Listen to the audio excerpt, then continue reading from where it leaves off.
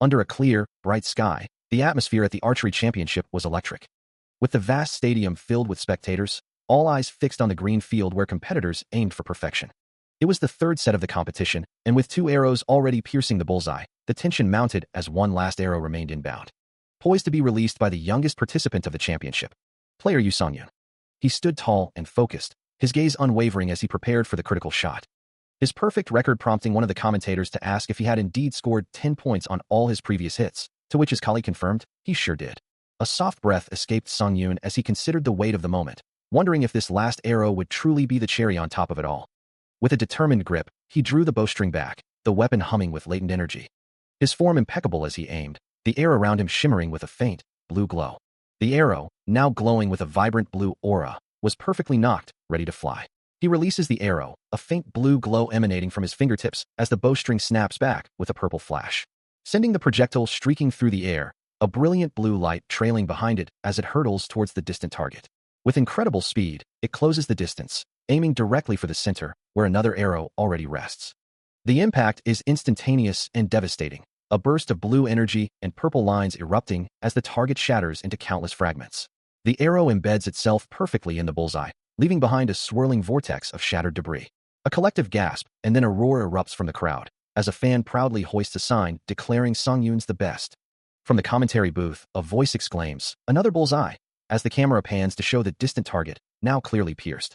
The live broadcast shows the shattered lens of the target, with the commentator's voice echoing. It beautifully pierced the center of the lens. Confetti rains down as Yu Songyun is enveloped in a joyous embrace, his friends Juyuk and Kang Suk-hyung cheering alongside him. The vibrant ribbons of celebration continue to fall, painting the air with their bright colors. A wide, triumphant smile spreads across Songyun's face as the commentators declare him a literal God-sent genius. The final announcement rings out. Today we got ourselves the youngest winner of the national championship. The euphoria of victory suddenly shatters, replaced by a disorienting sensation of falling through a bright, abstract void. As scattered papers drift around him, a stark contrast to the confetti that had just rained down. The descent intensifies, accompanied by the faint, panicked cries of others, before everything crashes into a harsh, jarring reality. He finds himself sprawled on the floor, the dreamlike fall giving way to a very real, very painful impact. A furious voice cuts through the air, demanding to know why he is so distracted. Yu Songyun, now in office attire, scrambles to his feet, papers scattering around him as he offers a meek apology. His boss, a stern-faced man, glares from behind his desk, ordering him to redo the documents, clearly displeased with their quality. With a trembling hand, the young man gathers the fallen pages, the weight of his superior's disapproval heavy upon him. Later, the boss mutters into his phone, complaining about the Nepo hire and questioning how he could possibly utilize someone with such skills in a hand like that. Yu Songyun stands nearby, silently enduring the harsh words, his expression unreadable as he absorbs the humiliation. A quiet click echoes through the office, marking a brief moment of respite. Leaning against a window, he lets out a soft sigh, the weight of his new reality settling upon him. A quiet voice echoes, offering a simple affirmation. In a flash of memory, or perhaps a dream, Yu Songyun is hailed as nothing less than a God-sent genius, the youngest winner of the national championship, bathed in the glow of victory and adoration. But the triumphant vision shatters with a jarring sound, a digital glitch tearing through the image of his past self, bringing him back to a starker reality. Seated before a computer, the young man quietly muses, "It's already been 10 years since then, huh?" 10 years ago, the archery training grounds represented his entire world, a place where the sport was all he had. Yet, the pursuit of archery demanded significant financial resources, a burden he couldn't ignore. Living alone with his grandmother, he had no alternative but to strive for a scholarship, and for that singular goal, he poured every ounce of his being into practice. Day after day, the relentless routine continued. He kept shooting arrows, again and again, with unwavering determination. With a focused gaze and a glowing arrow nocked, Yu Songyun embodies the sheer will that once defined his entire existence. He continues his relentless practice, drawing the bowstring back with precision, his focus absolute. A stark contrast to the gleaming trophies and medals that once adorned his past, reflecting on the fleeting nature of a promising future. Where the simple act of shooting arrows had once been his sole reward, and how awesome it felt to be someone with a clear path ahead. He had placed absolute faith in a bright destiny, a trust now shattered like glass, leaving behind only fragments and smoke, the remnants of a devastating impact. Back in the present, a subtle tremor runs through his hand as he sits before a glowing screen, the blue light illuminating his pensive expression. His thoughts drift to the coach who had secured his current employment, acknowledging that without that intervention, he might have faced a lifetime of unemployment. A weary sigh escapes him, deciding it's time to put an end to his painful reminiscing. He resolves to watch a game stream, Opening the Tribe app. Scrolling through various options, he notices many of them feature the popular full dive genre. He muses on the prevalence of full dive game streamers, noting their current popularity with a thoughtful hum. The screen then displays a vibrant, stylized image of an archer, embodying the immersive world of full dive. He considers the immersive experience of full dive games a medium so advanced it makes you feel as though you've truly stepped into another world. A perfect vessel for vicarious experiences, though they can only be played with a specialized device known as a capsule. Which, he quickly realizes, comes with a significant drawback. The capsule itself costs an arm and a leg, a price far beyond the reach of an ordinary 9-to-5er like himself. Still, he counts himself lucky and blessed, content to watch others play online, like the streamer currently navigating a vibrant, sun-dappled forest. A mission pops up on the screen. Kill that boar with a bow within 15 minutes, a challenge prompted by a subscriber's generous donation of 100,000 won. The streamer, Kang Suk-hyung, grins confidently, assuring his viewers he'll definitely complete the task. Even his chat comments mock his archery skills and predict his failure. With a flourish, he releases 3 glowing blue arrows, sending them arcing through the air towards the unsuspecting boar, only for them to miss their mark entirely, embedding themselves harmlessly in the ground around the creature, which merely looks confused. A defeated sigh escapes Kang Suk-hyung as the chat erupts in laughter and taunts, ridiculing his poor aim. Another donation arrives, this one accompanied by a sarcastic message questioning his choice of weapon, prompting the streamer to yell back in frustration. Claiming he only picked the bow because he thought anything was possible in the game, blaming an old, laggy machine for his failure, while Yu Song-yun watches, amused by the streamer's excuses and the relentless chat. He reflects on the streamer's words, a subtle glint in his deep blue eyes as the game's vibrant world reflects in their depths, pondering the idea that everything works in a game. It would be a lie to say he didn't envy them, no matter how lacking a streamer might be, as so many people, including himself, found themselves drawn to them, even if only to mock their failures or blame the game's mechanics. He remembered a time, long ago, when he too could sacrifice everything to do his best and be acknowledged by everyone for it. A click of a mouse closed the window on his screen, and a quiet thought echoed in the darkness, that perhaps he should just sleep now. The night passed, giving way to a new day and a stark reality. As a resignation letter lay on a desk, clearly stating the company's reason for his departure, they were restructuring. His superior explained that if he left without a fuss now, they would take good care of him, but if he were ousted during the restructuring, there was a high chance he wouldn't get that either. The older man watched him, a slight smirk playing on his lips as Yu Song-yun made his decision. He would resign. The boss feigned surprise, asking if he was serious, to which Song-yun confirmed, then inquired if leaving now meant he would receive good severance pay. With a dismissive gesture, the superior pushed the document across the desk, remarking that he was a quick one, and if his mind was made up, he should get it done today. The boss leaned back, a thought crossing his mind, that the young man had gotten in through connections anyway. As he stood among his former colleagues, the weight of their collective struggle pressed down on him, knowing that everyone here had poured their lives into their resumes, even studying abroad when English alone wasn't enough, leaving them all with little choice in their paths. His polished dress shoes carried him away from the office, each step a quiet finality to his corporate life. And as the city lights began to glow in the twilight, he simply acknowledged the end of an era with a soft, resigned, "I see." The familiar, quiet street of his neighborhood welcomed him back, and he collapsed onto his bed, the day's events leaving him utterly drained, a box of his belongings sitting beside him as a stark reminder of his new reality. He lay there, hand covering his eyes, lost in thought, the weight of his 28th year pressing down on him. At 28, the future felt uncertain, a blank canvas awaiting a new direction. But once, a decade ago, his path had been clear, focused on a bullseye, with leaves gently falling around him. 10 years ago, the world had been a different place, filled with the promise of a perfectly aimed arrow. As a younger version of himself, suspended in midair, had drawn his bow with effortless grace, feathers and leaves swirling around his determined form. He had been the youngest winning athlete at a national championship, a beacon of talent and dedication. However, that glory had faded, leaving him now as just a high school graduate with nothing to show for it on his resume. He pulls back the bowstring, the arrow poised, a stark reminder of a past he can no longer reclaim. The memory of his hand on the string lingers, a silent echo of his regret, as he acknowledges he can't go back to that time. Back in his room, the weight of his current reality presses down, leaving him sprawled on his bed, pondering his past. He stares at the ceiling, a profound question echoing in his mind. What does he do now? A notification flashes on his phone, announcing a live stream from Bubblegum and a message from Juyuk, asking if he's all right and expressing worry. His gaze falls upon the device, a sudden realization dawning on him. Everything was possible within the game. The rhythmic tapping of keys fills the air. As he begins to type, contemplating a skilled stream, the thought forming in his mind that if anything is possible inside the game, then shooting arrows like in his past must be possible too. He sits before his computer, a new idea taking root. What if he were to showcase his skills on a stream? And if he were to show himself doing that on a stream? as he wonders if that would truly make him popular, considering that Bubblegum, whose stream he often watches, isn't particularly good at the game, and yet most people seem to enjoy that more.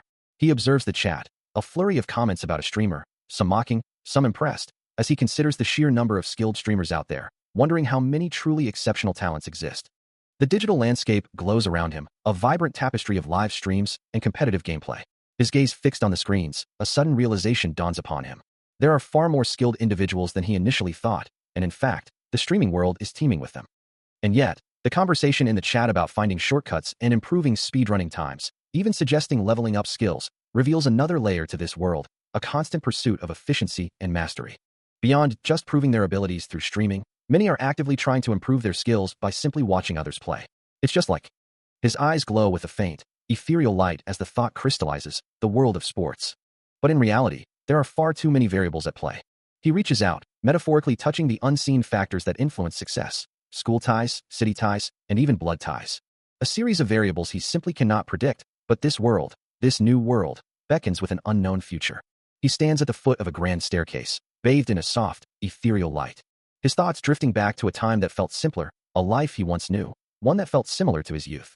A life dedicated to the pure pursuit of skill, to constant progress, and to leveling up, stage by stage. It was a world that was simple, yet fair, a concept that now sparks a vibrant blue glow within his eyes. As a soft click echoes, a profound realization seems to settle upon him. Perhaps, he muses, this new world, symbolized by the Tribe logo, holds the key. Maybe even he could thrive in it, a new path opening before him. The thought expands into a dazzling burst of light and endless potential, enveloping his vision. And there he sits, facing a screen, ready to begin his journey into this glowing, digital realm. A voice from behind the counter questions, asking if he's truly going to buy the capsule, to which the young man simply affirms, a quiet, yeah, hanging in the air. He sits casually at a cafe table, stirring his drink, seemingly unfazed by the inquiry. But the other voice quickly escalates, demanding to know if he's lost his mind, planning to spend all his money just to play games. Jiyuk's face contorts in utter shock and disbelief, his glasses slightly askew from the force of his outburst. A cartoonish Jiyuk, tiny and fuming in the background, emphasizes the sheer impact of his words, a loud quang echoing the intensity of his frustration. He continues his tirade, reminding the cap-wearing youth that he claimed to have never played a game before, the words punctuated by floating game capsule covers. The two friends now sit across from each other, the young man confirming with a simple, yeah, that his inexperience is indeed true, prompting Jiyuk to press further, asking if he's forgotten the time he gave up his bow, a memory that makes the young man hesitate with a soft Still, Jiyuk persists, questioning his friend's gaming ability if he's truly buying a capsule, but the young man, with a determined glint in his eye, reassures him, don't worry, I'll do well. Seriously. With a confident gesture, he challenges Jiyuk's skepticism, asking how one could possibly know without ever having tried. Jiyuk's voice cuts through the air, dismissing his friend's aspirations with a sharp, that's nonsense. Be realistic. His friend, Jiyuk, leans back, clearly exasperated, while the protagonist, Yu Songyun, listens with a slight frown. Songyun's gaze drifts, his deep blue eyes reflecting a moment of introspection, as he considers the weight of Jiyuk's worry. He wonders if there truly is a problem, given how concerned his friend seems, recalling his own past. A past where not a single trustworthy person existed, a stark contrast to the reliable presence of Jiyuk. The two sit together on a park bench, the quiet companionship a testament to their bond. Songyun reflects on Jiyuk's life, seeing him as the epitome of an elite, raised in a wealthy family, and following a solid path to success. He finds solace in their conversations, feeling as though something is always resolved when he talks to his friend, until Jiyuk's voice breaks his reverie, asking, are you listening to me? Jiyuk suggests he go to Kangwon Land instead, but Songyun, misunderstanding, replies that he's not good at playing card games, prompting his friend to clarify that it was merely a metaphor. With a sigh, Songyun asks about the capsule's price, and Jiyuk reveals it costs 4,000 won. The protagonist clutches his head in dismay, the device alone costing a staggering 4,000 won. He continues to list the mounting expenses, including additional equipment and a rising electricity bill. He ponders the daunting financial reality, wondering if he needs anything beyond the basic 4,001 device. A voice cuts through his thoughts, scoffing, of course. Do you really think all you need is just the 4,001 device? The sheer scale of the cost hits him, realizing it could amount to 40 million won, a sum so vast that even owning a 100 million won car wouldn't cover the required funds. His hand slams down in disbelief, the crushing weight of the expenses making him declare, this can't be happening. As the day progresses, a message comes through. The sender instructs him, wait right here until I get off work. The sky glows with the warm hues of sunset, marking the passage of time. Later, standing on a city street, he looks up at a towering building, murmuring, this is. The building looms above them, bathed in the golden light of the setting sun, its windows reflecting the vibrant sky. He and Ji-Yuk stand before the brightly lit structure, its signs advertising various businesses, including a capsule zone on the 4th floor. The realization dawns on him as he reads the sign. Capsule rental room? He couldn't help but wonder if this was truly the place for buying capsules, or merely for renting them, as his mind still wrestled with the need to acquire one. As he and Ji-Yuk descended the stairs, a sudden exclamation escaped him, catching his companion's attention. Just then, Ji-Yuk's voice rang out, calling to a man with spiky hair standing near the entrance. The man, carrying a blue box, turned to face them. With a warm smile, the man introduced himself, revealing his name to be Lee Kong-suk. He then inquired, having heard they were looking to purchase a capsule. Kong-suk offered a solution, suggesting he could provide them with leftover capsules at a more affordable price, inviting them to step inside. With a welcoming grin, he held open the glass door to the rental room.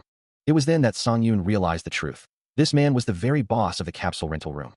As Ji-Yuk gave a thumbs up, Song-yoon pondered his friend's thoughts, acknowledging the elite status of their new acquaintance. Inside, the room gleamed with a futuristic aesthetic, rows of sleek, white capsules awaiting their users. Each unit was intricately designed, a marvel of technology ready to transport players into the virtual world. As they step further into the facility, Ji-Yuk calls out to his friend, a slight hesitation in his voice. Lee Kong-suk, the boss, leans in with an intense expression, suggesting they try the capsules first, before committing to a purchase, to which Ji-Yuk quickly agrees. The proximity making Song-yoon feel a sudden, almost overwhelming closeness. Kong-suk then explains the next step, a cheerful tone masking the seriousness of the process, stating that gathering their physical information is required for capsule usage, prompting a surprised pardon from Ji-Yuk. He reassures them that the process will be over soon, leading them past an employee-only door as Ji-Yuk responds with a simple, resigned okay. Seated at a terminal, Ji-Yuk expresses his gratitude to Kong-suk for helping them, who dismisses it as nothing. As a biometric scan begins on the screen, causing Ji-Yuk to murmur a hesitant, honestly. With the scan now loading, Kong-suk turns to Ji-Yuk, a serious note entering his voice as he suggests it might be better to stop their friend from pursuing this path, explaining that many people like Song-yoon get carried away, especially after watching game rankers or streamers, and noting that games are quite expensive these days. He concludes with a somber expression, reminding Ji-Yuk that reality often doesn't align with those aspirations. Still contemplating the differences between full-dive games and reality, he wonders if the distinction truly matters, to which the boss confirms that it does, explaining that one can utilize their physical abilities within the game. As a holographic representation of him appears on a glowing green screen, indicating a now loading state, the boss elaborates that without physical limitations, discernment can become lacking. Ultimately, he stresses, success also hinges on mental strength, then shifts the conversation to Song-yoon's friend, whose company had fired him, suggesting that perhaps he would give up after trying the test game just once. With Ji-Yuk standing nearby, listening intently, Kong-suk-hyung asks him to comfort Song-yoon if that time ever comes. A thoughtful silence hangs in the air, as Song-yoon processes the weight of the boss's words. The boss's internal monologue concludes that this path is for the best. Small, glowing particles drift through the air, as the boss reveals the game Song-yoon is about to access is called Real Olympics. Considering Song-yoon's background, he confirms that he will set up the game specifically for archery. Now seated within the sleek, futuristic capsule, with Kong-suk-hyung leaning over the console beside him, Song-yoon looks up, ready to begin. He requests that the boss tell him his score after the test, and only then will he decide his next steps. With a final confirmation, the boss announces he will close the capsule, and glowing blue digital lines begin to cascade down the screen. The digital cascade intensifies, enveloping the capsule in a vibrant blue aura as Song-yoon's virtual journey begins. Suspended in a vibrant stream of blue digital data, he floats weightlessly. A peculiar sensation washing over him as his mind begins to drift, separate from his physical form. He notes the interesting feeling, his body remaining behind while his consciousness journeys elsewhere. With a soft thrum, his hand reaches out, seemingly interacting with the glowing binary code and geometric patterns that surround him, the digital world responding to his presence. His eye, now glowing with an ethereal blue light, reflects the intricate digital landscape, signaling his full immersion. Suddenly, a blinding flash erupts, forcing a surprised exclamation from him, the light overwhelming his senses. The intense radiance engulfs everything, a brilliant white and blue explosion that momentarily obscures all else, before slowly fading to reveal a new reality.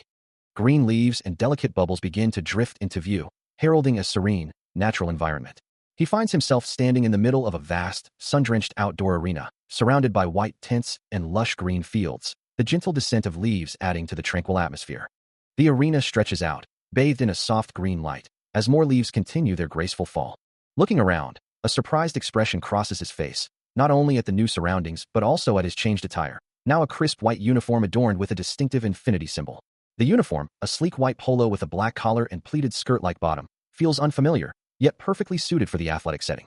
As a final leaf drifts gently against a soft, pink-hued sky, the transition into the game world is complete. He reached out, his hand hovering over the sleek, modern bow that had materialized before him, its surface shimmering with faint, green particles. With a soft gasp, he gripped the bow, the familiar weight settling into his hands as if it had always been there. As the system announced his arrival, Yu Songyun stood on the grand stage, his eyes wide with a mixture of awe and apprehension, the vast arena stretching out before him. The game recognized his innate talent, a gift he possessed since childhood, his new uniform emblazoned with an infinity symbol, signifying endless potential. He couldn't believe the fidelity of the virtual world, the stadium, and its cheering crowd so incredibly real, feeling exactly like a true Olympic event. Now, the moment of truth arrived, the first arrow. With a soft rustle, he reached for an arrow from his quiver, his heart thumping with anticipation. A chilling memory flashed through his mind, a phantom voice questioning if he remembered the pain of letting go of his bow in the past. A nervous tremor ran through him, a silent question echoing in his thoughts. Could he truly do this? He stared at his hands, noticing the slight, uncontrollable tremble as he held the bowstring. Then, with a surge of resolve, his hair began to glow with a vibrant blue light, his focus sharpening to an intense point. He stood on the virtual range, the weight of the bow a familiar comfort in his hands, yet a subtle tremor ran through him. Poised and ready to release his first arrow, he seemed to hesitate, his gaze fixed on the distant target. From an observation deck above, Kang Suk-hyung watched, a question forming on his lips. Why didn't he shoot? Ju-yuk wondered aloud, as Kang Suk-hyung offered a casual explanation. Maybe he's nervous. Players are often like that. But Ju-yuk couldn't shake a deeper concern, knowing how calm his friend usually was, thinking, he is so calm in everything, so why is he nervous now? This feeling, he realized, was truly different. As he focused, a vibrant blue light intensified around his hand, the raw tension of the string thrumming against his fingers. The arrow itself seemed to hum with the same energy, glowing faintly as he prepared for the shot. Every fiber of his being was attuned to the moment, the feeling of the grip solid and unwavering in his grasp. He found himself questioning the very nature of his surroundings, a silent thought echoing through his mind. They are definitely not real. Yet, the world around him shimmered with an undeniable presence, each particle of light and shadow rendered with impossible fidelity. His gaze, sharp and unwavering, locked onto his target, the bow held steady, glowing with an ethereal blue energy. The moment stretched, taut as the bowstring itself, as he prepared to release, a single word forming in his mind, now. But a tremor ran through him, a subtle internal discord, his own senses betraying him with the thought, shaking. The blue light around him intensified, swirling with vibrant particles, as he grappled with the overwhelming realism, a question forming. This is. The vibrant magical auras pulsed around him, a testament to the game's immersive power. He fought against the illusion, his mind screaming, this is not real. His expression remained resolute, despite the internal turmoil, his eyes reflecting the intense blue glow emanating from his hands and the bow. The energy surged, wrapping around his fingers as he prepared to loose the arrow, the vibrant particles dancing around the taut string. Then, with a sudden clarity, a number flashed in his mind, a definitive score or countdown. It's 10. The arrow struck true, embedding itself perfectly within the bullseye, a brilliant flash of light marking its impact.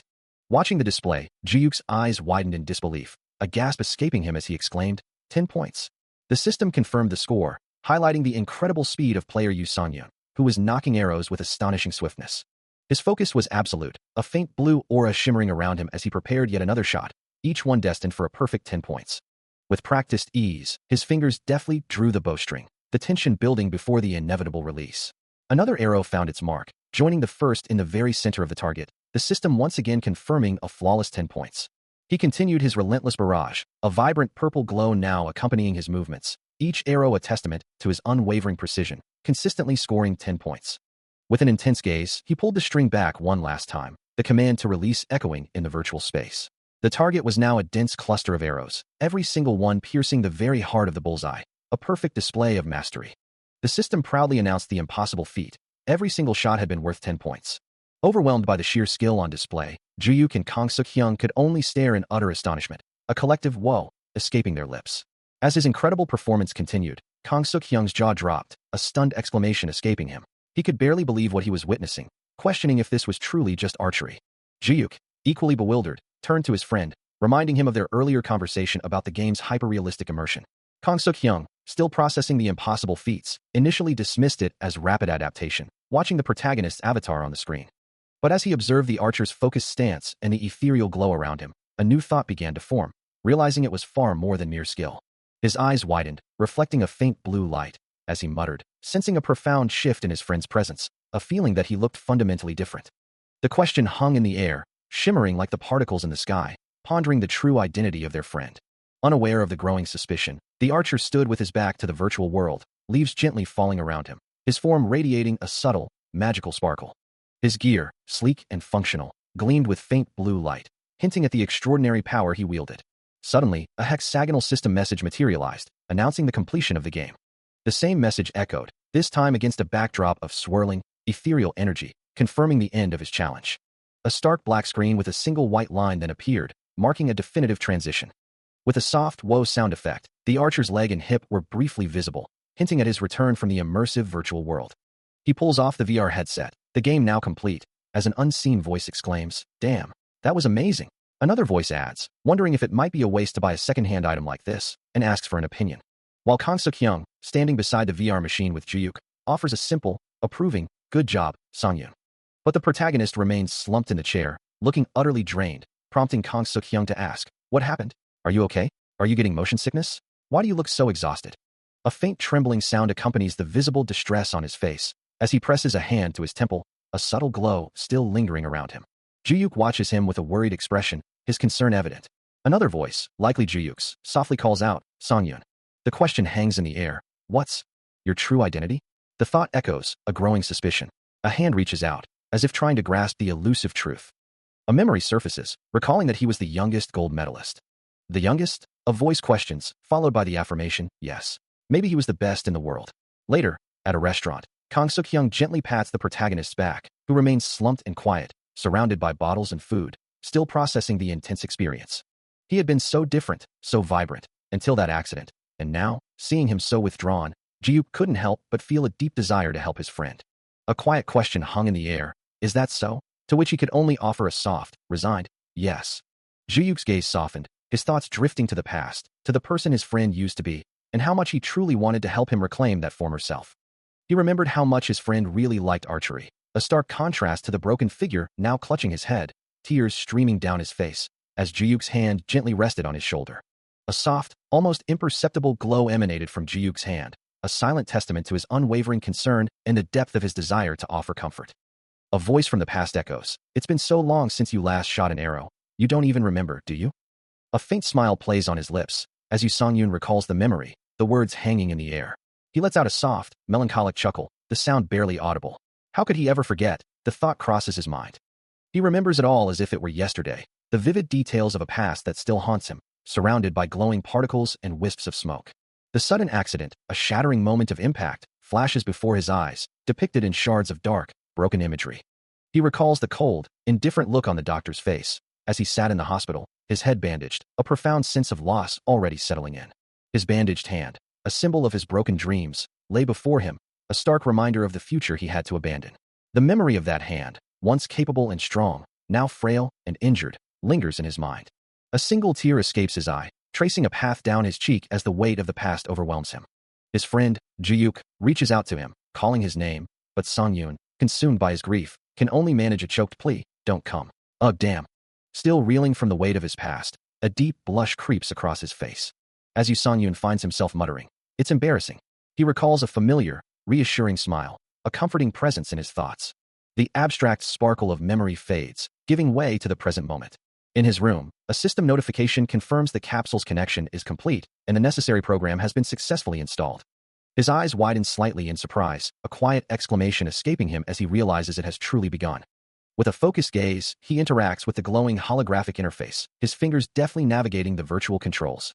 Settled within the sleek streaming capsule, he lets out a sigh, acknowledging the considerable effort involved in this new endeavor. A memory flashes of his friend, Kim Ji-yook, and the boss, Kang Suk-hyung, as he thinks, "Thank God Kang Suk gave me a good deal on this." The thought of the deal lingers, even as he sits poised in the capsule, a subtle concern etched on his features. He hopes it wasn't a loss for his friend, not just a bargain for himself, before steeling his resolve and deciding to start the stream right away. His hands hover over the controls, the screen displaying, ready to start broadcasting, as he prepares to select the category settings for his new venture. He had already made his choice, a game that promised a unique experience, unlike the typical popular titles. The title, Kingdom Age, flashed across the screen, revealing a medieval world focused on the life of a mercenary, a realm filled with challenges and opportunities. Its combat was realistic and gritty, and while it might not boast a massive following, the game held a unique appeal for its dedicated fanbase. He reasoned that popular games were already saturated with streamers, making it difficult for a newcomer to stand out. Kingdom Age, with its moderate recognition and challenging gameplay, presented a perfect opportunity for a first-time streamer like him, as he settled into his capsule, awaiting the game's load. A system message confirmed his character's appearance customization was complete, signaling the imminent start of his journey. The countdown began, a voice announcing that the full dive would commence in 5 seconds. Yu Song-yoon's expression, a mix of apprehension and resolve, reflected the weight of this new beginning. Suddenly, a brilliant blue light enveloped him, streaking upwards with dazzling speed. The light intensified, bursting outwards in a radiant flash, as the system initiated the full dive sequence. The vibrant blue energy lingered, marking his complete immersion into the virtual world. A soft, distant voice calls out, barely a whisper. Then, with a sudden jolt, the voice sharpens, demanding he wake up. A jarring sound echoes, cutting through the haze, followed by a heavy thudding, as if something large is moving or impacting nearby. He stirs, a low groan escaping him, his vision still blurry and indistinct. His head hangs upside down, a small cut visible on his forehead, as his eyes snap open, glowing an unnatural yellow. Confusion clouds his mind, the world around him a jumble of unfamiliar sights and sounds. He lies sprawled on his back, dressed in rough, medieval-style clothing, amidst wooden crates within what appears to be a moving cart. Pushing himself up, he looks around, wondering aloud where he is, questioning if he's in a cart. His glowing yellow eyes widen slightly, a faint blush of surprise coloring his cheeks, as a distant, forceful sound echoes. Outside the cart, a chaotic medieval battle rages, soldiers on horseback and foot clashing with swords and spears, the air thick with the sounds of combat. The brutal skirmish continues, bodies falling amidst the dust and chaos, revealing the harsh reality of this new world. Still disoriented from his sudden arrival, he wonders if he has been thrown into the middle of a battle, a harsh voice cutting through his thoughts, demanding why he is still dawdling. The mercenary captain, Roman, glares down at him, his face contorted in a furious snarl as he threatens another blow to snap him out of it. Stepping out of the cart, he apologizes, realizing with a jolt that this aggressive man was the one who had struck him, the pain still lingering as Roman dismisses him as a worthless maggot. Roman's face, distorted by a strange visual glitch, then barks orders about bandits attacking, urging him to grab a weapon. Suddenly, the chaotic scene fades, replaced by a stark, digital interface prompting him to choose his weapon. The abrupt halt in the action leaves him pondering, wondering if this is some kind of selection menu, and he decides to investigate further. He stands within the glowing interface, observing the available options for a spear and a sword. As his hand hovers over the choices, he questions why a bow isn't visible, despite it being listed as an option. A new system message then appears, asking if this is a bow challenge. His eyes widen in surprise, a clear question mark forming in his mind at the unexpected turn of events. He notices the number of viewers has suddenly jumped, a small crowd now watching his every move, making him wonder if he's chosen the right game after all, especially after the system presented him with a bow challenge. He muses that if bows were truly powerful, they wouldn't be labeled as a challenge in the first place. A viewer, sensing his inexperience, offers advice, explaining that bows are difficult to master, prone to friendly fire, ineffective against heavy armor, and require careful arrow management. Yu Song-yoon acknowledges the information, as the chat fills with comments from other viewers, some amused by his apparent newness, others simply enjoying the stream. Despite a suggestion that a sword might be better for a beginner, he firmly declares his intention to stick with the bow. The system confirms his choice, displaying a message that he has successfully selected the bow, while other weapon slots remain obscured. The chat continues to buzz with activity, viewers finding his determination amusing, calling him a feisty newbie, and enjoying the spicy challenges he's creating for himself. He observes that the viewers seem welcoming, but a sense of foreboding lingers as he prepares for whatever comes next. Suddenly, the virtual world shifts, and the archer finds himself in a real combat scenario, letting out a surprised cry as he swiftly draws and fires an arrow, striking a monstrous, green-skinned foe directly in the chest. The impact sends the creature reeling, collapsing to the ground as the force of the shot shatters his wooden bow into pieces. He stands over the defeated monster, the broken fragments of his weapon scattered around him on the grassy ground. Without missing a beat, a new bow materializes in his hands, the archer gripping it with renewed resolve, ready for the next challenge. As if on cue, a system message flashes, announcing he had obtained a bow. Immediately, another notification appeared, granting him 20 arrows, a sudden influx of items that caused him to flinch, his eyes widening in surprise, while a viewer chuckled, commenting on the newbie's startled reaction. The chat feed exploded with exclamations of "You killed him," repeated 4 times, followed by another viewer's observation that this always happens when one chooses the bow. Amidst the chaos, Roman, the mercenary captain, turned back, his expression stern as he barked, "Hey rookie, can't you get a grip? You pathetic bastard. Pick it up and attack." Other viewers chimed in, some calling him a jerk, others defending the newbie, while Roman himself muttered about the harshness of the comments. Another harsh warning echoed through the air, declaring that with his current mindset, he wouldn't even hit one target. Ignoring the cacophony of voices, Yu Sungyun stood poised, his bow drawn, ready to fire, as a supportive viewer advised, "Don't listen to him, newbie," acknowledging that Roman's words were still spicy even after a long time. His gaze sharpened, his eyes glowing with an intense yellow light as he focused, the arrow nocked and ready, a faint shimmer of energy surrounding its tip. With a swift release, the arrow flew, piercing an enemy soldier directly in the head, a clean shot that elicited cheers from the viewers, one exclaiming, "Oh, you hit it. A headshot, LOL," while another dismissed it as beginner's luck, LOL. Back in his casual attire, he pondered the experience, noting that it felt similar to real Olympics but was quite different from traditional archery. He mused that it felt like a blend of traditional and modern archery, a realization that brought a confident smile to his face as he thought, "I'm starting to get the hang of it." The viewers responded with approving nice, LOL, and yeah, LOL messages. Returning to the combat environment, his expression thoughtful, he wondered aloud if an arrow was always a one-hit kill. A viewer named Ruby Sword quickly clarified, "Nope, only if it hits a vital point," further explaining that this game is quite realistic, so it simulates actual organ locations. As the chat stream confirms the headshot mechanic, he acknowledges the information, thanking Ruby Sword for the explanation, and calmly declares his intention to take one shot at a time. Despite the laughter and dismissive comments from some viewers, who find his confidence amusing, he remains unfazed, his gaze sharp and focused. A quiet thought crosses his mind, a recognition that they simply don't believe in his capabilities, but that skepticism only fuels his resolve. His eyes glow with a fierce, golden light as he pulls back the bowstring, promising to prove his skill through undeniable results, preparing to show them exactly what he means by one shot at a time. With a focused intensity, a faint green aura shimmering around his hand as he steadies his aim, he declares that it's all about sportsmanship, even as he prepares for a deadly display of precision. The arrow streaks forward, leaving a vibrant blue trail in its wake, a testament to the speed and power behind his shot. It finds its mark with brutal efficiency, striking one of the 20 bandits directly in the head, a burst of dark liquid confirming the fatal blow. Another arrow follows, piercing a second bandit with the same deadly accuracy, as he reminds himself that he has precisely 20 arrows for 20 targets. The first bandit collapses to the ground, defeated, his body slumping amidst the tall grass. His determined expression, eyes glowing with a mix of golden and blue light, reflects his unwavering focus, as he reiterates his strategy, one arrow for every target, a perfect, calculated elimination. He pulls back his bowstring, a determined expression on his face, urging himself to continue. With a swift release, an arrow streaks forward, leaving a vibrant purple trail in its wake. The projectile finds its mark, striking a bandit knight with such force that he's sent flying through the air. Resting his bow, he muses on the unexpected ease of hitting moving targets in archery. His focus sharpens, ready for the next challenge. From his vantage point on the barricade, he spots more enemies in the distance, drawing his bow once more. Amidst the chaos, a bandit swordsman clashes with a shield bearer, their weapons sparking. Suddenly, a purple-tinged arrow slams into the shield bearer's defense, causing a powerful impact. More arrows follow, striking two shields simultaneously with explosive force. He identifies the new threat, realizing he's up against shield bearers. This could prove tricky, he considers, weighing the risk of running out of arrows against the need to take the shot. Another arrow impacts a shield bearer's defense, the force of the blow visibly staggering the armored foe. A hooded bandit lunges forward, a massive, glowing blade arcing downwards with lethal intent. But a sudden realization flashes through the mind of the archer, a critical vulnerability exposed. He observes the shield bearer, who, despite his defensive posture, has left a crucial opening.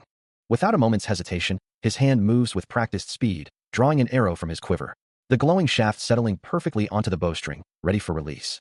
His eyes glow with a fierce yellow light as he aims, a silent thought echoing the side. His stance is unwavering, every muscle poised, the tension in the bowstring building. Then, with a burst of speed, multiple arrows fly, his internal monologue confirming, is open. One arrow finds its mark with devastating precision, striking the shield bearer directly in the head, shattering his defenses and ending the threat instantly. Another arrow streaks past, a fiery trail in its wake, part of the deadly volley. The air crackles with residual energy, a testament to the force of the attack. As the dust settles, he stands in the clearing, a faint green aura surrounding him, surveying the destroyed wooden structures and the quiet aftermath of his swift victory. He surveys the aftermath of the skirmish, noting the absence of any remaining bandits, wondering if the shield bearer was indeed the last of them. A moment of quiet passes, leaving the archer with a lingering sense of unease, his eyes still glowing faintly. Meanwhile, in a starkly different reality, a young man with vibrant blue hair sits before a holographic screen, his brow furrowed as the chat feed suddenly goes silent. He muses that perhaps simply shooting arrows wasn't enough to keep the audience entertained. His bright blue eyes widen in surprise, a notification flashing across his screen with a single, incredulous word. The chat erupts in a torrent of disbelief, a cascade of questions and exclamations about what just happened, with shouts of headshots after headshots. And is it a bug? Filling the virtual space. One participant even joking about going out for lunch amidst the chaos. Back in the fantasy realm, the archer's expression shifts to one of utter bewilderment, as the system messages flood his perception, declaring that this newbie isn't normal, and questioning how he managed to create a new account, marveling at his bow single-handedly wiping out everyone. A massive, bold message flashes across his vision, the words "killed the boss," echoing the collective shock of the observers. He ponders if it's not permissible to kill the boss, only for another message to clarify that it's not forbidden, but rather that the boss simply doesn't die, contradicting the earlier rule that everything perishes with a headshot. The archer's confusion deepens as the chat continues, pointing out that bosses usually don't get hit in the head, prompting him to question if he even landed a hit. His eyes widen further, surrounded by question marks, as the system confirms the impossibility of his feat, leaving him to wonder if he truly accomplished such a thing. A new system message appears, explaining that the boss possesses a shield and moves with incredible speed, dodging everything unless attacked with maximum power. Yu Songyun processes this information, a look of understanding dawning on his face, realizing that maximum power means a full draw of his bow, a task he confidently dismisses as not so hard. A wave of confusion washes over him, his eyes wide with a dawning realization. He stares at his bow, the system messages echoing in his mind, questioning if he truly shot at full draw every single time. Suddenly, a heavy boot lands beside him, a gruff voice cutting through his thoughts, addressing him as a newbie. He looks up, his expression still a mix of surprise and apprehension, as the man continues to speak about his last arrow. The armored man, with a stern gaze and a weathered beard, leans closer, demanding to know if that incredible shot truly came from him. While the previous encounter left him on the ground, unseen observers were already discussing a peculiar broadcast, one featuring a new kingdom player who wielded a bow with exceptional skill. The commentary flowed freely, with one voice wondering if Roman always reacted with such intensity as the stream played on. Within the broadcast, the archer's focus was absolute, a brilliant, cyan energy flaring from his drawn arrow as he prepared to unleash it. Despite the impressive display, one observer still dismissed him as a mere newbie, a hand resting casually on a companion's shoulder. Yet, others were captivated, declaring his skill truly amazing, unlike anything they had ever witnessed from an archer. The stream then showed Roman, his face flushed with an uncharacteristic happiness, gazing at the archer with an expression of pure awe, a sight that prompted further comments about his unusual reaction and the archer's top-level skill, with some observers even questioning if this was the same Roman they knew, and others noting that the archer certainly didn't seem like a newbie, wondering aloud who this unknown streamer could be. As the stream continued, unseen observers debated his identity, one voice questioning, "Who is this? I don't recognize this streamer," while another scoffed, "Dear newbie, your nickname appears at the very end of the video." Haha. A third voice, filled with intense curiosity, pressed, "What's your name? I really want to know," before yet another declared their intent to report the mysterious player to the mercenary captain. Unaware of the fervent discussion surrounding him, Yu Songyun remained focused on his task, his gaze shifting with quiet determination, a subtle smile beginning to form on his lips. Then, with a confident breath, he finally spoke, revealing his streamer name. As if on cue, a cascade of glowing blue and white particles erupted across the screen, signaling the long-awaited reveal. The name materialized in bold, golden letters, echoing through the digital space. Amand. The digital effects continued to shimmer, as the observers reacted with a mix of recognition and surprise, repeating the name, Amand. Immediately, a search interface appeared, with one observer already typing the Amand Kingdom into the search bar. The confirmation flashed across the screen, solidifying his identity as streamer Amand. As the implications of his revelation settled, a subtle golden-orange light ignited within his eyes, a faint aura shimmering around him. And a determined resolve hardened his expression, a silent promise echoing through the ethereal glow surrounding him. "I'll remember that." The online community for the game known as Kingdom Age had grown stagnant, much like the game itself, its forums filled with familiar topics and little new discussion. Even though most of its users were passionate enthusiasts, the lack of fresh content and engaging interactions was slowly transforming the community into an echo chamber, where the same conversations were endlessly repeated by its regulars. The lack of interesting moments and interaction was turning the community into an echo chamber, where the conversation on the same topic were being repeated by the regulars. This quiet stagnation continued, until one particular post changed everything. It was a post about a total newbie, somehow earning the praise of the formidable Roman. The post, titled, "A Bastard Gets Praised by Roman," quickly garnered attention, sparking curiosity among the kingdom's citizen community. A video accompanied the post, showing Roman himself, his face flushed with a hint of surprise and a green glow emanating from his eye. As the accompanying text confirmed its authenticity, "Watch this video. It's real. You can see the body information below the capsule." Roman praised and appreciated. One commenter scoffed, "Besides, there is no one who kills the boss at once and runs away, lol." Another expressed disbelief. Roman actually gives compliments? Have I been playing a fake Kingdom Age? The online community continued to buzz with speculation, some users pointing out the video's account creation date was only yesterday, dismissing it as obvious clickbait from a mere newbie. Others, however, challenged this, questioning if they had even watched the video before calling it fake. The debate intensified, with some wondering if a seasoned pro was simply doing a bow challenge, or if it was merely an alt account. The idea of an alt account, especially one created within a game capsule, was met with a dismissive laugh. Of course, it was an alt account, some insisted, arguing that creating a new body was simple. Others sarcastically retorted that reprogramming fingerprints and swapping out irises was easy peasy then, highlighting the absurdity of such a claim. Amidst the flurry of comments, Yu Songyun's eyes widened slightly as he read a comment about the stream's name being auto-generated. A surprised gasp escaped him, his mind reeling from the implications. He sat hunched over his computer, a look of disbelief on his face, muttering to himself about the stream not even having a proper name, a detail he found quite amusing. More comments scrolled by, one user remarking that it truly sounded like a newbie, while another helpfully provided a trivia link for others to click. The link led to further discussion, confirming that the title was indeed auto-generated, and many expressed relief that a link had been shared, making it easier to verify the claims. A thoughtful "oh" escaped the young man's lips, his expression shifting from amusement to deep curiosity as he processed the new information. The forum continued to ponder how a complete rookie could have achieved such a feat, especially when the boss fighting bout challenge had even stumped a veteran like Electron. The consensus began to form, it was definitely Electron, they concluded, despite all the evidence pointing to a newbie. The online chatter continued to swirl, with one user recognizing a name from the top rankings, a skilled streamer they'd followed before.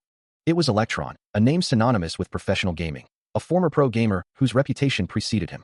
He was a legendary pro gamer and a top-tier skill streamer, known for his electromagnetic prowess.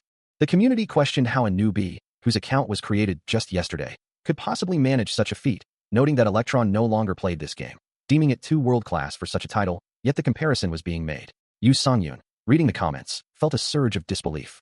He sat before his computer, his expression a mixture of surprise and contemplation, the weight of the online discussion settling upon him. His eyes widened in genuine shock as he processed the idea that after only one day of broadcasting, he was already being compared to a top-tier industry legend.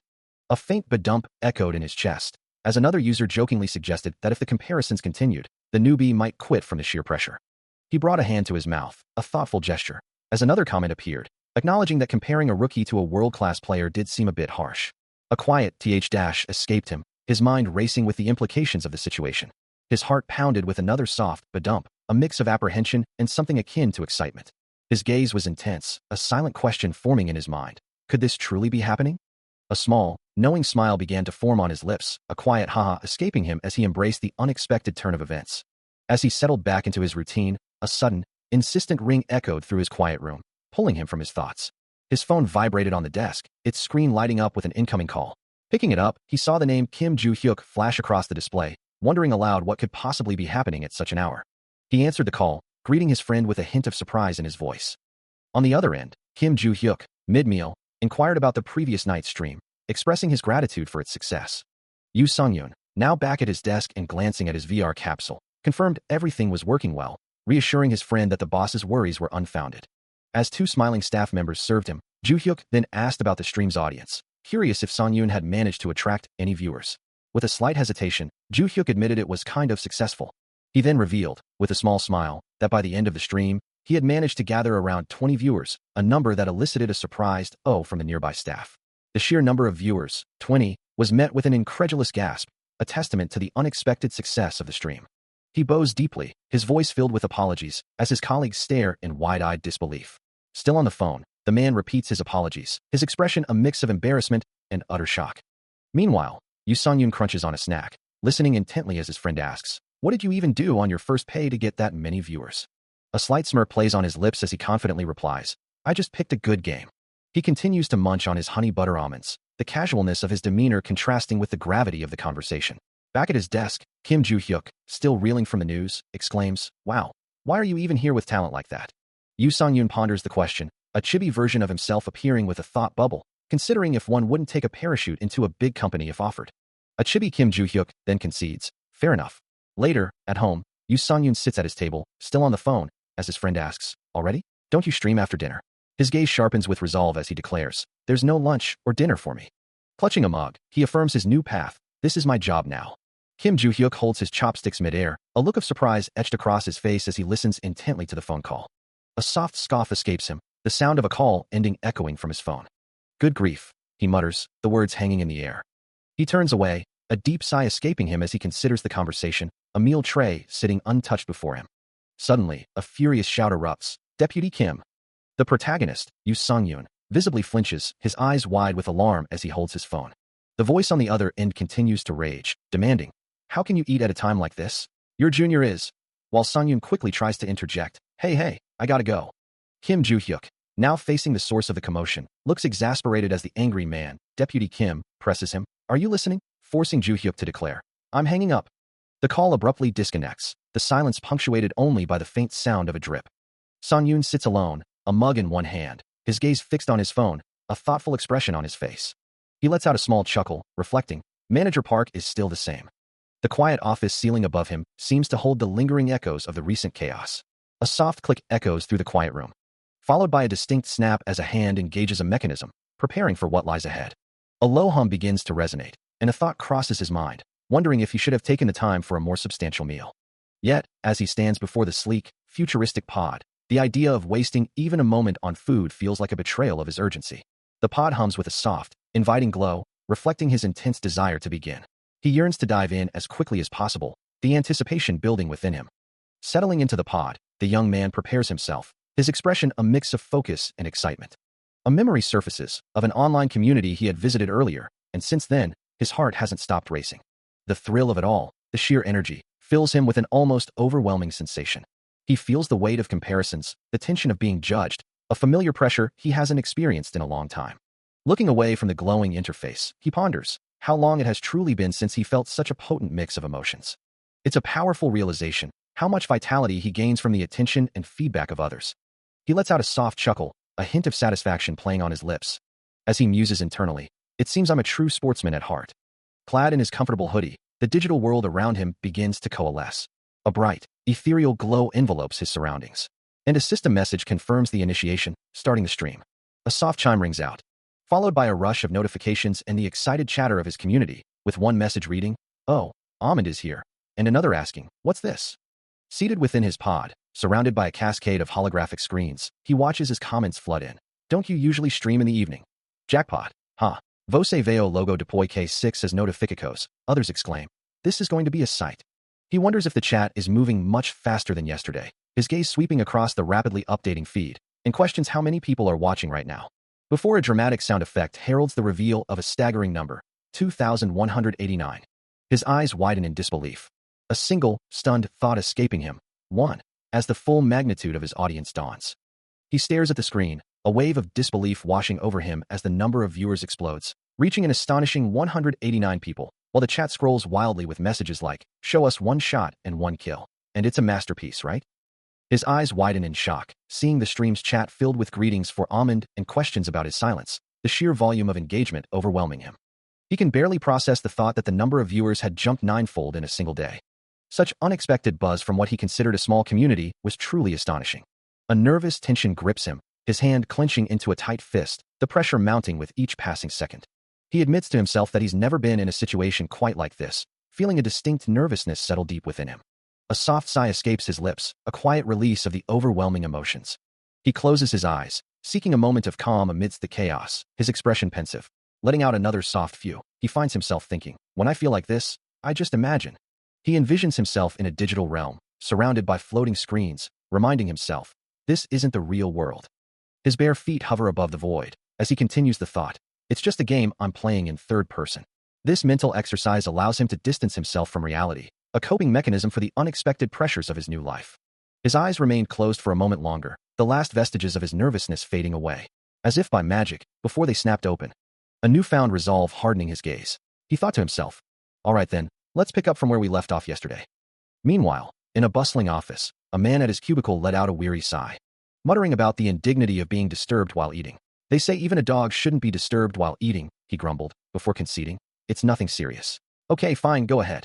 As he reached for his coffee, a voice from an unseen caller made him clench his jaw, thinking, Manager Park, that son of... He took a calming sip, reminding himself, let's calm down. A notification then appeared, indicating a call from Yoo Sung-yoon, who then said, thanks for helping. I'll buy you a drink next time. Manager Park responded with a resigned, "Oh, got it. Noted." He sits at his desk, a familiar voice echoing in his mind, praising his dedication and diligence. Suddenly, a jolt of realization hits him, his eyes widening in surprise. He understands, a single word confirming his thoughts, right. Meanwhile, the manager at his own desk recalls calling Sang-yoon for something important, only to realize he's completely forgotten what it was. Later, standing beside a sleek, futuristic capsule, Sang-yoon discusses a message with a muscular man, who emphasizes its importance for a friend, though Sang-yoon admits he has no idea what it means, only that he's received it, before asking if it's about capsules. Elsewhere, a voice informs Kim Joo-hyuk of a meeting, directing him to Seminar Room 3. He acknowledges the instruction to the man in the lab coat, confirming he'll head straight there. Back at his desk, the manager scratches his head in frustration, still unable to recall the crucial message he needed to convey. Meanwhile, Sang-yoon settles into the sleek interior of the capsule, preparing for whatever lies ahead. His thoughts drift to the purpose of the device, knowing it was for something significant. As blue light begins to emanate from the console, illuminating his face, he recalls the term body optimization or something similar. With a determined expression, he gazes forward, the vibrant blue glow of the interface reflecting in his eyes, ready to begin. Before drifting off to sleep, Sang-yoon had spent the previous night delving into extensive online research, exploring how popular streamers captivated their audiences, analyzing controversial cases, and uncovering common taboos within the streaming world. He recalled the advice he'd found, noting that mentioning viewer counts could disrupt audience engagement, and that establishing rivalries with other streamers was a suggested tactic. All part of a strategy to ensure his audience didn't just see him as a streamer, but rather felt an intimate connection, as if they were simply watching a friend play a game. Now, sitting before his screen, he greeted his returning viewers, remembering their unique nicknames from the previous day: Ruby Sword, Eggplant, Mr. Dummy, and others. Offering a heartfelt thank you to those who had come back to watch him again. The chat immediately lit up with messages. Eggplant, exclaiming a cheerful hello, hee, followed by Ruby's word expressing surprise. Wow, you remember our nicknames? While another viewer, Okwin, eagerly declared, stand by. A new message popped up, wondering if he was a streaming genius for already having Okun fans on his second day, causing the young streamer to blush slightly, thinking that being called a genius was a bit much. With a final resolve, he announced, okay, let's hop right into the game, as the screen glowed with an ethereal blue light, signaling the start of his next adventure. The game initiated, a brilliant burst of light engulfing him, as he plunged into the full dive, surrounded by shimmering blue data streams.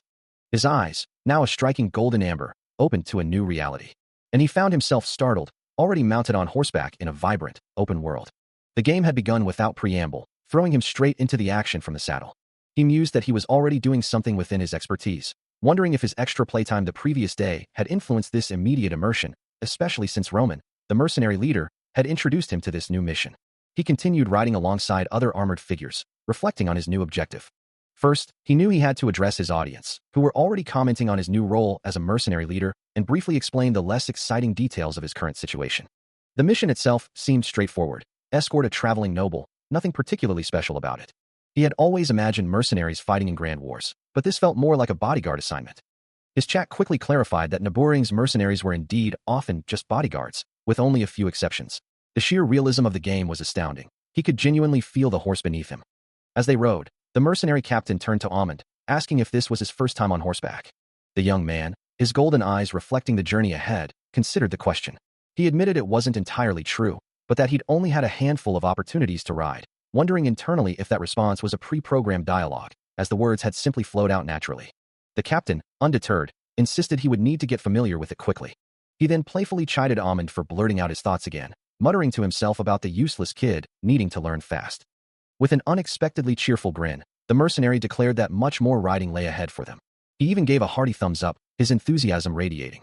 Meanwhile, the audience watching Amund's stream began to murmur, a wave of confusion rippling through the chat.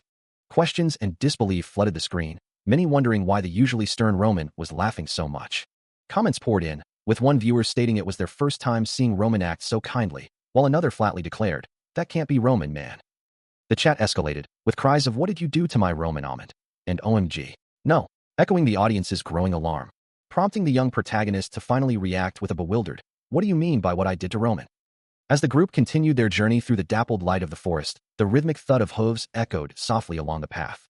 Meanwhile, a message from the audience appeared, questioning the nature of the current mission and if such events were part of the original plan. Another comment quickly followed, expressing surprise that the next challenge was already upon them. His eyes glowing with a faint golden light, Sang-yoon pondered the implications of the audience's words, a question mark forming above his head as he murmured, Horseback bandits? Suddenly, the ground began to tremble, and the distinct sound of multiple hooves thundering closer grew louder. A cacophony of boisterous shouts and laughter, a chilling yo-ho-ho, pierced the forest's calm. His horse, startled by the sudden noise, reared back on its hind legs, nearly unseating him. The pounding of hooves intensified, now accompanied by the sharp crack of branches underfoot. A desperate cry rang out, confirming the imminent danger. Horseback bandits! Bursting from the dense foliage, a horde of mounted brigands charged, their faces grim and weapons drawn. Leading the charge, a burly figure with wild hair brandished a gleaming sword, his eyes alight with predatory intent as he prepared to strike. The ambush erupts with a furious roar, a mercenary leader bellowing for his forces to strike. As a swift, powerful movement slices through the air, heralded by the sharp clang of metal. A dark blade flashes with lethal precision, leaving a trail of shimmering particles in its wake.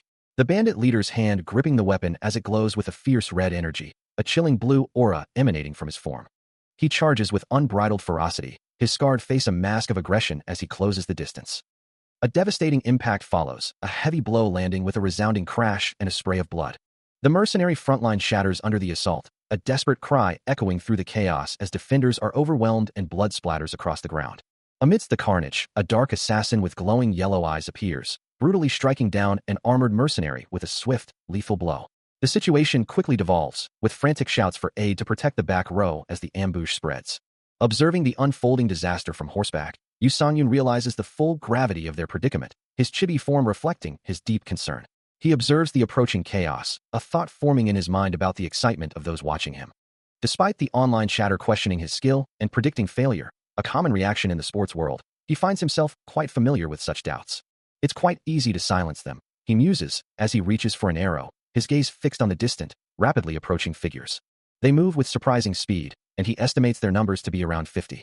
With a decisive pull, he draws his bowstring taut, his eyes flaring with a vibrant yellow glow, blue energy crackling around the arrow as he takes aim, ready to let the outcome silence the reactors. This time, he thinks, it wasn't even an ambush, wondering why these mercenaries always seem to lose. With a final, focused breath, he prepares for his first move, green energy swirling around his hand as he prepares to release. Then, with a burst of speed and precision, the arrow is unleashed, a streak of light cutting through the air. As the mercenaries braced for impact, Roman confidently declared his intent to handle the frontline threats, unaware of the true speed of the approaching danger. Before his words could even fully register, a helmeted mercenary at the forefront attempted to block an unseen projectile, the force of the impact already distorting the air around his shield. The projectile, moving with impossible velocity, pierced through or bypassed the defense, striking another mercenary squarely on the back of the head with a blinding flash. A wave of disorientation and raw power emanated from the unseen attack, rippling through the mercenary ranks. Then, with a sickening thud, Yu Songyun's glowing blue arrow found its ultimate mark, burying itself deep into the chest of the bandit leader, sending crimson droplets spraying into the air. The bandit leader gasped, a pink aura flaring around him as he recoiled, his sword clattering uselessly to the ground as life drained from his eyes. Roman and the remaining mercenaries could only stare in wide-eyed horror, their confident expressions replaced by utter disbelief and fear. The sheer speed and power of the attack manifested as a blur of blue and purple energy, leaving no time for a proper defense. The ground itself seemed to erupt, as the residual force of the impact sent dust and debris flying, marking the widespread devastation. In the aftermath, the battlefield lay silent, with multiple mercenaries, including the bandit leader, sprawled lifelessly on the ground alongside their mounts, a testament to the single, devastating strike. One surviving mercenary, clutching a knife, could only stare at the carnage, muttering, how did this happen?" The sheer speed of the attack was so overwhelming that even distant online observers couldn't perceive the events unfolding. As the dust settled on the battlefield, the online world buzzed with disbelief, a single message flashing across the screen: Barack lost?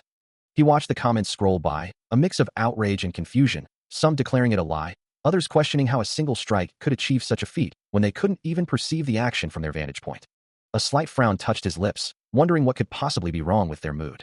More comments flooded in, some mocking his question, others attempting to rationalize the impossible shot, theorizing about maximized range and power, all while he simply mused that he had targeted the one at the front, who just happened to be their captain. He considered the situation, a quiet escaping him as he recalled his initial reasoning. The chat section continued to swell, far exceeding his usual viewer count, the reactors excitedly debating the authenticity of the footage, a spectacle he found himself observing with a detached amusement, though he wasn't exactly flattered by their fervor. With a decisive motion, he knocked another arrow, declaring his intention to move on to the next target, for the battle was far from over. The thought echoed in his mind that it was enough for him to simply. He drew back the string, the the glowing blue arrow tip shimmering with latent power, his gaze sharp and unwavering as he locked onto his next foe. The arrow flew, a streak of red energy following its path, impacting its target with devastating force, leaving behind a shower of debris as he sought the satisfaction of victory. A man cried out in agony, his face contorted in a silent scream as the impact sent him reeling.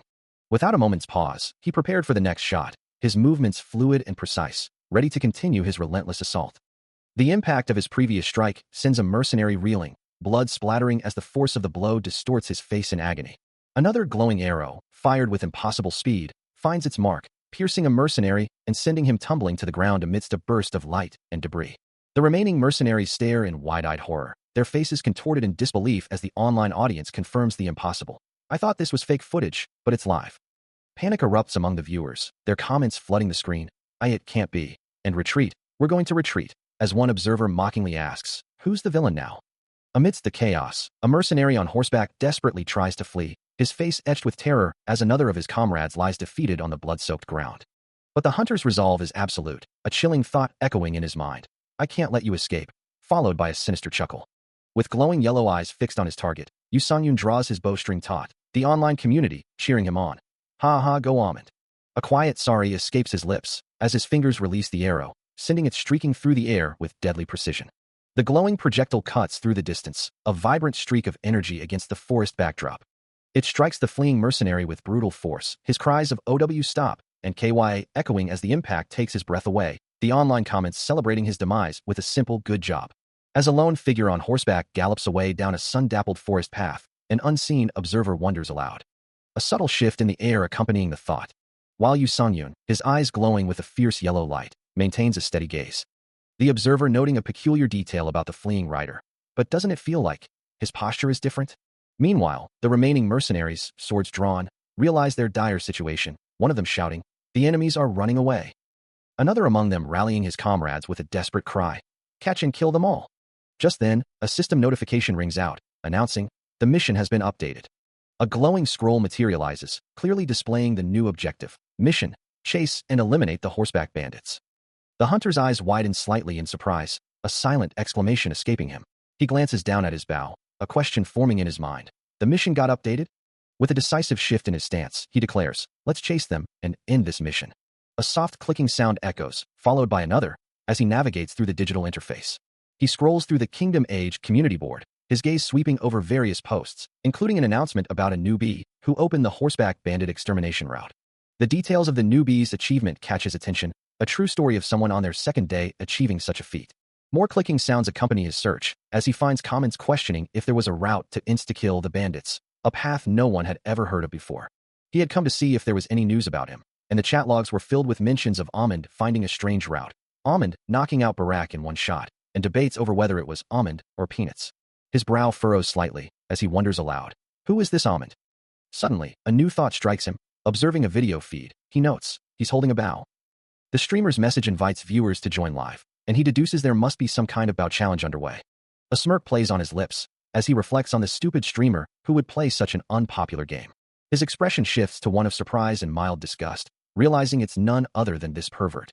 The name of the game's streamer appears on screen, revealing him to be Acorn Jelly. As the streamer continues his broadcast, a thought crosses his mind. Maybe he's like me. He continues to scroll through the community board, his mind racing with the implications of the horseback bandit extermination route. A thoughtful expression settling on his face as he delves deeper into the details. Suddenly, a wave of realization washes over him, making him exclaim, what is this? The screen flashes with a stark revelation, all those bandits. He sees a bandit falling, an arrow piercing his head, and the accompanying text confirms his shock. Got killed by one arrow to their heads? The simplicity of the feat is astounding, a simple headshot. He leans forward, his eyes wide with disbelief, thinking, isn't enough to kill someone instantly, but contrary to that, they died right away without even a moment to react. The implications of such precision and lethality swirl in his mind, leaving him in a moment of silent contemplation. Before he mutters to himself, perhaps. The thought crystallizes in his mind, a question hanging in the air. A perfect shot? A young man stands before a glowing computer screen, his expression thoughtful as he ponders the implications of what he sees.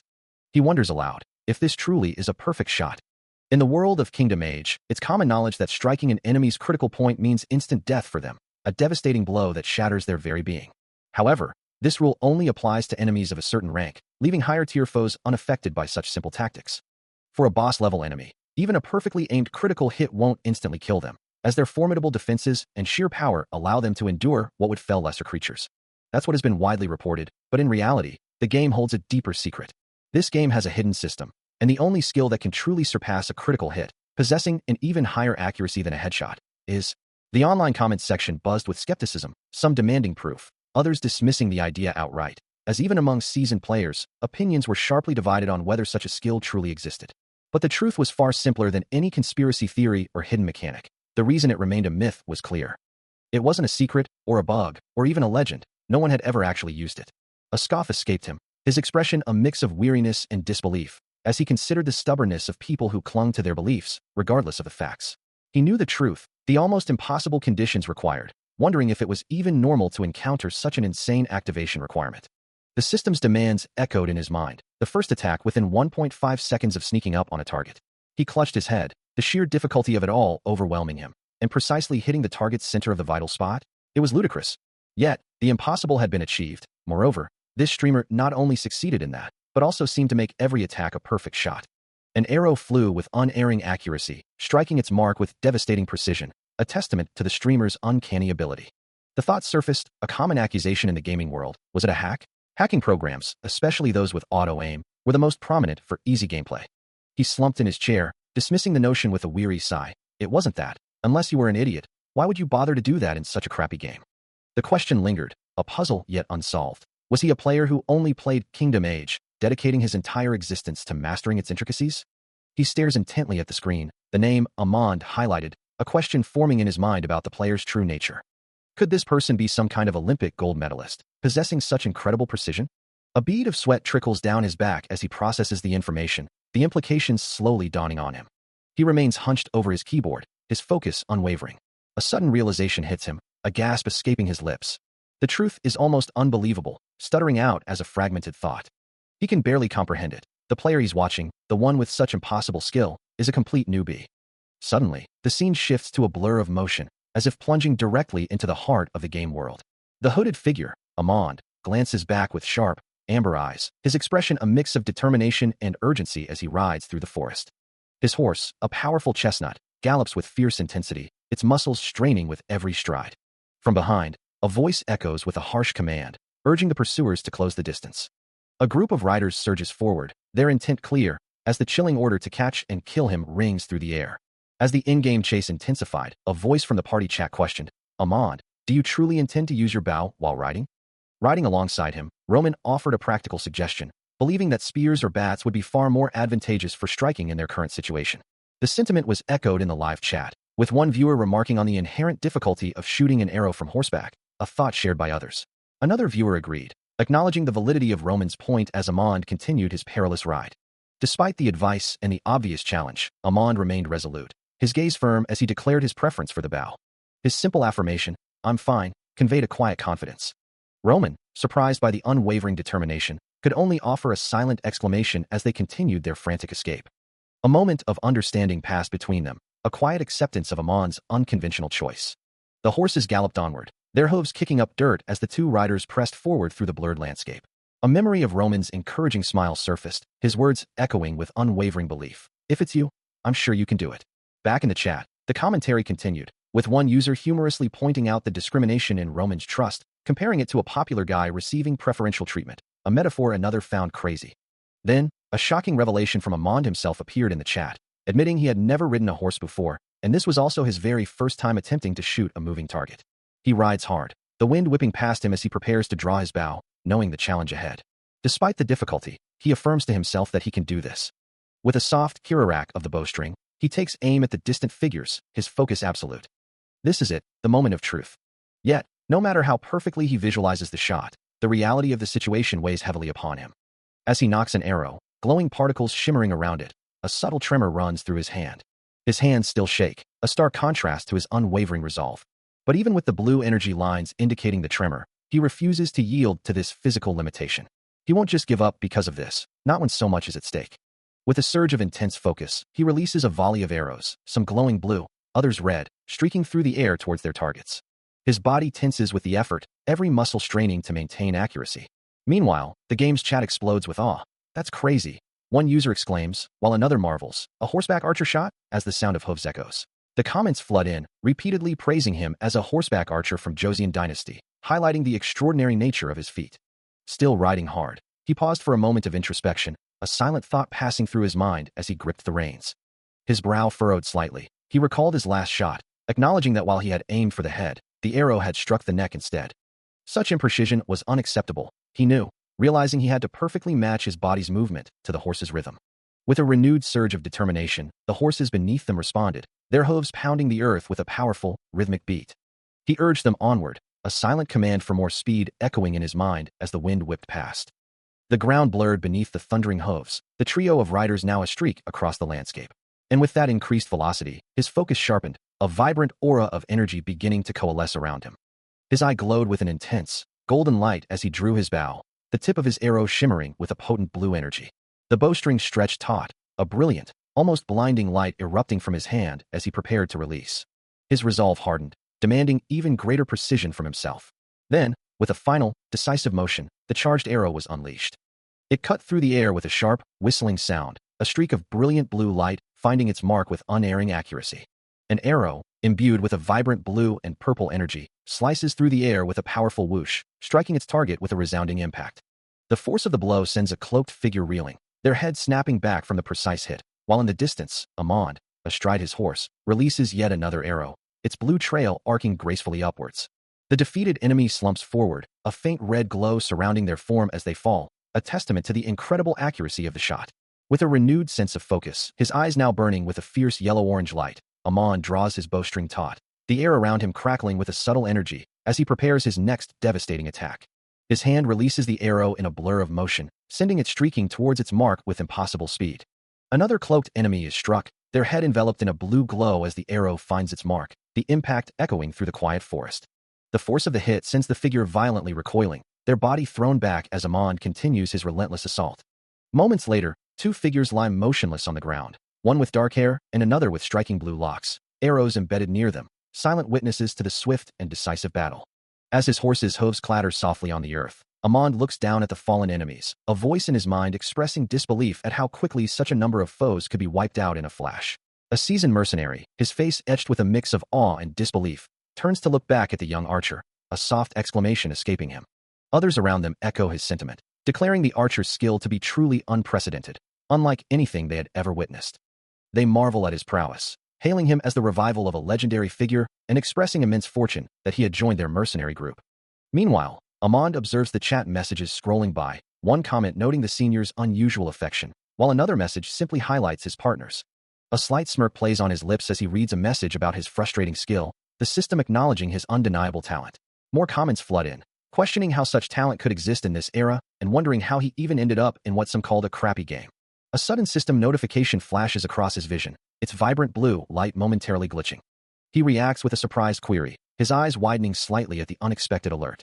The system then announces that Acorn Jelonim has received 100,000 won for his perfect shots, prompting a question of whether this incredible feat is real, followed by a triumphant message confirming he has successfully subjugated the devil. Bright, ethereal light rays streamed down, signifying a significant event or transition within the game world. As the dust settled from his impressive feat, an old man, adorned in a blue hat and cloak, approached the young archer and his companion, praising his skill. With a warm smile, the old man declared, "I'll remember your name for sure, Amand. This is truly remarkable." The archer, however, seemed distracted, his gaze fixed on a new system notification, a gift message appearing before him, a curious case indeed. He reached out, his fingers hovering over the glowing interface, a faint glow emanating from the screen. A thought crossed his mind, acknowledging this was his first time receiving such a thing, as a system message announced, "Acorn Jelonim, give 100,000 won."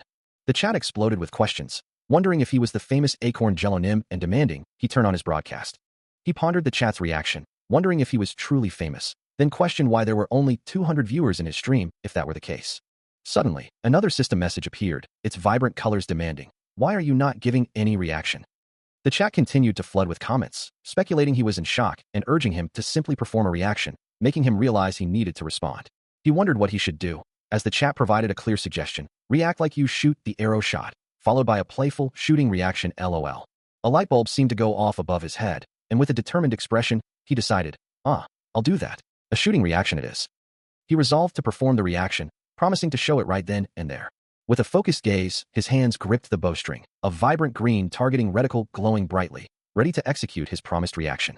The chatroom explodes with laughter and disbelief, a cascade of lolololos filling the screen, as viewers react to the sheer absurdity of the suicide shock they just witnessed. Amidst the noisy chatter, a comment highlights the irony of a man who dies for 100,000 won, and Yu Songyun, still processing the events, finds himself reflecting on his past as a professional player. He recalls playing with similar intensity in his professional days, and a small part of him is glad that his reaction was well received by the audience. But a sudden, sharp sound cuts through his thoughts, leaving him utterly bewildered. A strange, metallic clang echoes, and he wonders if his attack somehow bounced off its target. The confusion deepens as he realizes he just got a game over, a perplexing outcome given the unexpected rebound. Sweat trickles down his face as he emerges from the game, questioning if the issue lies with his old generation capsule, which seems to be malfunctioning. The heat inside is stifling, a clear sign that it lacks a proper cooling system, making the experience incredibly uncomfortable. As he pulls out his phone, a new concern surfaces: what happened to his live broadcast? The screen confirms his fears: the broadcast has ended. Yet, despite the abrupt termination, the chatroom remains vibrant with confused and amused comments, thankfully still active and discussing the modern technique they just witnessed. A soft tack-tack sound accompanies his actions, perhaps as he navigates his phone or adjusts his position. Finally, a gentle ding sound signals a notification or a system prompt, bringing this chaotic sequence to a close. Having just exited the game due to his old capsule overheating, he finds his chat buzzing with comments about his sudden departure, some asking if he's alright, others joking about his comeback and calling him a legend. A bead of sweat trickles down his temple as he stares at his phone, realizing their reaction is far more positive than he had anticipated. A soft chime signals a new notification, confirming that he stumbled upon a great moment for his stream. The chat continues to praise his talent, a small, chibi version of himself appearing to emphasize the sentiment. He considers the unexpected turn of events, thinking that perhaps this incident, much like those on variety shows, could actually be a good thing for a streamer like him. A radiant burst of light and stars fills the space, as if the universe itself is declaring this an all-too-perfect moment. A tiny angel hovers above him, whispering that he's truly lucky as he continues to scroll through the glowing comments. The chat continues its lively discussion, with viewers recalling his past skill in adjusting the trajectory angle to hit the target, a technique he feels needs no further explanation. Finally, a system message appears, declaring the end of today's broadcast with another soft chime. The chat exploded with a mix of surprise and amusement, viewers questioning why the broadcast had ended so abruptly. Many found it hilarious, remarking on the streamer's unique style of aiming as an archer, and how he was the only one who did so, calling him crazy for ending the broadcast so suddenly.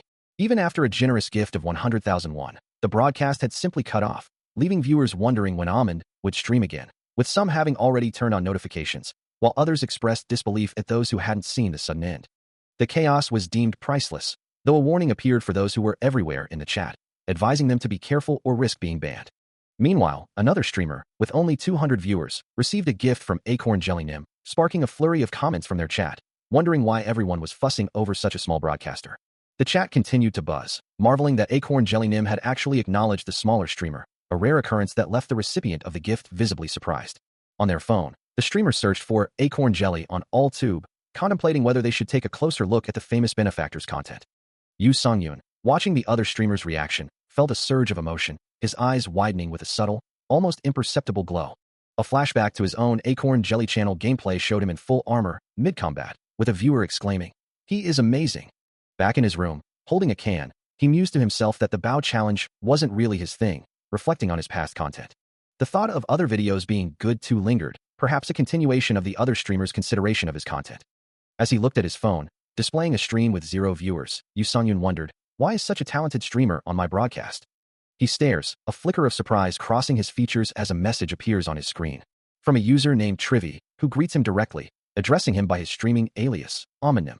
A moment of internal processing, and then the realization hits him, a silent acknowledgement of his own identity as Acorn Jelly. Known not only as a master in the game Kingdom Age, Yu Songyun, the streamer Acorn Jelly, has cultivated a massive following of 900,000 subscribers across 320 videos, aspiring to become an all-rounder game streamer. He muses to himself that such a path is simply more advantageous commercially, his gaze fixed on the glowing screen before him. But as he considers how to respond to a new message, a sudden collaboration proposal appears on his screen, from another streamer also named Acorn Jelly, who expresses admiration for his gameplay in Kingdom Age and suggests sharing videos or creating a reaction video, adding a slightly awkward, "Don't misunderstand, I still like girls though.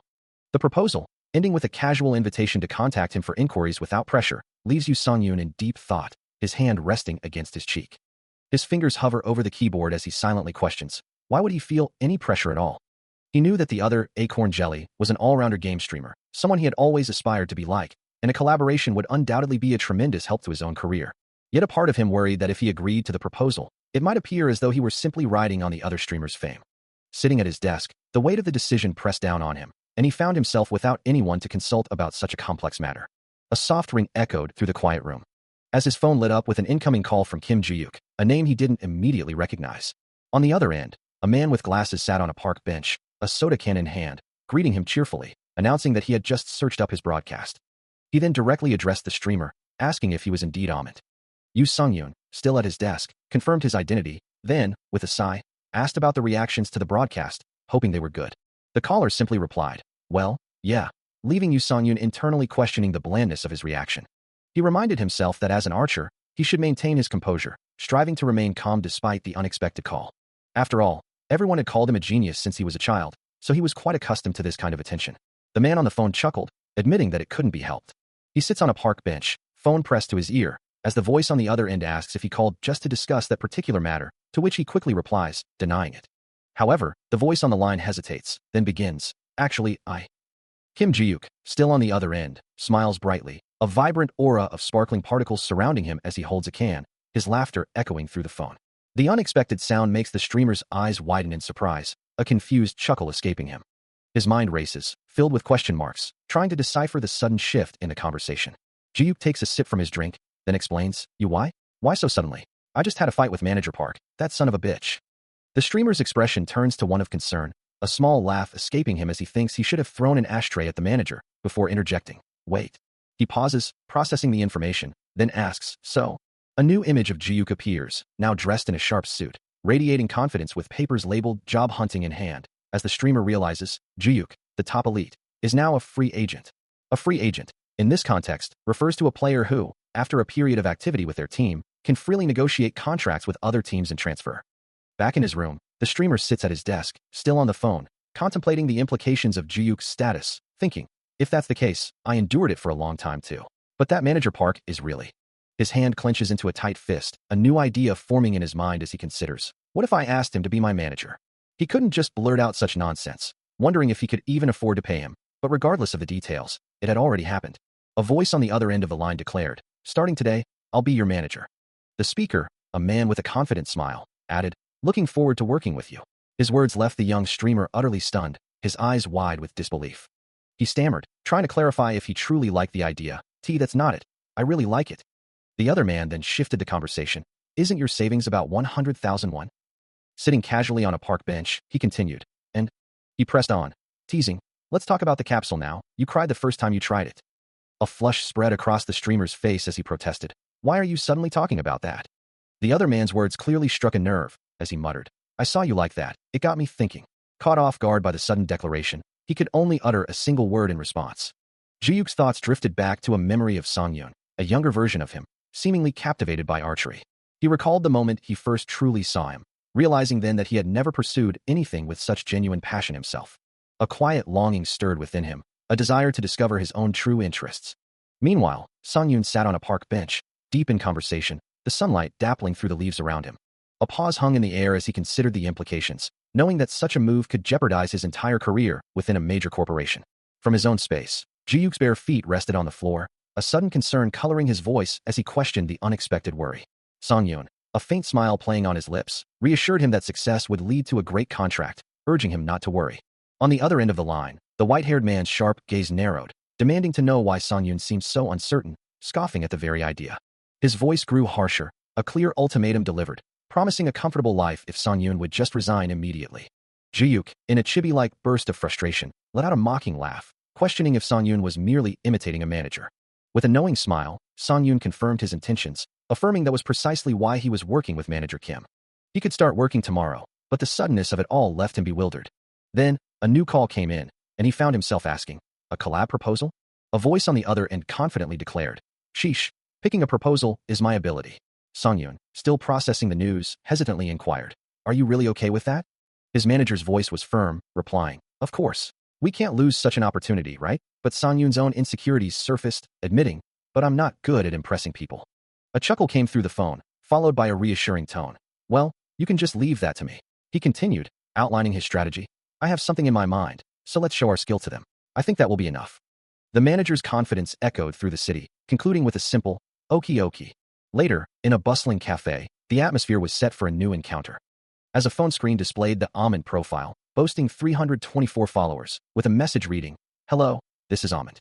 A voice, presumably Sanyun's, pondered, is it okay to meet him in such a shabby place? Meanwhile, at a nearby table, a young woman with braided hair sat thoughtfully, revealed to be Acorn Jelly's manager, Nayeon. A confident voice echoes, asserting that while he chose the other streamer for their potential, he remains the true superstar.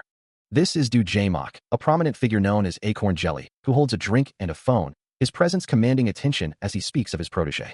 Meanwhile, at a cafe, Nayeon, with her distinctive braids, reminds Ji-yook of a past collaboration where he nearly collapsed, prompting him to dismiss her comment with a sheesh, wondering why she would bring up such an embarrassing memory.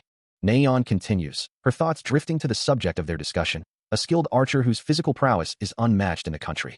Believing that finding someone of his caliber is akin to making a crucial future investment. She emphasizes that in their world, skill is the only thing that truly matters, while Ji-yook listens intently. A hint of concern crosses Ji-yook's face as he asks Nayeon if she has ever met the streamer in person. The question hanging in the air as the scene briefly returns to Do Jae-mok's composed demeanor. Nayeon, looking shocked, vehemently denies having met him, then, with a sudden outburst, demands to know if Ji-yook is truly a professional, to which he simply replies, no. She warns him about misjudging the streamer, declaring that he can only complain after his broadcast fails. Her frustration boiling over as she throws her hands up in exasperation, while Ji-yook tries to calm her, muttering Aish. Finally, the anticipated meeting begins as a new voice tentatively asks, addressing the back of Yoo Sung-yoon's head, are you Acorn Jelly Nim?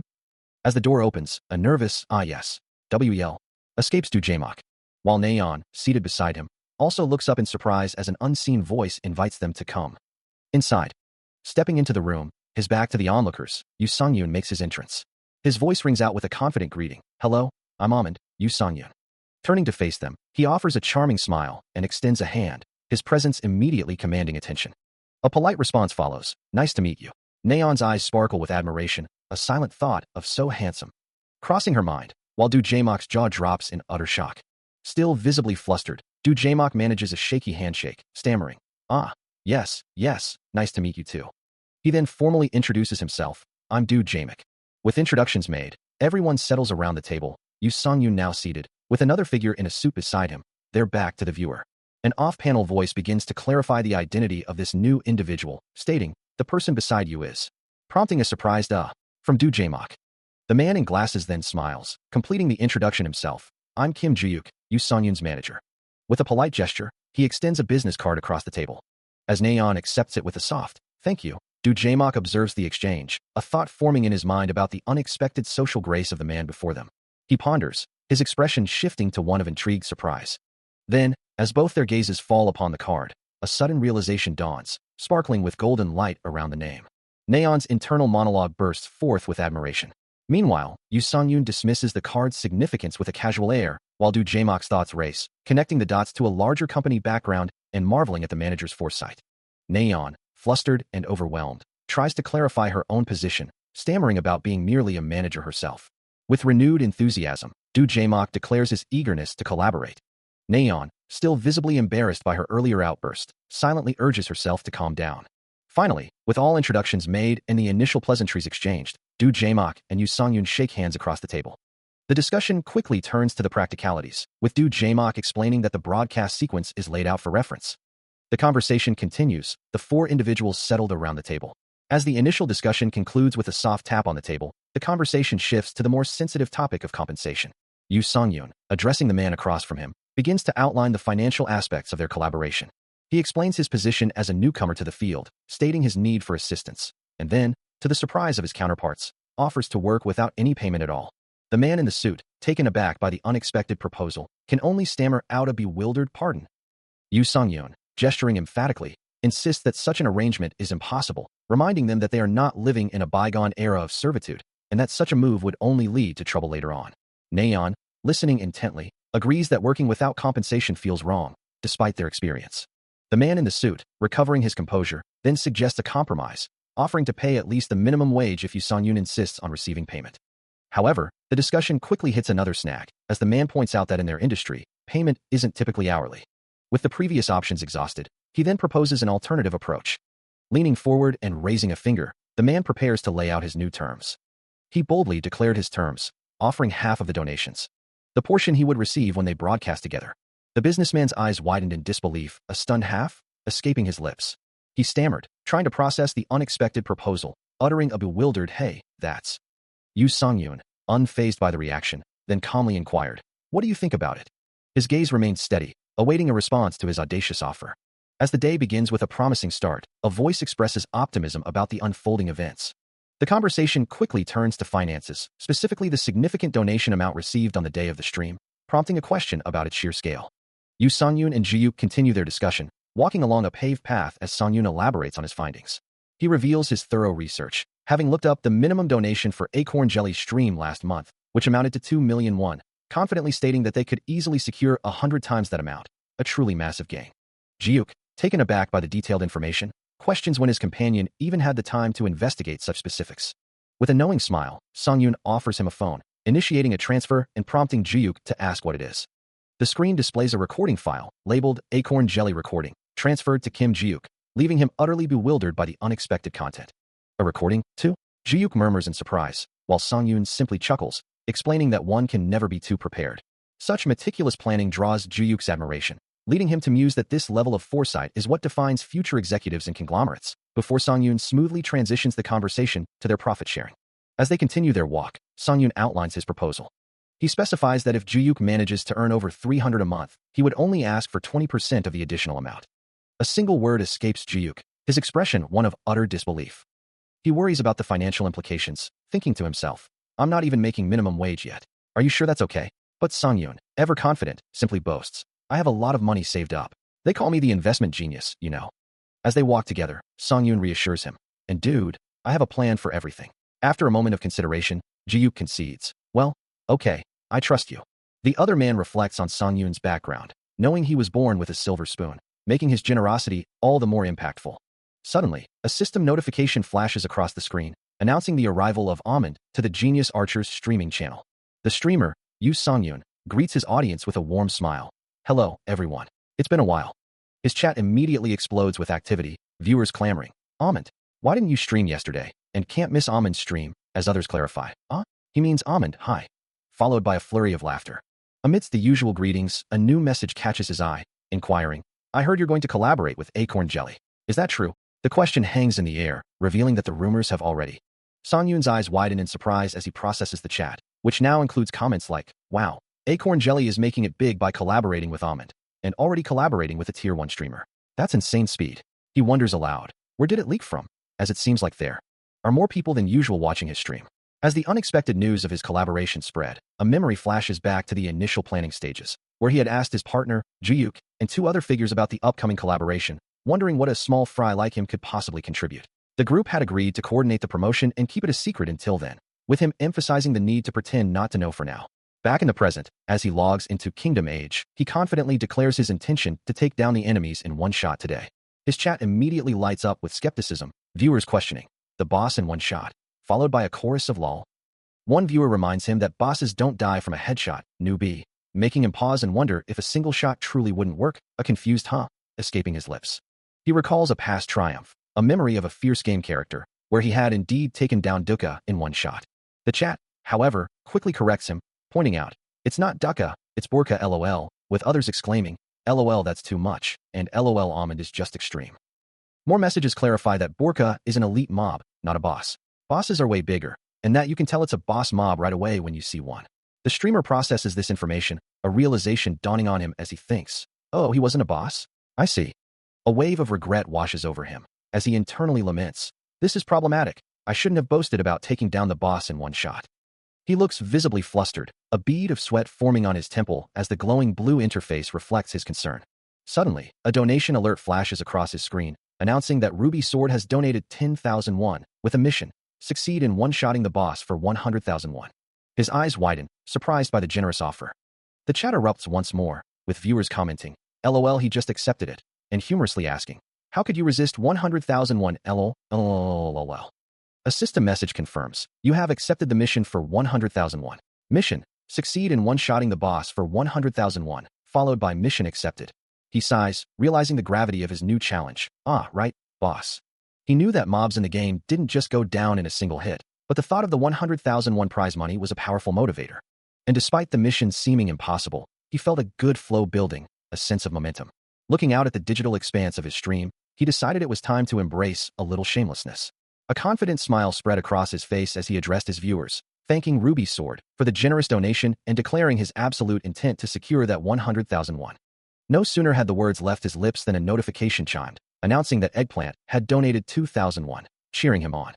Another chime followed, revealing a new mission update. The one-shot the Bandit Boss Challenge now stood at 110,001, with an additional 10,001 pledged, while PogChamp also donated 1,001, eager to see his legendary play. His eyes widened in surprise and delight as the donations continued to pour in, even more funds being added to the mission's pot. He mused that if these missions were what truly drove his stream, then these chit-chat donations were invaluable for sustaining his revenue. A flicker of disbelief crossed his features, realizing he hadn't even logged into the game yet, and the donations were already flooding in. With renewed resolve, Yu Songyun thanked Eggplant and Oregano for their contributions, promising to do his absolute best. Somehow, he would make it happen. As the digital interface commanded him to act, a brilliant surge of light enveloped his senses. The world around him dissolving into a cascade of vibrant blue and green energy before coalescing into the familiar landscape of the game. With a final burst of light, he found himself standing in a sun-dappled forest, his avatar now fully materialized. The archer surveyed his surroundings, a thought forming in his mind, recalling a previous encounter in this very spot. Suddenly, a voice cut through the quiet, addressing him directly, calling out his in-game moniker. A system message then flashed across his vision, warning of approaching danger. Before him stood a radiant young woman, Emilia, her expression filled with heartfelt gratitude, thanking him profusely for saving them from a bandit attack. As she spoke, a flurry of viewer comments flooded his screen, praising her beauty and expressing adoration, a testament to her popularity within the game's community. Emilia continued, unsure how to properly convey her thanks, while the archer mused internally, realizing she must be the game's central heroine. Watching her walk towards a waiting carriage, a glowing aura surrounding her, he understood the gravity of his next move, knowing his response could irrevocably alter the game's unfolding narrative. As he considered the choices before him, Yu Songyun saw the options presented on the holographic screen. Either dismiss his actions as mere mercenary work or demand payment for his gratitude.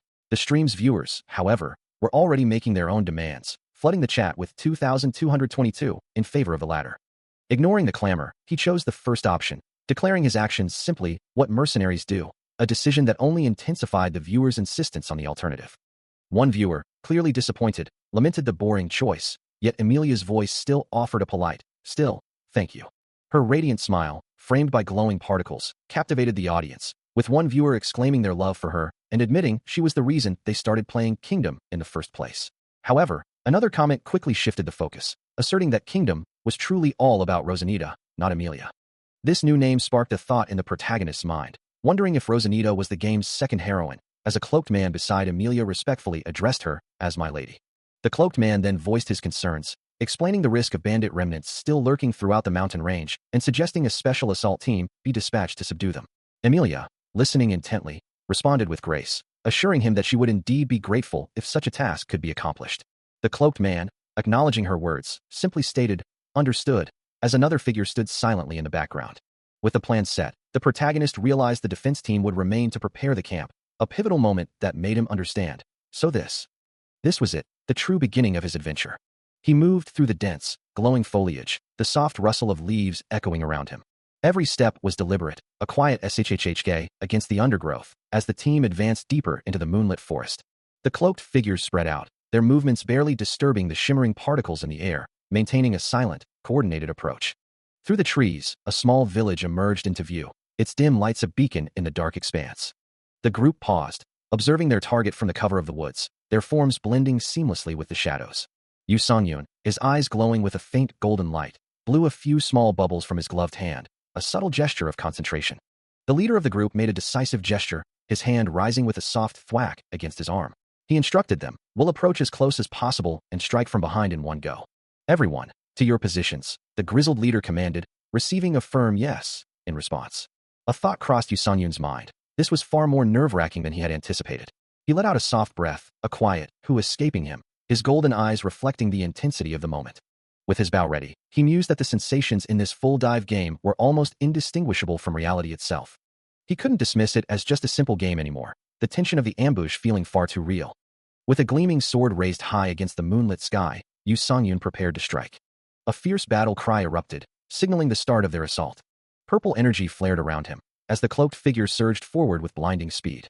Leading his team of cloaked figures, he plunged into the bandit-held village, the element of surprise on their side.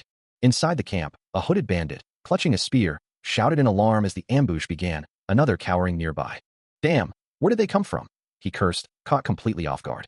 One bandit was already falling, struck down by an unseen assailant, while another recoiled in terror, witnessing the swift assault. Then, amidst the chaos and a spray of blood, a panicked voice cried out, "Damn, there's an archer." Before he could react, a sharp impact slammed into his head, sending a jolt of pain through him as an arrow found its mark. The force of the blow sent him reeling, his body collapsing to the ground amidst a shower of blood. Disoriented and wounded, he lay sprawled, his dagger lying uselessly beside him. Even as the previous arrow found its mark, sending a bandit tumbling to the ground, a desperate cry for haste echoed through the skirmish. But he was already moving, his dark hair swaying as he swiftly recovered from the impact and prepared his next shot. With a focused gaze, he drew the bowstring taut, the arrow already arcing through the air towards an unseen target. Another arrow flew with a sharp thwang, its golden glow cutting through the dim light as it sped towards its mark. He continued his relentless assault, a third arrow now leaving his bow, crackling with vibrant blue energy. A distant cry of pain confirmed another hit, the rapid succession of precise shots proving devastating. Spotting another threat, he called out, directing his team to eliminate the enemy archer first. Suddenly, a system notification chimed, pulling his attention to a glowing window that materialized before him. The message declared he had fulfilled the condition for 3 consecutive headshots, unlocking the new skill, consecutive shooting. He mused aloud, realizing he possessed a support skill of this nature. It was still just a game, after all, and a prompt appeared, asking if he always unlocked skills so quickly. With a renewed sense of purpose, he drew his bow once more, a determined expression on his face. His eyes now glowed with a vibrant yellow light as he prepared to fire, eager to test the difference his newly acquired skill would make. He pulls back the bowstring, a faint green glow emanating from the weapon. His eyes burning with focused intensity as the newly activated skill, consecutive shooting, envelopes him in a vibrant emerald aura. With a swift release, a torrent of glowing arrows erupts from his bow, arcing through the air with impossible speed, each finding its mark with devastating precision, one piercing the chest of a charging foe, another striking a second opponent with a brutal impact that sends them reeling. A third bandit cries out as an arrow finds its target, blood splattering from the force of the blow. Leaving him stunned and questioning how a skill once considered useless could now unleash such a relentless barrage. He can barely comprehend the speed and accuracy, wondering how the archer manages to land every shot as a headshot amidst the chaos. Unfazed by their disbelief, the protagonist continues his assault, his gaze unwavering as he draws another arrow. The rapid succession of impacts echoing across the battlefield, until the last, largest foe collapses from the sky, defeated, leaving him standing victorious beneath the moonlit expanse. His speed was undeniable, a blur of motion that left onlookers stunned, as the system message confirmed, "It's Amund who's fast." The chat exploded with praise, a flurry of LOL and Amund, as viewers recounted how he had tore them apart. Never before had they witnessed such a spectacle in the game, the atmosphere itself feeling majestic, prompting a collective few of awe. Everyone was captivated. Holding his bow, his eyes glowing with a faint yellow light, he mused aloud, wondering if the weapon was even better than he had initially thought.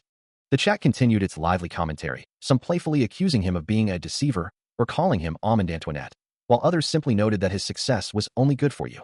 A donation popped up, 1,001 from 30 Years Virgin, with a plea to confirm he didn't have a girlfriend, to which he chuckled, reassuring the generous donor that he was indeed single. A subtle smile played on his lips, a quiet satisfaction settling over him. This was truly fun. It wasn't just about the money, not anymore, but the realistic sensations of full dive and the reactions and cheers of people, as he looked up with a contented expression, were simply too addictive. Suddenly, a hand reached out from the side, as a voice urgently called out his alias, Amund. An older man beams at him, declaring his skills so exceptional that he's nearly the best in the entire empire. To which the streamer, with a slight smile, simply replies, "You flatter me." Suddenly, a system message flashes across his screen, indicating a donation from ComSlime, along with a confused comment. "EH? But why is it over already? Where's the boss?" His eyes widen in surprise as he processes the message, realizing the fight must have ended without him noticing. He and his companion look down at the fallen figure, a bright light emanating from the defeated foe, as the older man exclaims, "This is the boss corpse." The bandit boss lies lifeless, its eyes still wide in a frozen expression of shock, a dramatic sound effect emphasizing the suddenness of its demise. More viewer comments flood the screen, expressing disbelief. The bandit boss is dead. Impossible. Huh, isn't that a headshot? No way it was a one-shot headshot lol. Holding his bow, the streamer looks perplexed, reading the comments that bosses don't usually die from headshots, and wonders aloud. So, does that mean the 100,001 mission failed? A distinct ding sound effect rings out, followed by another system message announcing, Acorn Jelly has donated 100,001. It was a one-shot kill. Perfect shot, takes down even a boss. He stares at the screen, utterly bewildered, muttering, Acorn Jelly? Suddenly another donation? As he continues to scroll through the frantic viewer comments, all buzzing about the perfect shot, and whether it's truly a legend or a rumor, he can only think, but the question hangs in the air, echoing his own confusion. What's a perfect shot? He stands amidst the forest, his eyes wide with a sudden, golden glow, a tablet held loosely in his hand. Before him, a single arrow, pulsing with an ethereal purple light, pierces the ground near a figure with long, violet hair, leaving him utterly stunned. A notification flashes across the screen, announcing a generous donation of 100,001 from Acorn Jelly, celebrating a one-shot kill and proclaiming that a perfect shot can even take down a boss. However, the comments quickly turn skeptical, with viewers questioning the nature of a perfect shot, wondering how it even works, dismissing it as a mere saying, or suggesting it's just a trick by a Bow 1 player.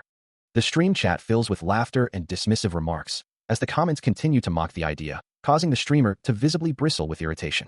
His frustration mounts, wishing he could simply demonstrate the technique to them all. As he gazes at his in-game avatar on the monitor, he silently wishes his in-game persona, Sir Amund, could explain it more clearly. Meanwhile, another viewer's comment pops up, simply asking, what's a perfect shot? The question catches him off guard, his eyes widening in genuine surprise as he processes the sheer lack of understanding. Another donation arrives, this time for 10,001, accompanied by the incredulous question, you don't know what a perfect shot is? His in-game avatar, the archer, appears to echo his internal thought, as if asking, yes, what's that? Surrounded by a flurry of question marks, he slumps in his chair, realizing the profound disconnect. He's been executing perfect shots all this time, but his audience doesn't even know what it is. The thought hangs in the air, a silent exasperation at the situation. Still reeling from the confusion surrounding his perfect shot technique, he sits hunched over his computer, a silent sigh escaping him as the monitor reflects his exasperation. Meanwhile, elsewhere, a young man stares at his screen, a blush rising on his cheeks as he wonders aloud, just how much of a genius is he? His hand hovers over the keyboard. Before he begins typing rapidly, convinced that the streamer is truly the real deal, and the timing for whatever is about to unfold couldn't be more perfect. A notification rings out, announcing that Acorn Jelly has donated 100,001, accompanied by a bold declaration. I'm telling you that a perfect shot exists. I'll prove it to you. The message hangs in the digital air, followed by a direct invitation. Amund, how about we stream together tomorrow? In a fantastical realm, a young archer with glowing amber eyes looks up, startled by the sudden proposal, his expression one of pure surprise. The stream chat explodes with activity, viewers exclaiming, oh, so the rumor was true? Looks like they're for real, and will collab. He's planning a collab stream with a tier 1 streamer just 3 days after starting to stream. What an insane talent. Amazing, amazing, amazing. The archer, Amund, observes the flurry of comments, a thoughtful look on his face as he realizes he's promoting it now. He taps his chin, considering the implications of a joint stream, deciding, I guess I should play it cool here. A collab stream?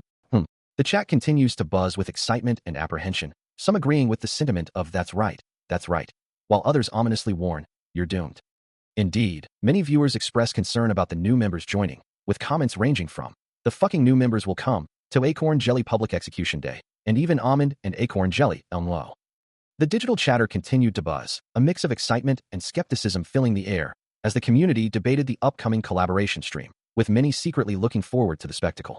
Amidst the flurry of messages, a significant donation from a user named Ruby Sword appeared, challenging him to prove the perfect shot technique during the stream, promising an even larger sum if he succeeded. A slight bead of sweat forming on his temple, he acknowledged the generous contribution, his expression a mix of gratitude and anticipation. With a determined smile, he declared the collaboration stream officially on, the words echoing through the digital space. Meanwhile, in his own space, Amund responded with a polite smile, expressing his honor at the opportunity to collaborate with Acorn Jelly. Following his acceptance, a notification popped up, showing a donation from Acorn Jelly himself, to which Amund quickly responded with thanks before ending his stream. Back in his game, surrounded by glowing chat messages, Acorn Jelly's avatar looked up, a confident smirk playing on his lips, knowing full well the positive reaction his announcement would generate. The chat exploded with playful taunts and predictions, some joking that Acorn Jelly's viewers would be stolen by Amund, while others quipped that squirrels would feast on almonds instead of acorns from now on. Almond, observing the unfolding spectacle, mused on Acorn Jelly's masterful strategy, acknowledging that veteran streamers truly understood how to build hype, even going so far as to create a compelling narrative around an unknown skill, like the perfect shot. Suddenly, Acorn Jelly's avatar showed a surprised expression as the chat questioned his donation to Almond, wondering why he received no reaction despite the substantial amount, only to realize Almond had already ended his stream, prompting more frantic messages from viewers begging him not to end his own. He had just defeated the boss, and the chat was still buzzing with requests to continue streaming, but the time had come. Having successfully promoted the collaboration stream, he knew this was the perfect moment to conclude his broadcast. This was indeed the perfect moment to end the stream. With a confident smile, his avatar drew back his bowstring, a vibrant blue aura shimmering around him as he prepared for his final action. Under the serene glow of the full moon, a powerful, unseen force seemed to ripple through the night sky. Then, a system message appeared, acknowledging a generous donation, but the celebratory mood was abruptly shattered. A single word echoed through the digital space, a stark oops, signaling an unforeseen error. Despite his avatar's cheerful expression, the consequences were immediate, as crimson splatters erupted across the bottom of the screen. The vibrant game world dissolved into a grim declaration, game over. The digital realm faded away, replaced by a dizzying rush of white and gray. A sharp, ringing sound pierced the silence, marking the abrupt return to reality. Standing before a bathroom mirror, his hair slightly disheveled, Yu Songyun let out a sigh of relief, admitting to himself that the intensity of the game had been overwhelming. Still reeling from the abrupt transition, he wonders if it's truly safe to be violently ejected from the game world every time he dies, feeling a distinct impact on his brain waves with each jarring return. As he processes these thoughts, a message from Kim Ji-yook pops up on his phone, expressing enjoyment of his streams and suggesting they meet tomorrow, which leaves him utterly bewildered. He quickly types back, questioning the idea of a physical meeting, assuming their collaboration was meant to be entirely online. Ji-yook's reply is swift and firm, reminding him of their previous agreement, a real-life interview and a joint stream of the game. The realization hits him with a jolt as he stands in his bathroom, a sudden memory of the real-life commitment he had completely forgotten. His reflection stares back, a subtle frown on his face, the weight of real-life obligations settling upon him. A moment of silent contemplation passes, his mind racing to catch up with the forgotten details. Finally, he concedes, typing out a confirmation to meet at Hugi Station, the plans for his day abruptly shifting. Later, in a different room, he considers checking the online reactions to his stream, a towel draped around his neck as he prepares to face the digital aftermath.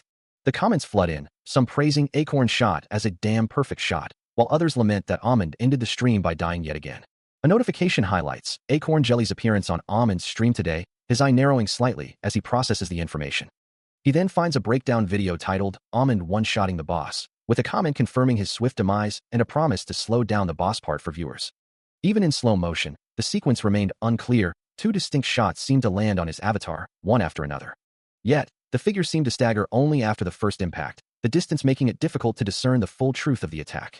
He found himself utterly perplexed, the conflicting information leaving him deeply confused. As he scrolled through online comments, he mused on the fuss everyone was making, believing it would all be clarified during tomorrow's collaboration stream. The comments continued, speculating if Almond would finally reveal his face, with many convinced he must be a nerd, and even sharing face prediction images. A system prompt appeared, suggesting it was time for dinner, but he chose to ignore it, his focus elsewhere. Suddenly, his phone vibrated with an incoming call, the screen displaying Kim Ji-yook. He looked up, a question forming in his mind, wondering why Ji-yook was calling again so soon. On the other end, Ji-yook's voice was urgent, asking if he had seen his video on AllTube, exclaiming that it had garnered over 40,000 views in just an hour. Confused, Ji-yook questioned if they even had an AllTube account, his voice laced with bewilderment. The truth then dawned. Acorn Jelly had created a teaser video for their collaboration stream and posted it on his own channel. A look of shock crossed his face, the implications of the viral video beginning to sink in. As the digital static flickers and fades, the scene shifts to a vibrant, in-game world. He steps into position with a determined expression, his movements precise as he prepares for combat. Gripping his bow firmly, he mentally steels himself, a quiet resolve echoing in his thoughts. All right, you can do this. With a powerful draw, a vibrant green aura flares around him, his eyes glowing with fierce determination as he aims. The name Almond flashes across the scene as he releases a magically charged arrow, sending it streaking through the air with a musical flourish. The projectile finds its mark, striking a light-haired enemy directly in the head with a forceful impact. Without missing a beat, a different dark-clad foe is engulfed in a powerful blue explosion, sent reeling backward from the force. The blue impact effect intensifies, radiating outward with crackling energy and speed. Another green arrow, imbued with potent magic, descends rapidly, accompanied by the same rhythmic notes. The second arrow continues its swift trajectory, cutting through the air towards its target. It finds its mark, striking the dark-clad enemy once more, causing a violent recoil as blue energy erupts. The impact on the dark-clad enemy continues to ripple with purple energy, signifying a devastating blow in the ongoing battle. As the echoes of battle faded, a new kind of impact resonated, a powerful sound effect hinting at the sheer force of a perfect shot. The question hung in the air, accompanied by another resounding crash. Could such a flawless strike truly exist? With a final, decisive sound effect, the answer promised to reveal itself tomorrow. All eyes would be on the highly anticipated collaboration stream. A teaser video for the event, titled, "We'll do a collaboration with Archer tomorrow" by Acorn Jelly/Alltube, quickly garnered attention, with comments flooding in, expressing amazement and questioning if the legendary Archer was truly involved. One young man, engrossed in the footage, wondered aloud if arrows were truly shot like that in Kingdom Age, while others debated if the impressive display was merely an edited video, yet still declared it the best guest ever and vowed to watch tomorrow's stream. Indeed, everyone who witnessed the video that day was captivated, a young woman, watching on her phone, musing over how skilled he was, even as a newbie, fueling the excitement for the collab stream. And so, on the very next day, Acorn Jelly's stream began.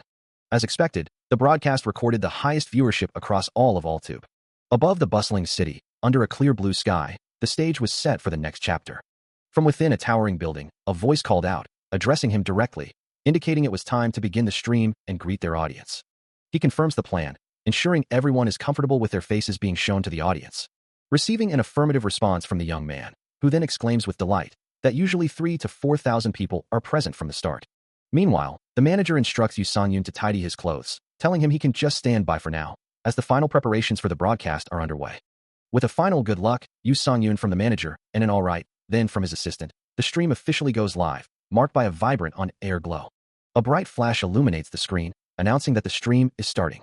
Kim Ji-yook appears on camera, waving enthusiastically, greeting the rapidly growing audience with a cheerful heya. The chat immediately explodes with messages, a flurry of "woa," hi, hello, and can't wait, flooding the screen. Overwhelmed by the instant response, Ji-yook's eyes widen in disbelief as he processes the sheer volume of viewers, wondering if they're starting with 10L. His mind races, barely comprehending the situation, as he realizes they are already breaking records. From the studio, Ji-yook's voice echoes, a warm, "nice to meet you," reaching the eager audience. Yoo Sang-yoon watches the broadcast, acknowledging a new subscriber named Sardine Pizza with a simple welcome, his thoughts momentarily drifting to what he had for lunch. The manager observes him, noting his natural ease in interacting with the audience while waiting for more viewers to join, thinking to himself that he's quick-witted. Now, those who have already seen the video on Alltube know the truth of what's to come. As the chat explodes with demands for almond and jelly, the streamer announces a special guest for a collaboration stream and a brief interview. His face lights up with a mix of excitement and anticipation, proclaiming that today, at last, is the day. He continues, explaining their goal, to prove whether the much-debated and controversial perfect shot truly exists, while the chat fills with laughter and playful jabs about his persistence. The audience's excitement is palpable, with a flurry of OOH and KYA messages, many exclaiming they've been waiting for this moment. From behind, the streamer watches the chat scroll by, reacting to comments like, "Don't go too far," Hyung, and questions about the perfect shot, before declaring, "Let's go." The screen flashes with almond, as the viewer count surges past 38,620.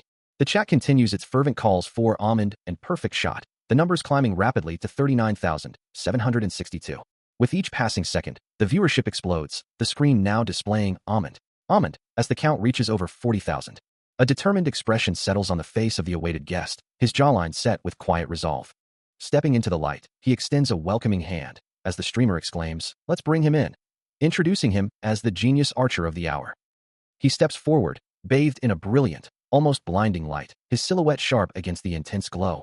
As a voice booms, echoing through the virtual space, commanding the attention of the massive audience, "Please welcome." The anticipation hangs heavy in the air before the name is finally declared, Almond. A brilliant golden light bursts forth, signaling a momentous occasion as the announcer's voice echoes, welcoming Almond to the stage.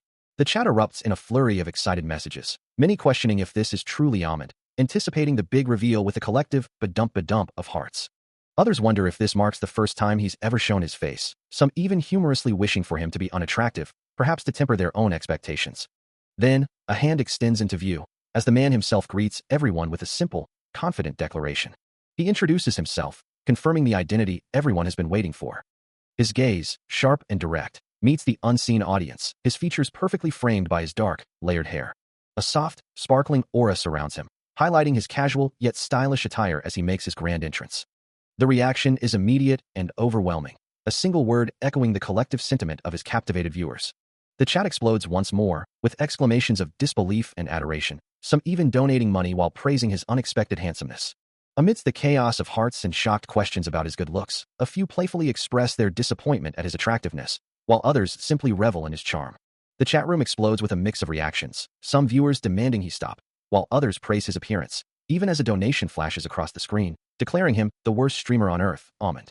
Beside him, Ji-Yook beams with pride, asking the audience if he isn't handsome. He admits to the viewers that even he was surprised when he first saw his friend. However, not all reactions are positive, as some viewers dismiss his looks, accusing him of faking his appearance. The chat then shifts to suggestions for the stream's content, debating whether to start with an interview or jump straight into the game. Amidst the chaos, some viewers express their desire to keep seeing his face, while others declare it Judgment Day for Acorn Jelly, with donations pouring in from a real investigation team, demanding a perfect shot. Ji-Yook, trying to regain control, reminds everyone to maintain their manners, acknowledging their excitement but emphasizing the presence of a guest. Meanwhile, Yoo Sung-yoon, overwhelmed by the sheer volume of messages, admits he can't even read the chat room as it scrolls by so quickly. Ji-Yook, having gathered the audience's opinions, asks if they should finally begin the stream's main content. Yoo Sung-yoon, looking thoughtful, then asks about an optimization code. His expression shifts to one of surprise, a silent question hanging in the air. He stares intently at something off-screen, wondering aloud what exactly he's seeing. He stares, a question mark hovering over his head, as the explanation begins. It's the very code, Ji-Yook clarifies, that allows one to optimize their game capsule, tailoring it to perfectly match their brainwave and body together. Still processing the information, he asks, a hint of confusion in his voice. His eyes widen in shock, the realization hitting him like a physical blow, as Ji-Yook's internal thoughts echo the disbelief. Does he really not know? The thought continues, incredulous. No way. All this time he's been playing the game without optimizing it. Wouldn't it feel like you're dragging around a heavy sandbag while playing then? A shadowy figure on horseback, its hand glowing with purple energy, illustrates the imagined struggle, a visual metaphor for the unoptimized experience. The sheer impossibility of it all resonates through Ji-Yook's mind, a silent scream of disbelief. Asterisk, is that even possible? Asterisk. Back in the real world, Ji-Yook throws his hands to his head, a loud, exasperated cry escaping him, while his companion looks on, still somewhat bewildered. He continues to hold his head, a wave of guilt washing over him as he admits, I completely forgot about it. Acorn Jelly Nem. His internal monologue confirms the oversight. Asterisk Sang Hyung really doesn't know. I forgot to tell him about it. Asterisk. His companion, still processing the implications of this revelation, can only manage a stunned, pardon? Ji-Yook confirms, a hint of resignation in his voice, so it's true. To which Sung-yoon, looking dazed, simply replies, I see. Still reeling from the revelation about the optimization code, he listens as Ji-Yook explains the full extent of the oversight. Nim bought a second-hand capsule, and he was just playing without knowing anything. The online community, meanwhile, erupts in disbelief, questioning if it's true that their streamer has been playing without proper optimization. The chat logs fill with exclamations of WH what? And he is a true legend, as players wonder aloud. How do you even play any game without optimization? Ji-Yook, turning to his friend, asks if he has ever logged out of the game in a peculiar way, to which he simply replies, yes. With a casual shrug, the streamer reveals, it happens every time I die, leaving Ji-Yook utterly dumbfounded, stammering, pardon? His mind racing to comprehend the implications, Ji-Yook presses further, demanding, then how do you continue playing after dying?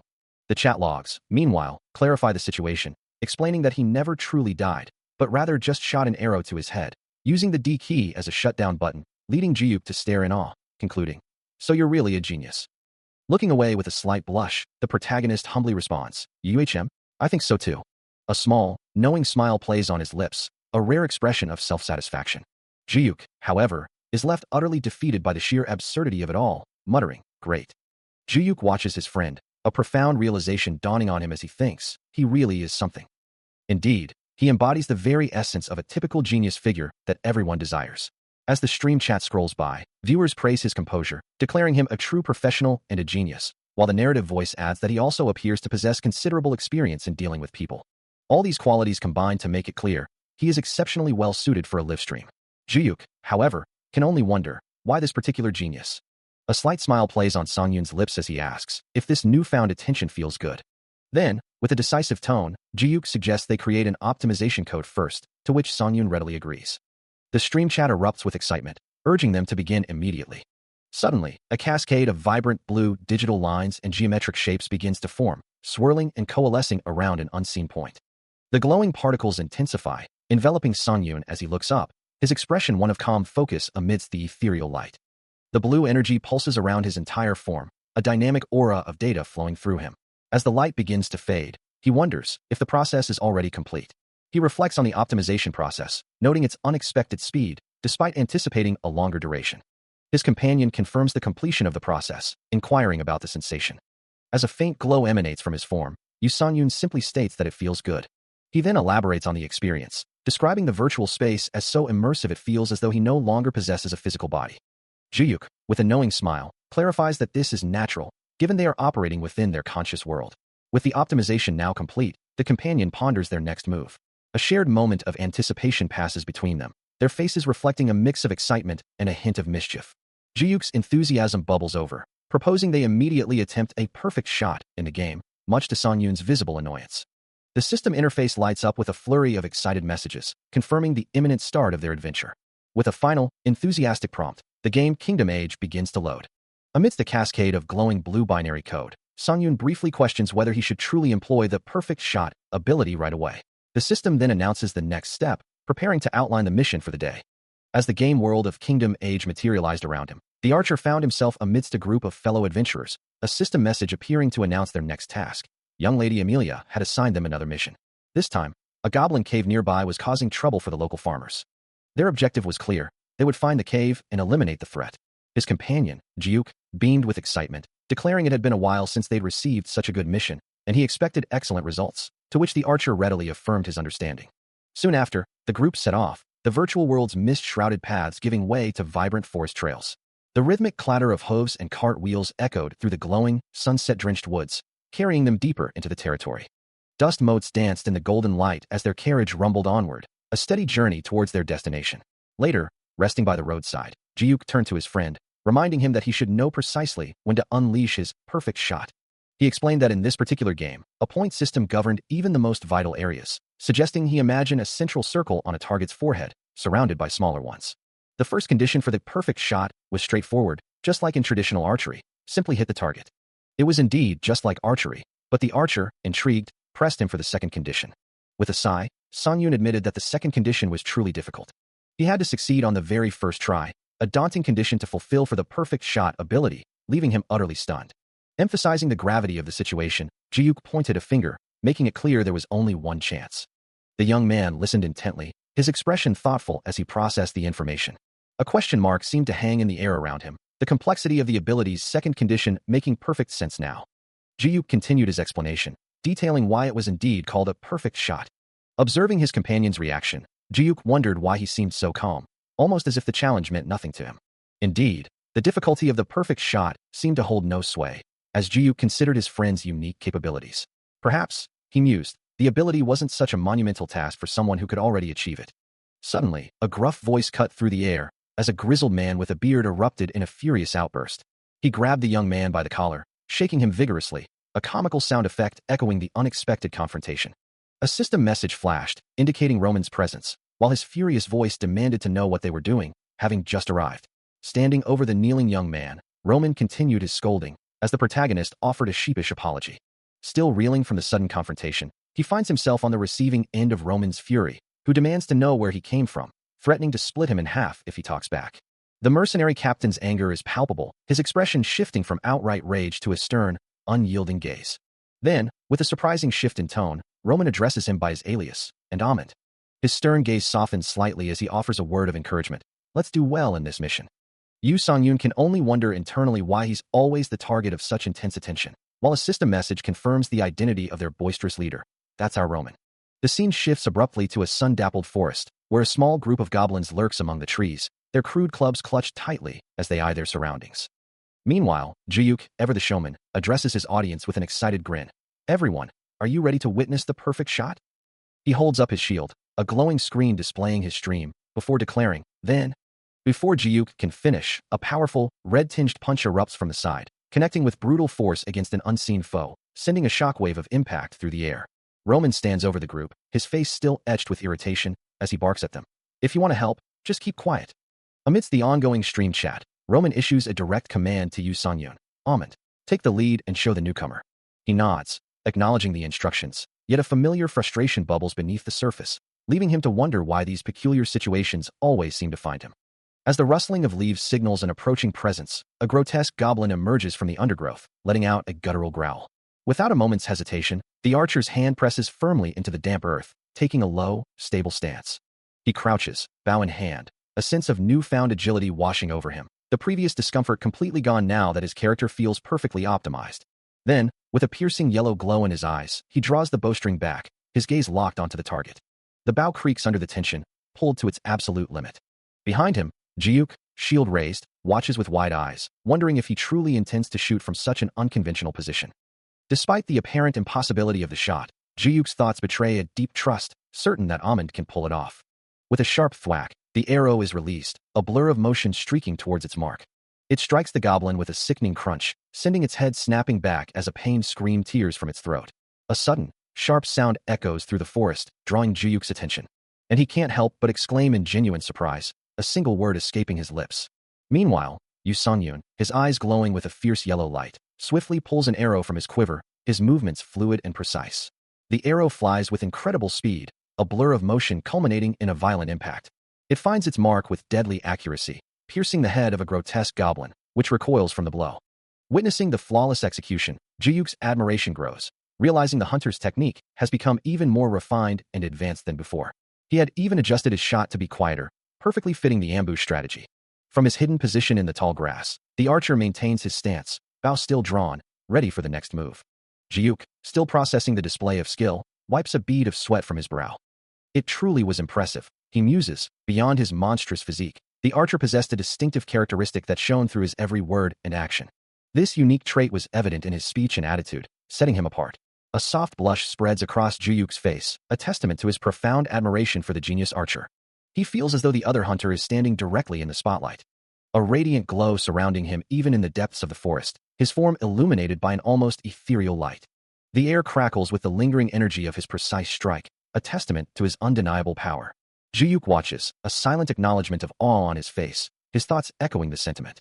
As the archer lets out a soft sigh of relief, a quiet phew escaping his lips, it becomes clear to Jiuk that he is truly the star of his own show.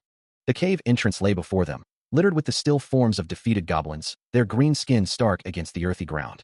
A system message confirmed their success, declaring that all regular goblins had been eliminated, yet a mercenary voiced a lingering doubt, wondering if they were truly on the right path. Roman, however, was confident, praising Amund for his excellent work and urging the group to move forward. The mercenaries couldn't help but feel a sense of disbelief, a system message echoing their thoughts that this place, typically a bloodbath for humans, was now clear. The stage where all mercenaries usually had to work together had been cleared by him alone. The sheer efficiency of Yu Sanyun's solo effort left everyone stunned, a silent testament to his skill. One mercenary exclaimed about the perfect shot being truly insane, describing it as an instant death unlike any other, while a system message clarified it was literally just a headshot. As the chatter continued about the unique nature of such a swift demise, Roman issued a new command, to block the cave and set it ablaze. The mercenaries quickly moved to obey, gathering kindling and igniting a roaring fire at the cave's mouth. Roman explained his strategy, reasoning that by blocking the entrance, any remaining goblins inside would be trapped and cooked. With the plan in motion, he and Yu Sanyun stood watching the inferno consume the cave, ensuring no creature could escape. A chilling, guttural sound echoes from the depths of the cave, a primal roar of kill that promises immediate danger. The menacing cry sends a jolt through the mercenaries, causing Roman to recoil in alarm, his eyes wide with sudden dread. Another mercenary nearby mirrors his fear, a silent gasp escaping him as the unseen threat draws closer. From the oppressive darkness, a monstrous, clawed hand emerges, its sharp talons glowing with a malevolent red energy. A shadowy figure follows, its form obscured by the gloom, save for two intensely glowing red eyes that pierce the darkness. Then, with an intimidating presence, the goblin champion fully reveals itself, a hulking, tusked monster radiating a fearsome red aura. Roman, gripping his sword, confirms the terrifying reality. It's here. The champion's arrival is met with immediate chaos, as one mercenary's leg is seen buckling, blood splattering against the dark ground. A system message flashes, issuing a new directive. Please eliminate the goblin champion. Simultaneously, a voice from the chat expresses concern, wondering if even a perfect shot could defeat such a formidable big boss. The command is clear. Take him down using perfect shot. Roman, surrounded by his grim-faced mercenaries, shouts, "Get ready." steeling himself for the impending battle. With a strained expression, he acknowledges the daunting task ahead. Okay. The monstrous goblin champion lets out a guttural roar, its glowing red eyes fixed on the archer, calling out his alias, Nim. Behind him, Roman reacts with a gasp, realizing the gravity of the situation and the challenge ahead, exclaiming, "The first condition." He wonders if this isn't the perfect moment for the archer to demonstrate the true power of his perfect shot, his gaze falling to the archer's focused hands.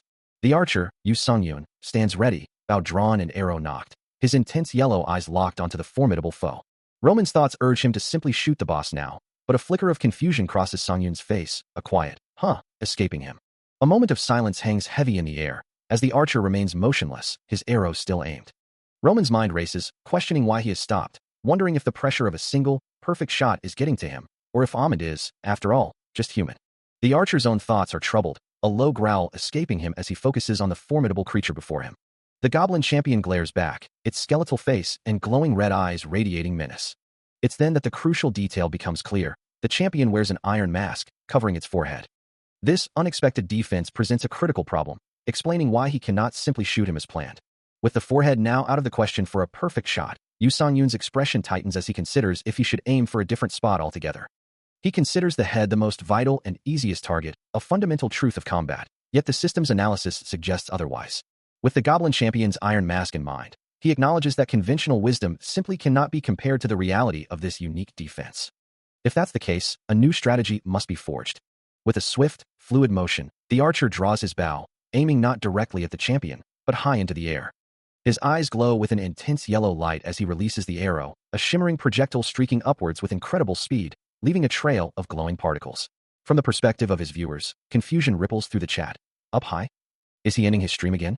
The arrow continues its ascent, defying expectations, as more comments flood in. Who gave him 100,000 won? What the dash?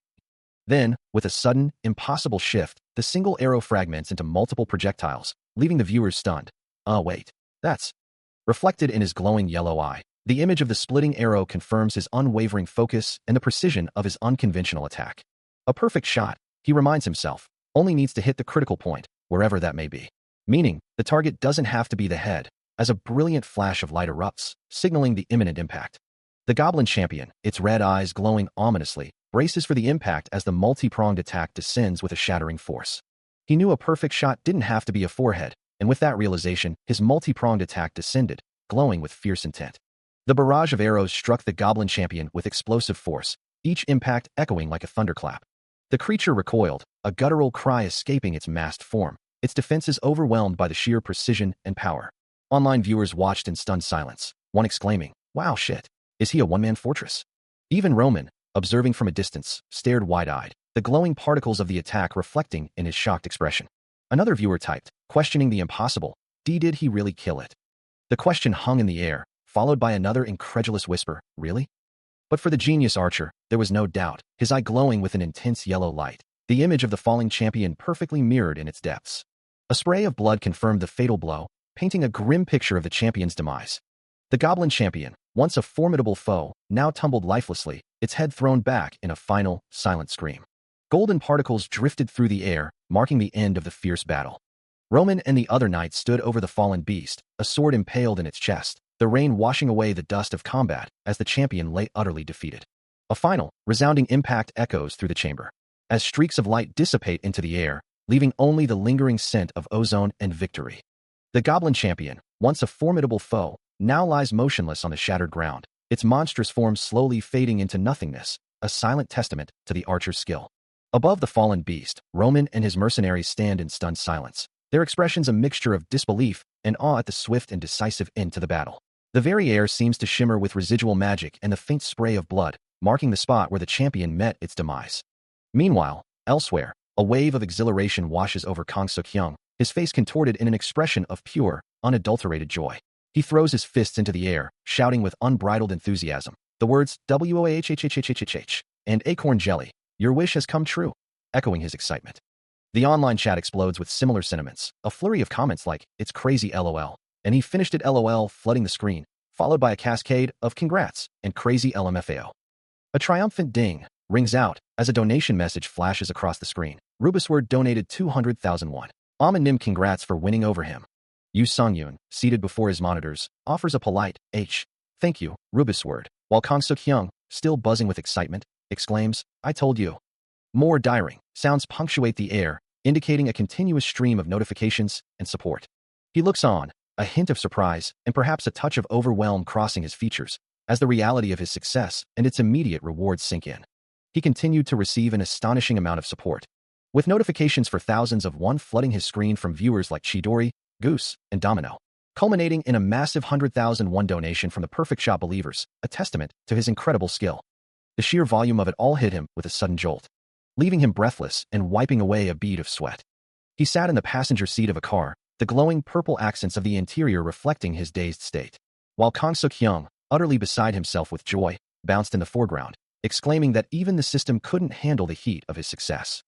Nayeon, did you see that? His friend shouted, barely containing his excitement, before triumphantly declaring, finally, I did it. Wah. The two of them, now depicted in a more playful, chibi style, continued their conversation, with Yoo Sung-yoon calmly responding, yeah, good job. Kang Suk-hyung then explained that the server had become so congested the game stream went down, to which Yoo Sung-yoon agreed, marveling that the chat and donations had paralyzed the system, an unprecedented event. Kang Suk-hyung can hardly believe the game server glitched out due to the sheer volume of chat and donations, expressing his amazement to Yoo Sung-yoon and Juyuk. He suggests they could still receive donations if they simply sat in front of the camera for an interview, then turns to his friend, asking for his thoughts on the idea. Without much hesitation, Yoo Sung-yoon agrees to the plan. However, a sudden wave of dizziness washes over him, making him clutch his head as if overwhelmed by the recent events. He dismisses the idea of looking good, even as a chibi representation of a fan enthusiastically declares that he looks incredibly handsome right now. The chibi version of Yoo Sung-yoon, with a questioning expression, ponders if that could truly be the case. As the stream goes live once more, both he and Kang Suk-hyung offer a simple, collective greeting to their viewers. They wave cheerfully, and the chat immediately explodes with messages, viewers exclaiming that the stream has started again and expressing their anticipation for the legendary chatting to begin. With a bright smile, Yoo Sung-yoon formally introduces himself, announcing to everyone that he is Acorn Jelly, while Kang Suk-hyung beams beside him. He then reflects on his past, admitting that he truly knew nothing about achieving a perfect shot at first. The chat continues to flood with praise, viewers commenting on how good he is, how handsome he appears, and comparing his skills to Robin Hood despite his NPC visual. Meanwhile, Kang Suk-hyung, clearly annoyed, angrily denies that he was crying after the screen turned off, as Yoo Sung-yoon playfully teases him about it. As the stream continued, a torrent of donations flooded in, with messages ranging from playful taunts like "Boo-hoo really?" and "Scary scary," to direct demands for attention. "Give me money." Doran's donation was just one among many. Co Inha's 5,001 contribution flashed across the screen, eliciting a stunned "WO" from Kang Suk-hyung, who watched the numbers climb. The donations came so fast that Yoo Sung-yoon could barely keep up, announcing to his audience that he couldn't read them all, even as another 1,001 from Marinated Crab appeared. "You open your mouth and we will feed you money," one message declared, to which he could only respond, "Thank you, everyone." The generosity continued unabated, with Juwon donating 10,000 won and Wishkametru adding 30,000 more, one viewer playfully declaring, "I'll give this to Amit." LMFAO. From his seat, Yoo Sung-yoon continued to thank the donors by name, acknowledging Doran, Co Inhan, Marinated Crab, Juwon, and Wishkametru, as the sheer volume of contributions became almost overwhelming. Kang Suk-hyung, his expression a mix of awe and disbelief, could only wonder to himself just how much money they had actually received. Meanwhile, in a different location, a woman with long dark hair sat intently at a computer, her focus unwavering as a man with a scarf stood behind her, observing the screen. Suddenly, a surprised exclamation of "Ha!" escaped one of them as something significant appeared on the monitor. A vibrant, glowing alert filled the screen, announcing SSCO with dazzling particle effects and a cheerful emoji. The full message then appeared. "Co Jaya donated 1 million won," followed by an incredulous shout. "Co Jaya just donated 1 million won to me." Back in the streaming room, both Yoo Sung-yoon and Kang Suk-hyung were utterly dumbfounded, their faces contorted in wide-eyed shock as the reality of the enormous donation settled in. A blinding flash of golden light erupts across the screen, announcing a staggering 1 million won donation, prompting the streamer to exclaim his heartfelt gratitude. The chat explodes with disbelief, viewers typing, "WOH, that's a really big one, OMG, and that's insane," while his companion, Kang Suk-hyung, stares wide-eyed at the screen, admitting he's never witnessed such a massive donation before. Clutching his chest in shock, Kang Suk-hyung then recalls the accompanying message. The message, displayed in bold blue text, reads, "Amandanim, you're really handsome. Please keep up your hard work." He repeats the words aloud, a hint of amusement in his voice. Yoo Sung-yoon, the recipient of the compliment, simply responds with a dry, "Of course," his expression unamused by the attention. Suddenly, another alert flashes, announcing a second donation of 100,000 won from the same donor, Co Jaya, with the identical message, leaving Kang Suk-hyung utterly flabbergasted, questioning if she truly has money to spare. Yoo Sung-yoon, maintaining his composure, offers a polite bow and thanks Seo Jin-im, while the chat erupts in laughter, noting how everyone is now donating to Ahmed and praising his handsomeness. With tears of laughter streaming down his face, Kang Suk-hyung finally calls for a halt to the donations, clearing his throat to announce the start of an interview based on fan votes from their site. The voting results appear, revealing a series of highly personal questions. What is your skincare? What tint do you use? And do you have a girlfriend? Causing Yoo Sung-yoon to protest, bewildered by the nature of the inquiries, as the chat continues to laugh. Despite his discomfort, he begins to answer, stating that he doesn't use any specific skincare or tint, while the chat wonders if there weren't many girl fans on the Acorn Squad.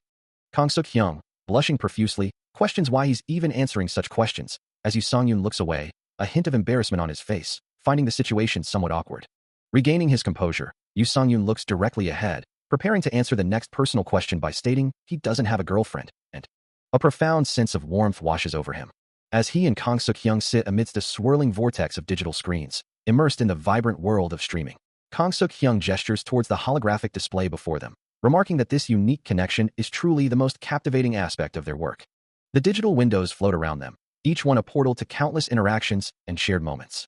In a more fantastical, in-game representation of their personas, the two companions stand side by side, still surrounded by the ethereal glow of their virtual world. A soft light emanates from his eyes, as the feeling intensifies, becoming even more profound than before. Tiny, sparkling particles drift around his face, reflecting the quiet joy he feels. The ethereal blue light swirls and dances, a visual echo of his inner contentment. Later, as the sun begins to set over the city skyline, a message of gratitude appears, thanking them for their hard work. From a nearby building, Kang Suk-hyung observes his friend, musing that the excessive sweating is simply due to the lack of a proper cooling system. As he continues to navigate the complexities of his streaming career, Sung-yoon finds himself in a casual gathering, accepting a capsule-like device from a young woman, while Ju-yuk looks on with a hint of surprise. The woman explains that the capsule at her house is similar, offering it with a polite thank you. Turning to his friend, Ju-yuk asks if he has any problems, then quickly adds that he thinks it would be better if they streamed from home, wondering what Sung-yoon thinks of the idea. Later, in a different setting, a small group gathers around a table, where Sung-yoon receives a wrapped gift from a man, who expresses gratitude for his efforts and presents it as a small token from them all. The gift, a box of what appears to be delicious treats, sparks excitement, with Ju-yuk exclaiming in delight, "Whoa, what is this?" While the young woman from earlier adds, "It looks tasty, I'll enjoy it." Observing the scene, Ju-yuk, now wearing glasses, reflects internally that he would have never thought of such a thing, acknowledging that the other person is truly good at this as well. Wiping his face with a towel, Sung-yoon suggests they discuss matters while Nayeon gets everything ready. His eyes wide with astonishment, Ju-yuk stares intently at a tablet, uttering a single, surprised word, "This is..." The screen's glowing display reveals the astonishing sum, as both Sung-yoon and Ju-yuk gaze at it, their faces etched with disbelief at the total money they received today. Yoo Sung-yoon stares intently at a screen, a single word escaping his lips. As the display reveals a crucial piece of information, the total money accumulated that day. Both he and Ju-yuk are visibly stunned, their eyes wide with disbelief at the sight. A brilliant, almost blinding light emanates from the screen, emphasizing the shocking revelation. Their faces contort in exaggerated shock, mouths agape in utter astonishment. The sheer magnitude of the number causes him to stammer, struggling to comprehend what he's seeing. The screen glows with an intense, radiant light, displaying the staggering sum of 5,360,000 Korean won as the total estimated revenue. The light continues to pulse, filling the space with its vibrant glow. His expression remains one of utter astonishment, his mind reeling from the revelation. He can only manage to whisper a single word, questioning the reality of the amount. He could barely process the numbers, asking his friend if such an amount was a regular occurrence for him. Shaking his head in disbelief, Yoo Sung-yoon admitted this was his first time earning anything close to it, before quickly calculating that even if they divided the total exactly in half. A cheerful cafe worker approached their table, carrying their drinks. It would still be an astonishing 270. The sheer magnitude of the sum seemed to overwhelm them both, their faces reflecting a mix of shock and awe as digital currency symbols swirled around them. The half-share alone amounted to almost 3 million won. The cafe worker offered a polite thank you as she placed their order. Still reeling from the numbers, Ju-yuk insisted that he should be the one expressing gratitude, while his friend remained slumped over the table, utterly stunned. He mused that even a collaborative stream rarely brought in more than 500,000 won, which was already considered a jackpot. This led Yoo Sung-yoon to conclude, with a thoughtful expression, that donations alone couldn't possibly be the main source of such immense income. Ju-yuk readily confirmed this, explaining that advertising revenue, particularly from platforms like Tribe, was the primary income stream, functioning much like a basic salary and supplemented by product sponsorships. Continuing her explanation of the streaming business, the manager clarifies that she also brings in third-party advertisers, emphasizing that this is part of her job. These partnerships, she adds, are mostly for game advertisements or product sponsorships. She gestures to Song-yoon's attire, explaining that clothing, broadcast equipment, and even capsule sponsorships are typical, noting his current outfit is also sponsored. Taking in the information, Song-yoon acknowledges the similarity to how celebrities operate, finding the comparison quite apt. Meanwhile, Ji-yook's internal thoughts rage, lamenting that while good-looking streamers get most of their income from donations, Song-yoon's appearance forces him into a celebrity-like path, which feels unfair. His inner squid self cries out, demanding to know what's wrong with him, feeling the sting of comparison. The manager continues. Taking a sip from his drink, Song-yoon listens as the manager offers her personal opinion. She suggests, with a thoughtful expression, that he could actually be partially known as a celebrity. The manager looks at him expectantly, while he wonders why her current statement sounds so different from what she said earlier. He offers a polite, thank you, but, before firmly stating his true ambition, he wants to be a video game streamer. His gaze is steady, his resolve clear as he looks at her, having made his intentions known. He nods in understanding as the manager clarifies her previous statement, explaining that she was simply discussing strategies for generating more income. She continues, emphasizing that while game streaming is their core activity, increasing external activities is equally important, citing Soggy Ramian, a streamer who was once a cartoonist, as an example. The manager then illustrates her point with various examples, noting that while Horn Ramen focuses on live streaming as his main content, there are other avenues to explore. For many, she explains, AllTube serves as their primary income source, with live streaming often viewed as a fan service for direct communication. Observing the discussion, Ji-yook considers the implications, finding the idea not entirely unappealing. The manager continues her explanation, detailing how streamers can be broadly categorized into two groups: the major scene creators who focus on producing content for AllTube, and the niche scene live streamers who primarily engage their audience on platforms like Tribe, suggesting he consider transitioning into the major scene. She directly advises Yoo Sang-yoon to consider moving into the major scene, to which he responds with a thoughtful "oh." She then adds that their current position is closer to the niche scene. Highlighting the significant impact of edited videos on AllTube, the manager stresses the crucial need to find a skilled editor, as evidenced by the live chat comments praising an editor's work. Turning to Ji-yook, Yoo Sang-yoon asks if he has any experience with editing work, but Ji-yook quickly confirms he does not. The manager concludes, stating that they will need to find an editor separately and advises them to take things slowly, given their current income level. Yoo Sang-yoon expresses his gratitude for all the advice, bringing their discussion to a close. The quiet hum of the underground parking garage echoed around them, marking the end of their meeting. As hands clasped in a firm farewell, Ji-yook expressed his sincere gratitude for the help he had received that day. Standing with the manager and Kang Suk-hyung, he suggested they collaborate on another stream in the future. The manager, already turning to leave, agreed without hesitation. Kang Suk-hyung watched her go, a thoughtful expression on his face as he considered the possibilities that lay ahead. Meanwhile, Ji-yook looked up, a sense of awe washing over him, realizing just how far ahead the manager truly was. He lowered his gaze, lost in thought, the weight of her words settling upon him. A soft shimmer of light seemed to dance around him, as if reflecting his burgeoning aspirations. Kang Suk-hyung leaned against a nearby car, a sigh escaping him as he admitted his envy. He mused on the manager's undeniable talent, which felt just beyond his reach, while Ji-yook, feeling the chill, suggested they head inside. Later, under the warm glow of the setting sun, as they walked through a residential neighborhood, one thanked the other for walking him home, receiving a simple affirmation in return. Suddenly, a man with glasses called out to Song-yoon, who responded with a surprised inquiry. He listens intently as the manager's voice fills the car, observing that he seems to be giving a lot of thought to AllTube and Tribe, before advising him not to rush things. The manager continues, assuring him that from what he can see, Yoo Sang-yoon is truly talented. A thoughtful expression crosses his face, absorbing the words. The manager's encouragement persists, declaring that no matter what he does, he is bound to succeed. A faint smile touches Yoo Sang-yoon's lips, a quiet acknowledgement of the praise.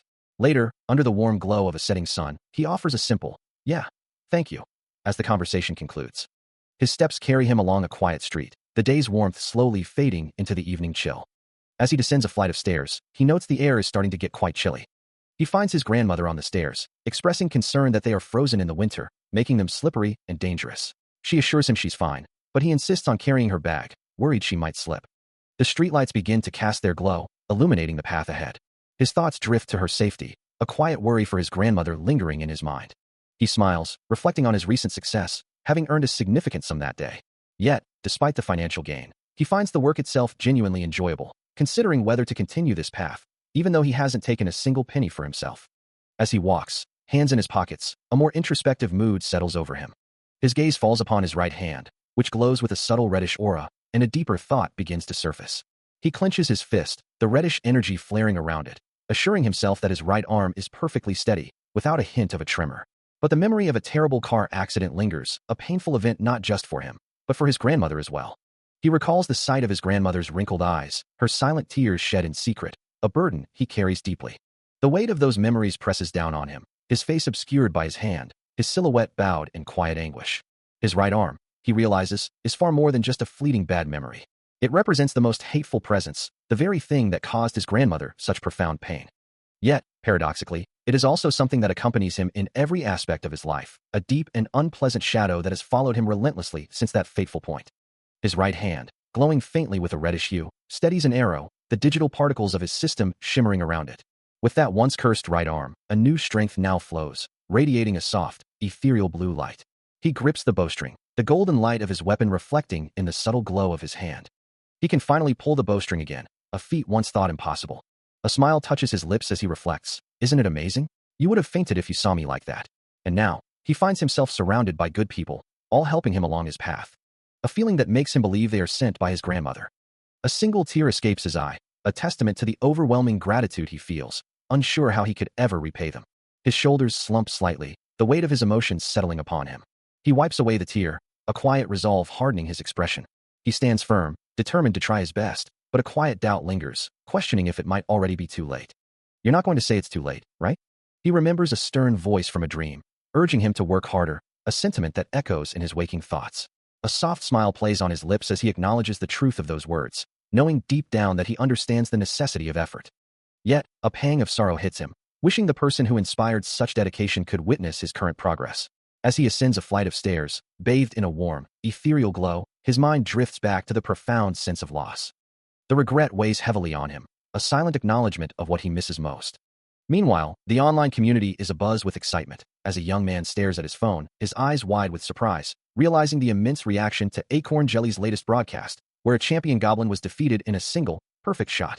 He wonders aloud if the video has made it into the community's top 10, while a young woman at a nearby computer asks if he's checking the community right now, implying the video's incredible popularity and the buzz surrounding Amund, the supposed savior of the kingdom. She excitedly asks if he finds the video amazing, but he, still engrossed in his phone, remarks that there doesn't seem to be anything notable posted there, perhaps missing the obvious. A young woman points across a table, clarifying that she isn't talking about the usual online chatter, but rather a specific post within the editor's community, prompting her male companion to question, the editors? With a quick gesture, he assures her he'll send the link, urging her to take a look, his words punctuated by a sense of urgency. As he scrolls through his phone, a look of profound surprise spreads across his face, his eyes widening in disbelief at what he sees. Musical notes float from his device as he mutters, "Wow, Mr. Yu Song-yoon is seriously," his voice trailing off in astonishment. The screen of his phone displays a social media post on Tribi, featuring a dynamic image of Amund, his eyes glowing with power, alongside comments like, "At this point, it's like heaven is lending him a hand," and a user's enthusiastic declaration about editing the cool streamer's content as a hobby. The morning sun casts long shadows across a balcony, where two small birds perch among the leaves, chirping softly. While inside, the gentle patter of a showerhead dripping echoes through a quiet bathroom, a moment of calm before the day truly begins. As the water continues to fall, a thought forms, suggesting a need to organize the plans based on what was discussed the previous day, a mental preparation for the tasks ahead. Stepping out of the shower, Yu Song-yoon dries his face with a towel, his mind already racing through the intricacies of his work. He considers the two primary revenue models for streamers, donations from live stream viewers, and ad revenue proportional to viewership, which is the main focus of Tribi, pondering which approach would suit him best. His gaze is sharp, reflecting his deep contemplation of the streaming world. On a live stream, a figure in a cap addresses his audience, urging them to use donations for advice, effectively charging for his insights, while a donation for a mere 1,001 prompts a frustrated sigh from a hooded viewer, clearly indicating a misunderstanding of the system. Shifting focus to edited videos, an ad model with a confident smile holds up a headset, promoting it to viewers, reminding them that receiving various ads or sponsorships is the main focus of platforms like AllTube. He considers the AllTube side of streaming, a path often associated with a certain celebrity style. Recalling how Jiyuk had made a similar point earlier, a thought that now resonates with him. Jiyuk, with a knowing smile, had affirmed his perspective, suggesting that Yu Song-yoon was definitely not the acorn jelly type, but rather closer to horn ramen. His friend's enthusiasm had been palpable, even proposing they aim for a CF model, a suggestion that had prompted a quick slow down from Yu Song-yoon. Indeed, the thought of such rapid escalation had been overwhelming, requiring a moment to process. He muses that Jiyuk's streaming style is the complete opposite of his own, realizing that his friend's earlier comments must have been about his revenue model, which relies on being good at speaking rather than good at games. His mind then drifts to the specifics of AllTube's revenue, considering its potential. A thoughtful expression settles on his face as he delves deeper into the implications. The primary sources of income come to mind: ads and sponsorships. A sudden realization strikes him with force. He needs to find an editor. The urgency of this task is immediate, demanding swift action. Sitting at his desk, he ponders his next move, knowing that while AllTube offers good revenue, it requires skilled editors. He wonders if he should look for talent among popular game videos to find the right person. He scrolls through the trending videos, his eyes catching a familiar title: The Kingdom Age Classy Archer Montage. It's his game, his character, and it's trending, a stroke of unexpected luck. A sudden realization hits him as he exclaims, "Wait, that's me?"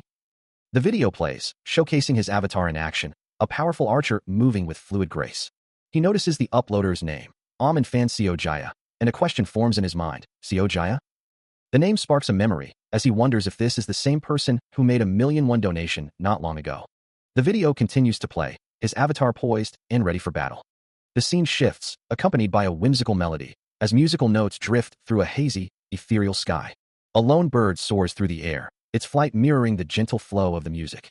The landscape transforms into a vibrant, fantastical realm, with a distant castle overlooking lush, glowing foliage, as a voice calls out, "My lady." The magical energy of the forest pulses, intertwining with the lingering musical notes. The scene cuts to a different setting, where a figure with sharp features warns, "There's a risk that bandits are positioned all over this mountain range." With a menacing grin, the figure continues, "How about sending a special attack force too?" As the video continues, a group of mounted figures, clad in armor, rides through a dimly lit forest, their leader posing a grim question to his subordinates. A menacing grin spreads across a scarred face, followed by the swift, decisive motion of a foot, suggesting a brutal confrontation is underway, all part of the dynamic editing. The screen pulses with vibrant pink and purple hues, musical notes dancing across the display, capturing his full attention. Yu Songyun watches, his eyes wide with a mixture of surprise and awe, the glowing effects of the video reflecting in his gaze. The visual spectacle continues to unfold, drawing him deeper into the fan-made creation, the vibrant energy radiating from the screen. More dynamic lines and musical notes emphasize the video's impressive production, a testament to the creator's skill. The narration highlights the thoughtful inclusion of background music in a cohesive color scheme, elevating the entire experience. Even the editing itself contributes to a compelling narrative, weaving together disparate scenes into a cohesive story. A fierce, scarred warrior from the fantasy world grins menacingly, his image flashing across the screen with blood-splattered intensity. The overall effect is so immersive, he thinks, it's just like watching a real movie. Then, his own avatar, Acorn Jelly, appears on screen, his eyes glowing with an intense blue light, a powerful aura surrounding him. The archer avatar draws his bow, a radiant blue energy emanating from the weapon, poised for a decisive strike. A hand descends, gathering ethereal blue energy that shimmers with countless particles, as the power coalesces into a brilliant shaft of light, ready to be unleashed. Then, with a surge of vibrant green and blue, an arrow streaks upward, a blur of destructive force. It finds its mark, piercing a monstrous, screaming face in a violent explosion of red and dark energy, the impact radiating outward. The force continues to erupt, expressing battles that could feel similar, a dazzling display of power. The target is engulfed in the lingering blue energy, overwhelmed in such a way. The archer, with piercing yellow eyes, looks up, having delivered the thrilling blow, his green cloak fluttering around him. His hand remains firmly on the bow, the weapon still radiating a faint glow amidst falling leaves. Watching the incredible display, he leans back in his chair, a look of utter disbelief spreading across his face, muttering, "That's me? Whoa." The comments section lights up, with one viewer exclaiming, "Wow, what game is this? Looks fun." Others chime in, praising the visual quality as insane, feeling like a well-funded drama, while some debate if it's an award-winning game or a flop, ultimately agreeing it's fun. The one comment asserts, "Fact, and no one else can play like this person. It's a waste of money." He grins, amused by the comments, thinking there's no need to even tell them to try logging in and get frustrated on the spot. The video quality truly insane, but the actual gameplay even more amazing, with the video adding another layer to it. The comments on the fan video are overwhelmingly positive, prompting him to consider reaching out to Jiyuk immediately. But before he can even make the call, his phone vibrates with an incoming message. It's Jiyuk, sending the very same video, making him wonder if his friend had been watching it too. He quickly types out a concern about their lack of a steady income, admitting he can't even pay Jiyuk yet, but his manager quickly dismisses it, insisting that handling such matters is precisely his job. Jiyuk's message is clear: he will handle everything, leaving him free to focus solely on the game. The advice is simple yet profound: strike while the iron is hot. A thoughtful expression crosses his face as he processes Jiyuk's words. A sudden realization dawns on him, his gaze fixed on the phone. Well, he muses, stretching his arms above his head. It would be rude not to focus on the game when he has such a capable manager. Settling back into his chair, he murmurs his agreement. With a renewed sense of purpose, he prepares to dive back into his virtual world. He felt confident in his ability to shoot arrows, but recognized the need for further training, especially in aiming. Despite his proficiency in developing a sense of direction, enhancing reflexes, and strengthening dynamic vision, he knew that physically, he wasn't outstanding. This was particularly true when compared to other streamers. With a determined expression, he stared at the holographic interface, ready to push his limits. As the system prompted him to select the training difficulty, he pondered the challenge ahead. Without hesitation, he chose the highest difficulty. After what felt like an eternity, a door creaked open, and he let out a weary sigh. It had taken him a grueling 3 hours just to clear everything. Moving into the kitchen, his shoulders slumped with exhaustion, he reached for a carton of milk. He realized he was hungry, and it was already time to start the stream. Unable to help himself, he decided to grab something quick, pouring almonds into a bowl. As he prepares to go live, the thought crosses his mind that it's almost time for the reactions to his collaboration and all-tube videos to start pouring in. He takes a moment, crunching on a snack, his gaze distant as he considers the impending feedback. His thoughts drift to what the immediate consequences might be, anticipating the first direct results of his efforts. A wave of apprehension washes over him, leaving him suddenly feeling a bit nervous. The digital interface flares to life, announcing that streaming will commence in 5 seconds, a vibrant blue countdown filling the screen with glowing particles and binary code. The number 4 flashes, his dark hair, tinged with an electric blue glow, visible at the bottom of the frame. Then 3, his wide, anxious eyes now clearly reflecting the intense blue light of the screen. And finally, 1, the final digit dominating the bright, digital expanse. The countdown disappears, leaving only the shimmering blue data stream, signaling the start of his broadcast. A brief, expectant silence hangs in the air before the first reactions begin to surface. The sound of hearty laughter echoes, a clear indication of someone's amusement. A wide, open mouth, revealing prominent teeth, is seen mid-chuckle, the source of the mirth now visible. Still reeling from the initial stream reactions, Yu Songyun found himself questioning if bringing this fantasy game to the market had been a futile effort. His thoughts echoed through the quiet office, a stark contrast to the bustling energy he had hoped for. Outside, the golden light of the setting sun illuminated the towering structure of Funk, the very company he worked for. It was the largest domestic game distributor, a titan in the industry, yet even its might couldn't guarantee success for every title. A wave of realization washed over him, confirming his worst fears. He knew Kingdom Mage wasn't a genre destined for massive commercial success, but to witness such abysmal sales figures was still a crushing blow. Despite the glowing expert reviews, the game's performance was dismal, leaving him to wonder if things would ever improve. Overwhelmed by despair, the game distributor slumped over his desk, tears streaming down his face. He clutched his head, contemplating desperate measures, like holding an event to attract new users, only to immediately dismiss the idea, knowing no company would promote a game that wasn't selling. A faint, almost ethereal glow began to emanate around him, reflecting his fervent wish. If only a star player would miraculously appear, dropping out of the sky to save his struggling project. But even as the thought formed, he knew it was a ridiculous fantasy, far from reality. A sigh escapes him, the weight of his game's failure pressing down as he stares blankly ahead. His fingers tap restlessly on the keyboard, a desperate question echoing in his mind. Just how could he possibly revive this flop of a game? Suddenly, a flicker of something unexpected catches his eye on the search results, making him utter a surprised, "Huh?" A video titled Kingdom Age, The Archer boasts an astonishing 150,000 views in just 20 hours, prompting him to wonder aloud. What's this video? As he clicks, the screen fills with vibrant gameplay, the quality of the footage immediately striking him. He leans closer, his eyes widening in disbelief, the thought forming in his mind. The quality is incredible. The editing is clearly professional, showcasing the game's Archer character with dynamic flair, but it's the player's actual skill that truly captivates him. Watching the Archer effortlessly dispatch a monstrous foe, Yu Songyun acknowledges the excellent production, but his focus remains on the player's exceptional technique. The Archer moves with a precision and power that leaves no doubt. His skills are the real deal. A new question forms in Yu Songyun's mind as he continues to watch, wondering if such a talented streamer had existed all this time without his knowledge. His fingers hover over the keyboard, a sudden realization hitting him with a jolt. My goodness, the account was created just a few days ago. A newbie. He continues to watch the gameplay, captivated by the skilled Archer, Almond, whose in-game avatar moves with fluid grace. The name, Almond, flashes across his screen as he leans forward, completely engrossed in the performance. Images of Almond's impressive feats fill the screen, showcasing his mastery of various in-game situations. It's clear that not only are his skills exceptional, but he also possesses a natural talent for streaming itself, his popularity skyrocketing. Meanwhile, in another setting, a man exclaims that Almond's aim is otherworldly. While Juyuk listens intently, as the discussion turns to a streamer's generous reaction to Amin's content and a growing desire for more of his broadcasts. The game character's appeal isn't just in his abilities, but also in his striking appearance, drawing in even more viewers. This is undeniably the breakthrough he's been searching for, a definitive answer to his game's struggles. Overwhelmed by the realization, he slams his fist onto the desk, a sudden burst of excitement startling Jiuk in the background. He muses that as a newcomer, Amin's current rate might be low, but with a proper push, his potential is limitless, prompting him to click the follow button on Amin's channel. A notification immediately confirms his action, announcing that Amin has just started streaming, a timely ding echoing his anticipation. A wide grin spreads across his face, his eyes gleaming with renewed hope and determination. He reflects on the perfect timing of the notification, realizing he needs to witness Amin's gameplay firsthand, his fingers already dancing across the keyboard in eager anticipation. He stares intently at the screen, a flicker of confusion crossing his features. His thoughts drift to the sheer number of people currently watching, the streamer's audience growing at an astonishing rate. As he watches the chat scroll by, filled with excited comments and questions about Amin, the blue light of the monitor reflects in his eyes.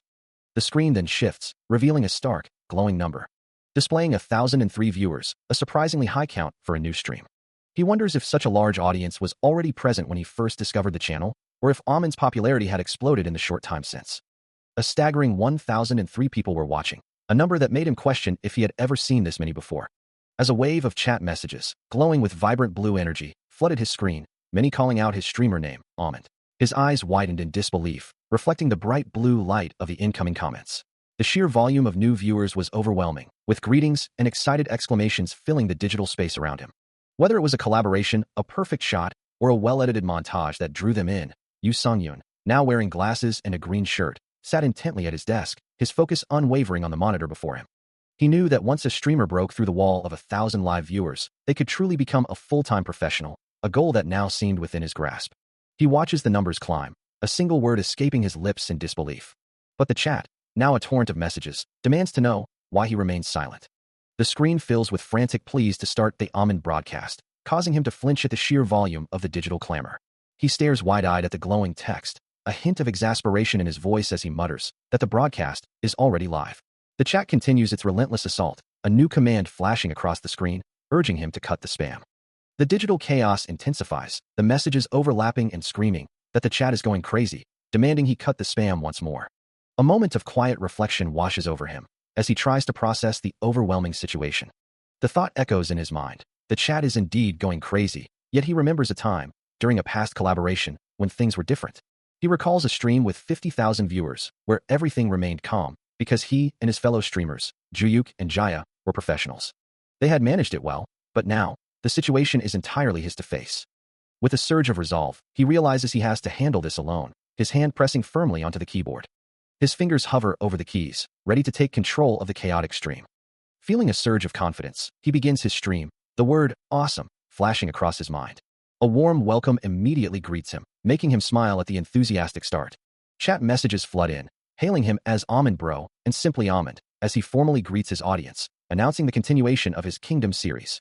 However, the tone quickly shifts as demands for him to show his face begin to appear, catching him off guard. The chat quickly realizes that his main streams typically don't feature a face cam, with some expressing surprise and disappointment at this revelation. Observing the influx of new viewers, he notes the high demand for a face cam, acknowledging that his streams have always been no cam.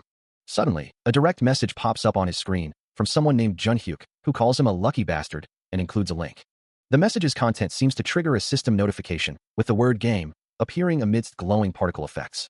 Still reeling from the unexpected direct message, he finds himself caught off guard by the live chat, which now floods with comments like, "Hey, I guess I'm a show-off."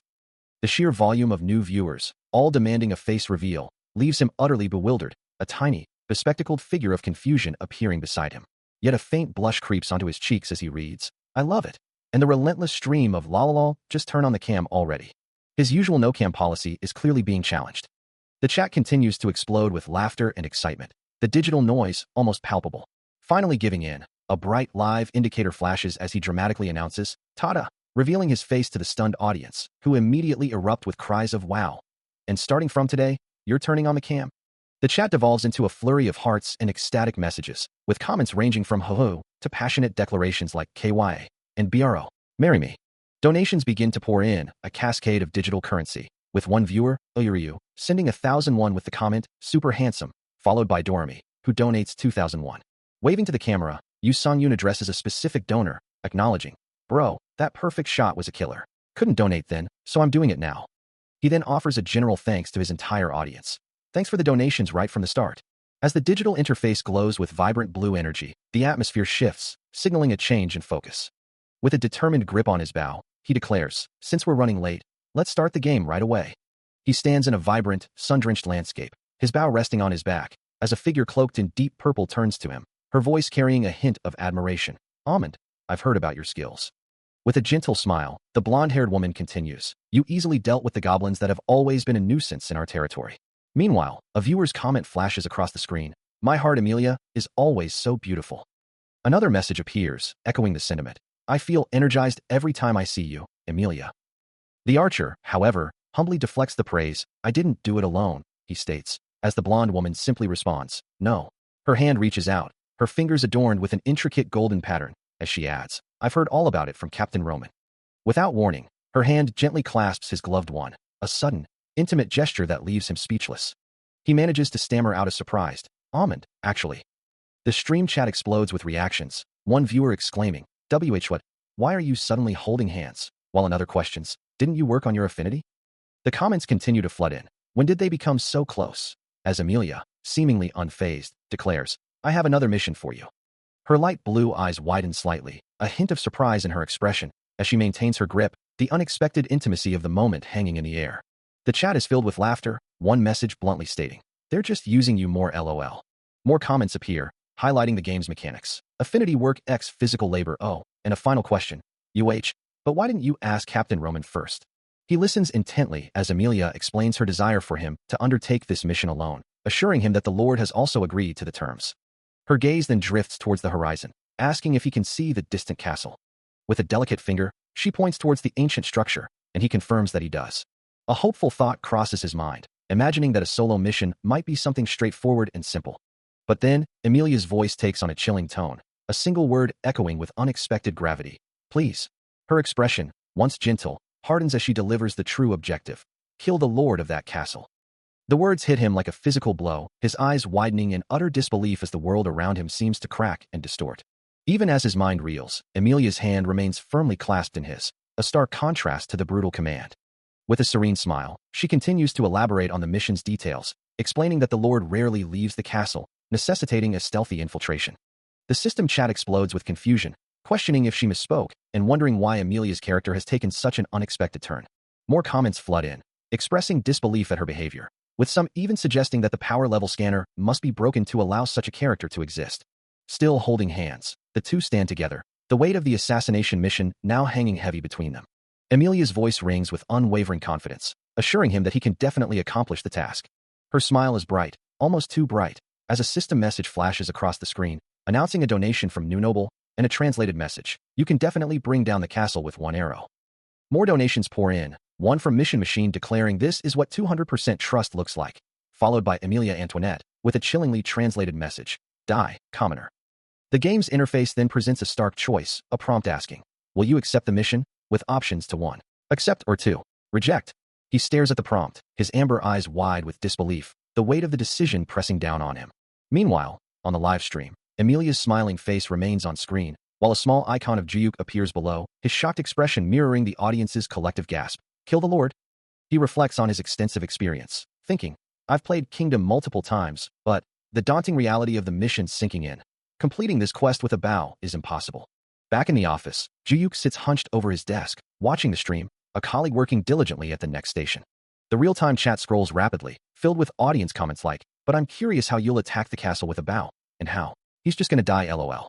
Another user defends him, stating, "Almond doesn't die, only pretends to when he gets donations," while a more cynical comment reads, "The only thing that can kill him is a 100,001 donation." Juyuk sighs, reading the chat, as comments like, "Anyone who's done a siege even once knows it's really hard. Newbies think they're the shit LOL, and must be guys who haven't even played Kingdom," reflect the audience's varied opinions on the mission's feasibility. He nods in agreement, murmuring, "That's right," as the game's title, Kingdom, appears on screen, emphasizing the setting of this impossible quest. The castle sieges are notoriously difficult, requiring one to climb each formidable wall. And with the enemy's advanced artificial intelligence, any detection means immediate encirclement. This makes sneaking in a nearly impossible feat. A concerned expression crosses Juyuk's face, his hand rising to his chin in thought. The target of this impossible mission is none other than Lord Talleyrand. He is heavily armored from head to toe, making him the worst possible opponent for a Bao user. However, Jiyuk's expression shifts slightly. As a new thought sparks in his mind, what if he actually clears this mission with a Bao? He considers the genius archer, acknowledging that Amand is certainly skilled and handsome. In this demanding industry, where becoming a true star requires more than mere talent, but a touch of the extraordinary, he declares his acceptance. A determined glint in his eyes, Yu Songyun stands firm, sparkling particles of light dancing around him as he commits to the daunting task. Meanwhile, a knowing smile graces Amelia's lips, feathers and light shimmering around her as she anticipated his decision. As expected, she knew he would accept. Back in his own space, the archer glances at the enthusiastic chat messages from his viewers, who cheer him on, recognizing the Amand they know, even as some jokingly suggest a grim fate. He acknowledges the immense challenge ahead, but understands that pulling off this feat is essential for his career, knowing he wouldn't have even started if he intended to back down. With a sly grin, he reveals he has a trick up his sleeve, musing that if Kingdom Age prides itself on historical accuracy, then medieval castles might not be as formidable as one might initially believe. He considers the daunting task, yet his confidence remains unshaken, believing that even with a mere 50 people, he can accomplish the mission. To him, a 50-to-1 ratio is nothing more than a trivial challenge, as he muses that medieval castles are essentially just oversized mansions. However, a deeper question lingers in his mind. What possible justification could she have for ordering someone's death? Even though she is merely a character within a game, she doesn't strike him as someone who would easily harbor hatred or inflict harm upon others. He continues to ponder, realizing that they don't even grant a moment to question the morality of such an act. A faint, almost imperceptible chuckle escapes him. The name echoes in his thoughts, Talleyrand. The shocking truth dawns on him. Talleyrand is turning his own people into slaves. He lends them money at exorbitant interest rates, trapping them in an inescapable cycle of debt. Eventually, this cruel system forces them into servitude, turning them into slaves who must serve him for life.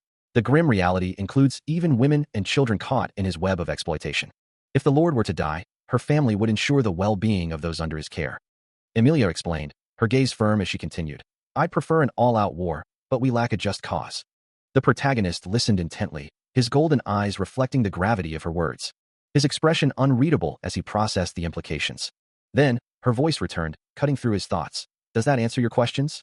Yu Songyun looked down, a soft glow emanating from the surrounding foliage as he replied, yes. His voice was calm, the finality of his decision clear as he added, understood. The conversation faded into the quiet rustle of the forest, the air thick with unspoken resolve. As a glowing mission objective materialized before him, declaring, assassinate Lord Talleyrand. The world around him shifted, the soft light of day giving way to the deep, star-dusted expanse of night.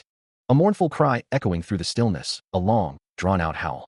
Perched atop a rocky outcrop, a lone wolf silhouetted against the moonlit sky, its cry carrying across the distant walls of a formidable castle. Under a vast, star-dusted sky, the world of Kingdom Age felt more real than ever, prompting a thought to escape him. Could this game truly detect his every internal monologue?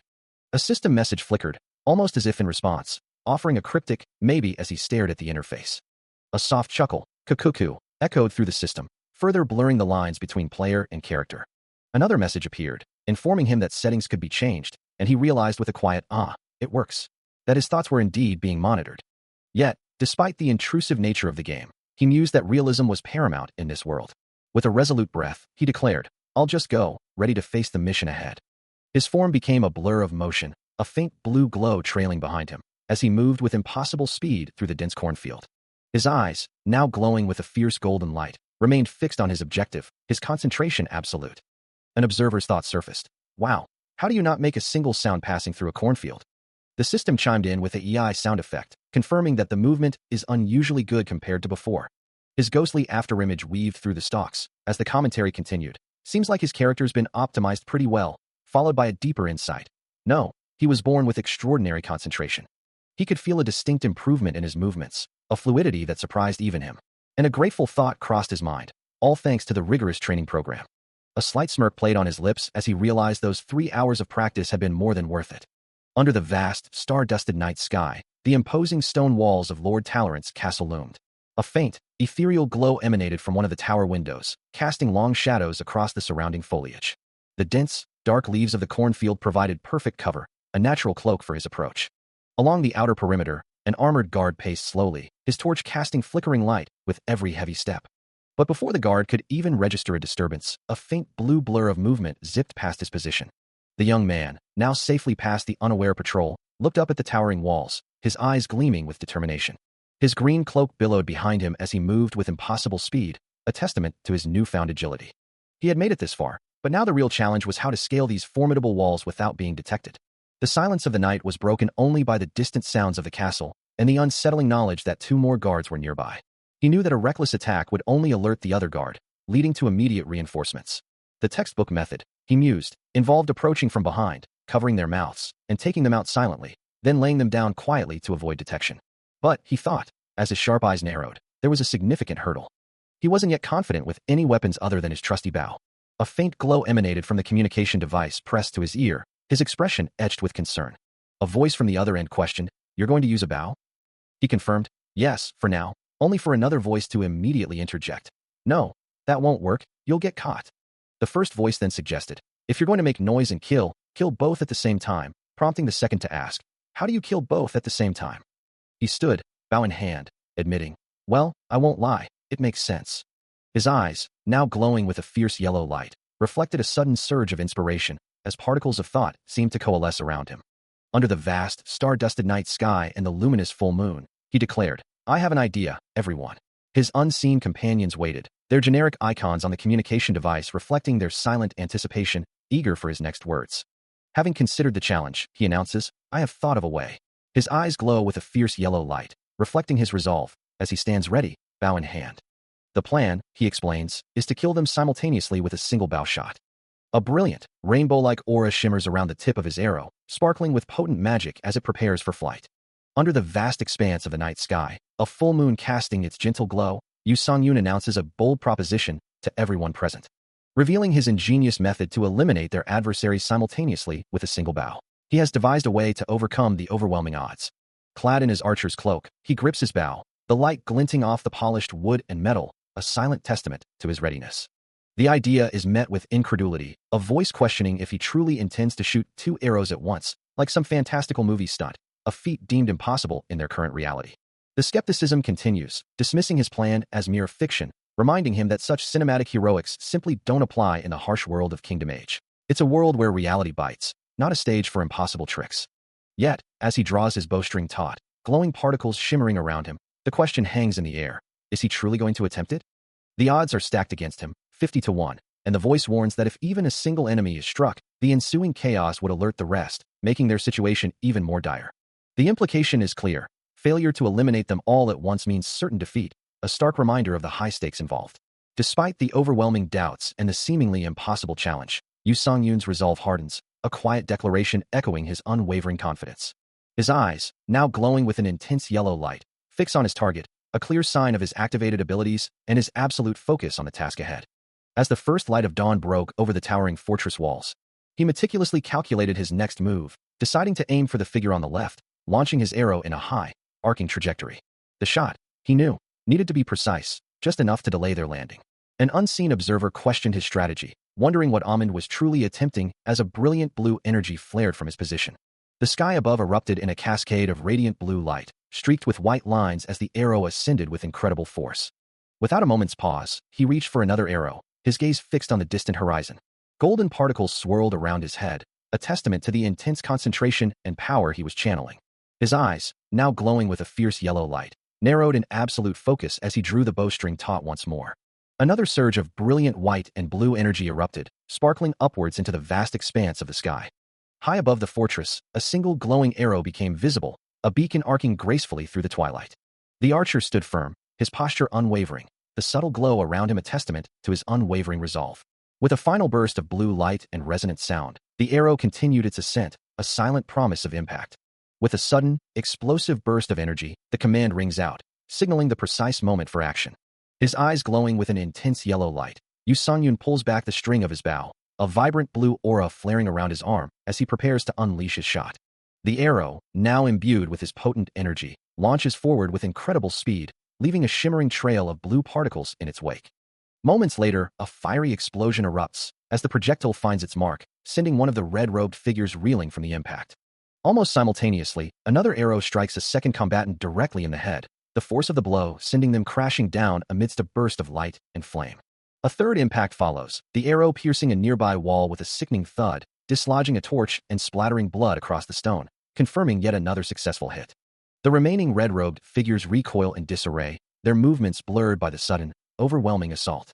A wave of disbelief washes over the unseen observers, as they struggle to comprehend the sheer speed and precision of the simultaneous strikes, wondering how such a feat was even possible. From his vantage point on the rooftop, the archer looks down at the chaos he has wrought, while the online chatter explodes with exclamations of insane and monster, some even questioning if Amund is a god.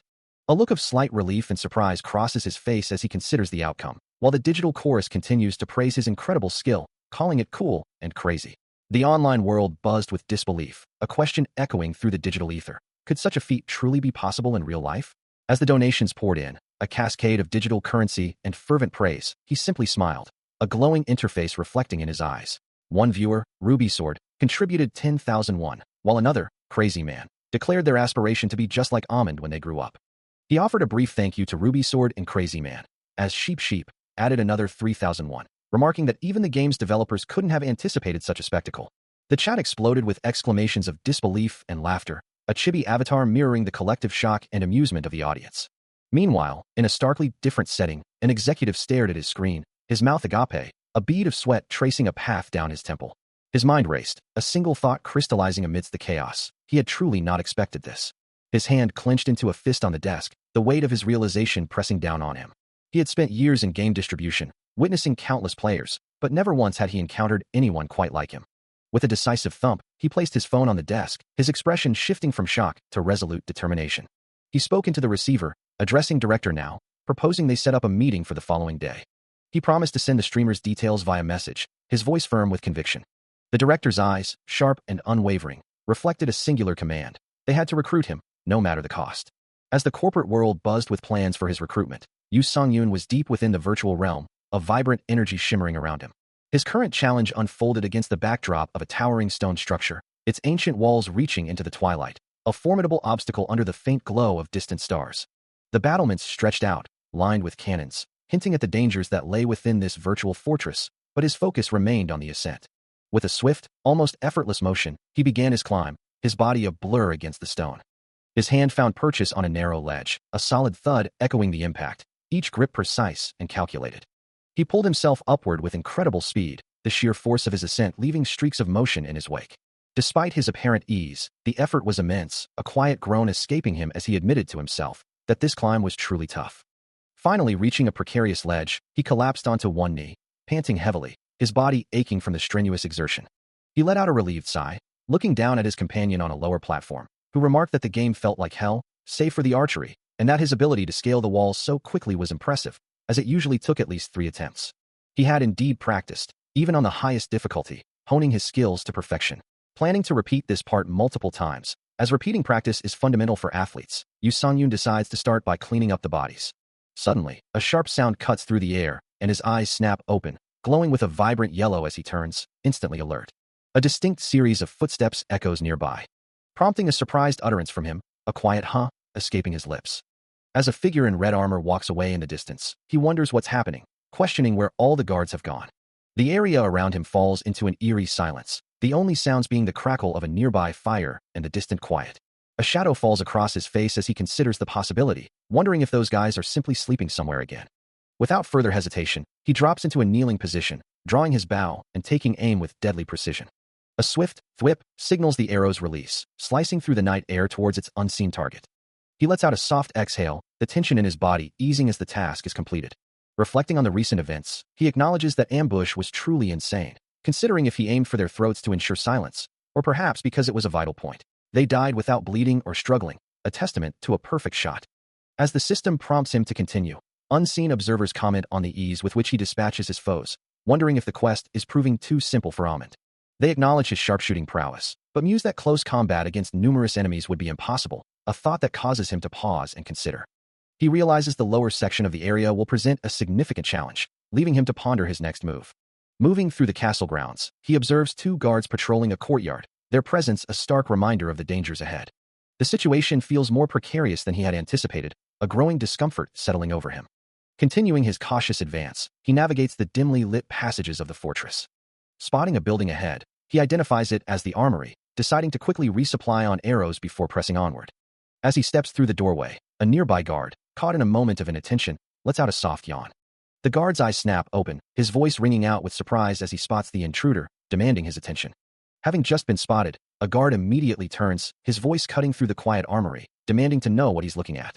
But before the guard can finish his challenge, the archer is already moving, his bow drawn and an arrow nocked, aimed directly at the startled figure. Meanwhile, the stream's chat erupts with a mix of confusion and amusement, viewers questioning his aggressive approach and laughing at the situation. Some wonder if he intends to eliminate everyone, while others remind him that the quest only requires him to defeat the Lord.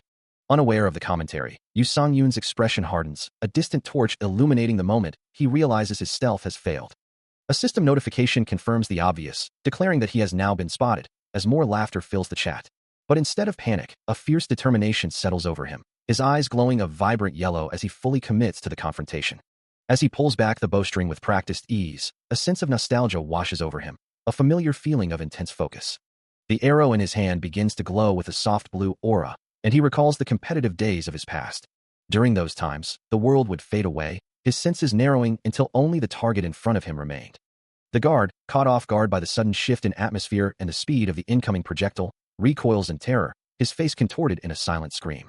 For Yu Sang-yoon, the complications of the situation have vanished, his glowing yellow eye fixed on his prey, just as they did in his competitive days.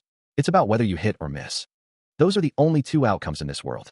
Coming across such an extreme fork in the road has made him infinitely stronger. He lands softly behind a low wall, his movements precise and silent. His gaze sharpens, a familiar intensity burning in his eyes. With a surge of blue energy, his eyes glow a vibrant yellow, ready for the challenge ahead. His footsteps echo loudly as he moves, the sound far too conspicuous for an assassination mission. The chat erupts with comments, reminding him this is supposed to be an assassination, but Amund is so deeply immersed he doesn't even notice their warnings. Suddenly, a voice shouts from behind, demanding his attention, as a guard charges forward, initiating a direct confrontation. His stealth had failed, a realization that echoed through his mind with a sharp, unwelcome clarity. An arrow, perhaps his own, had found its mark in a guard's foot, eliciting a pained cry, and the internal commentary of his viewers noted that even Amund, the genius player, could make mistakes. The tension was palpable, his form faltering, prompting a dire assessment from his audience. This was a disaster, and it was time to go. Yet, despite the internal turmoil, a fierce determination settled upon his features, his eyes glowing with a vibrant yellow as he prepared for the inevitable confrontation. Indeed, the guards had already spotted him, one of them shouting to his comrade, Damien, that the archer was right there. The guard pointed, his voice echoing through the stone corridors, confirming the pursuit was now in full swing. But before they could close the distance, a swift, sharp sound cut through the air. Another arrow, imbued with a faint blue glow, found its mark, striking Damien's foot with a jarring impact. The archer, now fully enveloped in a radiant blue aura, moved with fluid grace, his bow still taut from the precise shot. The air shimmered with residual magical energy, a testament to the speed and power of his attack. Damien crumpled, clutching his injured foot as his fellow guard rushed to support him, the sudden reversal leaving them stunned. A spatter of blood stained the cold stone floor, a stark reminder of the archer's deadly precision. A guard whirls around, his eyes wide with alarm, as a sudden impact echoes through the stone corridor. From the shadows, he launches another attack, a burst of blue energy marking the precise trajectory of his next shot. Two more guards fall, struck by his arrows, a testament to his cunning as he reportedly used a previously downed enemy as bait, a move that earns him praise from unseen observers for his military-trained precision. With the immediate threats neutralized, he confirms his objective, knowing the time has come to abandon stealth and fully infiltrate the castle. He moves with incredible speed, his footsteps barely registering against the stone floor. The blur of his passage is almost imperceptible, a fleeting shadow in the dimly lit passages. Suddenly, a guard ahead turns, his expression shifting from confusion to dawning realization, having finally spotted the intruder. Before the guard can even fully react, an arrow is already in flight, striking him with brutal force. The impact sends a spray of blood across the stone, the guard's body recoiling violently from the blow. With the arrow lodged deep, the guard collapses, his companion behind him reacting with shock and alarm. The silence of the castle is shattered by a desperate cry, as the alarm is finally raised. An intruder is within the walls. A piercing horn blast echoes through the castle, signaling a full alarm, as a guard sounds the call. Immediately, a voice shouts, directing the alerted forces to converge. The sound of many feet pounding the stone floors quickly follows, as guards rush through the corridors. Suddenly, a bright, pinkish flash erupts, indicating an immediate confrontation. Yu Sang-yoon finds himself at the center of the assault, projectiles like arrows and axes hurtling towards him, as a vibrant blue aura flares around his body in defense. His eyes glow with a fierce yellow light as he questions how they could have been caught so easily. Meanwhile, his support team observes the escalating situation, commenting that the intensity is too much and that Amon is too immersed, calling it overkill. A new wave of armored guards advances through the dark castle, their weapons ready for battle. Turning to face the oncoming threat, Yu Songyun's hair now gleams with a silver-purple hue, his eyes burning with an intense yellow glow, ready to unleash his full power. The air around him crackles with raw energy, shimmering with blue light. With the castle fully alerted and his abilities manifesting, the question remains, what will Amon do now? The world around him shimmers with an ethereal glow, vertical streaks of light descending through the pale blue and white haze, as if the very fabric of reality is momentarily suspended. A sudden ambush erupts, as an assailant lunges forward with a sword, intent on a fatal strike, their voice echoing with a fierce command to die. From an unseen observer's perspective, a voice notes the dire situation, musing that while there are basic rules to assassination, the attacker has been completely exposed, leaving their next move uncertain. But Yu Songyun, unfazed by the exposure, declares it's all right, as a brilliant green energy arrow streaks from his bow, intercepting the assailant's charge with blinding speed. With a surge of power, the skill consecutive shooting activates, his hand already reaching for more arrows. He swiftly draws a handful of shafts from his quiver, preparing for a devastating volley. A flurry of glowing green projectiles erupts from his bow, striking the ground with explosive force. Enveloped in a vibrant green aura, his eyes burning with the same ethereal light, he continues his relentless assault, a torrent of energy arrows streaming towards his foes. The ground shatters under the impact of the magical projectiles, sending fragments flying as the green energy splatters across the scene. One of the assailants is caught in the barrage, a glowing green spear-like arrow piercing their form, sending them reeling backward from the sheer force. Another attacker cries out as a projectile finds its mark, blood splattering as they are violently thrown back. The relentless assault continues, leaving multiple assailants defeated or struggling to stand, their ambush utterly shattered by the archer's overwhelming power. As the barrage of green energy arrows struck, the terrified guard could only stammer in disbelief, his eyes wide with horror at the sheer speed and precision of the attack. One of the hooded assailants, now riddled with arrows, slumped forward, the purple glow of the projectiles still emanating from their wounds. A chilling realization dawned upon the injured figure. Every single arrow had found its mark, directly in the forehead, a feat of impossible accuracy that could only belong to a true monster. Trembling uncontrollably, the assailant clutched at their chest, their face contorted in pure, unadulterated fear. The terrified guard, witnessing the devastation, screamed a desperate warning, urging everyone to flee from the overwhelming power they now faced. Blood splattered as the hooded figures stumbled backward, their bodies struggling to maintain balance amidst the chaos. The guard, his face pale with terror, cast a frantic glance over his shoulder, desperate to escape the relentless hunter. But the hunter was already upon them, his eyes glowing with fierce determination, a red aura flaring around him as he prepared to give chase. With a burst of speed, he launched himself forward, purple energy trailing behind his powerful strides. Panic erupted among the fleeing figures as they realized their pursuer was gaining, shouting desperately for everyone to run faster through the city streets. A line of desperate figures blurred through the urban landscape, their frantic escape a testament to the terrifying power now chasing them. As the chase continues, he confirms his extraordinary ability, assuring himself that shooting arrows while sprinting is indeed possible, and not merely a quirk of the virtual space. With unwavering concentration, he draws back an arrow, his gaze sharp and focused on his target.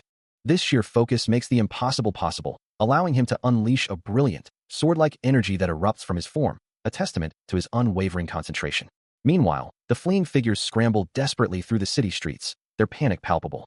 His eyes glow with fierce determination, green energy crackling around him as he closes the distance. Suddenly, a green-tinged arrow pierces one of the guards, blood erupting from the impact point. The force sends the guard sprawling, his body hitting the ground with a sickening thud as his companions continue their panicked flight. His face contorted in agony and terror, the guard lets out a guttural scream. "Please," he cries out, his voice raw with desperation. But his pleas fall on deaf ears as the guard lies defeated, blood staining the cold stone around him. A heavy thud echoes in the quiet night, marking the end of a swift pursuit. As the last fleeing guard collapses down the stone steps, an arrow piercing his back, leaving a crimson pool to spread across the cold stone. His hand twitches, stained crimson, a silent testament to the archer's precision. From above, a relieved sigh escapes the archer, who then addresses his unseen audience, asking how the performance was. He flashes a confident smile, his eyes glowing with a golden light, as the chat erupts with exclamations of Almondamet and Kaiwea crazy. The stream's comments flood in, praising his killer smile, insane skills, and insane face, declaring him super cool. Donations quickly follow, with Ruby Sword sending 10,000 won, Quan Ohin offering 1,000, and Thor contributing 5,000, all expressing their awe. Observing the rising numbers, the streamer's eyes glow with satisfaction, realizing his broadcast is doing exceptionally well, leaving him feeling good. With a new resolve, he begins to descend the stone steps, his thoughts already turning to the next challenge. His voice echoes with a chilling question, "Shall we go kill the Lord?" Leaving a trail of blood spatters behind him, he walks away from the fortress gate, his silhouette framed against the night. The crimson marks stand stark against the pale ground, a grim reminder of the recent confrontation. He slips into a vast, silent chamber, the heavy door creaking softly behind him. His movements a blur of speed and precision as he navigates the expansive space.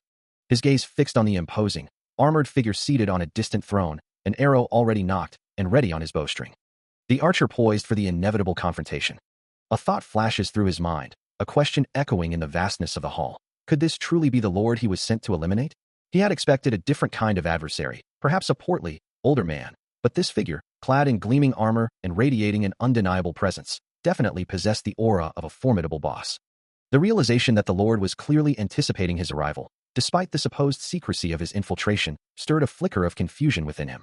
He wonders why, if his presence was known, the Lord hadn't called for his guards, a question that his streaming audience found amusing, their chat filled with laughter and playful accusations of him spilling the beans. Yu Songyun, looking perplexed, raises a finger as if to explain. Suddenly, a system message flashes across his vision, declaring the unfolding events as inevitable due to the script, just as his arrow strikes the armored lord with a powerful impact, sending glowing particles scattering. The force of the blow continues to reverberate, causing a burst of white energy and debris to erupt around the seated figure, yet the lord remains unmoving. As the dust settles, the armored lord is revealed, a massive axe resting casually on his shoulder, a broad, unsettling smile spreading across his face, completely unfazed by the attack. The arrow, launched with such precision and force, struck the armored lord squarely in the chest, yet the impact seemed to do nothing more than chip away a few fragments of stone from the surrounding environment. As a faint wisp of smoke curled from the point of contact, leaving the imposing figure utterly unfazed. A deep, resonant voice echoed through the chamber, carrying a single, chilling question. "Are you alone?" The Lord's form blurred slightly, a subtle shift that spoke of immense, effortless power. Yu Songyun, still holding his bow steady, couldn't help but marvel at the display. To casually toss aside a great sword of that size, then shrug off his best shot, it truly was some insane strength. His eye glowed with a focused intensity, processing the sheer disparity in their abilities. A system message flashed, almost mocking his predicament, simply stating, "LOL." He remained poised, but another system message appeared, this one even more dismissive, "ZZLOL." The armored lord's helmet seemed to convey a silent judgment, as another system message echoed the sentiment, followed by the lord's own voice, asking, "Hopeless, right?" It was truly a disappointment. Yu Songyun's gaze swept over the intricate plating, realizing with a sinking feeling that the armor was utterly flawless. Then, with a sharp, metallic click, the armored figure snapped his gauntlet fingers. Immediately, vibrant red energy lines erupted, cascading downwards with a menacing glow. As the armored lord's fingers snapped, a deep, resonant thud echoed through the hall, and from the crimson energy, the armored feet of a new foe materialized on the stone floor. The ominous sound continued, as a fully armored knight, complete with a plumed helmet, solidified into existence, its presence radiating a chilling aura. More of the crimson energy pulsed, each thud signaling the arrival of another formidable opponent, filling the grand chamber with their silent, imposing forms. Soon, a small contingent of these heavily armored knights stood before the Lord's throne, their polished plate reflecting the dim light of the hall. As more materialized, marching with heavy, deliberate steps, the sheer number of these new adversaries became clear. Yu Songyun could only watch, a sense of disbelief washing over him, as he realized the Lord was summoning minions, and fully armored ones at that. The situation was dire, and a voice in his mind echoed his concern, wondering what they could possibly do against so many foes clad in impenetrable armor. A blunt weapon, the system suggested, would be far more effective in this scenario, and he considered the greatsword hanging on the wall a powerful blunt instrument. But could he truly wield a weapon he wasn't familiar with, especially in such a critical moment? No, the risk was too great, particularly since his bow had already proven useless, unable to even scratch their defenses. Even someone with limited gaming experience understood this basic rule, and as he pondered, more knights materialized, their glowing forms now completely surrounding him, leaving no escape. He felt a shiver of fear, the situation truly daunting, and a voice in his mind urged him to flee, to grab the blunt weapon nearby, anything to escape the overwhelming odds. Yet, amidst the shimmering light of the grand hall, a deeper truth began to resonate within him.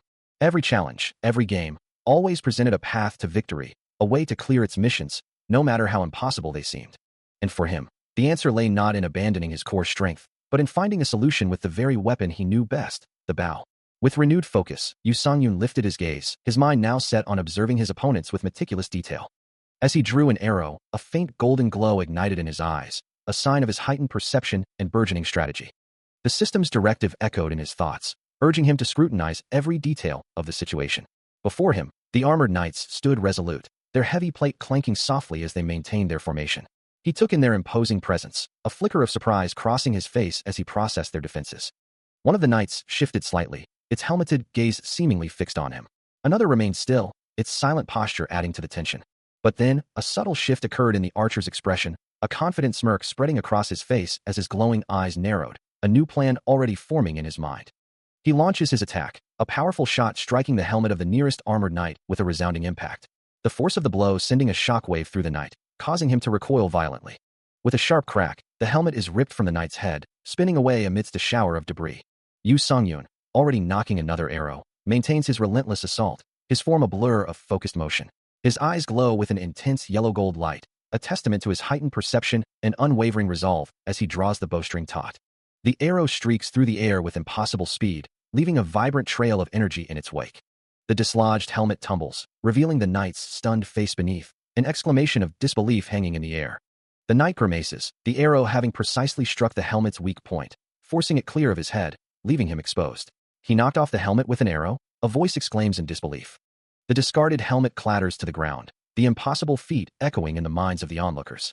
Damn, is that even possible? Another voice wonders. Another armored knight stares in shock as the helmet bounces, the reality of the situation sinking in. Yu Songyun stands poised, his eyes now a calm blue, a faint blue aura surrounding him, confirming his earlier hypothesis. So it does come off, he muses. The remaining knights reel in disarray, some clutching their heads as more arrows rain down, their defenses proving useless against the archer's precision. A system message flashes, echoing the disbelief of an unseen observer.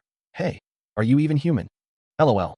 While the armored lord, his helmet now gone, grits his teeth in a furious grimace, a fresh scratch marring his cheek as he struggles to comprehend the audacity of the attack.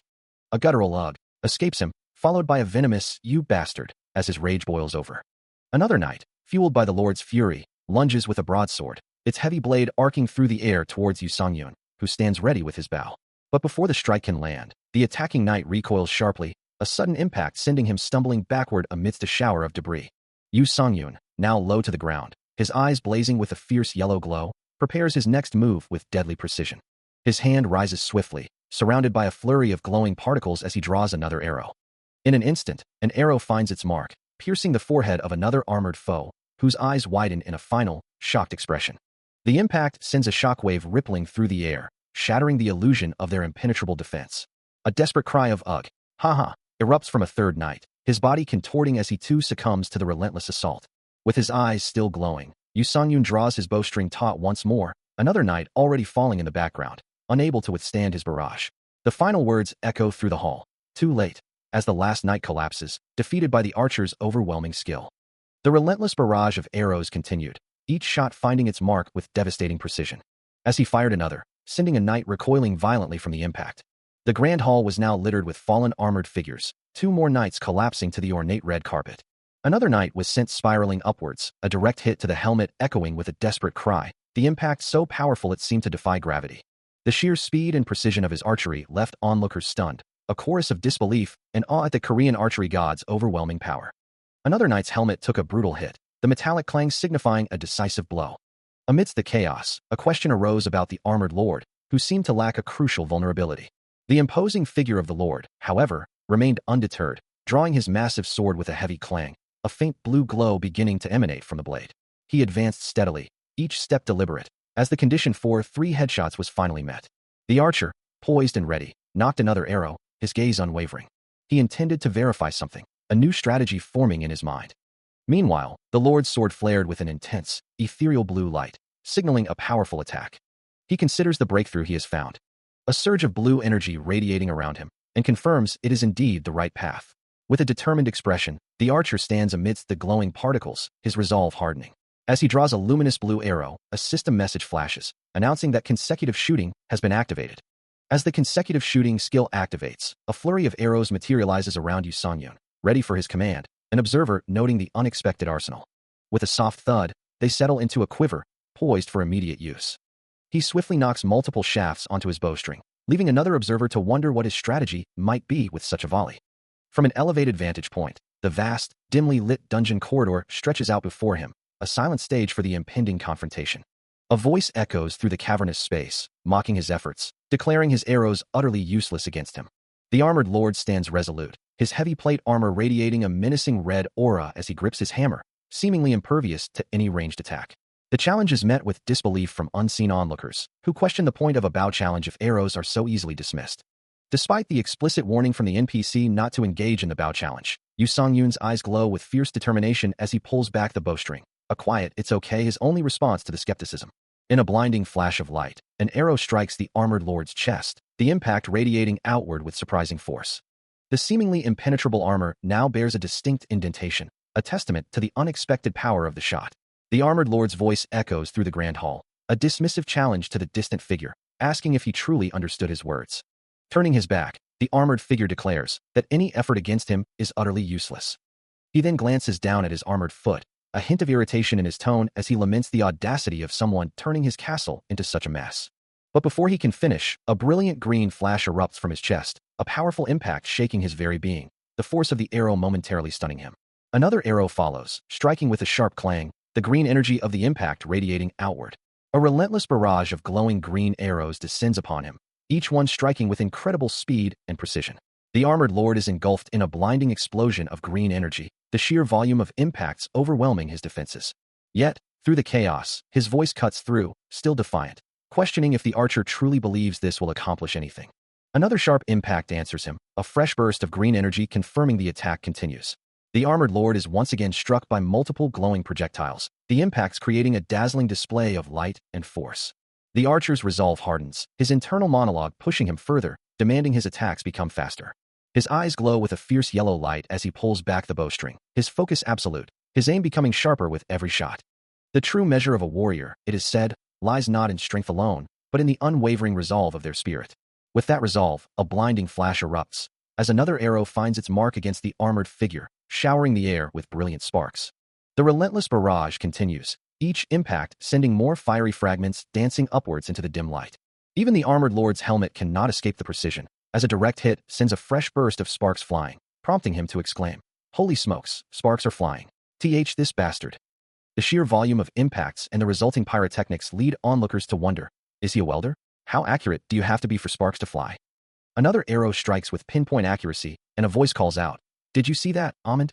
The cumulative force of the assault finally takes its toll, sending the armored lord reeling backward, a purple aura of impact swirling around his chest. From a distance, the archer prepares his next shot, while another voice laments, "But the arrow was so close." The ground around the armored lord is littered with arrows, their shafts embedded in the cracked earth, shimmering with residual magic. With unwavering focus, Yu Songyun draws his bow, a glowing arrow nocked, his eyes burning with an intense yellow light as he declares, "No." His grip firm on the bowstring, the glowing projectile hums with contained power, ready to be unleashed. Finally, the armored lord, battered and exhausted, collapses to one knee, his voice echoing with resignation. It's enough. The battle's intensity lingered, an arrow already embedded in the ornate floor, its glow a testament to the relentless barrage. Another shot found its mark, piercing the armored lord's defenses with a blinding flash. The impacts continued, shattering pieces of his armor as the force of each arrow slammed into him. A flurry of glowing green projectiles, each a pinpoint of destruction, rained down upon the formidable figure. Inside his helmet, the armored lord could only think, how could this be happening? Another arrow struck nearby, and the question echoed in his mind. How could this archer possibly maintain such an assault? The relentless barrage continued, each glowing impact accompanied by sprays of blood, pushing him closer to his breaking point. A blood-stained arrow flew past his leg, a grim reminder of the damage he was sustaining, even as he tried to move. Drops of crimson splattered across the polished floor, a stark contrast to the pristine surface. Then, with a final, resounding impact, the armored lord collapsed. He lay defeated on the red carpet, an arrow protruding from his chest, his great sword fallen uselessly beside him. Nearby, Yu Songyun knelt, his body slumped in exhaustion, the bow and remaining arrows scattered around him, the battle finally won. A flurry of excited chat messages floods the screen, a chorus of voices chanting Amund, Amund, Amund, in celebration. The digital stream continues to buzz with activity, as viewers exclaim their awe, some jokingly declaring their desire to be like Amund when they grow up, while others dramatically announce their death by heartthrob from the excitement. Amidst the chaos, a breaking news alert flashes across the screen, announcing Lord Talorant dies of heartthrob by Amund, as he lets out a soft sigh, a mix of exhaustion and satisfaction escaping him, just as a new donation from Full Body appears, declaring him worthy of alliance. Another generous donation, this time from This Way, appears, accompanied by a curious question about the mechanics of breaking armor through repeated strikes to the same spot. His gloved fist clenches in quiet triumph, a surge of energy radiating from him as he acknowledges his own repeated success. A slight sweat drop forms on his temple, a testament to the demanding schedule, but a wide, satisfied grin spreads across his face, fueled by the sheer joy of his accomplishments.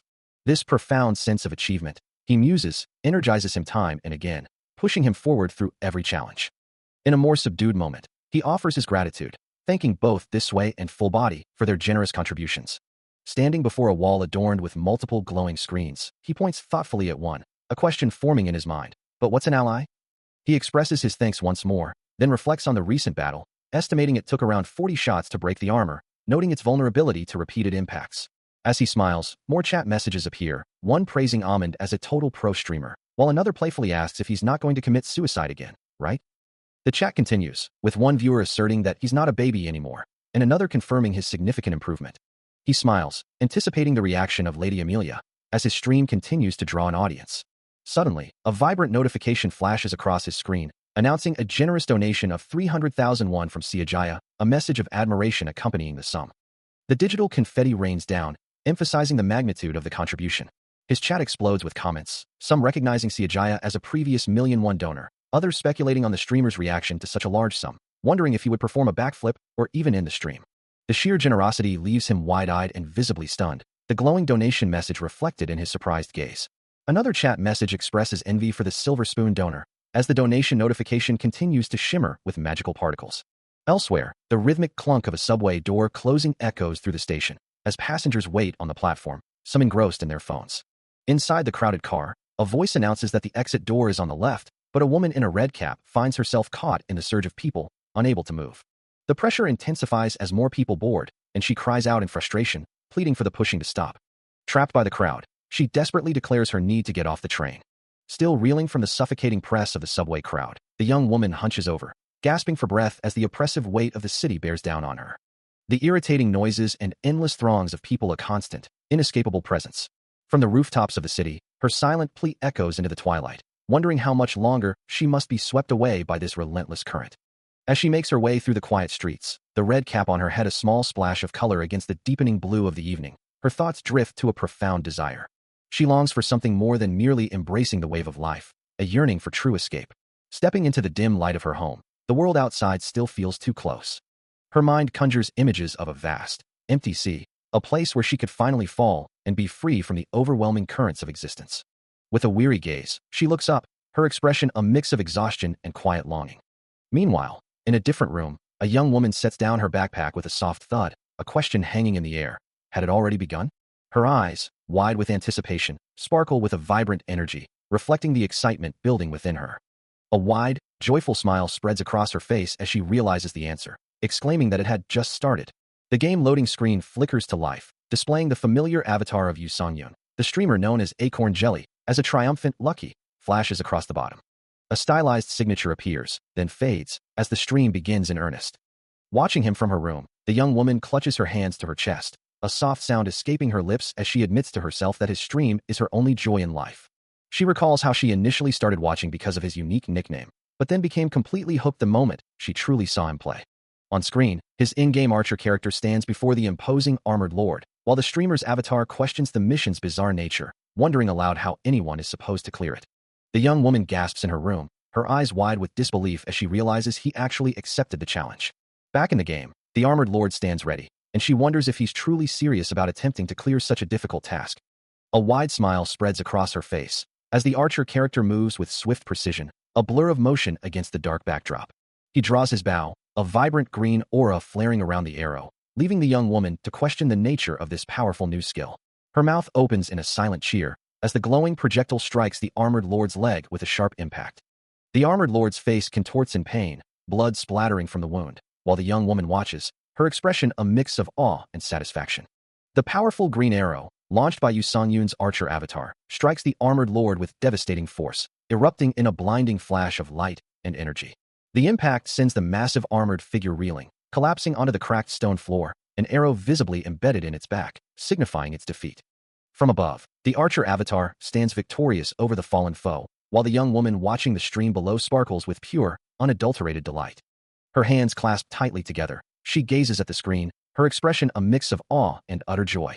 Overwhelmed by the success, she throws her arms into the air, a triumphant wow, escaping her lips.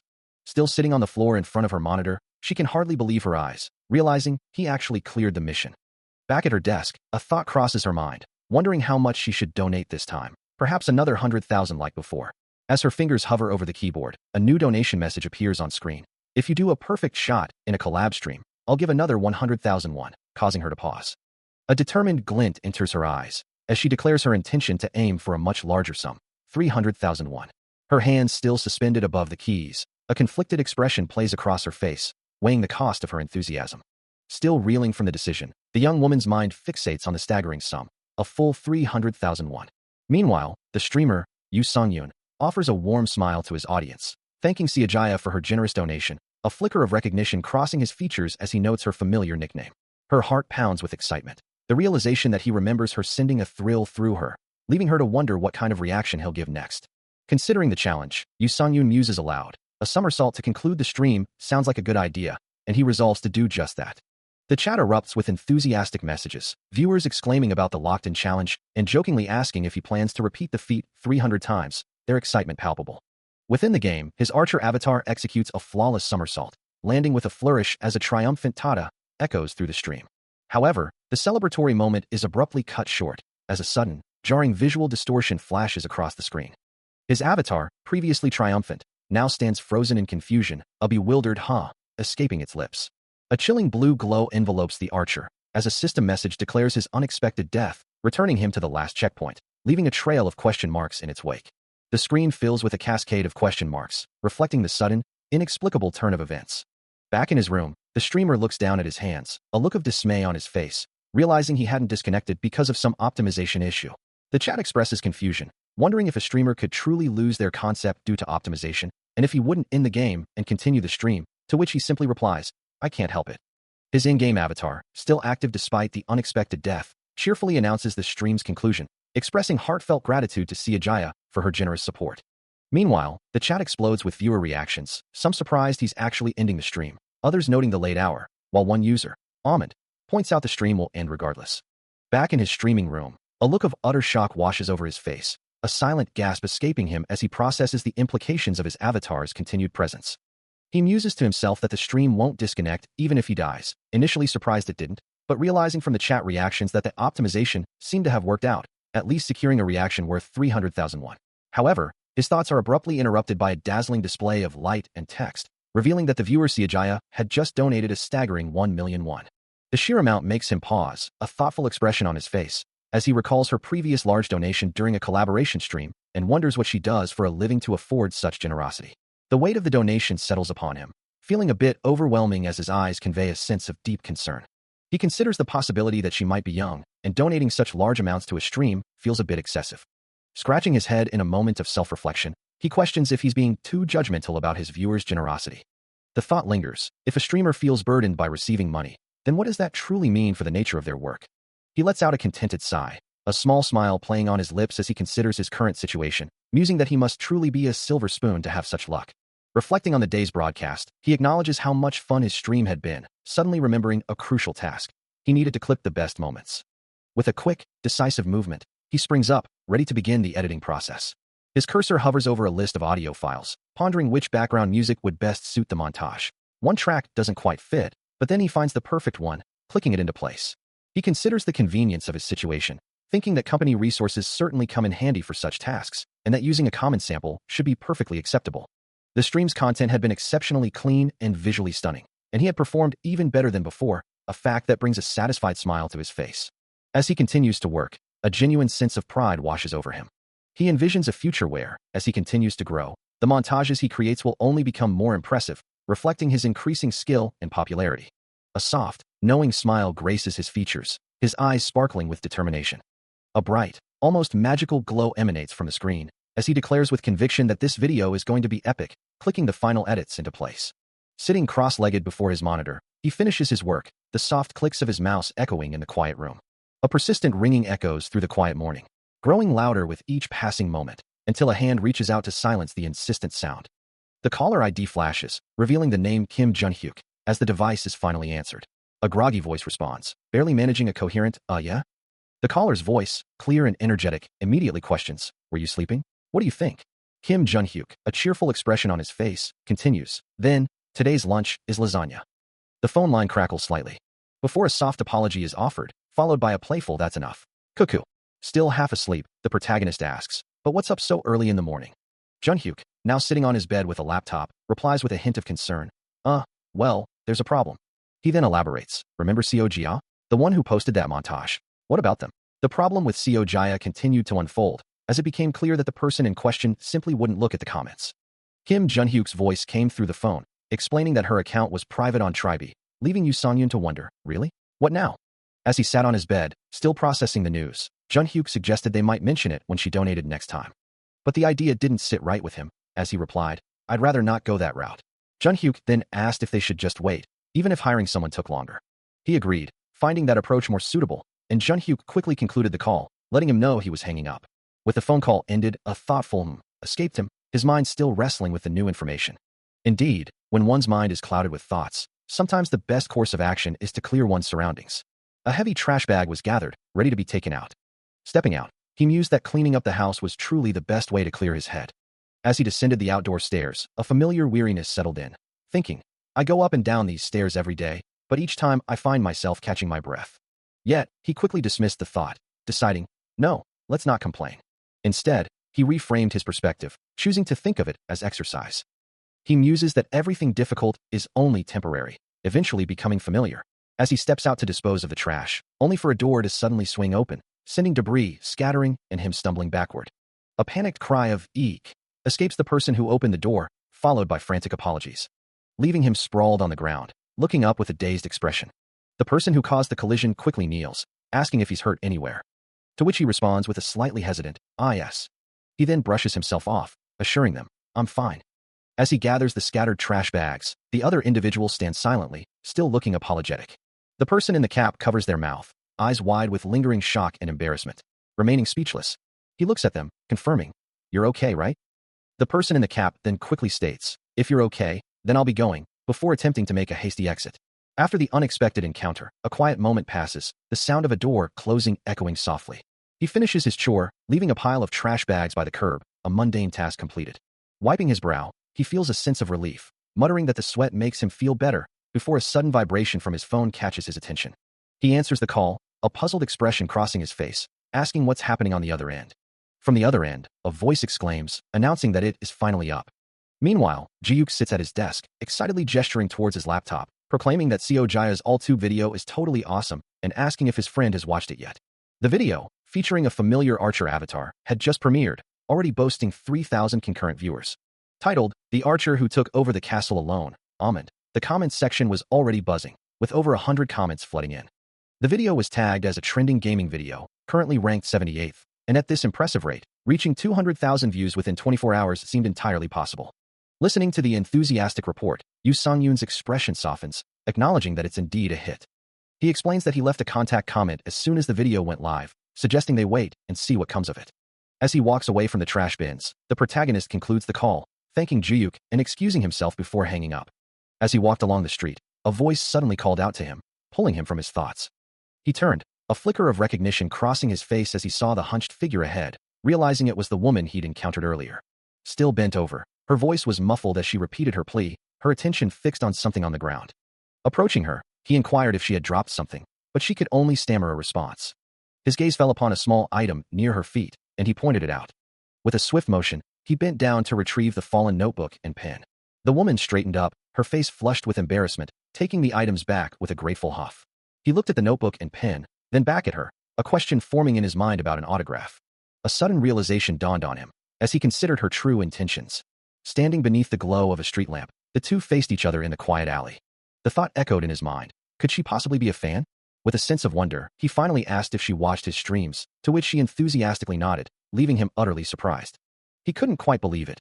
He wasn't even famous yet, and here he was, meeting a fan near his own home, in this quiet hillside neighborhood of all places. Still, he quickly composed himself, assuring her that of course he would help, and then, with a gentle smile, asked for her name. As he held out the retrieved notebook and pen, the young woman began to speak, her voice soft as she started her introduction. His hand paused mid-air, the pen hovering just above the paper, a sudden realization dawning on him. Amidst the delicate morning glories, her name echoed clearly, Seo Jaya. Her expression was a mix of shyness and surprise, her hands clasped together, as if she hadn't expected to reveal so much. A soft glow seemed to emanate from him, a subtle sparkle in the air, as the unexpected encounter continued to unfold. Later, the two found themselves seated in a bustling cafe, the conversation flowing more easily now. He inquired if she had been involved in video work before, a business card resting on the table between them. She confirmed it was both her major and a hobby, leaving him impressed that she pursued video creation while also working. He sits across from Seo Jaya in the bustling cafe, a man in a sharp suit joining them at the high-top table, his presence immediately shifting the atmosphere. The suited man leans forward, a confident smile playing on his lips as he addresses her directly, revealing that they had actually been searching for Ms. Seo Jaya, never expecting to encounter her in such an informal setting. A hint of confusion crosses her face as she asks why, to which the man dismissively replies that it's nothing serious. He then slides a document across the table towards her, the crisp paper rustling softly. Her hands hover over the pages, filled with dense text, a sense of gravity settling over the casual meeting. The man's voice rings out clearly, proposing a collaboration. How about working with us? Yu Sung-yoon, observing from the side, watches the man with a pen in hand, a look of utter surprise on his face. He wonders how the man could have prepared all this so quickly after he himself had only just heard Seo Jaya's name and called him, while Seo Jaya herself murmurs the word together in disbelief. Her eyes widen slightly, processing the unexpected offer. Catching her hesitation, the man asks if she knew, to which she responds with a questioning yes. He then reveals the underlying issue, explaining that there seem to be problems with revenue generation in the videos she is currently posting. The man in the suit looks at her intently, his expression serious, as Seo Jaya reacts with a startled "What? Issues?" He explains that legal issues, such as copyright and content usage, fundamentally prevent fan channels from generating any revenue. The word revenue echoes in her mind, as she recalls her own past actions. She had, after all, personally donated a significant sum to him, a fact highlighted by a system notification confirming Seo Jaya's 1,000,001 contribution. The man in the suit acknowledges the truth of her past donations, while Yu Sung-yoon quietly agrees. Despite her generosity, the man in the suit reiterates that no actual revenue had come in from her fan channel. She confirms her understanding, and he then proposes a solution, collaborating with his company to create videos that could generate revenue. Seo Jaya remains silent, her expression unreadable as she sips her drink. The man in the suit observes her carefully, thinking that usually, when offered a collaboration, people are curious about the profits, but she shows no sign of such interest. He wonders if money isn't her primary goal, honestly believing she was a rich kid. However, her demeanor doesn't seem to fit that image, leading him to conclude that her large donations were truly just because she enjoyed almond streams. As she sits quietly at the table, he considers the possibility that her videos, like her donations, are purely out of fan love. The man in the suit, his expression etched with urgency, continued to press his point about the critical nature of the situation. He revealed the core of the matter, explaining that the renowned streamer, Almond, was at the heart of the issue. The man emphasized that to resolve the situation, they needed to convince this particular individual, who required the exclusive assistance of editor Seo Jaya and no one else. Seo Jaya looked up, her eyes wide with surprise as she processed the unexpected revelation, the weight of the statement settling upon her. Her gaze drifted to the drink on the table, a moment of quiet contemplation passing as the implications of his words began to sink in, sparkles of light reflecting her internal turmoil. Seated across from the two men, she finally broke her silence, her voice tinged with disbelief as she questioned what exactly he meant by such a bold claim. Her thoughts raced, a single question echoing in her mind. Could it truly be that he needed her specifically? A soft glow emanated from her, a subtle visual manifestation of her deep emotional response, her hand instinctively rising to her chest as she grappled with the idea. Suddenly, a brilliant burst of light filled the space, a triumphant declaration that the persuasion had succeeded, the intricate plan finally coming to fruition. Both Yu Sung-yoon and the man in the suit beamed, the latter confirming the success with a knowing glance towards the streamer, who eagerly affirmed his desire to collaborate with her. The man in the suit reiterated his earnest plea, emphasizing his genuine need for Seo Jaya's assistance, leaving her to ponder the true meaning of his request for help. Her expression remained thoughtful, a subtle glow surrounding her as she considered the weight of the proposition, her decision now seemingly made, or at least leaning towards acceptance. She ponders the question, a quiet thought echoing in her mind. How long has it truly been since someone genuinely said they needed her help? The words resonate deeply within her, stirring a forgotten sense of purpose. She has always felt a certain way, a quiet dedication to her craft, even if it often went unnoticed. As the meeting progresses, Yu Sung-yoon's face lights up with enthusiasm, a triumphant "Great. escaping his lips, signaling a successful outcome to their discussion. However, his expression quickly shifts, a hesitant but hinting at an unforeseen complication. Indeed, a new challenge emerges. There's one problem.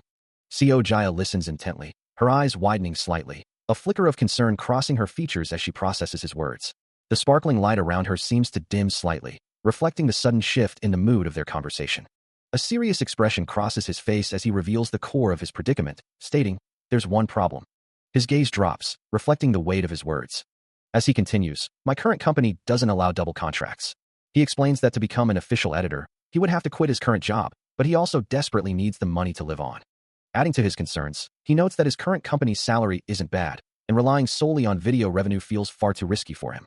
In short, he concludes, this is a situation where he needs to be paid a salary, his hands clenching in frustration. He laments that he hasn't even been streaming for a week, and he's already in a position where he can't even afford to buy Junhyuk a drink, let alone pay him a salary. The other young man, looking troubled, suggests, "Hey, let's think about this a bit more."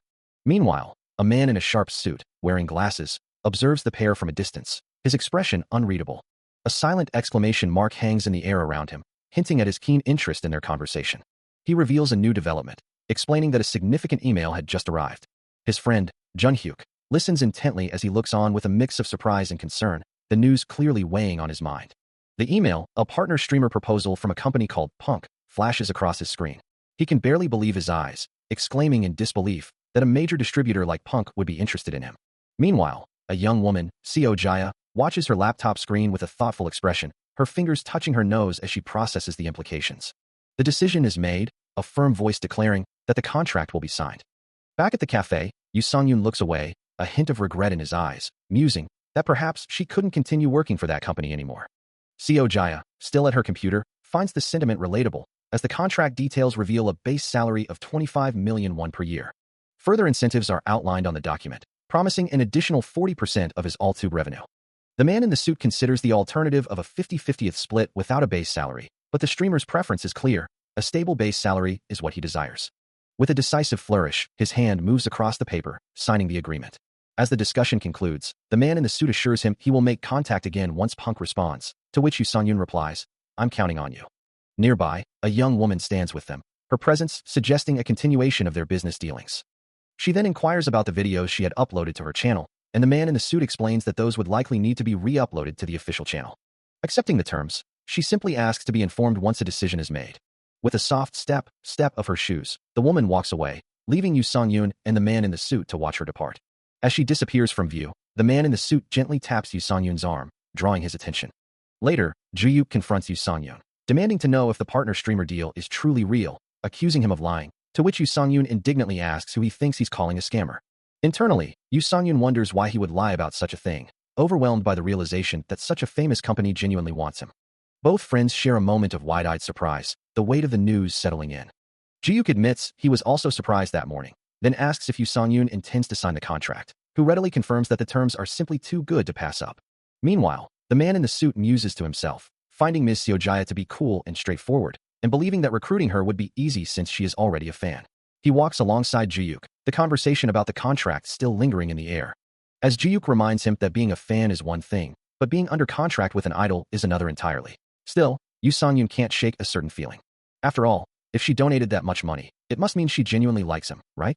Yet, her serious and cold demeanor during their meeting had surprised him. Thinking back on it, she hadn't smiled once throughout their entire conversation.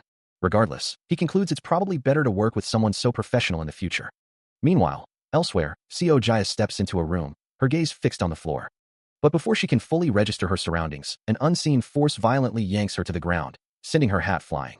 She struggles against the assailant's grip, her body twisting in a desperate attempt to break free. A sudden, overwhelming realization jolts Junhyuk awake, his mind reeling from the sheer impossibility of it all. He thrashes in his bed, the shock reverberating through his entire being, a disbelieving cry escaping his lips. The world around him seems to spin, his thoughts a chaotic storm. He can barely process the words forming in his mind, a single phrase echoing with profound disbelief. "I can't believe it." His cheeks flush with a mix of embarrassment and overwhelming emotion as he thinks. It already feels like a dream to suddenly see Amon in person, but me being Amon's editor is just too much. Clutching the contract in his hands, the official document feels both real and utterly surreal. He stares at the words, his mind still struggling to accept the truth, acknowledging that it's hard to believe, but it's not a dream. A quiet sigh escapes him as he whispers, "I've escaped. I guess." His thoughts drift to the past, to the dismissive voices that once haunted him, asking, "Hey, what can a community college graduate do? And what are you going to do after leaving from here?" He recalls the condescending smiles of those who doubted him, their words cutting deep. "You think there's a place that will treat you as well as we do?" Looking down, a wave of relief washes over him as he reflects. "I thought I'd have to be stuck in that rut forever. To think that I would be recognized by someone." The video quality is truly exceptional, a testament to the genius montage maker who rose from obscurity. Comments flood in, praising the archer who single-handedly conquered the castle, Almond, with one fan, Siajaya, eagerly anticipating the next video, as the screen displays a flurry of notifications. Meanwhile, a young woman with striking purple eyes gazes at her phone, a soft blush gracing her cheeks. Her hands gently cradle the device, a faint glow emanating from the screen. Somehow, a strange feeling begins to stir within her. Lying down, she clutches her phone to her chest, a sense of unease washing over her. Elsewhere, Yu Sungyun stretches, contemplating an early start to his stream, even if the timing might be random, confident that his daily broadcasts make it acceptable. He settles in front of his computer, his expression serious as the screen glows with a vibrant blue light. A new file, intravideo.zip, appears on his screen, sent by Siajaya, along with instructions to install it. Songyun's eyes widen in surprise, wondering how she could have possibly created this so quickly after they had just parted ways. He types out his question, "How did you make this so quickly?" To which Siajaya replies, "I didn't do it all today. I've been making it little by little for a while." A wave of astonishment washes over him, realizing that this impressive work was merely a hobby for her. He couldn't help but feel a surge of anticipation, truly looking forward to witnessing the full extent of her capabilities when she poured her heart into something. Accepting the impressive work, Yu Songyun acknowledged the gift, promising to put it to good use. A soft chime echoed, signaling a new development. Across the digital realm, the news spread like wildfire. Almond was starting his stream. The notification reached Siajaya, who sat before her computer, her eyes widening in surprise at the sudden announcement. Elsewhere, a young couple paused their conversation, their attention drawn to their phone screens by the same alert. Another fan, headphones on, beamed with excitement as the stream began. The chat exploded with activity, viewers exclaiming over the early start, some lamenting not being the first to join. Then, a new visual appeared on screen, accompanied by musical notes, prompting excited questions about the unexpected intro. Even Yu Songyun himself was captivated, marveling at the cinematic quality, a thought quickly forming in his mind. Didn't Siajaya create this? As the viewer count climbed, a comment popped up, noting how the intro perfectly captured her unique style. The numbers continued to soar, fueling speculation among the audience. Could she have been recruited? He greets his audience with a simple hello, a vibrant blue glow emanating from his eyes as the stream begins. The chat explodes with excited ahas and lols as a viewer named Rubysword donates 1,001, asking if they'll finally see Amelia's surprised face today. Another donation, this time from Eggplant, also for 1,001, simply says, "Hi Almond," prompting the streamer to thank both Rubysword and Eggplant for their generosity. With the pleasantries exchanged, he declares it's time to dive into Kingdom Age, his avatar materializing in a grand, ancient hall, surrounded by shimmering blue light. The scene shifts to a grim battlefield, where the corpses from yesterday's conflict still litter the ground, a stark reminder of the brutal combat. A thought crosses his mind, observing the lack of witnesses, concluding that the destruction of the castle must have been an assassination. An arrow, likely his own, is seen mid-flight, its fletching a blur against the pale sky, a testament to his skill. He gives a confident thumbs up, muttering that he needs to report to Amelia, but not before taking care of something else. A mischievous grin spreads across his face as he wonders aloud if it's acceptable to loot some items, chuckling to himself. The thought echoes that he could honestly take everything and still be considered innocent, as his avatar stands before a desk, pondering which item to choose. 3 ethereal bows glow on a rug, with chat suggestions for middle and left, and he marvels at their shimmering appearance, clearly impressed. Finally, he opens a treasure chest, revealing a dazzling hoard of gold coins, a viewer commenting on how badass it looks.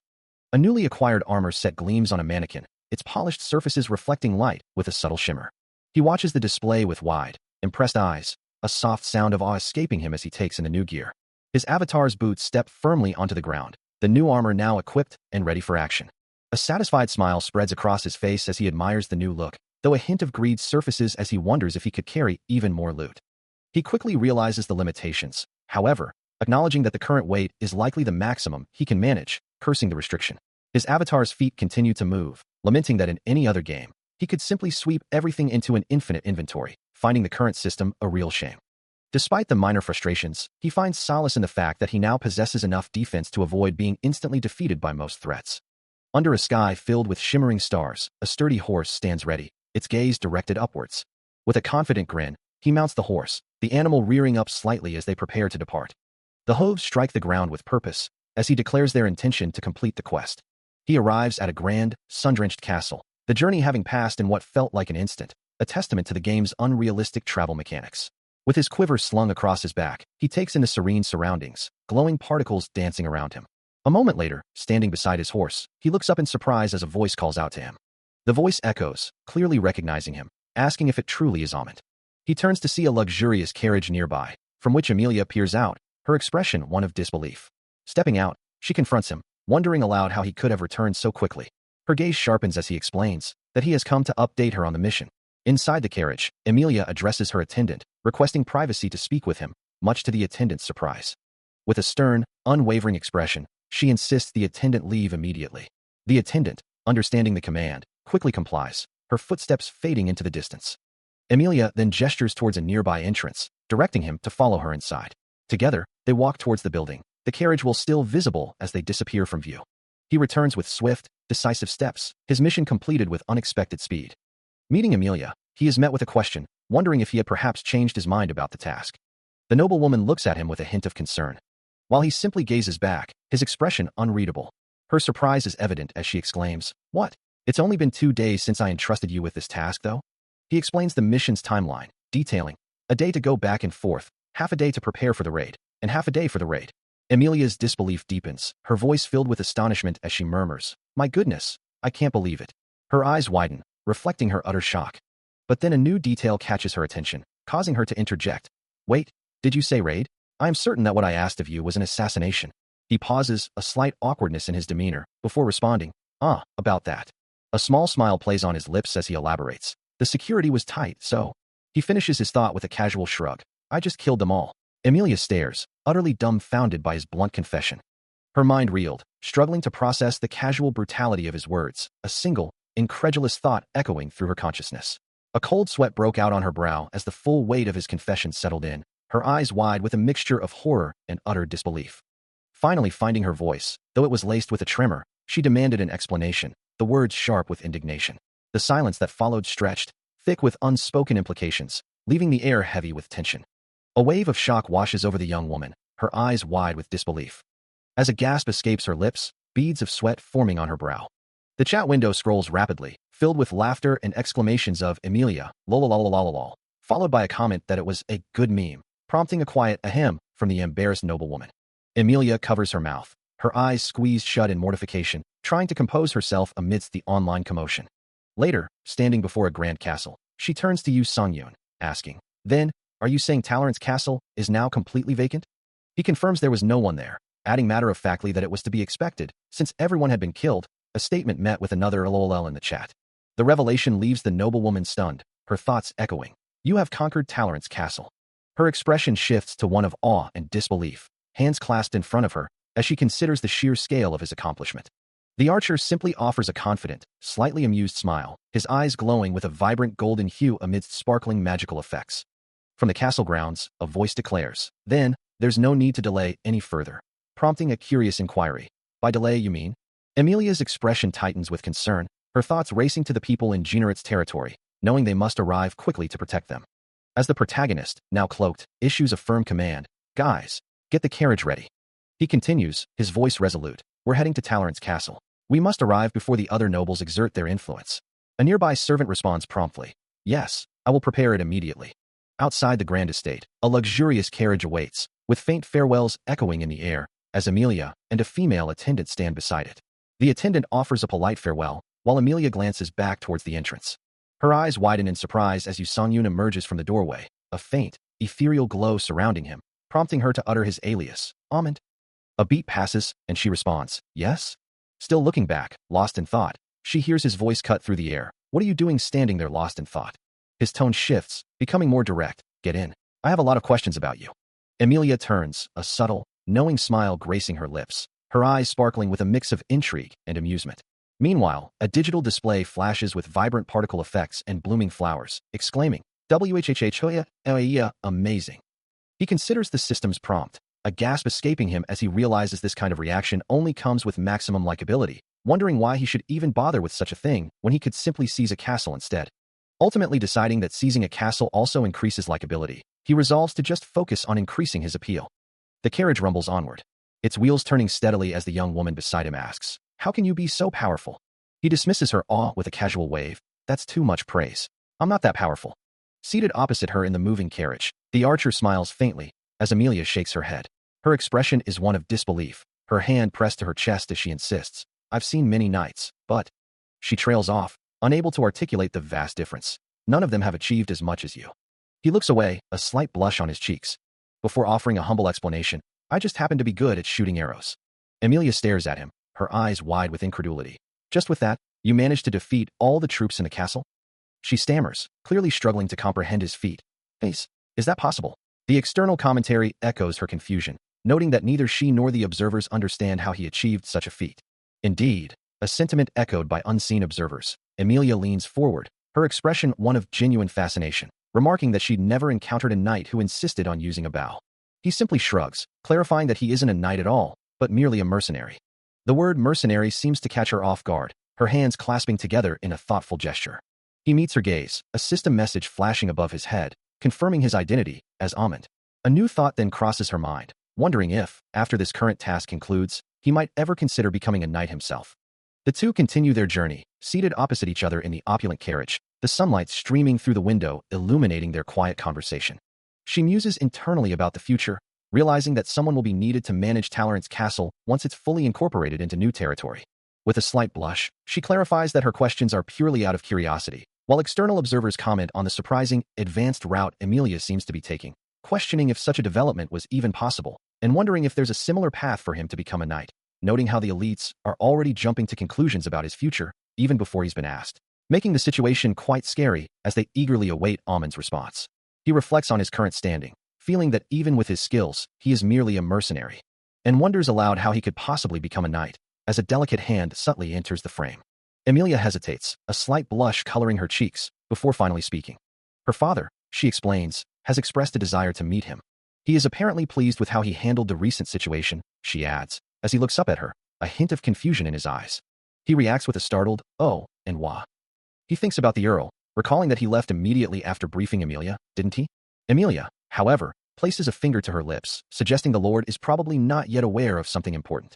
She leans in close, her fingers still pressed against his lips, a soft blush spreading across her face as she silences him.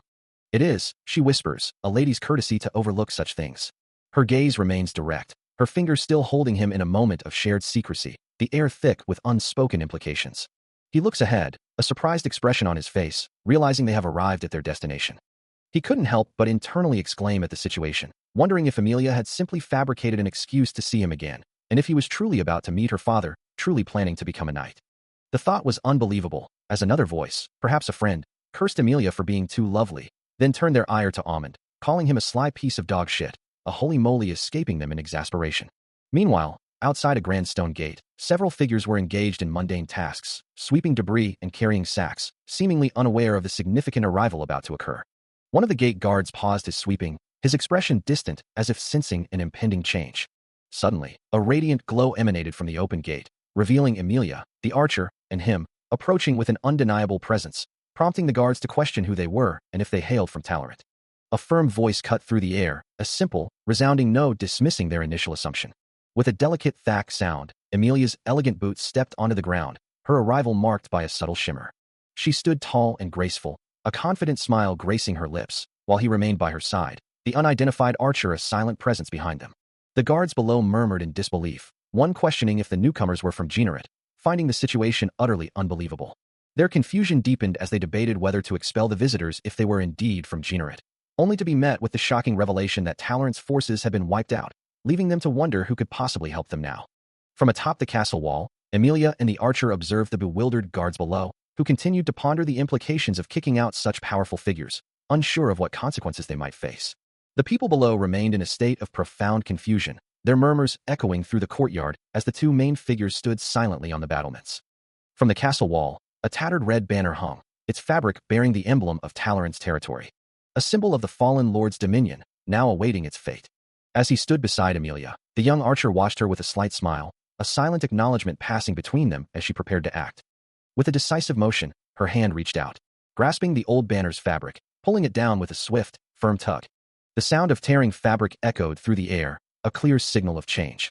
He looked on, a hint of surprise in his expression, while she remained composed, her gaze fixed on the space where the old banner had hung. A soft thud marked the banner's descent, hitting the ground below. Below, two guards on the wall watched the empty space with confusion, their expressions mirroring the sudden shift in atmosphere. Then, with a flourish, a new banner began to unfurl, its golden fabric shimmering in the sunlight. The intricate emblem of a new authority now proudly displayed, replacing the old symbol of Talarit. Below, the people stared up in disbelief, murmuring, wondering how the Lord could have changed so completely overnight. A lone worker sighs, finding the whole affair rather anticlimactic, before urging his companion to simply focus on their tasks. Nearby, another man remarks on the rumored improvements under Generat's governance, though his companion dismisses it, believing all nobles to be fundamentally the same. High above, on the castle wall, she stands with a serene smile, a radiant glow emanating from her form, while Yu Songyun looks on with a hint of apprehension. He turns to her, questioning if it's truly acceptable to leave things as they are, prompting her to inquire what he means by such a statement. The archer clarifies, suggesting that a formal speech, for instance, might be necessary, so the people know who they are meant to serve from this day forward. A soft, almost imperceptible sound accompanies her confident demeanor, as a subtle glow intensifies around her. With a knowing smile and eyes sparkling with determination, she dismisses his concerns with a simple, assured declaration. Looking down at the bustling crowd below, she calmly states that everything will be fine. From behind, the two figures observe the commoners, who continue their daily lives, seemingly unfazed by the monumental shift in power. Her thoughts echo with unwavering certainty, convinced that the people of the territory will adapt soon enough. With a powerful snap, the new golden banner unfurls completely, its vibrant fabric catching the light as it billows in the wind. The emblem, now fully visible, proudly declares the new authority, solidifying the change in leadership for all to see. A voice marvels at the unfolding spectacle, declaring it a majestic cutscene, then apologizes for only having wooed Emilia to witness it. 1 week later, the castle towers stand tall against a clear sky. The stone walls gleam under the sun, hinting at a new era. Under the new regime, even those previously bound by chains were permitted to possess a certain amount of money from their labor, a system designed to incentivize productivity. As a direct result, the amount of labor naturally increased, with people working diligently in the fields. Consequently, the territory, once bleak and lifeless, began to teem with vitality, its lands flourishing once more. Observing the revitalized landscape from a grand window, the young man considers that in the long run, this new approach is likely to yield much greater benefits for the territory. A system message appears, informing him that he is about to become a lord, designated as 5252. A soft touch on his arm makes him react with a surprised, almost questioning, "Oh." The voice of a woman calls out to him, uttering his familiar alias, Almond. Turning to face her, Yu Songyun offers a slight smile as he greets Emilia. "There you are." As the new lord, he finds himself in a surprisingly intimate moment with Emilia, a strange atmosphere settling between them as she gazes up at him. With a bright smile, she extends a hand, reminding him, "You haven't forgotten we're going to see Father tomorrow, right?" His hand gently takes hers, a reassuring warmth passing between them as he confirms, "Of course, Emilia." Their hands remain clasped, a silent understanding passing between them, when suddenly, a sharp exclamation cuts through the air. A heavy boot slams down, accompanied by an angry voice declaring, "If you say something like that." The force of the impact sends a powerful whoosh of air through the room, a sudden, unseen presence making itself known. He looks down, his golden eyes wide with surprise, as the unexpected interruption completely shatters the tender moment.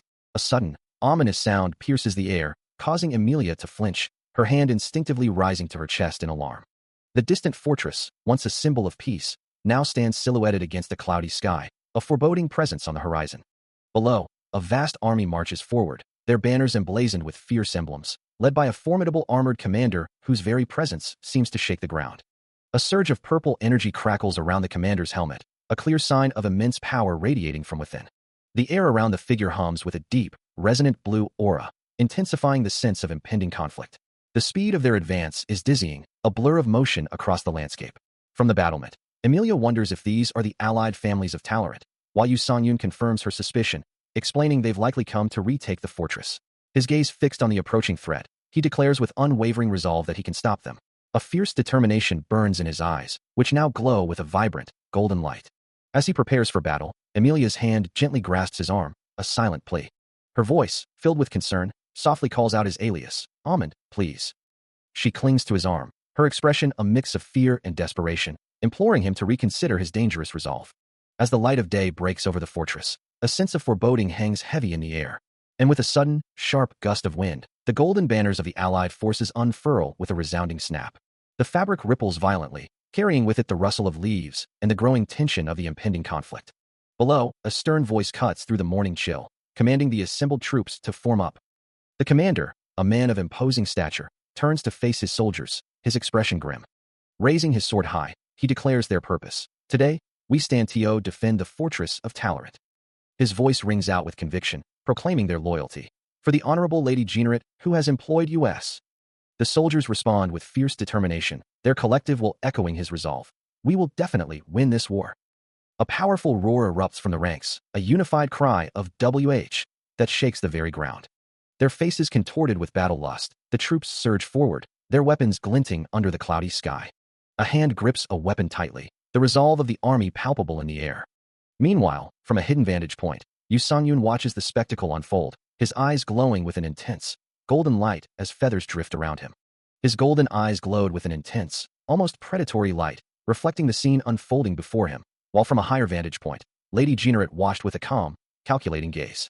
The power within him surged, a silent testament to his resolve, as he continued to observe the preparations for the coming conflict.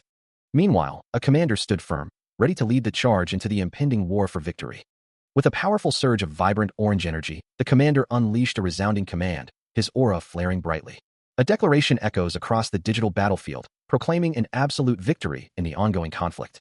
As a soldier in the thick of the fighting exclaims, wondering aloud about the sudden outbreak of war.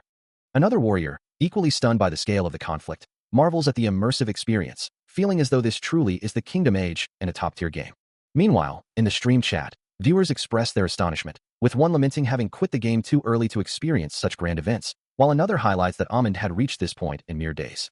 The protagonist, Yu Songyun, known as Amon to his viewers, stands resolute on the battlefield, a glowing blue interface beside him, as the chat continues to praise his rapid progress, noting that even the icon of persistence, Bubblegum, couldn't achieve such feats. A small, chibi-style moderator avatar then appears, gently reminding the chat to refrain from mentioning other streamers. The chat quickly acknowledges the request, agreeing to be more considerate, with one viewer adding that Amon's streaming has significantly improved.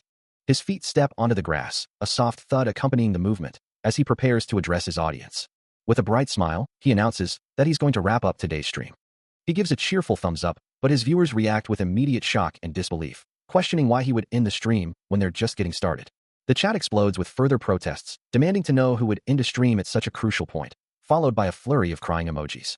The stream concludes with a simple message of gratitude, yet the digital space erupts in a flurry of protests. As the streamer's avatar beams a wide smile, viewer comments flood the screen, demanding to know why he's leaving so abruptly. A playful then, oops hangs in the air, a final, teasing remark before the broadcast dissolves into a cascade of blue digital lines. The digital noise intensifies, echoing the collective dismay of his audience, who desperately plead for him not to go. A blinding flash of light marks the transition, pulling him out of the virtual world and back into the quiet solitude of his room. A thoughtful hum escapes him as the bright afterimage fades, leaving him to ponder the abrupt end of his stream. Now lying comfortably in bed, Yu Songyun scrolls through his phone, a faint smile playing on his lips as he reviews the aftermath. He muses that ending the stream at that precise moment was the right call, observing the fervent reactions of his viewers, some expressing disbelief, others vowing to wait for his return. For a story-driven game, knowing when to conclude a stream is paramount, he explains to an imagined Jiuk, acknowledging that while it might disappoint viewers, it ultimately benefits the narrative in the long run. A soft chuckle escapes him as he continues to browse, finding a wealth of interesting posts and discussions sparked by his sudden departure. The quiet night sky stretches above, a serene backdrop to the digital world's ongoing commotion.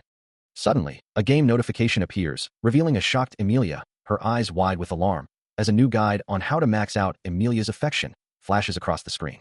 As the comments continued to flood in, some viewers found the idea of conquering a castle alone quite simple, while others reacted with a flurry of laughter, expressing sympathy for Emilia's perpetual suffering.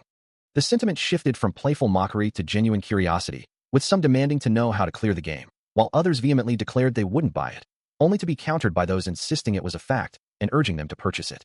He found it strange, pondering how anyone could have progressed so far in just a few days, acknowledging that his performance was world-class, making him a legend in the streaming world with truly commendable gameplay, yet still wondering if his own gameplay had been that challenging. Lying on his bed, phone in hand, he mused that even if an average person couldn't replicate his feats, a professional archer should certainly be capable of achieving his level of performance. His bare feet dangling off the edge of the mattress, he questioned if there weren't any other professional archers who played Kingdom Age, or perhaps His thoughts trailed off, a silent question hanging in the air, as he continued to stare at his phone. His blue eyes focused intently on the screen, a subtle glow reflecting from the device onto his face. Suddenly, Ji-Yuk's voice cut through his thoughts, praising him, declaring that his ability to focus instantly was top tier, as far as he had seen. Ji-Yuk gave a thumbs up, and Sung-Yoon, still processing the compliment, wondered, could he possibly have a talent for virtual reality games? He pondered if it was due to his high concentration, acknowledging that archery indeed required a high degree of focus, but that didn't necessarily mean it was exclusive to archers. Back on his phone, he scrolled through more content, wondering what other popular posts were there. He quickly accepted the next suggestion, then paused, a sudden huh escaping him as he questioned, what's this? Yu Sung-Yoon, his eyes glowing with fierce determination, continued his relentless barrage, each arrow flying true as the system counted down the final seconds of his consecutive shooting skill. Below him, the small, purple-hued creatures fell in droves, their forms dissolving into splatters of blood across the ground, a desperate cry to run, echoing from one of their ranks before it too was silenced. Another impact sent a creature reeling with a pained grunt, the sheer force of the attack undeniable. A guttural urgh escaped another as it was struck from above, its demise swift and brutal. The ground vibrated with the impact of falling bodies, one creature barely managing to utter a plea for reinforcement dash before it too collapsed. Then, a soft thud signaled the end of the onslaught, leaving only silence in its wake. The system's countdown reached its final digit, displaying a stark 1 before fading. An arrow lay embedded near a fallen foe, a testament to the precision of the attack. Finally, a brilliant flash of light erupted, and the word Yendi appeared, signifying the successful completion of the skill. A new system message materialized, posing a question, ISIT 230,001. As the amount was confirmed, Amand appeared, a satisfied smile gracing his lips, while a flurry of excited comments flooded the screen. Holy cow, he's so cool, and MOM. I want to be Amand when I grow up. The praise continued, with viewers exclaiming, he's already snatched 230,001 LOL, and marveling, he's insane. He killed all 20 of them with consecutive shooting. Exactly 20 shots. Preparing exactly 20 shots and using all 20 to kill them is insanely cool. A young woman, captivated by the screen before her, clasps her hands in awe, a blush rising to her cheeks as she exclaims. Her thoughts echoing the sentiment of countless others, that she understands why everyone, including herself, is falling for Amand, because he always performs at his peak. Meanwhile, in a world far removed from the fans' adoration, he faces a daunting challenge. 20 adversaries stand before him, fueling a burning passion within his gaze. His confidence isn't merely a facade, it's a tangible force, a foundation upon which he prepares to act with precision. There is no room for hesitation in his mind, no shadow of doubt to cloud his resolve. Indeed, he has no need for such uncertainty, for his conviction isn't born of mere belief, but from a long history of triumphs. As glowing particles shimmer around his arm, the air crackles with latent energy.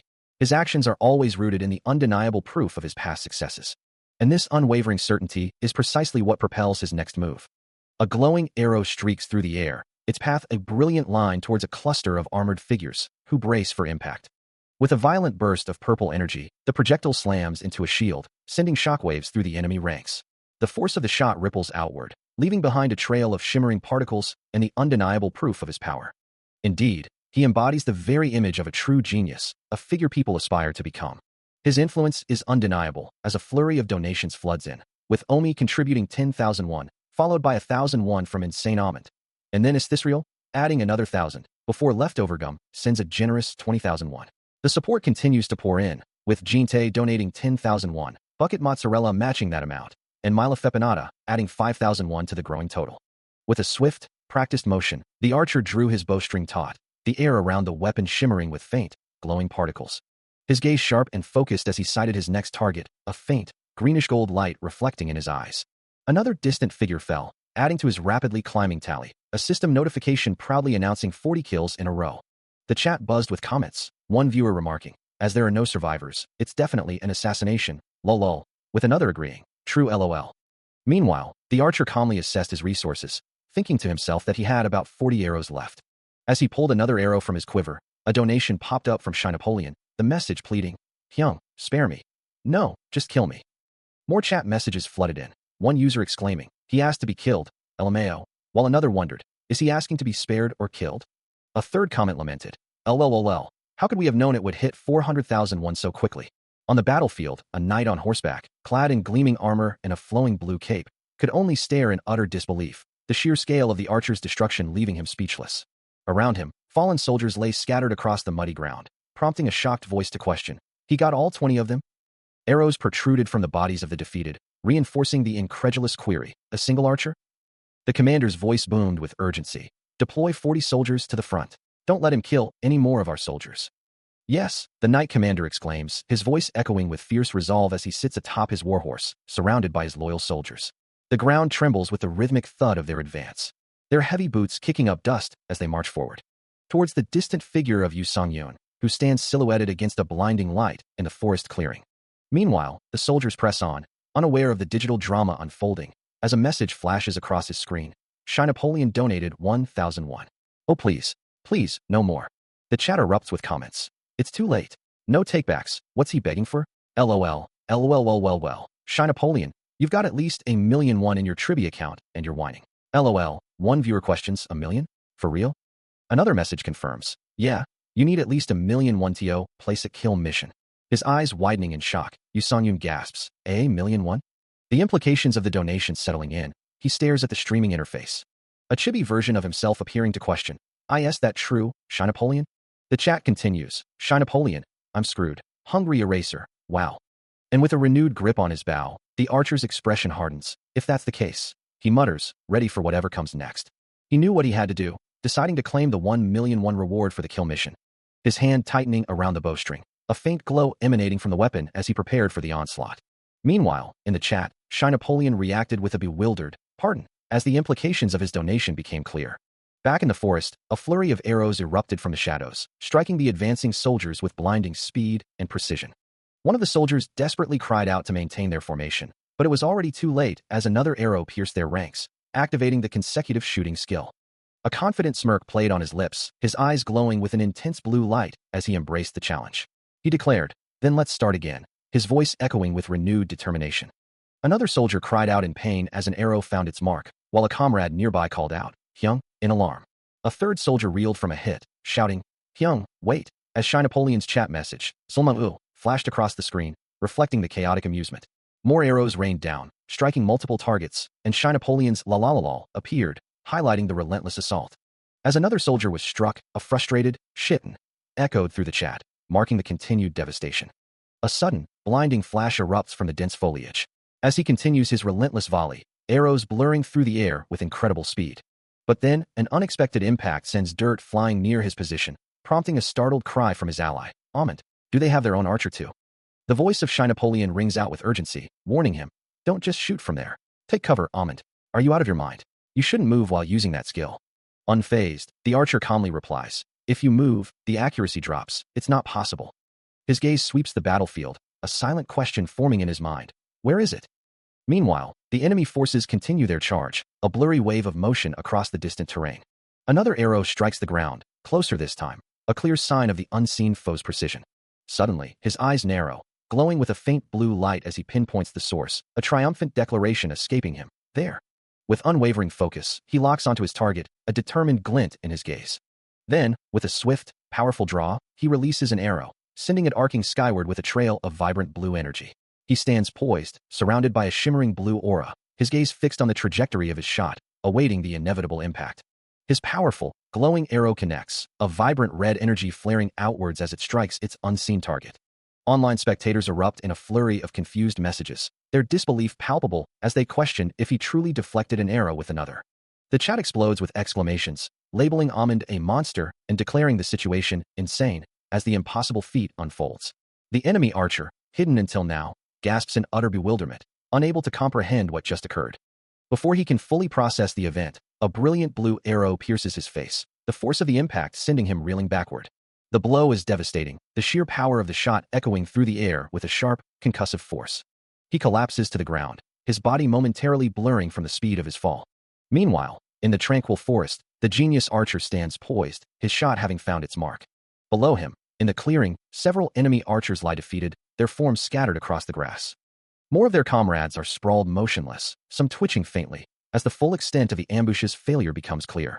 Calmly, he reaches back, plucking another arrow from his quiver, his movements fluid and unhurried. A thought crosses his mind, calculating the reward for his swift victory. Yu Songyun, the genius archer, stands poised, his bow drawn taut, a faint blue glow emanating from the arrow nocked and ready.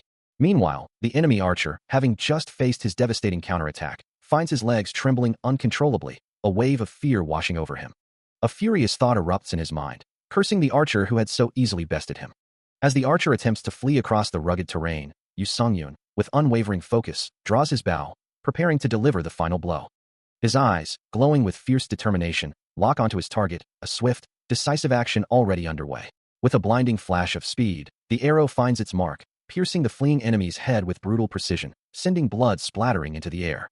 Another enemy, a swordsman, witnesses the swift, brutal kill, his mind reeling in disbelief at the sheer speed of the archer's attack, an arrow already embedded in the ground nearby. As the blood of his comrade rains down, the swordsman stands frozen, utterly stunned by the display of overwhelming power. The swordsman stumbles back, a cry of disbelief escaping him as the impact of the unseen arrow sends him reeling. Overwhelmed by the sheer speed of his opponent, he turns to flee, a desperate scramble for survival as the archer looms in the distance, a faint purple aura shimmering around him. The archer, his expression resolute, watches the retreating figure, his bow still held ready. But a flicker of surprise crosses his face, his golden eyes widening slightly as he processes something unexpected. He glances down at his quiver, a realization dawning on him. He has fired his last arrow, completely out of ammunition. As system messages flash, commenting on his 80 shots and the narrow escape of the one called Napoleon, Yu Songyun lets out a thoughtful hum, acknowledging the situation. His hand rests on his bow, the glowing particles of the forest around him reflecting in the polished wood. Meanwhile, the fleeing swordsman, now in a different location, gasps for breath, his chest heaving with exertion. He looks around frantically, a hopeful question forming in his mind. Did I lose him? But far from the swordsman's relief, Yu Songyun is suddenly plummeting, purple energy streaking around him as he falls through the air. The descent is rapid and uncontrolled, with intense magical effects indicating a powerful, unexpected force at play, sending him hurtling towards the ground. Still reeling from the relentless assault, the swordsman lets out a desperate cry, his face contorted in pure terror as he flees. His panicked screams echo through the air, drawing comments from unseen observers who marvel at the AI implementation and declare this is why we play Kingdom Age. The reactions are indeed lively, as more observers chime in, while the swordsman, still running for his life, can only shriek for his pursuer to stop chasing me. Unheeding his pleas, Yu Songyun, the archer, calmly draws another arrow, his gaze fixed on the distant, fleeing figure. With practiced ease, he releases the shaft, sending it streaking through the sky with a vibrant blue trail, already preparing his next shot. His hands move with fluid precision, knocking another arrow as a faint blue aura emanates from his bow, ready to strike. The arrow flies true, impacting the ground with a burst of purple energy, just inches from the swordsman's path. Another shot follows, narrowly missing the desperate man, the impact sending tremors through the earth and forcing him to stumble. Finally, overwhelmed by the relentless barrage, the swordsman collapses onto the grassy plains, defeated. As the dust settles, system messages flood in, praising Amund for his truly amazing performance, noting he massacred 20 following 40 shiver, and might even set a record at this rate, prompting a relieved sigh from the archer. Looking up at the sky, he calmly observes that there are 20 people left now. He holds his bow, a translucent system screen glowing before him, reflecting the light of his recent triumph. The ethereal glow of the interface surrounds him, a soft, almost dreamlike haze. Suddenly, a triumphant message flashes across his vision, declaring the mission accomplished, followed by an astonishing notification. Shy Napoleon donated 1,000,000 won. The sheer generosity is almost overwhelming. More messages flood in, a flurry of laughter and disbelief, questioning the extravagant bet. He watches the comments scroll by, a small, satisfied smile gracing his lips as he acknowledges the generous donor, agreeing that clearing a mission is indeed the most satisfying reward. A sudden, booming sound echoes through the air, jolting him from his thoughts. His eyes widen slightly, a look of surprise crossing his face as he glances around, the floating system windows still surrounding him, a stark contrast to the sudden shift in atmosphere. In the distance, a company of soldiers stands on a vast, open field, one of them remarking that the conflict seems to have finally concluded. A voice calls out, filled with admiration, uttering the name Rawburn. The armored knight, Rawburn, sits proudly atop his steed, a figure of authority and triumph, as the soldiers around him continue to hail his name. From a slight distance, Yu Songyun observes the scene, a faint glow around him, as one of the soldiers credits Sir Rawburn's leadership for their victory, praising him as truly remarkable. Two soldiers, standing nearby, nod in agreement, one declaring him an undisputed hero of the war. A quiet scoff escapes him, a silent judgment on the clueless fools who fail to recognize his efforts, as he internally laments that he, Amund, had done all the real work. The triumphant Sir Rawburn, still mounted on his horse, remains at the center of his celebrating soldiers, unaware of the growing discontent brewing among the other combatants. He can't help but feel a pang of frustration, thinking of the 100 enemies he had personally dispatched, yet no one seemed to notice his contribution. Turning to a grizzled mercenary, he offers a polite apology, acknowledging the poor behavior of the knights. The mercenary, his face etched with weariness and indignation, looks directly at him, clearly troubled. He questions if there's an issue related to their treatment, his voice laced with a hint of challenge. The young man hesitates, a sigh escaping him, as he prepares to address the mercenary's grievances. The grizzled man explains the situation, revealing that the knights simply dismiss the mercenaries with basic pay, sending them on their way. This meager compensation, he emphasizes, comes despite their significant contributions to the battle. He then challenges the young man, asking what the knights themselves had truly accomplished to deserve such disparity. The young man inquires if this is the source of his dissatisfaction, while the mercenary internally questions the fairness of receiving only the agreed-upon amount, implying it's insufficient for their efforts. From a distance, Robern observes the unfolding conversation, a subtle expression of annoyance or dismissal crossing his features. He continues to press his point, asserting that there's clearly a clause for additional rewards when they perform well. The disgruntled mercenary looking directly at the knight as he speaks. Sir Robern, however, simply scoffs. Well, he challenges, his gaze sharp. You mercenaries? The question hangs in the air, dripping with disdain. He continues, dismissing their efforts. While the knights are fighting for their lives, what kind of performance have the mercenary units shown? Behind him, 3 other knights share a knowing, amused glance. You mercenaries fight while protecting your bodies, using the excuse that it's your only asset, the knight declares, his voice laced with contempt. His armored leg, still mounted on his steed, emphasizes his superior position, while the mercenary below him seethes. Such a blatant insult, he thinks, his fist clenching tightly, knuckles white with suppressed fury. Yu Songyun, observing the exchange, notices the mercenary's intense reaction. What's with that face? He wonders, a flicker of concern crossing his features. He watches the mercenary's barely contained rage, the tension in the air growing palpable. Sir Robern, oblivious or uncaring, maintains his smug expression, asking, Am I wrong? His red cape billows slightly, a symbol of his authority in stark contrast to the mercenary's simmering resentment. The tense confrontation gives way to a stark, dark screen, which then resolves into a vibrant purple interface, displaying various menu options and numerical indicators, hinting at a deeper system at play. Continuing the display, the interface now showcases a detailed character portrait, a young man with striking blue hair and green eyes, alongside further system information, a clear shift from the immediate dangers of the physical world. A voice rings out, accusing mercenaries of fighting only to protect themselves, using their bodies as their sole asset. And Robern, on horseback, challenges the notion, asking if he's wrong in that assessment, while Yu Songyun silently acknowledges that such a thought is indeed the first image that comes to mind when one hears the word mercenary. However, the narrative quickly asserts that such a view is nothing more than prejudice.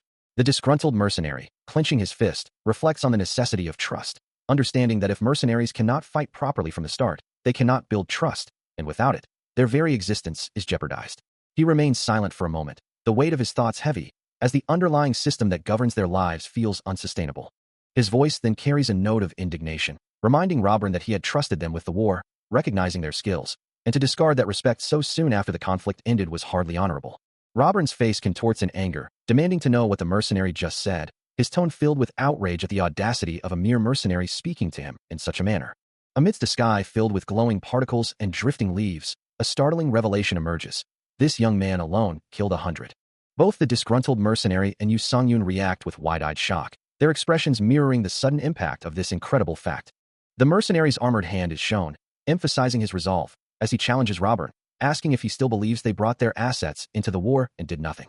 A menacing smile spreads across Robern's face, his eyes glowing with a sinister red light, as he processes the information, murmuring to himself about the young man single-handedly dispatching 100. He beams, turning to his men, the news of the archer's incredible feat spreading like wildfire among the knights.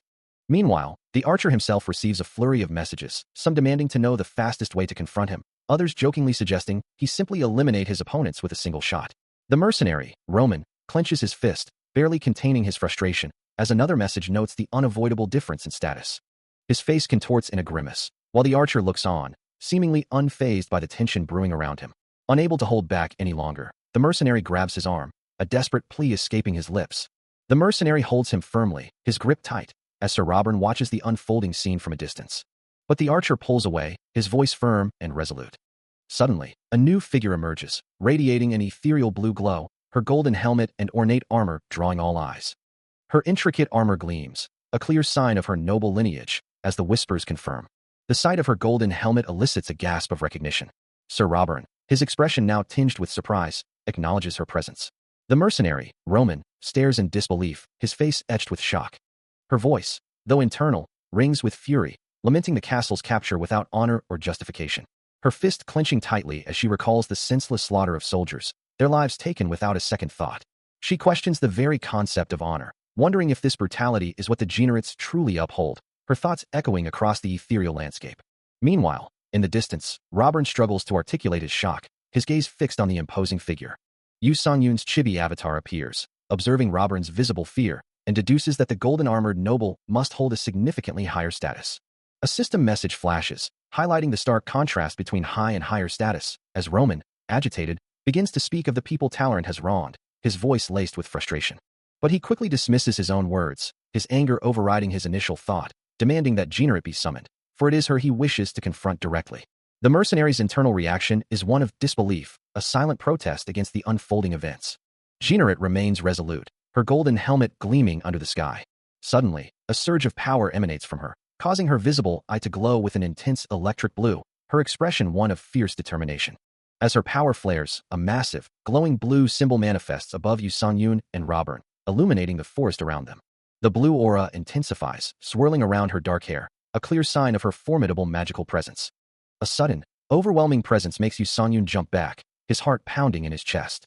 He stumbles, barely catching himself, a startled gasp escaping his lips as he tries to form a coherent thought. His eyes widen, struggling to comprehend the figure before him, the words, "Why you?" barely making it out. He stares, utterly bewildered, a silent question hanging in the air. From above, Generate's voice rings out, sharp and demanding. "Are you a knight of Generate?" To which the young man quickly replies, "I am not." An older man with a gray beard, standing beside Yu Song-yoon, interjects, "If so, then what are you?" Before clarifying, "He's a mercenary with us." The revelation hangs in the bright, clear air, a soft "huh" echoing the surprise. The thought processes of the golden-armored figure begin to churn, a single word forming in her mind. A mercenary? Her internal monologue continues, recalling a specific reputation, the one that numbered 100 kills alone. Generate's helmet gleams, her gaze unseen but intense, as she processes the implications of such a formidable individual. Beside Yu Song-yoon, the older man looks at him with a new understanding, asking, "Is he that mercenary?"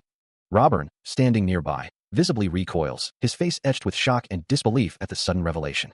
He could only wonder how they knew, how his reputation had preceded him so thoroughly.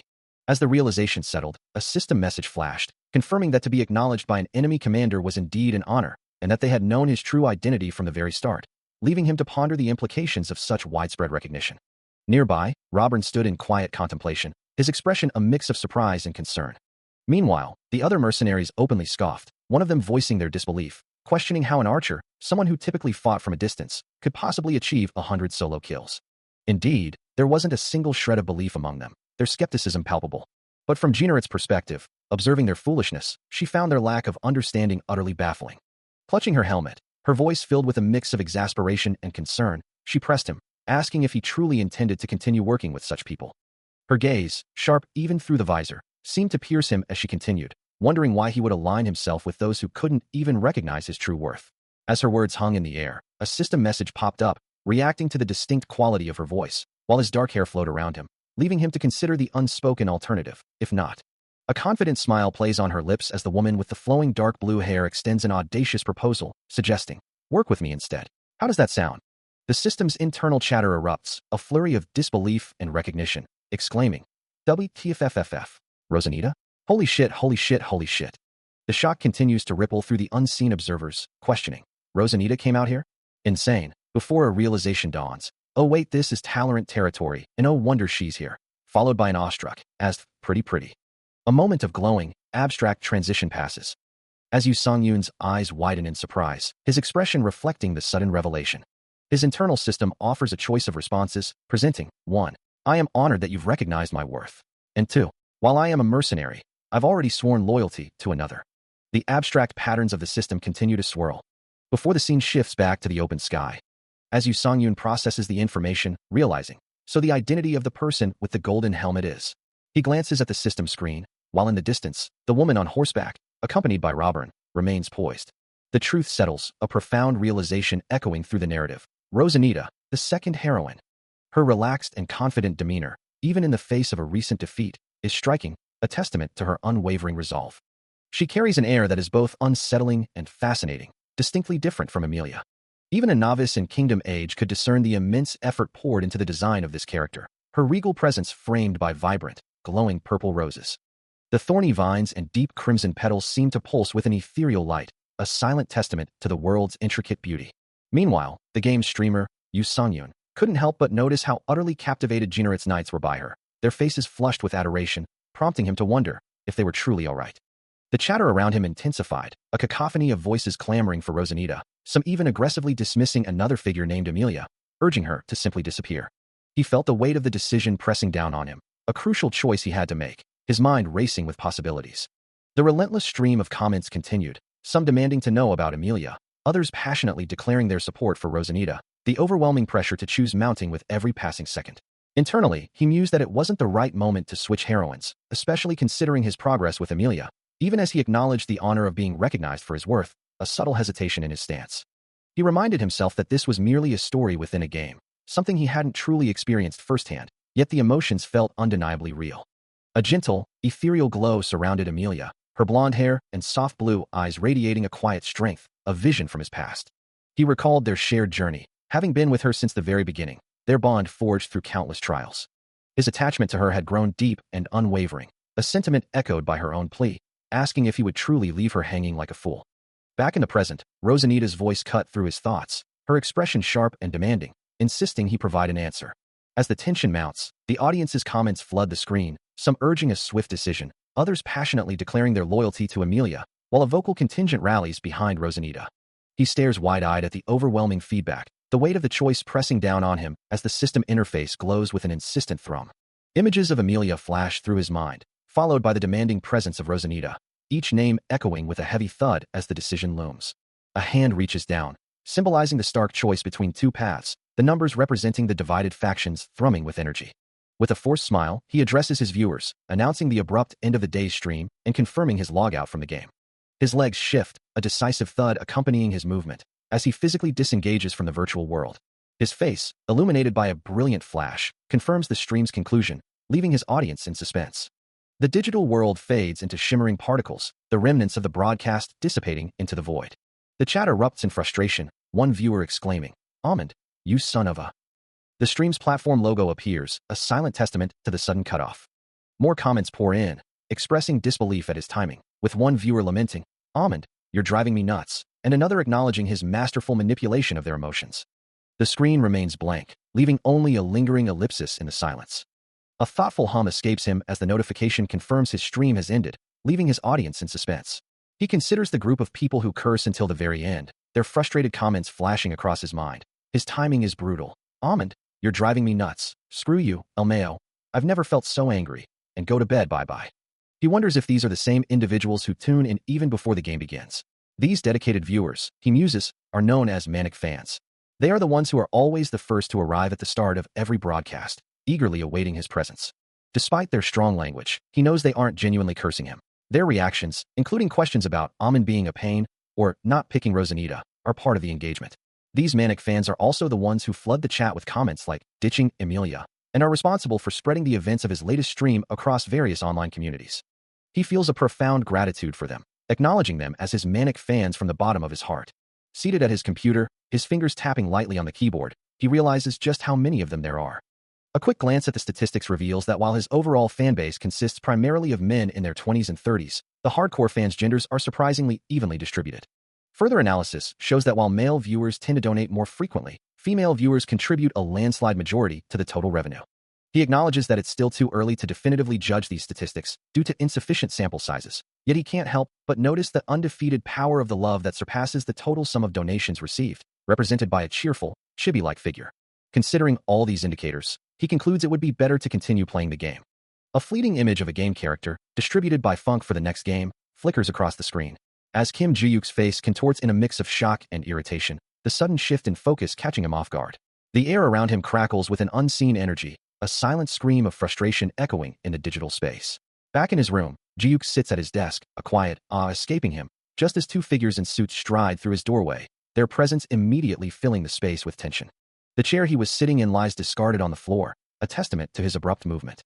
The man in the suit glares, his voice sharp and accusatory, demanding to know what Ji-yook had just done. He grips the arm of the woman beside him, his face a mask of fury, while she looks on with wide, startled eyes. She tries to calm him, but his anger overrides her plea, as he confronts Ji-yuk with the shocking question of whether he's quitting the company. Ji-yuk, visibly distressed, stammers a response, the weight of the confrontation pressing down on him. His words are cut short by the man's enraged roar, demanding to know if he's lost his mind. The man looms over Ji-yuk, grabbing his collar in a fit of rage, his fury palpable. His voice, thick with indignation, continues to echo, questioning if Ji-yuk has ever considered his own future. His father's grip tightened around his wrist, a silent question hanging in the air as the man's anger radiated, demanding an answer. The words cut through the tension, accusing him of resignation, a decision the director had apparently already confirmed. Ji-yuk's eyes widened in shock as the demand followed, an ultimatum to return to the company the very next morning. He tried to protest, to explain himself to his father, but the words caught in his throat, choked by the oppressive atmosphere. The older man's gaze bore down on him, a single, pointed word cutting through the silence, leaving no room for argument. His father's voice, laced with barely contained fury, challenged him to speak, to offer any justification for his actions. Standing in the middle of his room, surrounded by the two company representatives, Ji-yuk remained silent, the weight of the confrontation pressing down on him. A quiet, internal refusal escaped him, a desperate whisper against the inevitable. With a heavy heart and downcast eyes, he finally conceded, agreeing to his father's terms. The scene shifted, leaving the tension behind, as a new voice broke the silence, inquiring about someone's well-being. In a different setting, a man and woman shared a moment, the man offering fruit with a gentle smile. Still reeling from the confrontation with his father, Ji-yuk reassures his mother over the phone, promising to hold on for just a little longer. Meanwhile, in a different setting, a young man sits before a computer screen, its glowing interface reflecting his thoughts as he contemplates his own path. His mind drifts into a dreamlike state, where a week has passed in a blur of light and ethereal leaves. In this hazy recollection, the total earnings amount to a mere 271, a stark reminder of his meager progress. He reflects on his journey, acknowledging that he hasn't amassed a fortune, nor achieved any significant milestones, as two versions of himself, one with glowing eyes and glasses, the other without, appear against a backdrop of digital code and floating currency. Yet, in this memory, an older man offers comfort, his arm around the young man's shoulder, as they walk together through a sun-dappled path. Despite the lack of material success, he found enjoyment in the process, and a glimmer of hope began to emerge within him. But the dream shatters, and the harsh reality of his computer screen returns, leaving him to wonder if it was all just a fleeting illusion. Tears well up, falling onto the keyboard, each droplet a testament to his profound disappointment. The ethereal glow fades, replaced by the starkness of his room, as he grapples with the weight of his current circumstances. With dark hair and glasses now framing his tear-filled eyes, the young man stares blankly at the screen, the hope from his dream a distant memory. The dream had lingered too long, its fleeting hope a stark contrast to the harsh reality he now faced. When suddenly, a sharp, insistent ring cut through the silence of his apartment, pulling him from the depths of sleep with a groan. The doorbell continued its relentless assault, forcing him to stir and wonder who could possibly be at his door so early. As he slowly made his way across the room, the door creaking open with a soft sigh. Squinting against the morning light, he mumbled, wondering what could possibly warrant such an early visit. When a familiar voice chirped, "You Song-yoon, can you open the door quickly? I almost died while waiting for you." The voice continued, a playful hey, echoing through the hallway, and the young man's eyes widened in recognition as he exclaimed, "Kim Ji-yuk." The visitor, now fully visible, leaned in conspiratorially, asking, "Did you by any chance?" A wide, mischievous grin spreading across his face as he awaited an answer, which he promptly received with a cheerful yup. He had left his house. A generous box of fried chicken sits ready, its golden brown pieces glistening under the light. As a cheerful voice announces, "Bon appetit." His friend, Ji-yuk, beams with delight, holding a drumstick in one hand and a can in the other, clearly enjoying the meal. He then turns to his companion, asking why he isn't drinking, despite having ordered 2 cans, a question that hangs in the air. Yu Song-yoon, seated across from him with a suitcase nearby, explains that he doesn't drink before streaming, maintaining his focus. Ji-yuk, accepting the answer, simply says it can't be helped, then proceeds to enthusiastically chug his own drink, while Yu Song-yoon observes his friend's enjoyment. A moment later, Ji-yuk shifts the conversation, wondering why his friend suddenly decided to move out, his expression thoughtful. He acknowledges that it's not unusual for an adult to leave their parents' home, but presses for the timing of the decision. Yu Song-yoon hesitates, finding the situation a bit complicated, and asks if he can explain later. Ji-yuk smiles reassuringly, telling him to do whatever feels most comfortable, showing his understanding. Then, with a slight awkwardness about asking so suddenly, Ji-yuk inquires if it would be all right for him to stay there for a while, to which Yu Song-yoon readily agrees, assuring him there's plenty of space for both of them. He offers a simple thanks, the casual atmosphere of their shared meal continuing. The table between them is laden with fried chicken and soda cans, a typical spread for a relaxed evening. Then, his friend brings up a new topic, asking what his plans are for Kingdom Age. Mid-bite, Yu Song-yoon pauses, looking up with a questioning gaze. His friend clarifies, mentioning the in-game characters Emilia and Rosanita, and how it seemed like he was at a love crossroad with them. A hint of surprise crosses his face as he processes the unexpected comment. His friend, seemingly oblivious to the gravity of the situation, then asks if it truly matters which one he picks. The question catches Yu Sung-yoon completely off guard, his eyes widening in disbelief. His friend then shoves a phone in his face, asking if he saw what popped up, but Yu Sung-yoon denies it, genuinely unaware of the online commotion. The screen reveals a fierce debate raging over Emilia and Rosanita, with warnings that a bloodbath could ensue if he's not careful, and fans declaring, choosing Emilia means execution, or choose Rosanita and you're dead. One particularly fervent fan threatens to stop watching his stream entirely if he doesn't pick Rosanita, the intensity of the online community clearly visible on his phone. He can only acknowledge the situation with a thoughtful realizing just how wild the reactions truly are. Despite the intense fan reactions and even threats he'd just learned about, a faint smile played on his lips as he scrolled through his phone, leaving him to wonder, His companion, however, couldn't fathom such composure, asking if he was truly fine after seeing those alarming messages, noting that both Emilia and Rosanita were quite popular among the fanbase. For Ji-yook, the thought of such pressure was enough to make him lose sleep, musing if this detached calm was what people referred to as an athlete's mindset. Changing the subject abruptly, the streamer mentioned something he wanted to discuss, asking what was on his friend's mind. Ji-yook looked up, a hint of surprise on his face, as the other man held a can, ready to continue their conversation. He then brought up the game, noting that with how things were progressing, it seemed they would soon witness the ending of Kingdom Age. Still sipping from his drink, he continued, pointing out that they hadn't yet found a new game to play, and it would be ideal to find one that could satisfy existing viewers while also attracting new traffic. A wide grin spread across Ji-yook's face, declaring that he had anticipated this very question. With a decisive slam, he placed his phone on the table, his chibi counterpart reacting with an excited gasp. Adjusting his glasses with a confident gleam in his eyes, he proudly announced that he had already been conducting preliminary research for that very issue. He then produced a sleek laptop, ready to unveil his findings. With a flourish, he declared, "Get excited," building anticipation for what he was about to show. As a finger pressed down on the enter key, a surge of blue light erupted across the screen. And Ji-yook's voice filled the room, announcing with palpable excitement, "Because I've found." The name of the game he believed would be their next big hit, Battle Rage. The holographic display shimmered, showcasing a dynamic scene of soldiers parachuting into a vibrant, futuristic battlefield, a glimpse into the intense world of the game. Ji-yook beamed, his enthusiasm infectious as the game's title, Battle Rage, glowed brightly behind him. He turned to his streamer, eager for his reaction. He then posed a question, a hint of formality in his tone. "Have you ever played this before, Mr. Streamer?" Yu Sung-yoon, observing the holographic projection, acknowledged the name's familiarity, a fleeting thought crossing his mind about Ji-yook's sudden shift in demeanor. Ji-yook continued, explaining that Battle Rage was an online survival PvP, a player-versus-player experience where competitors engaged in real-time combat, the visuals on screen shifting to show a lone soldier aiming a rifle. He elaborated on the game's core objective, to be the last person standing among 100 players, utilizing a diverse arsenal of weapons, emphasizing that top-level aim and split-second decision-making were paramount to victory. Considering all these factors, Ji-yook concluded, it was a game perfectly suited to Yu Sung-yoon's recent playstyle and general streaming trends. Yu Sung-yoon adjusted his glasses, a pleased smile spreading across his face, impressed by the thoroughness of Ji-yook's research. He then inquired, his tone reflecting genuine interest, "Is the game good? It seems fun." After hearing Ji-yook's enthusiastic pitch for Battle Rage, Yu Sung-yoon considered his next steps. Mulling over the idea that since he wasn't accustomed to PvP games, perhaps he should practice a bit before going live with the stream. His friend, however, reacted with an immediate and incredulous, "What?" Ji-yook's face contorted in disbelief, his voice rising in a shout. "Hell no, absolutely not. That's like a grenade." He lunged forward, his hand reaching out as if to physically stop the very thought from forming in Yu Sung-yoon's mind, a sharp, emphatic gesture punctuating his words. Settling back into their chairs, Ji-yook leaned across the table, his expression serious as he challenged, "You really don't know anything about what your audience wants, do you, Sung-yoon?" His gaze intense, he pressed on. "Think, what do viewers want to see most in your stream?" The streamer pondered for a moment, then offered tentatively, "A good gameplay?"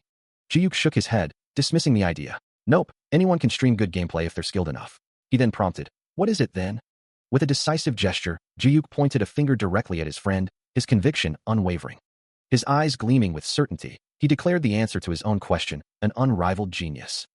The statement hung in the air, leaving Yu Sung-yoon with a look of stunned surprise, his gaze fixed on the finger pointed squarely at him. He continues, urging him to recall his very first stream of Kingdom Age. Even without practice, he had displayed nothing short of overwhelming performances from day one. Because ultimately, viewers go crazy over a true genius. Ji-yook gestures emphatically, his point clear. So, he concludes, it's better to do the same thing again. showing only perfect plays without practice. Across the table, the young man listens, a box of fried chicken between them. He crosses his arms, a hint of doubt in his expression, admitting he knows nothing other than archery, and doesn't believe he can excel in a game with unfamiliar mechanics without practice. A shimmering blue light pulses, emphasizing the weight of the conversation. Juyuk presses on, reminding him of a time when he shot the head of a fleeing enemy while on horseback. He challenges him, asking if anyone else could perfectly aim for the head of a moving target just like that. A chibi version of the young man appears in a thought bubble as Juyuk continues, asserting that if that were the case, someone would have already done it before him, and that he is truly incredible in these games compared to the rest. Juyuk leans forward, gesturing with open hands, his conviction unwavering as he tries to convince his friend. He wonders if the reason for his previous doubts might be something he's overlooked. As he explains that he runs a specific program before each stream. Juyuk, intrigued by the mention of sense of direction training and increasing agility on a holographic interface, asks if he means a simulation training program. The streamer confirms, adding that it's a highly optimized program that came with his gaming capsule, which he consistently clears on the hardest difficulty every day. Juyuk comes thoughtfully, then asks about his highest score, guessing it might be around 12,000 points. A moment of silence passes as Juyuk scrolls through the phone, his eyes widening in disbelief, prompting the other man to ask what he's seeing. The manager exclaims that the screen shows him in the number 1 position, leaving both men staring at the phone with a mix of shock and confusion on their faces. Yu Songyun points to himself in utter disbelief, while Juyuk continues, asking if it isn't his optimization code displayed on the screen, which clearly indicates the top rank. His eyes wide with disbelief, Juyuk could only stammer, trying to process the implications of the ranking. He insisted, his voice rising in excitement, that he had been right all along, that this incredible skill had nothing to do with archery. The truth was undeniable. Yu Songyun was a genius in this field. The revelation left him utterly stunned, his gaze fixed on the phone displaying his impossible rank. Sparkling particles seemed to dance around his bewildered expression, a visual testament to the extraordinary talent he unknowingly possessed. Above them, a golden medal shimmered, signifying the number 1 spot, as Juyuk's voice boomed with renewed purpose, urging them to register for Battle Rage. The director pumped his fist in triumph, while the young man could only whisper first place, still processing the magnitude of his achievement. A soft hiss filled the air as the sleek, futuristic gaming capsule opened, ready for its user. Juyuk questioned him, wondering why he was turning on his stream when it was still bright outside. As the young man settled into the capsule, the director explained that this particular time slot attracted the most viewers, a strategy the streamer readily agreed was a good idea. Juyuk offers a warm, almost paternal smile, his expression one of contentment. Meanwhile, inside the game capsule, Yu Songyun stirs, a question mark hanging over his head as he processes something unexpected. He sits up, a look of annoyance crossing his features, demanding to know what was happening, finding the situation rather gross. From outside, Juyuk's thoughts echo with exasperation, lamenting the lack of gratitude from the one he took such good care of. As Juyuk leans into the capsule, Yu Songyun pushes his hand away, insisting he remove his hand as the capsule was about to close. With a soft hum, the capsule begins its activation sequence, enveloping him in vibrant, vertical streaks of light. The blue energy intensifies, glowing symbols appearing amidst the shimmering particles. The light swells, a cascade of bright blue and white, transporting him to a new reality. He finds himself in a serene, sky-filled landscape, where gentle breezes carry floating green leaves through the air. Now clad in an archer's cloak, his eyes glowing with a golden hue, he looks up, demanding to know if he was truly going to be left hanging like a fool. His new attire, a flowing blue cloak and a quiver of arrows, confirms his transformation within the virtual world. With a final, frustrated plea, he insists on receiving an answer. As the game world materialized around him, a striking figure appeared, offering a choice. She acknowledged the recognition of her worth, but her loyalty was already sworn to another. Meanwhile, the game's chat buzzed with fervent support, some cheering for Rosanita, others passionately rooting for Emilia. The digital crowd's enthusiasm was palpable, their cheers for both figures echoing through the interface. He understood the gravity of the moment, knowing his decision would completely alter the course of this playthrough. Standing on the verdant grass, he considered the implications of his choice. His golden eyes scanned the virtual landscape, a thoughtful expression on his face as he processed the situation. The mercenary, Jeannerit, reiterated her stance, her words firm about her existing loyalty, while the chat continued its chaotic outpouring of support and random keyboard mashing. Suddenly, a system message flashed across the screen, declaring Emilia the victor, followed by a mix of celebratory and disappointed chat reactions. He looked at Jeannerit, who returned his gaze with an unreadable expression. A soft smile touched her lips as she offered a surprising compliment, telling him he was better than most knights she had encountered. Her dark blue hair shimmered with faint magical particles, a subtle glow surrounding her as she spoke. Just then, a new, urgent command echoed through the game world, ordering the detention of the commander. As the game world shifted around him, a cascade of blue light and ethereal bubbles descended from above, reflecting the distant castle where Jineret stood, surrounded by her loyal knights, as the game's chat echoed with the lament of other players, mourning the path not taken and questioning his choice. For Yu Songyun, the decision was made, and he mused that perhaps it was the right time to switch games, his gaze fixed on the horizon. After all, his loyalty to Emilia was something he intended to keep, a silent vow made amidst the rolling hills. Suddenly, a soft rustle of fabric and the shimmer of golden particles caught his attention, suggesting a presence nearby. As he turned, Emilia stood before him, her voice ringing out with his in-game name, a knight standing guard behind her. His eyes widened in surprise, the unexpected encounter leaving him momentarily speechless. He could only utter her name in a questioning thought, his mind racing to understand her sudden appearance. Emilia, however, simply smiled, her expression radiant as she called out to him once more, her voice filled with warmth. The ground around her shimmered with golden light, a subtle magical aura accompanying her presence. But the moment of reunion was cut short as her knights, one kneeling protectively and another standing alert, urged them to move to a safer location, their words hinting at an unseen danger still present. He stares, his voice filled with disbelief as he calls out to her. Emilia, how are you? Her hand reaches out, a flash of white fabric accompanying the gesture, as if grasping for something just out of reach. A soft, ethereal glow emanates from the air, sparkling particles drifting through the vibrant sky. Then, a firm grip takes her hand, a knight's dark sleeve contrasting with her flowing blonde hair and red dress, pulling her forward with a decisive urgency. Leaves, shimmering with magical light, fall gently around them, as if the very environment is reacting to their passage. The ground beneath their feet is lush with grass, illuminated by glowing orbs of light, creating a path through the enchanted landscape. A sudden shock ripples through Yu Songyun, his eyes widening in disbelief. As Emilia tumbles into his arms, a flurry of petals and leaves swirling around them. The unexpected embrace drawing gasps and excited shouts from an unseen crowd, urging Emilia on. While his hand gently rests on her back, a soft voice declaring their victory, suggesting they return. The two standing close, hands intertwined, as more unseen observers comment on his endearing words and sweet demeanor. Their interaction playing out for an audience, some finding it amusing, others ominously noting that his words don't sound like a joke, with one even threatening to kill him if found. Emilia, her cheeks flushed with a delicate blush, looks up at him, acknowledging his efforts. Her hand reaching towards his face, a heartfelt confession beginning to escape her lips, addressing him by his player name. When a sudden, jarring realization strikes him, his expression shifting to one of profound shock. A similar wave of bewildered disbelief washing over Emilia, her mind reeling from the unexpected turn of events. As the audience expresses their disappointment over a sudden skip in the broadcast, Yu Songyun finds himself riding through a sun-drenched landscape alongside two companions, one clad in armor and the other an older, cloaked man, their horses' hooves rhythmically thudding against the dirt path. A carriage follows closely behind them, its wheels kicking up dust as the group continues their journey, the air shimmering with faint, golden particles. The armored man turns to him, a look of admiration on his face as he asks, "So you're the archer who one-shot 100 targets?" He continues, his voice filled with genuine awe. "You really are amazing, my friend." Yu Songyun, caught off guard by the praise, offers a simple, somewhat awkward response. Behind him, the older, cloaked man lets out a dismissive humph, muttering about how others acted disbelievingly just moments ago. He pauses for a moment, his gaze thoughtful. Then, with a slight smirk, he adds that the enemy is now acknowledging their achievement, or rather, his achievement. Yu Songyun, ever humble, insists that the success wasn't solely due to him, crediting the captain and others who fought alongside them at the forefront. An unseen voice responds, assuring him that his words will empower their forces once they hear of this. He looks surprised, questioning the implication that he is no longer a mercenary. The unseen speaker clarifies, acknowledging his past role, yet hinting at a new status, as a carriage continues its journey down a sun-drenched road.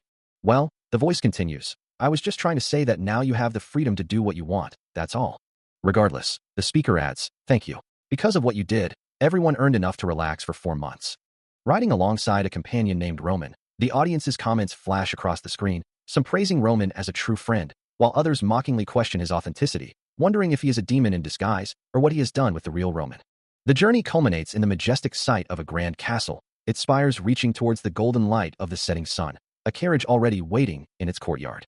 Entering through a large archway, he guides his horse into the castle's interior. So this is what it's like inside the castle, he muses, taking in his new surroundings. As he steps further into the grand castle, Emilia turns back to him, her voice a gentle guide, urging him to follow her deeper inside. The ornate hallways stretch before them, leading them through the castle's ancient stone corridors. Finally arriving at a large, imposing door, Emilia instructs the nearby guard to open it, announcing that a precious guest will be joining her for dinner. With a creak, the heavy door swings inward, revealing a brightly lit room beyond, and a voice from within exclaims, welcoming the man of the hour. Stepping through the threshold, Yu Sung-yoon's eyes widen in surprise, his expression one of utter astonishment. An older, distinguished man with a flowing beard gestures towards a seat, his voice warm as he admits to having heard much about his guest. The man's hand extends in welcome, a prominent jeweled necklace adorning his chest, confirming his status as the esteemed lord of the household. It is none other than Amelia's father, who, in a moment of heartfelt gratitude, embraces Yu Sung-yoon, thanking him profusely for a splendid job. With the pleasantries exchanged, Amelia's father then commands his staff to make haste and bring out the food for their meal. As the lord turns away, Yu Sung-yoon reflects that, thankfully, this noble doesn't judge others based on status, yet a lingering anxiety still gnaws at him. Seated at the long dining table, he ponders the system message that just appeared, confirming his successful joining of Amelia's family for a meal. He looks down at the ornate bowl placed before him, a moment of quiet contemplation before the meal. His gaze sharpening as he observes the clear liquid within, a question forming in his mind. Suddenly, glowing blue buttons appear on the table, their symbols depicting hand gestures, leaving him utterly bewildered by their purpose. A jolt of surprise runs through him, his eyes widening as the strange interface materializes. Without thinking, he instinctively presses one of the glowing buttons, a ripple of energy emanating from his touch. The water in the bowl shimmers, responding to the input with an unexpected vibration. A soft beep sounds, confirming his accidental action, as he realizes he's stumbled into something entirely unexpected. The table lights up with vibrant blue and red streaks, indicating a rapid sequence of inputs, a rhythm game unfolding before his very eyes. The full realization hits him with full force, a chaotic and hilarious start to dinner, as he processes the absurdity of a rhythm game beginning right now. He, Lord Talleyrand, and Amelia are all engaged in the unexpected game, their hands moving in sync with the glowing prompts, with a triumphant clear appearing above the Lord's bowl, leaving him to wonder how they could have started without any warning, and musing that even everyday life can be a battlefield. He continues to navigate the bizarre rhythm game, a puzzle of food items on a plate, realizing this must be the everyday reality within Kingdom Age. The difficulty, however, proves to be something else entirely, as a complex sequence of button prompts appears above a simmering pot of stew. He focuses intently on the task at hand, a roasted bird on the table before him, with instructions for carving appearing as game prompts. A moment of processing passes, the game's interface momentarily blanking as it calculates his performance. A sigh escapes him, the swirling patterns of the game's background reflecting his internal exhaustion. His chibi avatar slumps in a chair, utterly drained, as he muses on the mental fatigue of meeting his future father-in-law for the first time, likening the entire experience to a dating simulator where one must overcome the wrath of their in-laws. Breaking the silence, Lord Talleyrand's voice cuts through his thoughts, addressing him directly as Mr. Almond, while holding a goblet of wine. The noble's question hangs in the air, asking if he would consider becoming one of their knights. Both men exchange a look of surprise, the unexpected offer clearly catching Yu Sung-yoon off guard. The game presents him with a critical choice, either accepting the honor of knighthood or preferring the life of a mercenary, a knight route that apparently exists but rarely progresses so quickly. He stares at the game interface, a flurry of chat messages scrolling past, all discussing the unexpected knight route that has suddenly appeared. It was never an option for other streamers, and its sudden emergence now, despite the game's age, sparks a deep curiosity within him. In a game where the primary content revolves around wandering as a mercenary, he ponders the implications of deviating from the original path.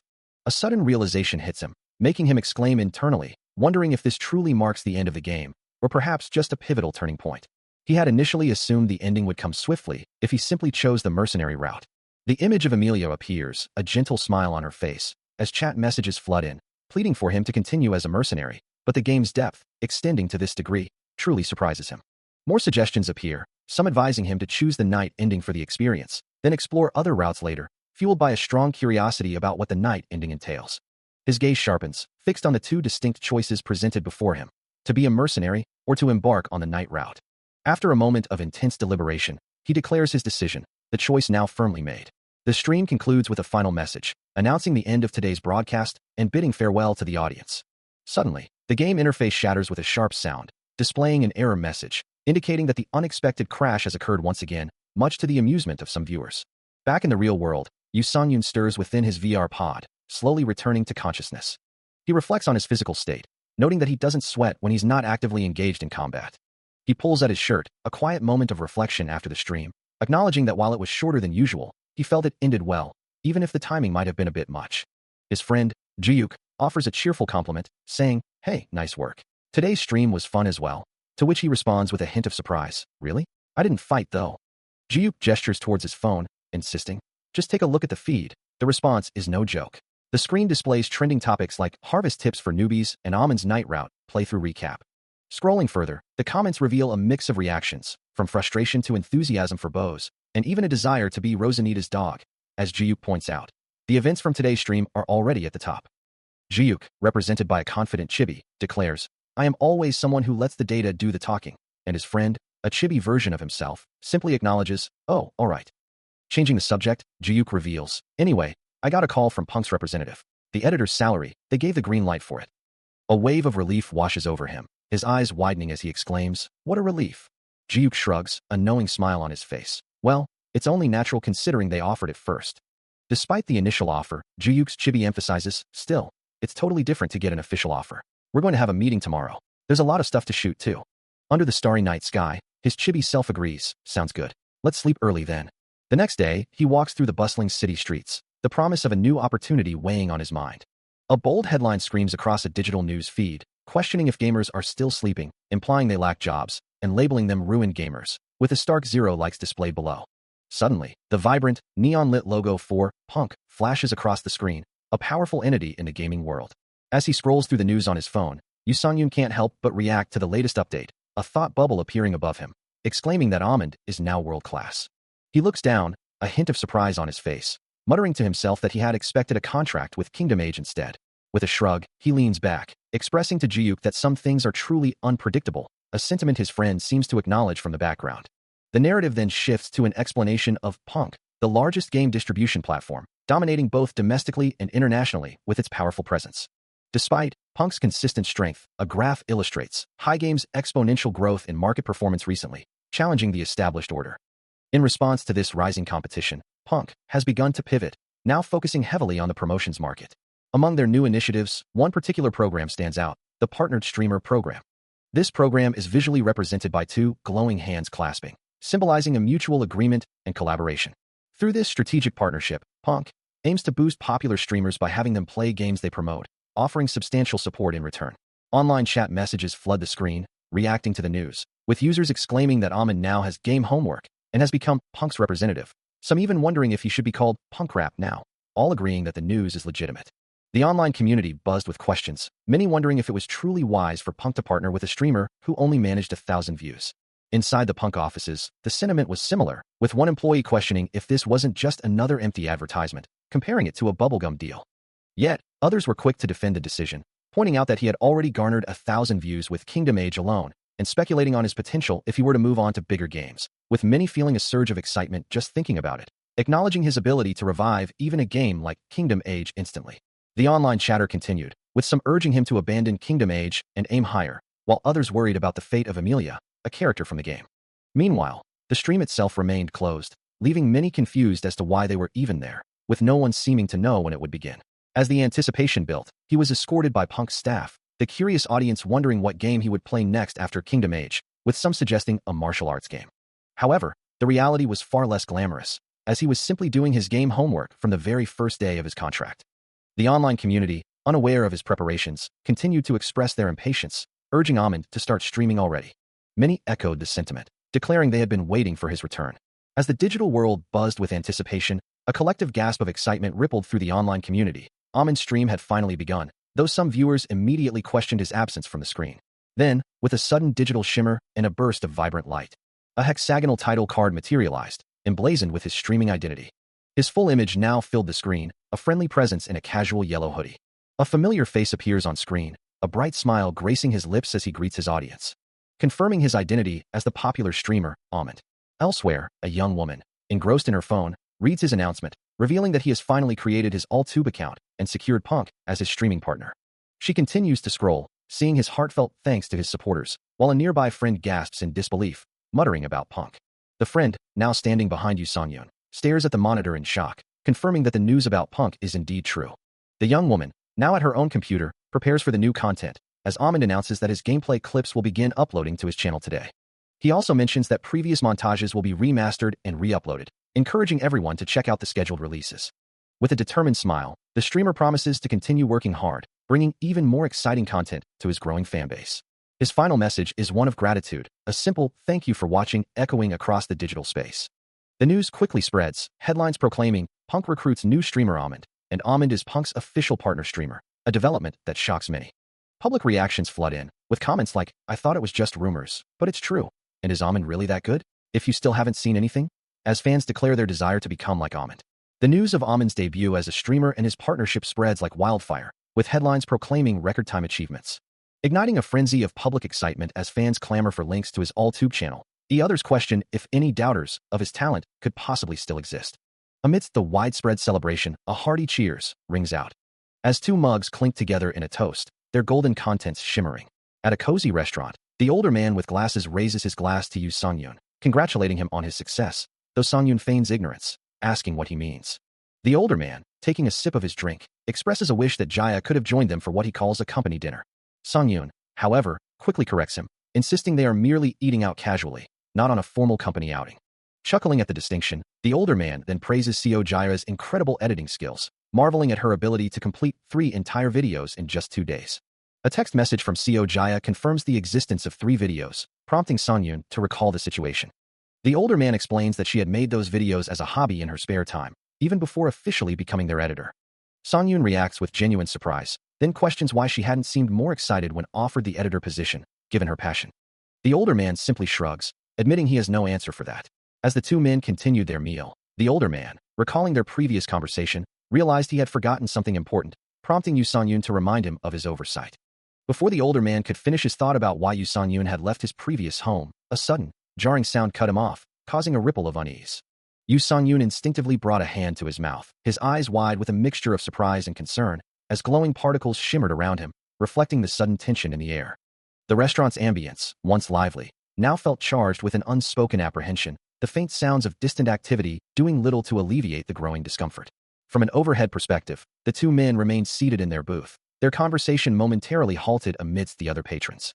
The older man, his face etched with a mix of exasperation and concern, leaned in, questioning why his companion hadn't simply expressed his reluctance earlier. With a hushed urgency, the older man pressed a hand to his companion's arm, silencing him with a sharp shush, as if to prevent further unwanted attention.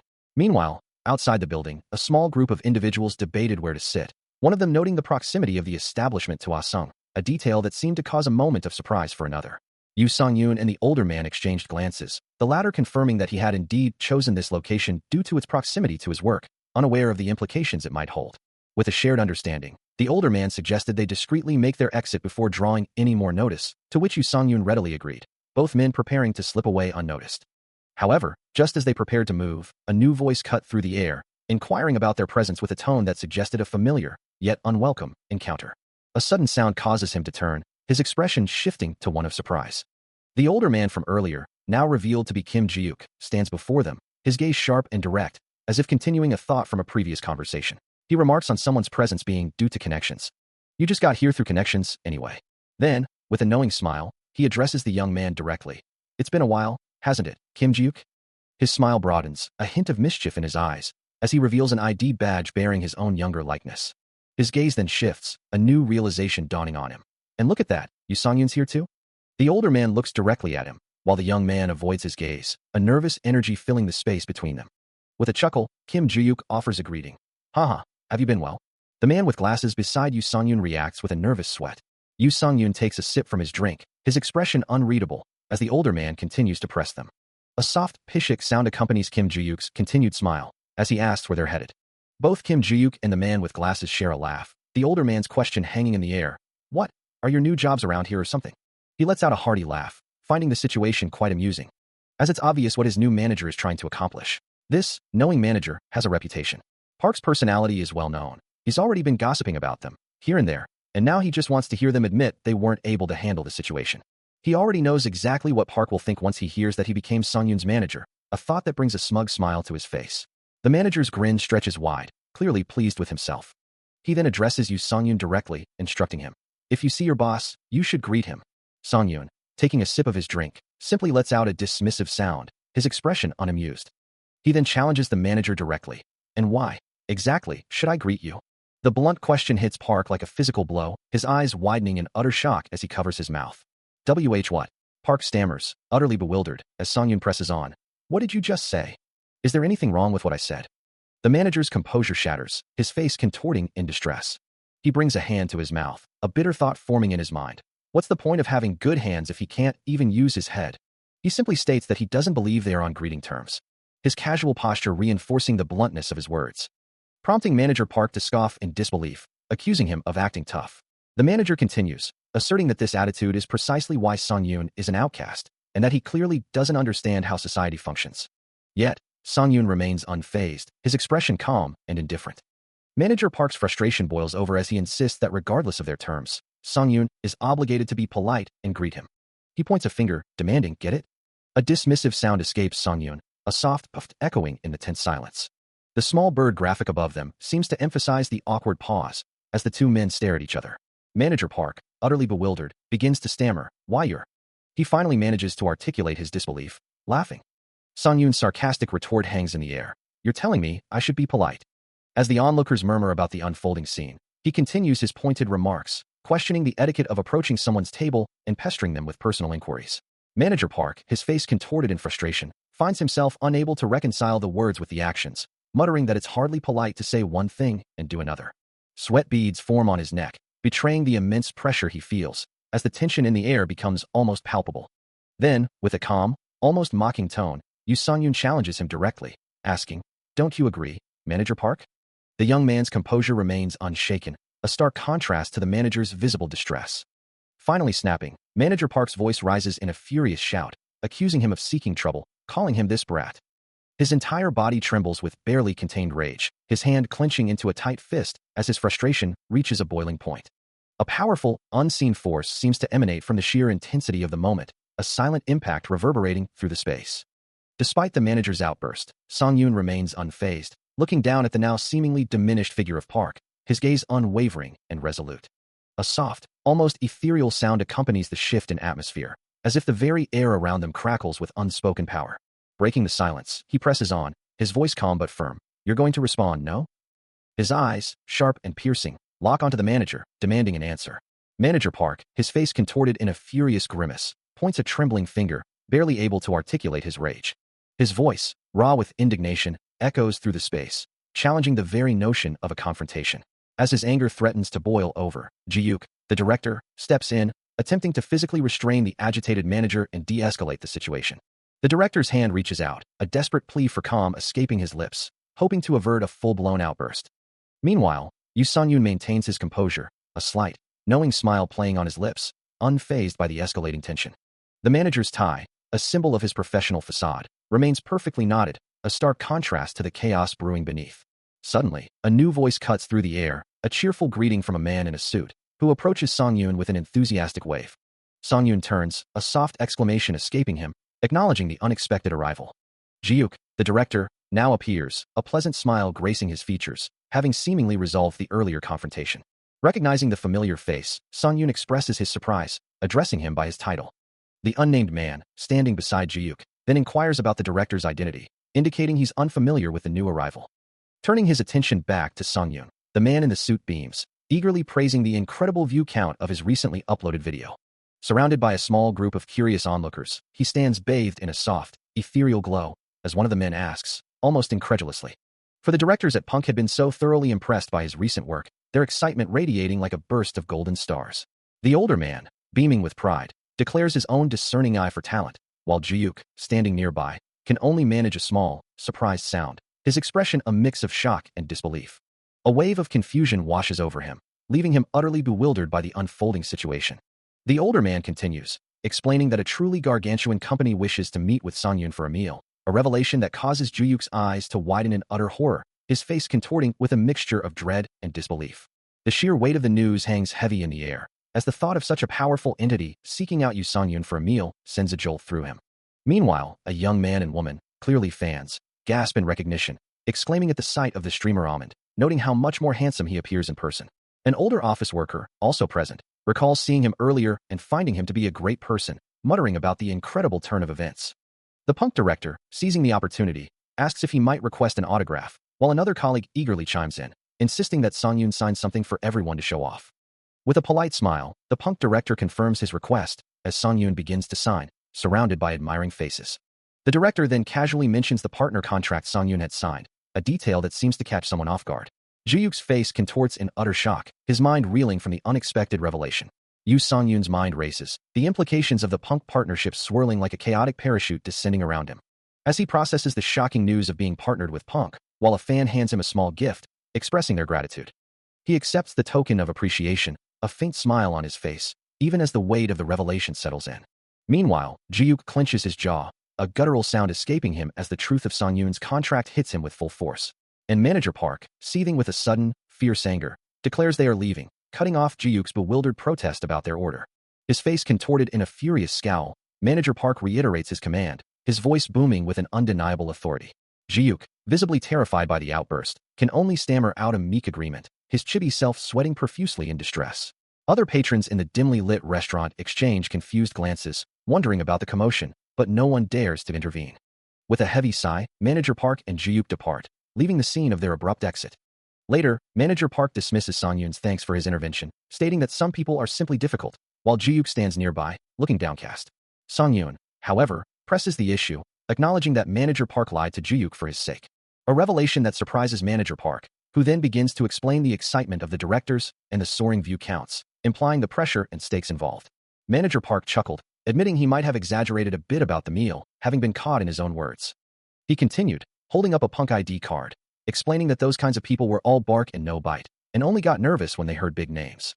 The corporate world shimmered with a subtle, almost magical glow, as the manager smiled broadly, waving his hand in a gesture of dismissal, expressing his gratitude, and encouraging the young man to go enjoy his meal.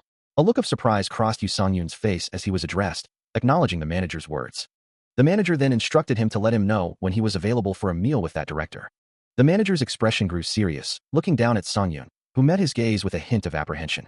A faint sparkle of light caught the edge of his vision. As a bead of sweat formed on his brow, his eyes wide with a dawning realization. He then asked, his voice laced with suspicion, if that was also a lie, catching the manager off guard, who responded with a surprised, huh? The manager laughed nervously, quickly denying it, insisting he meant what he said. As the two stood, a third man in the background voiced his confusion, admitting they didn't quite understand the situation.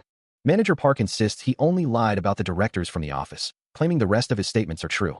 As he continues to press his point, asking if his companion hadn't seen the number of views on his videos earlier. Yu Songyun, meanwhile, stares at his tablet, where a system message declares, "You have chosen the BO," alongside a display of his Almond channel's view count. In a quiet meeting room, a man in a suit expresses his doubts, stating that popularity on one platform doesn't guarantee success on another like AllTube. He continues, suggesting that at least 20 videos are likely needed to see any profit trend, a sentiment that is, indeed, true, and one must invest in their future. Later, brushing his teeth, Yu Songyun reflects on his initial low expectations, having not anticipated much from his new venture. Yet, looking at the surprising view counts for his Kingdom Age episodes, ranging from 53 to 98,000, he marvels at how quickly he accumulated so many views. He recalls how even Bubblegum, the #1 streamer on Treevee, had struggled on AllTube, making his own unexpected success all the more baffling. Meanwhile, Ji-Yuk, also brushing his teeth, shares the same bewildered thought, wondering what kind of ridiculous miracle this could be. He then explains to a surprised Yu Songyun that AllTube's success is heavily influenced by editors, emphasizing the crucial need for a good one. A montage titled Kingdom Age, The Dignity of a Sniper, uploaded by Amanfancio Jaya, appears on screen, its 70,000 views proving the incredible reception for a newbie streamer playing a niche game. Sipping from a mug, Yu Songyun acknowledges the profound impact of Jaya's montages on his official channel's success, realizing how truly fortunate he is. Later, Manager Park, engrossed in his phone, announces he just received a text from Assistant Lee, whose expression, he notes, looked as if he had just chewed something unpleasant. He thinks you're backed up by some big shot, a thought that makes Manager Park scoff. Yu Songyun wonders aloud, how on earth anyone could come to such a conclusion, but Manager Park explains it's likely because Director O backed him up, a tactic that often sways people like him. Ji-Yuk, observing Manager Park's reaction, finds the situation amusing, noting how simple the man truly is. Meanwhile, Manager Park teases Yu Songyun, suggesting he's been living there for a year, as the streamer resolves to start working out. Out in the fresh air, Yu Songyun finds himself invigorated, the act of moving his body feeling genuinely good after neglecting exercise since quitting his previous job. Despite having smoked and drank beer the night before, he reminds himself that even as a retired athlete, there's no excuse for slacking off. His thoughts are interrupted by a sudden ringing, as he realizes he's receiving a phone call. Meanwhile, Manager Park answers his own phone with a hesitant hello, only to be met with an aggressive demand to check his messages. The voice on the other end continues its tirade, accusing him of ignoring everything, even the potential end of the world, just to work out. The aggressive demands from the phone call continued to echo in his mind, a relentless barrage of nagging accusations. He could only think, You really are a manager through and through. Ugh, what the hell do you mean by that? Meanwhile, a calmer voice interjected. Anyway, the amount of views we're getting is pretty unusual. Yu Songyun continued, explaining that it was no wonder one of Punk's directors wanted to share a meal with him, adding, I won't be there with you, so make sure to do well. The manager, now composed, simply replied, got it. Songyun then questioned, so you kicked up this much of a fuss for just this? Before revealing, nah, I have more. It's about Jaya. A moment of contemplation passed, a quiet hanging in the air. The thought then formed, clear and concise. Shouldn't we do something for her? We were this successful ultimately because of Jaya. Jiuk, now present, agreed with the sentiment, suggesting, we should express our gratitude at the very least. Songyun considered this, musing, you're right. Maybe a gift would. But Jiuk quickly cut him off, declaring, actually scratch that.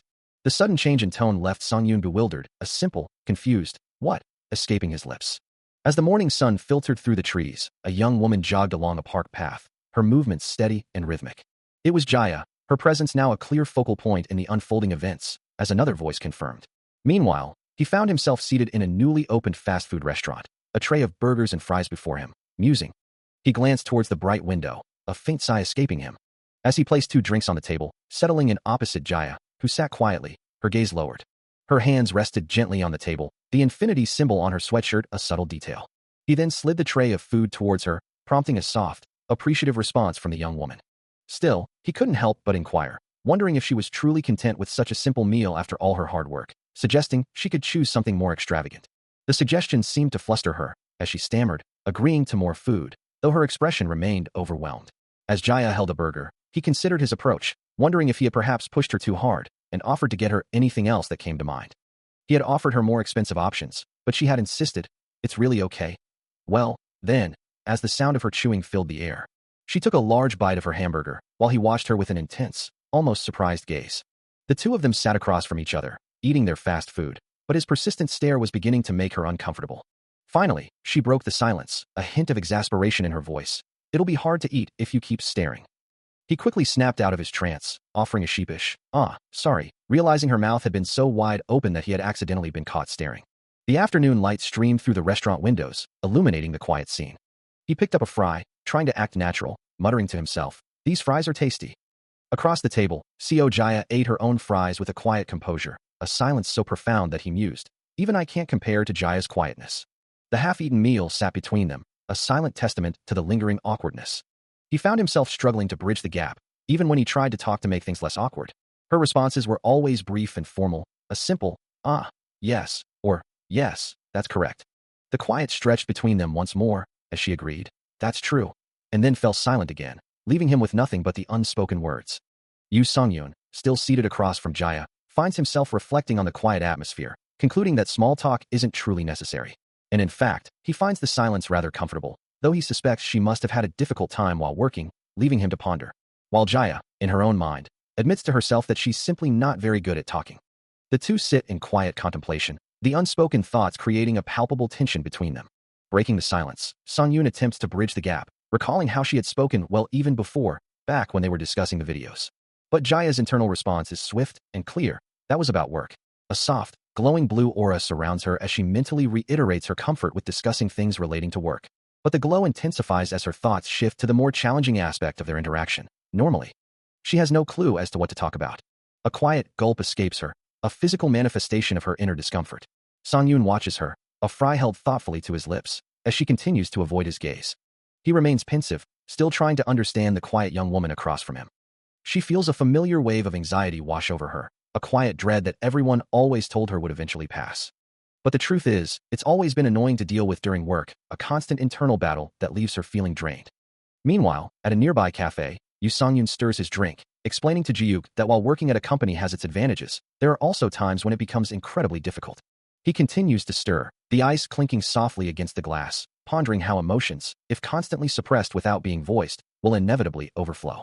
The clinking of ice echoes the sentiment, a visual metaphor for the pressure building within. He emphasizes his point, the bubbles in his drink seeming to mirror his words, asking if it isn't true that they'll eventually overflow. Looking down, he admits that while he doesn't fully grasp the situation, he understands it to a certain extent, especially since both he and Juyuk also left their office jobs. He then looks towards her, a hopeful expression on his face, wishing she would tell him what happened. Her eyes widen slightly, a flicker of surprise and discomfort crossing her features as she processes his words, a silent acknowledgement of his invitation to open up, to speak freely when she finally feels comfortable. Turning away, she begins to walk, her gaze briefly meeting his before she descends the stairs, leaving him standing there, a silent observer of her retreat. With each step, she moves further away, the distance between them growing with every passing moment. As she walks away, the weight of her recent interaction settles heavily upon her shoulders, leaving her with a troubled expression, her eyes reflecting a deep-seated weariness. She ponders the complexities of her situation, a simple thought echoing in her mind, an adult. Meanwhile, a digital greeting flashes across a screen, welcoming viewers with a cheerful, "Hi, Trevi." Yu Songyun, radiating a bright energy, smiles at his audience as chat messages flood in. Alha, Alha, I joined the stream early again. The stream chat continues to buzz with excitement, viewers congratulating him on his new status. Grats to the partnered stream. I heard the news, way to go, bro. Addressing his eager audience, Songyun announces, "First, if you all haven't heard, I am now a partnered streamer." More messages of support and curiosity fill the screen, with fans exclaiming, "FR? Congrats. Grats, grats, grats, grats, grats. What about Kingdom Age?" The chat quickly devolves into a lively debate, as some viewers declare, "He's done enough Kingdom IMO," while others vehemently argue, "WTF, are you yappin' ABT? He has to be with Amelia." Amidst the flurry of opinions, more pleas appear. "Almond, are you going to throw away Kingdom? Come on, aren't you even slightly curious about what Amelia's ending is?" With a decisive tone, Songyun continues his announcements. "Secondly, we'll be playing Kingdom Age for today's stream." Amon started up Kingdom Age instantly, ready to dive into the game. He had just announced his new partnership, but his viewers already sensed a shift, a feeling that Amon was going to bring his current playthrough of Kingdom Age to an end. Indeed, he was concluding his stream of the game, and they also knew that a new game was on the horizon. With a decisive click, he declared, "It would be an honor. Without further ado, let's pick the night route." As the screen shimmered with a bright, ethereal glow, the digital world dissolved into a cascade of light, then reformed into a breathtaking winter landscape, where soft snow began to fall. The gentle patter of snowflakes against frosted branches filled the air, revealing a vast, snow-covered forest stretching towards a distant, majestic castle. The crisp, cold air seemed to hum with magic, as a regal woman with long blonde hair, clad in an elegant white and gold gown, stepped through the snow. Her footsteps crunched softly on the frozen ground, and nearby, a young man with brown hair, cloaked in deep green, knelt with a sword in hand. He seemed to be bracing himself, his grip firm on the hilt, as the snow continued to fall around his sturdy boots. A gleaming sword is presented, its polished surface reflecting the soft glow of falling snowflakes. As a voice calls out, "Almond," the words echoing with solemnity, "I hereby appoint you as my knight." Before a regal blonde woman, who stands poised with the sword, the young man kneels, accepting his new station as two armored figures stand silently in attendance. A soft, contented smile graces his lips, his golden eyes reflecting the moment, while the woman's own gaze, filled with a gentle blush, sparkles with an unspoken emotion. Her hands clasped to her chest, a radiant smile spreads across her face, her joy evident. Then, a system message appears, questioning, "So this is the end?" Another thought surfaces, filled with admiration. "Ah, Amelia's smile is so pretty." The scene begins to fade, petals drifting gently through the air. A soft rustling sound accompanies the final descent of a single flower, marking the transition. Suddenly, a sharp sound echoes through a new, unfamiliar castle interior, a single exclamation hanging in the air. He stands in a grand, sunlit chamber, his expression one of utter bewilderment. Looking out a towering window at the sprawling castle grounds, he wonders if it's suddenly spring, a system message suggesting a time skip. His thoughts race, questioning what comes next, as he notices his clothes have changed, his hands now adorned with the sleeves of a noble. The new attire feels undeniably more luxurious, a stark contrast to his previous adventurer's gear. He realizes the full weight of his new status. He has become a full-fledged knight. A wide smile spreads across his face as the system confirms his new title, addressing him as Sir Knight Almond. But his joy is short-lived as a new system message flashes, warning that the ending is near, and a strange purple energy begins to crackle around his wide, glowing golden eyes. The purple energy intensifies, accompanied by an ominous sound, as an unknown force begins to manifest, causing the very air to distort.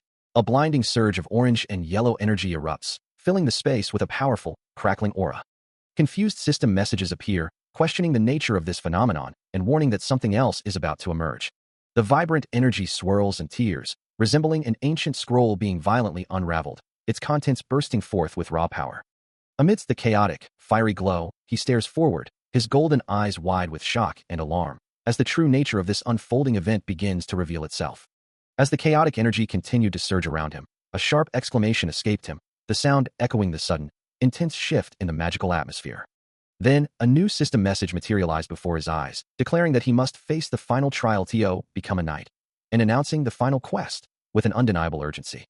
The weight of a looming challenge pressed upon him, a final trial to truly become a knight.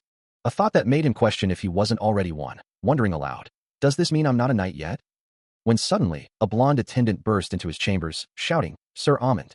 The sudden intrusion startled Yu Songyun, who looked up in surprise as the attendant exclaimed, My goodness, you aren't even dressed yet. The attendant grabbed him by the collar, a look of sheer panic on his face, warning, You'll be late for the competition at this rate.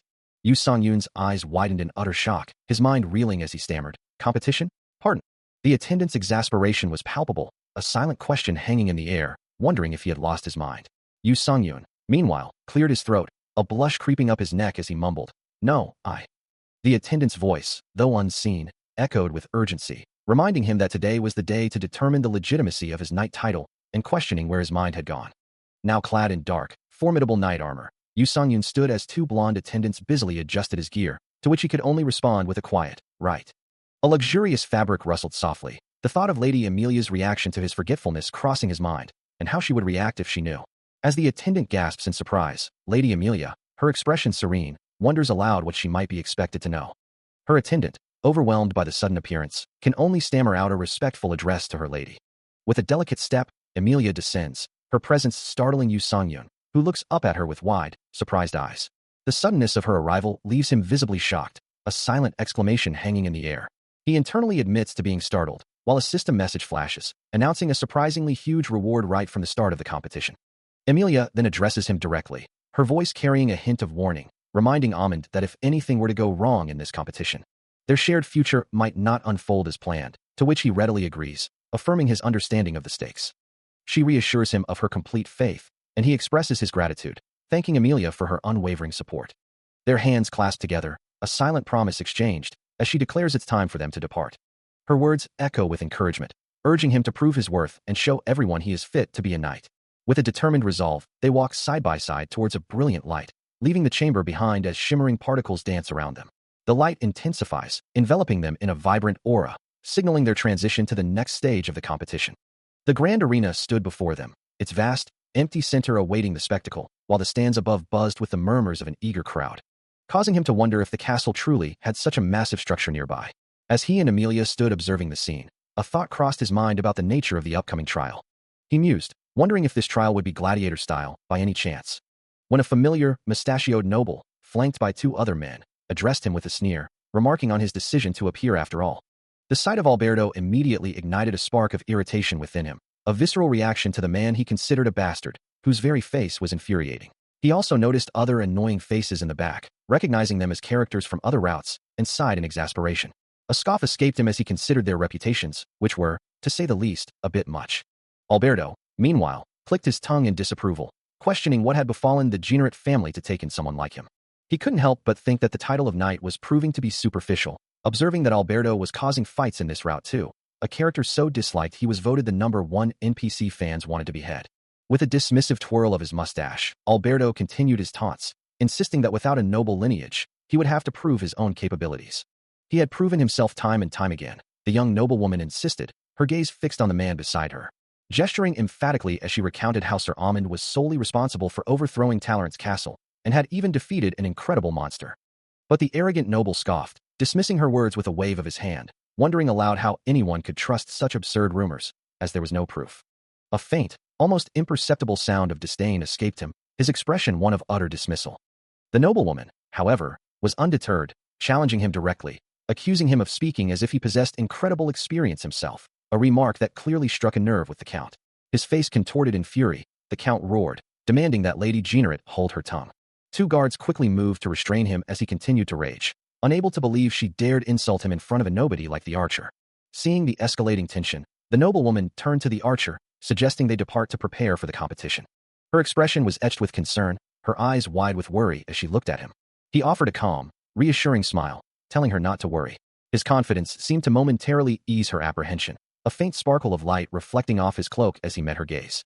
Meanwhile, the count, still fuming, muttered to himself, his anger simmering over the very idea of the competition. His hand gently covers hers, a silent reassurance as she rests her palm against his arm, the air around them shimmering with faint light. He offers a soft smile, assuring her that he isn't worried. Looking down at her, his expression softens further as he admits, he simply dislikes seeing her looked down upon. A quiet moment passes, the soft glow of magic lingering in the air. His eyes, now burning with a golden resolve, reflect a fierce determination as he vows, he won't be looked down upon, not from now on. The sky above them seems to respond, a brilliant blue aura flaring with sparkling particles, signaling a shift in his resolve and the unfolding of new events. Suddenly, the roar of a massive crowd erupts, their voices echoing through a grand arena, shouting his alias, Amand. The cheers grow louder, a wave of excitement washing over the venue as the crowd continues to chant, Amand. Faces in the crowd are alight with anticipation, their collective voice rising in a crescendo, calling out Amand once more. The fervent energy of the spectators fills the air, their unified cry of Amand reverberating through the vast space. Standing before a towering structure, his back to the cheering masses, he ponders aloud. So then, what are the contents of the competition? A voice, seemingly from a mentor or guide, dismisses any hesitation, urging an unseen listener to stop their whining. A deep, resonant voice begins to narrate an ancient saying, describing how a true knight, with unwavering courage, can face a formidable troll entirely by himself. The narration continues over abstract visuals of a brutal struggle, depicting a hand gripping a weapon amidst splashes of blood. The impact of a powerful blow sending crimson particles scattering. The sudden revelation of the opponent's identity echoes through the arena, a collective gasp of, a troll. Yu Songyun, his eyes wide with a mix of surprise and concern, looks down at the challenge before him. The sheer scale of the creature making him question if this isn't perhaps too much. Among the spectators, a man voices his disbelief, wondering if it's truly a troll, and if such a dangerous creature should even be allowed in the arena. Another spectator, observing the distant figure of Amand, recalls that the renowned archer only uses a bow and arrow. A thought that trails off with a worried, but you can't, as the massive leg of the troll becomes visible. He considers the daunting task ahead, wondering how he could possibly take down a troll with just arrows, especially when they are known for their constant regeneration. A system message flashes, suggesting that a slicing weapon might be necessary to overcome the troll's rapid healing. Yu Songyun's thoughts echo the sentiment, acknowledging that arrows alone likely wouldn't suffice against its continuous regeneration. Perhaps a heavy iron mace would be more effective for instant, major damage. From the stands, Alberto's voice rings out, challenging him to do his best. The noble's expression is intense as he adds, that is, if he truly is a knight. The arena stretches out, a vast expanse of sand and cheering spectators, with Emilia watching intently from her private box as the tension builds. He pauses, a thoughtful expression on his face, before remarking that it seems the true knights themselves aren't so brave, having moved so far away, a sentiment echoed by the rapid-fire chat messages from viewers, mocking the full-speed dash of those who fled. On the sandy floor, the troll crouches low, its massive form tensing, ready to spring. Its face, framed by dark, unkempt hair, twists into a menacing snarl, revealing rows of razor-sharp teeth. Observing the creature, Yu Songyun realizes it's not attacking immediately, and if that's the case, he decides to use a sword this time, a determined haya, escaping his lips as he prepares for a different kind of fight. An arrow strikes the troll with a sickening thud, sending a spray of blood into the air as the creature recoils from the impact. But the hunter's expression shifts to one of utter disbelief as he realizes the futility of his attack. What the? He mutters, a chilling system message confirming his fears. A troll won't die with just this. Despite the grim revelation, he holds his ground, bow still drawn, his gaze fixed on the regenerating foe, a silent acknowledgement of the challenge ahead. The initial arrow's impact continues to ripple through the creature, but the wounds are already beginning to close, a testament to its relentless regeneration. Leaping into the air, he fires another arrow, but the troll's body flares with a vibrant red aura, absorbing the projectile as if it were nothing more than a minor irritation. The red glow intensifies, particle effects swirling around the monster as its wounds vanish completely. From the stands, the audience gasps in unison, their faces contorted in shock and confusion at the troll's impossible resilience. Even the usually composed Alberto leans forward, his eyes wide with alarm as he witnesses the unfolding spectacle. High above the arena floor, the hunter makes a decisive move, dropping his bow as he plunges towards the still regenerating troll below. Mid-descent, his hand moves to his back, drawing a gleaming sword, ready to engage the monster in close combat. A system message flashes, echoing his internal thought, a frustrated exclamation at the unexpected turn of events. Then, another message appears, confirming the efficacy of his new approach. Right, perfect shot. It declares, signaling a successful shift in strategy. He had forgotten that even trolls, with their formidable regeneration, were no exception to his power, as what others might consider an ultimate attack was merely his basic technique. The sheer force of his perfect shot continued to ripple through the arena, a display of raw skill that left onlookers questioning if this was truly just a fundamental move. A wave of exhilaration swept through the crowd, their voices rising in a thunderous chorus, chanting his name in awe. Amidst the vibrant magical auras and glowing particles, he offered a confident smile, basking in the triumphant moment. The spectacle solidified his reputation, earning him the esteemed title of a true Bao Knight. Cheers erupted for both him and Emilia, but the Count, his face contorted in a mask of disbelief and fury, could only watch in stunned silence. His mind struggled to process the impossible, stuttering out a disbelieving accusation. Convinced of foul play, he loudly declared the troll must have been poisoned, demanding an immediate autopsy as the guards nearby exchanged uneasy glances. His voice, laced with a desperate edge, promised dire consequences if his demands were not met. But before he could escalate further, Emilia's firm voice cut through the tension, reminding him that the competition was unequivocally over and demanding he acknowledge the outcome. Standing beside Yu Songyun, her gaze unwavering, she challenged his motives, questioning if he intended to ruin yet another innocent life. Her words carried a sharp warning, cautioning the Count that his honor would surely fall if he continued down this path. Still reeling from the unexpected turn of events, Count Alberto seethes with barely contained rage, his fury palpable as he glares out at the arena. Meanwhile, Emilia turns to Yu Songyun, a knowing look in her eyes, offering a quiet, yet firm, "Well then," as if to acknowledge the challenge she'd just issued. He responds with a confident declaration, assuring her that his knight title would be maintained, his gaze unwavering. As the tension dissipates, the scene shifts dramatically to a grand castle bathed in sunlight, a finale song cue appearing, signaling the end of the competition and the beginning of a new, fantastical narrative. Ethereal musical notes drift through the air, accompanied by falling petals, creating a dreamlike atmosphere. Then, as if from a storybook ending, Emilia and Yu Songyun appear, hand in hand in elegant wedding attire, their union drawing gasps and exclamations of OHHH and AOK marriage TT from unseen observers.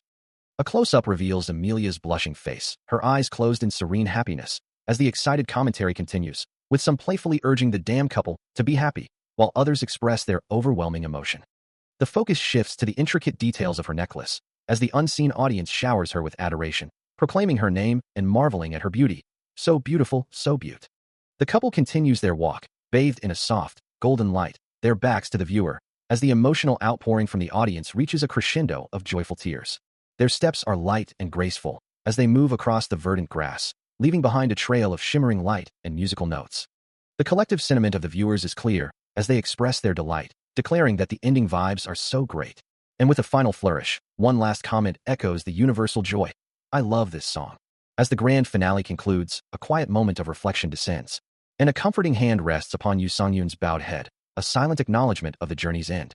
A tattoo, intricate and meaningful, is visible on his shoulder as the realization settles in. This truly is farewell. For him, this game truly changed his life. His hand, now faintly glowing with a familiar blue aura, rises in a final gesture of acknowledgement. Turning his back to the fading light, the hero of this digital realm offers a final wave, a silent thank you to all who shared his journey. He sits alone in the dim light of his room, the glow of a screen reflecting in his eyes, a quiet moment of contemplation after the grand finale. A soft sigh escapes him as he acknowledges the truth, that Kingdom Age has now truly reached its conclusion. His gaze drifts upwards, a silent "oh" echoing his thoughts, as if processing the sheer finality of it all. A faint smile plays on his lips, a quiet acceptance of the journey's end. Meanwhile, the online world buzzes with excitement, a chorus of voices exclaiming, "Kya this is the shit FR," and "Kya AK," as they anticipate what comes next. The chat fills with eager questions like "new game," and enthusiastic shouts of let's go," with some already wondering, what other games have arrows? The discussion quickly turns to his signature weapon, with users debating if he's really restricted to arrows or if he'd be good at gun games too, all while proclaiming, "Regardless, Amen's coming. Everyone, prepare yourselves." The fervor continues, with one user declaring, "Electron, move aside. Amen's on his way," and another lamenting, "Poor Electron, who always has to move aside." TT. Observing the flurry of messages, Yu Songyun notes, they're mentioning Electron again, and realizes most of them are talking about PvP games. It'd be. He clenches his fist, a silent admission that it would be a lie to claim he felt no pressure at all. Online games, he muses, are fundamentally different from the package games he's mastered, for in this new arena, he would be facing actual people, not mere artificial intelligence. No matter how diligently he studied the tutorials, the challenge would be immense. There were already countless players deeply accustomed to the intricate ways of these online worlds, and they wouldn't go easy on him just because he was a newcomer.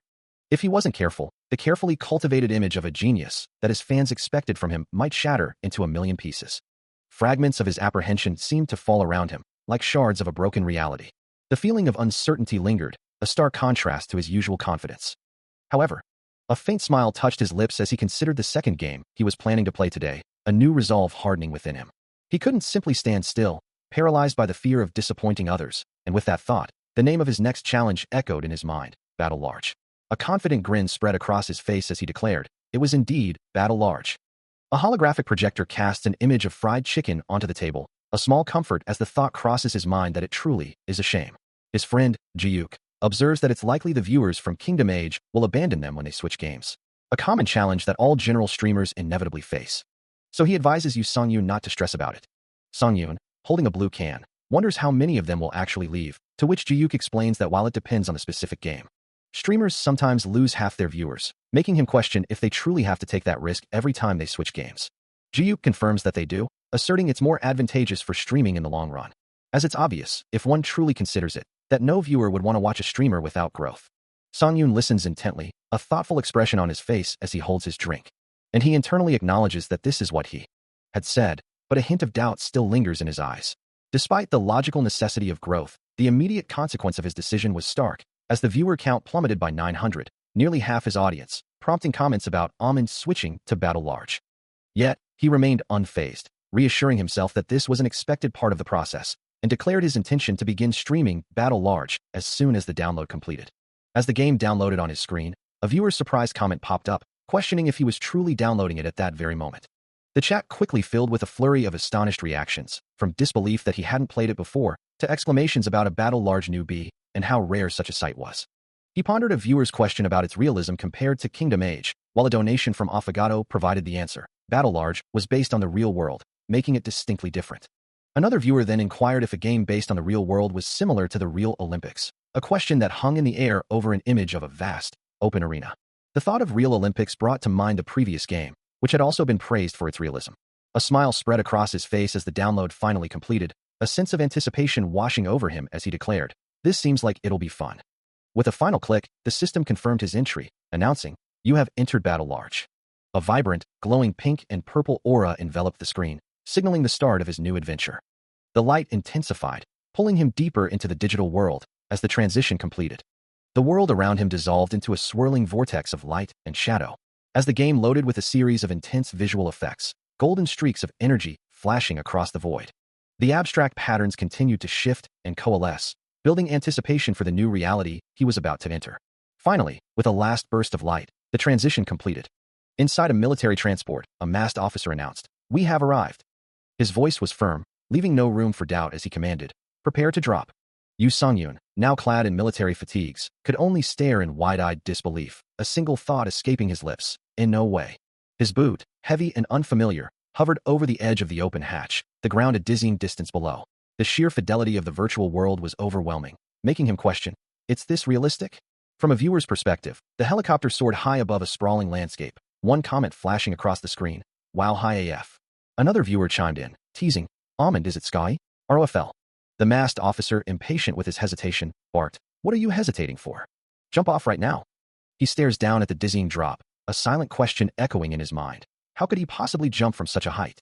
Below, the ground seems impossibly far, while the stream's chat erupts with a mix of disbelief and encouragement, some viewers exclaiming, "Kek, with this is Sparta," and others urging him on with, come on, Geo, go, go, go, go, go, go." Another viewer mocks, "Scared? Lol," as he internally acknowledges that while he'd watched the tutorial video, he hadn't anticipated the sheer intensity of this moment, before a surge of determination makes him shout, "Let's go." With a sudden lurch, he pushes off the edge, plunging into the open air as the wind immediately whips around him. The desert stretches out beneath him, a vast, intricate map of sand and rock, and with a swift motion, his parachute deploys, blossoming above him. A triumphant burst of text declares, "He jumped." The chat continues to buzz, with one message praising, "Dude's got balls," and another urging others to do it like him. Still descending, he calls out, "I'm OFF." As the command "jump" echoes from the helicopter above, a final push for those still hesitating. He glances back towards the helicopter, where another figure remains, their presence a stark reminder of the choice he just made. More parachutes bloom in the sky, descending towards the distant structures, as a chat message warns, "It'll be harder for you if you jump too late, Mont." He processes the urgency of the situation, a quiet, right, confirming his understanding. His expression hardens with resolve, ready to face whatever challenges await him on the ground. With a resolute declaration that he couldn't afford to lose, the protagonist prepared for his descent. His boot pushing off the edge of the helicopter with a decisive tack sound, launching him into the open air. As he plummeted, small parachutes deploying around him, the audience watching his stream reacted with a mix of amusement and anticipation, one exclaiming, "And off he goes, lol."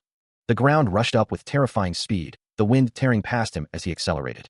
A gasp escaped him as the helicopter receded into the sky, the sheer intensity of the fall making him question, what the hell? His eyes widened in genuine shock, the virtual world feeling far too real for comfort. The sensation of falling was overwhelming, his body buffeted by the invisible forces of gravity and air resistance. As the helicopter became a distant speck, the thought solidified in his mind. This doesn't feel like a game. He continued his uncontrolled descent, a prolonged cry of wah-wah, echoing as he hurtled towards the vast, arid landscape below, the desert floor growing larger with every passing second.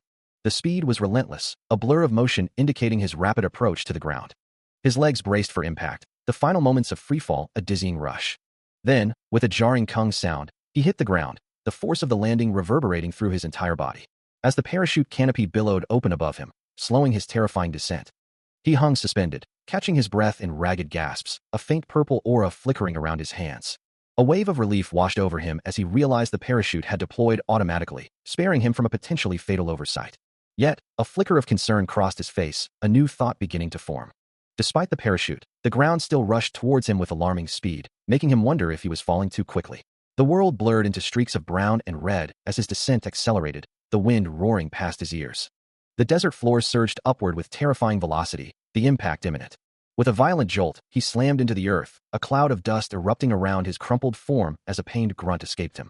His streaming audience, witnessing the clumsy landing, erupted in a flurry of comments, some amused by the newbie streamer's rough entry, others expressing mock concern for their almond.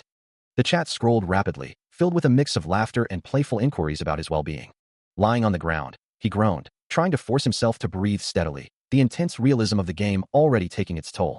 Disheveled, and with a faint scratch on his cheek, he wiped his mouth, already overwhelmed by the challenges this world presented from the very start. He pushes himself up from the impact, the desert ruins around him a blur of chaos. The sounds of distant skirmishes fill the air, a stark reminder of the game's brutal reality.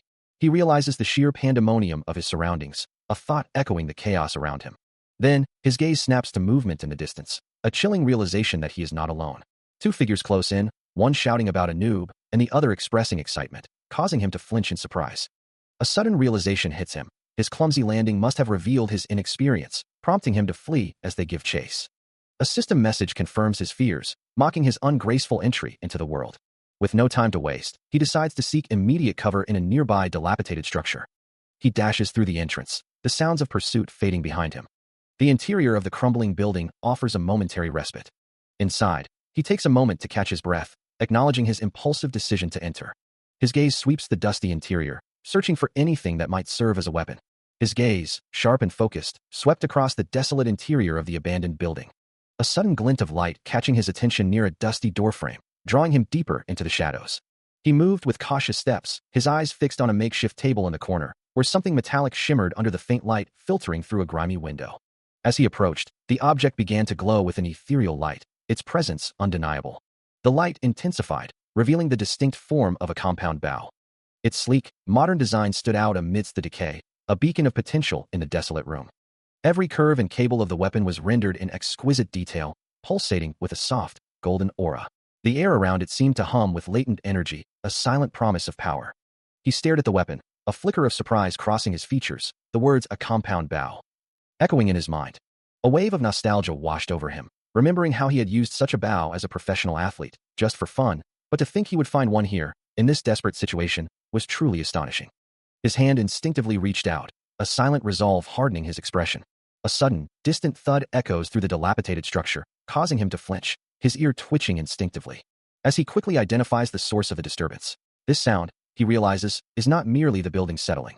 His posture stiffens, eyes wide with a sudden, sharp awareness, his gaze sweeping the surroundings for any sign of movement. They're using the outdoor stairs, he thinks, a realization that sends a jolt of urgency through him. Indeed, several figures ascend the metal staircase with heavy, rhythmic thuds, their boots clanking against the worn steps. The players are attempting to force their way inside, and they're heading directly for the second floor, their movements swift and determined. With a surge of resolve, his hand closes firmly around the grip of the compound bow, its golden aura flaring brightly in his grasp. A faint creak of hinges signals their success, as the man with the bandana and the man with the cap push open a door, stepping into the building's interior. From somewhere above, a voice echoes, speculating that he must still be on the first floor. As the intruders ascended the stairs, one of them mused aloud, wondering if their target was merely hiding, rather than actively engaging in combat. He continued, convinced of his assessment, that the way their target had landed earlier clearly marked him as a novice. But before he could even fully process his thoughts, a sudden, crimson glow flared in the darkness, and an arrow, launched with blinding speed, pierced him from behind. The impact was instantaneous, a blur of motion and raw power. Keanu Reverse crumpled to the ground, eliminated, leaving his companion to stare in utter disbelief at the sudden turn of events. The bald man, shotgun in hand, could only stammer, demanding to know how his ally had fallen so quickly, while the other intruder, K-Food, realized the truth. Their target possessed a bow. With a flash of light, the bald man's eyes darted to the side, shouting a warning to his remaining comrade, pointing towards the first floor. He quickly aimed his shotgun, his face contorted in a mix of surprise and determination as he prepared to engage. But before he could fire, another arrow struck, catching K-Food mid-sentence and sending him reeling. The force of the shot lifted the second intruder clean off his feet, his body suspended in the air for a moment before he too was eliminated, marking a double kill for the archer. With two of the intruders dispatched, Yu Songyun's blue eyes glowed with fierce resolve, his bow now aimed at the last remaining opponent. Still holding his compound bow steady, he remained alert. A flicker of surprise crossing his face as he registered the sudden movement. The last opponent had chosen flight over fight. From his vantage point, he watched the figure scramble down the dilapidated stairs, a system message flashing to confirm the enemy's incredible escape speed. He considered his options, a mental debate playing out as various chat messages from his audience flooded his vision. Some argued that a survival game didn't necessitate killing all opponents, while others vehemently insisted on eliminating those who had been teaming against him, a term that referred to players allying with enemy players in a solo game. The decision was made. He couldn't let Taseco get away. He drew another arrow, the purple aura of his speed blurring around him as he launched into pursuit. The distance closed rapidly. But before he could fully line up his shot, Taseco suddenly spun around, a compound bow already drawn and aimed. "You bastard," the opponent roared, releasing an arrow with surprising speed. The realization that Taseco also wielded a bow flashed through his mind. But it was too late for surprise. Yu Songyun, faster still, had already released his own arrow. His shot found its mark, striking Taseco mid-motion, sending him sprawling backward as the system announced a triple kill. The final opponent was eliminated, leaving only the silence of the ruined building. After securing his triple kill, a system message flashes, declaring the end of the engagement, while he muses on his defeated opponent's misguided attempt to mimic his style. A slight smirk plays on his lips, the archer clearly pleased with his performance. Meanwhile, the game's chat erupts with a flurry of reactions, players scoffing at the defeated team's strategy and praising his decisive victory. Surveying the room where the last opponent lies defeated, he wonders if securing kills in this large-scale battle is always this straightforward, as another chat message points out the difficulty of bow kills but attributes his success to the opponent's lack of skill. The chat continues to buzz, with players expressing disbelief at a noob achieving such dominance and speculating that Amund must have been matched with low-level players due to his lack of prior matches. Considering the implications, he realizes this means he can now play with greater confidence and even farm for resources, a sentiment echoed by a sounds good message in the chat. As another, "Let's go Amund" message appears on his holographic screen, a vibrant pink and red glow begins to emanate from the lower part of the room, signaling a new development. His eyes widen in surprise, the intense glow reflecting in them as the mysterious energy pulses with increasing urgency. Looking up, a large, glowing O shape forms above him, the pink and red aura intensifying around his bewildered form. Golden rectangular particles begin to drift through the air, catching his attention as he turns, a look of concern now etched on his face. From behind, he observes a massive golden holographic message materialize, announcing that the blue zone will shrink in 30 seconds, the glowing particles continuing to fall around him. The golden background shimmers with circuit-like patterns and sparkling motes of light, culminating in a prominent, glowing cyan character, emphasizing the urgency of the impending zone contraction. As the system message flashes across his vision, he registers the dire warning. The blue zone will shrink in 30 seconds, a glowing countdown now dominating his interface. The digital timer on his screen confirms the impending danger, leaving him with precious little time to react before the safe area diminishes. In a survival game, one might assume that hiding in a single spot, waiting for others to be eliminated, would be a strategic advantage. However, the battle large system prevents such tactics with its blue zone mechanic, which is already shrinking, with only 30 seconds remaining before its next contraction. Encapsulating the map and continuously shrinking in size as time passes, and any player caught outside its boundary will suffer continuous damage, eventually leading to their demise. Observing his in-game map, Yu Songyun realizes his current location isn't ideal. A sudden jolt of alarm crossing his features. As he glances out a window, noting that everyone else seems to be fleeing, prompting him to decide he should hurry as well. He takes a determined step, but a thought gives him pause, making him reconsider his hasty decision. The world around him is a desolate ruin, debris swirling in the air. And as he lands amidst the destruction, he muses that there aren't many places to hide, compelling him to tread carefully. The wind whips through the shattered landscape. As he crouches low, bow in hand, a distinct sound reaching his ears, it sounds like a car approaching. He crouches low, scanning the desolate landscape, a silent plea escaping him for the approaching vehicle to simply pass by, wondering where the sound is even coming from. But before he can fully process his thoughts, a sudden, violent impact erupts nearby, sending dust and debris flying and startling him profoundly. His eyes widen in alarm, a bead of sweat tracing a path down his temple as the reality of the situation sinks in. Another impact strikes the ground with a sharp crack, sending sparks showering around him, a clear sign that he is under attack. The barrage continues, more impacts echoing through the air as he struggles to comprehend the sudden assault. He finds himself on the ground, bow still clutched in his hands, his expression a mix of surprise and slight embarrassment at being caught off guard. A defensive thought crosses his mind, insisting that his startled reaction is only because this is his very first game.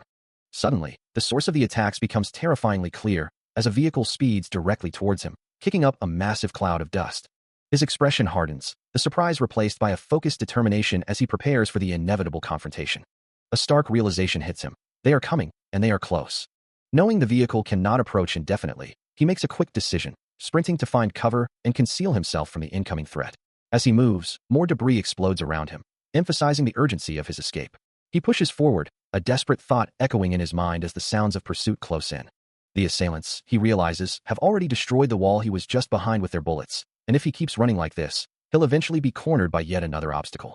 With no time to spare, he prepares to vault over the next barrier, urging himself onward with a silent command.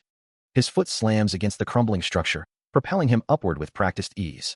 He arcs gracefully over the wall, his body a blur of motion against the dusty landscape. Landing with a soft thud, he barely registers the bullets impacting the ground behind him, a fleeting thought of safety crossing his mind. The relentless gunfire continues, prompting one of his pursuers to wonder aloud if this is some form of parkour, marveling at his athleticism. Another assailant, frustrated by the repeated misses, fires wildly, questioning why the bullets refuse to connect. The barrage of bullets persists, accompanied by a chilling declaration that he's going to die anyway, and should stop struggling and come out. Peeking cautiously from behind a crumbling wall, he observes his relentless pursuers. Standing by a rugged vehicle, one of the armed figures, Wanana, remarks on the situation, asking if their target is just facing off against a wall, only to be sharply told to be quiet by another. Suddenly, a blinding flash of light erupts, enveloping the scene in an intense, radiant glow.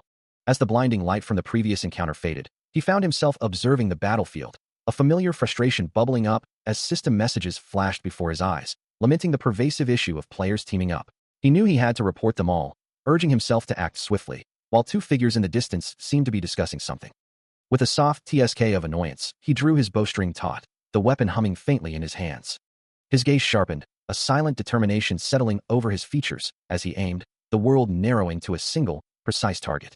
A swift thump echoed, followed by a violent splatter of blood as his arrow found its mark.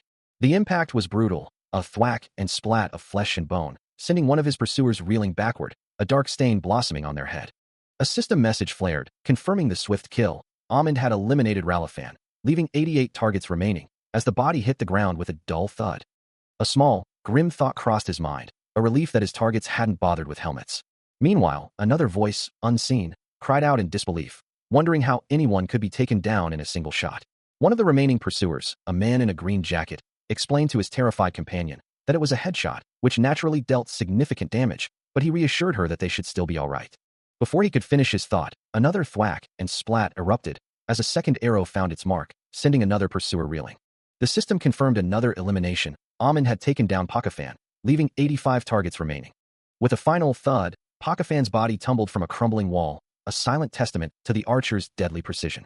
He watches the frantic chat messages scroll by, some accusing him of deranking to farm kills, others demanding to know his location, while a few simply express their frustration. As one opponent urges the others to chase him down, he calmly dismisses the idea, leaving them to wonder why. Instead, he draws his bow, the string humming softly as he pulls it taut, aiming precisely towards the direction from which a voice had just come. His focus sharpens, the target locked in his sights, a golden glow emanating from the bowstring as he prepares to fire. With a powerful release, he sends an arrow streaking forward, a burst of golden energy marking its departure. The first projectile blurs through the air, a glowing line of death accelerating towards its unseen mark. Almost instantly, a second arrow follows its twin, a testament to his incredible speed and precision. The first arrow finds its mark, striking a pursuer with reddish-brown hair directly in the head, the force of the impact sending him tumbling backward. The air crackles with residual energy, the rapid succession of events a blur of motion. Moments later, the second arrow connects with another pursuer, this one with dark brown hair, eliciting a choked scream as he too falls. The other players react with stunned disbelief, their chat messages filled with exclamations of shock at the impossible no-scope shots. A slight smirk plays on his lips as he lowers his bow, acknowledging that his opponent's movements and noise had inadvertently helped him pinpoint their positions. With his alias, Almond, confirming his reliance on sound for targeting, he swiftly draws his bow, the string humming with kinetic energy as he releases another arrow into the unseen distance. A sharp vakak echoes, and a bead of sweat rolls down his temple, his eyes narrowed in intense concentration as the shot finds its mark. Without a moment's pause, another arrow is loosed, a faint karuk sound accompanying its flight as it streaks through the air, leaving a trail of sparkling particles. The first impact manifests as a brilliant vertical beam of light piercing the sky, followed by a shower of glittering motes. Then, a second, more ominous pyong sound, as a crimson beam of light erupts, signaling another direct hit. A system message flashes, confirming the success of his attack, declaring that Dopafan has been knocked out, as the ground beneath a shattered structure cracks from the force. The archer's eyes widen in surprise, a thought escaping him. The heck, he wasn't eliminated? He ponders the implications, muttering, "You can get knocked out?" As the system message "knocked out" echoes his confusion. His expression turns thoughtful as he processes the new information. A knocked out status appears when hit by a fatal attack, but it's not an instant kill like a headshot, yet the problem is that it popped up at all. As he walks through the ruins, a new realization dawns on him. The system message, "Hollop." That means, leading him to connect the dots. I was wondering why there was so much teaming. From an unseen observer, a frustrated exclamation rings out. FFS, Almond. A sudden system alert flashes across his vision, declaring this a squad match. He stares, wide-eyed and bewildered, a single syllable of confusion escaping his lips. But then, a memory clicks into place, and he recalls that a squad match is a mode allowing up to 4 players to team up in a large-scale battle. A concept vividly illustrated by a group of armed figures perched on and around a vehicle, ready for combat. Yet, the video guide he'd watched had also mentioned that it didn't strictly require 4 players, allowing for duos or even solo play. Which now made perfect sense of the knocked out message instead of an instant elimination, as squad matches allowed for team revivals. A wave of frustration washes over him as he realizes he'd mistakenly entered the wrong mode. Wondering how he could have made such a ridiculous mistake, while chat messages from other players mock his 4v1 predicament, lamenting his situation from the very first game. Suddenly, a new system notification chimes in, announcing that Solo Alliance has donated 10,000 won, expressing their deep appreciation for his subversive loyalty to the party and offering a 100,000 won reward if he reaches rank 1. A wide, amused grin spreads across his face as he accepts the unexpected mission. He pauses, a strange feeling washing over him as he processes the situation. If there were truly no other team members left to revive them, he wonders, shouldn't his opponents be counted as eliminated, not merely knocked out? A chilling realization dawns on him, the implications of his thoughts sending a jolt through his body. Before he can fully grasp the truth, a sudden, blinding muzzle flash erupts from the shadows, a bullet tearing through the air with lethal speed. The impact sends him reeling backward, his body twisting violently as blood erupts from the wound. He tumbles through the air, the force of the shot lifting him off his feet. His face contorts in agony, the crimson spray a stark contrast against the pale light. The truth hits him with the same force as the bullet. There was indeed one more member left, lurking unseen. A heavy thud echoes through the desolate landscape, marking his uncontrolled descent. He crashes to the ground, his bow flying from his grasp, a guttural cry of pain escaping his lips. As his vision blurs, the stark reality registers. He has been hit by a bullet. Clutching the bleeding wound, a profound shock washes over him, wondering why the pain feels so terrifyingly real. He hit the ground hard, the impact rattling his bones. As he instinctively began to roll, bullets kicking up dirt all around him, a desperate maneuver to evade the relentless, unseen assault. His body slammed against the uneven terrain, the rough ground scraping against his gear with every turn. A blur of motion and adrenaline, he continued his frantic escape. Finally, with a last surge of effort, he slid behind a makeshift barrier, catching his breath. From the safety of his cover, he heard the mocking taunts of other players, commenting on his goofy rolling technique and his luck at having lived to see another day. Crouching low, the hunter tried to steady his ragged breathing, another voice chiming in about having a little party with the grass. But the casual banter couldn't distract him from the alarming data flashing before his eyes, his heart rate spiking to dangerous levels. It had only been a second, but the system's safety gauge had almost turned red. He knew that if the gauge reached critical levels, the game would forcibly log him out for his own safety, a function designed to protect players from extreme stress or injury. A chilling thought crossed his mind. Did everyone play this game at such high risks, or was there something uniquely wrong with him? He flinches, a soft rustle of movement betraying his hidden position. As he peers up at a distant figure perched atop a crumbling structure, his bow held ready. Meanwhile, the voices of other players echo in his mind, mocking his alias. Almond's a scaredy cat, lol, and questioning. But Yu Sung-yu knows better, his internal thoughts contradicting their claims. What do they mean? There's no noise. The rhythmic step of their advance grows clearer, indicating the distance is not far. Reflected in his wide eyes, a hooded figure draws nearer, their pace slow but unwavering, prompting him to wonder. Approaching speed is low, but they aren't hesitant with their steps. Do they know where I'm hiding? He acknowledges the grim reality of his situation, knowing he has zero chance at winning a head-to-head against a gun. With a determined glint in his eyes, he comes to a stark realization, right? His hand instinctively pressing against his chest as the truth dawns on him. There's a reason they're not hesitating. Their goal isn't to kill me. He understands their true objective, realizing rather, it's the place they're going to. The sound of a single footstep echoes, followed by a moment of silence, leaving him to ponder the implications. Then, another soft shuffle of boots on the ground confirms their continued, silent advance, drawing ever closer to their mysterious destination. An opponent cries out, struck by an unseen force, collapsing to the ground. A system message flashes, confirming Amond has eliminated Water Rat Fan, followed by a double kill against Dopa Fan, bringing his total to 66 out of 100 eliminations. A slight smirk plays on his lips as he holds his bow, the victory secured. He muses, just as he suspected, the fallen enemy had been attempting to revive a teammate. A quiet satisfaction settles over him, the thought echoing in his mind. He has won. As he stands, a flurry of chat messages and donations flood his screen, viewers exclaiming over his coolness and cheering on his solo army. One donor, Forever Bat, contributes 5,001, praising his genius ability. More donations pour in, with everyone adding 1,001 and crossing the line, donating 3,000, while chatters express disbelief that he's only been playing for 2 weeks, questioning if his skills surpass even the legendary Jianjapa. He observes the stream's activity, noting the many unfamiliar names among the donors. The chat continues to buzz with comparisons to Jianjapa, some arguing Amond is more talented, others dismissing the idea. Despite the small individual amounts, he considers the overall influx of donations a good sign. This is the path of a major streamer, he thinks, before asking himself if it's time to go farming for more resources. A bright smile spreads across his face, eager to see what his defeated opponents might have dropped. Lying on the dusty ground, a sleek rifle awaits his inspection. He gazes down at the weapon, his dark hair falling slightly over his eyes. He gazes at the rifle now slung across his back, its metallic gleam catching the light with a soft, almost inviting shimmer. The weapon's intricate details reflecting in his wide, thoughtful eyes, a bead of sweat tracing a path down his temple as he considers its implications.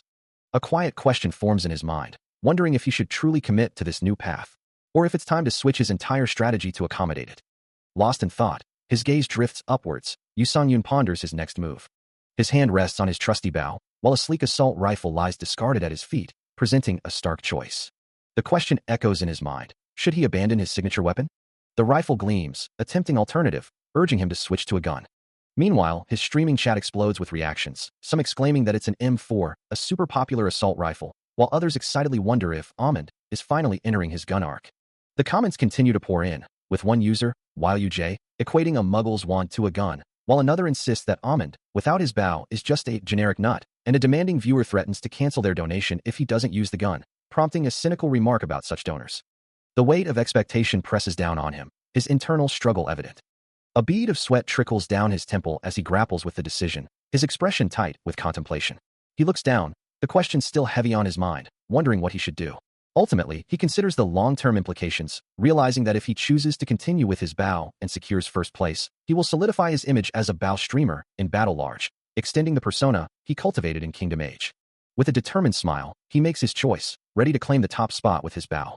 He had already proven his skill, becoming number 1 using only bows, and for him, wielding the weapon felt effortless.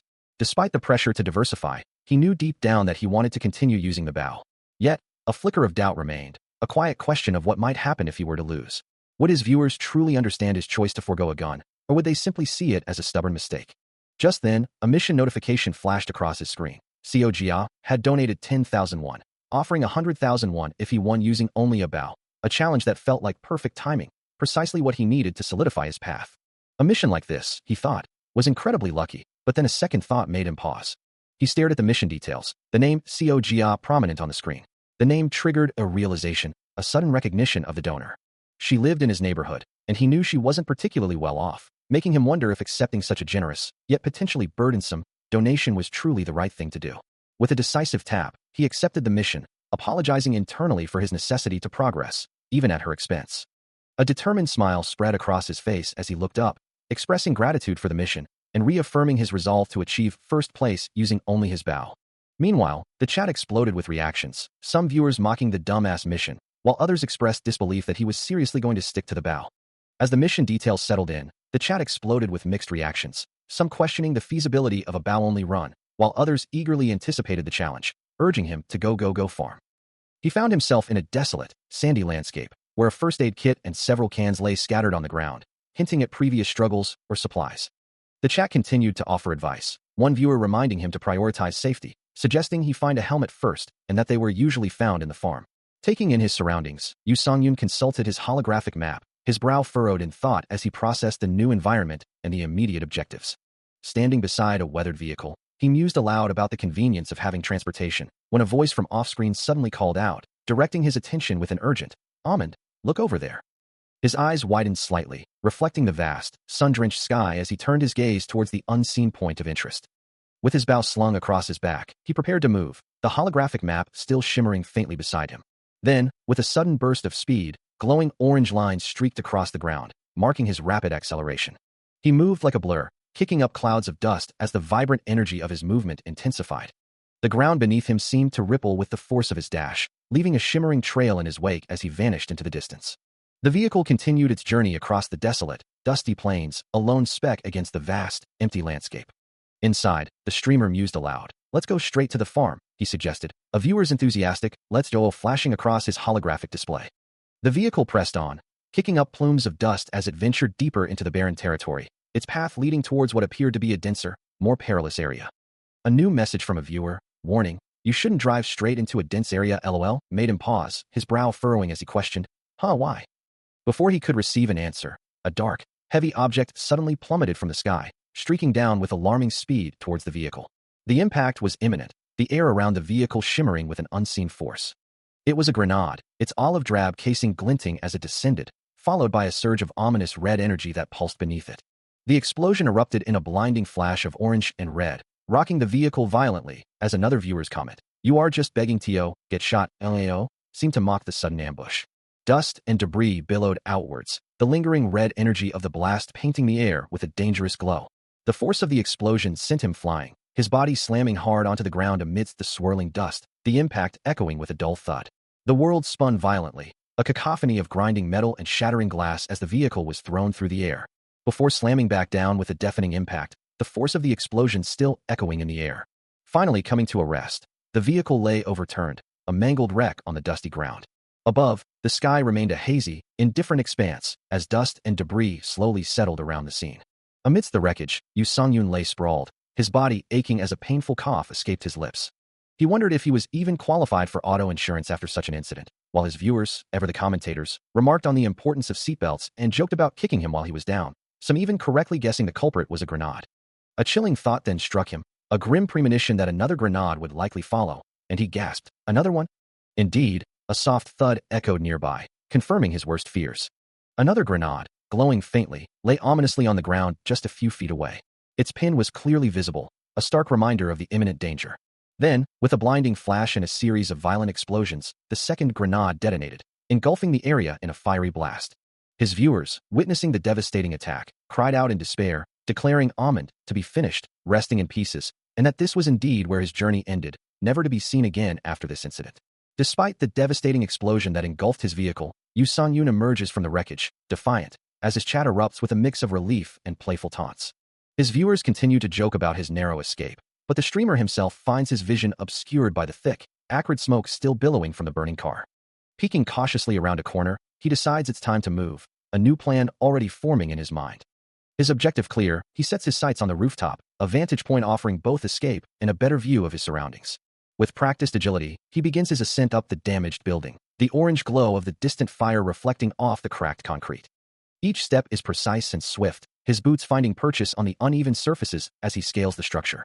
He moves with a blur of motion, his ascent almost too fast to track, driven by the urgency of his situation.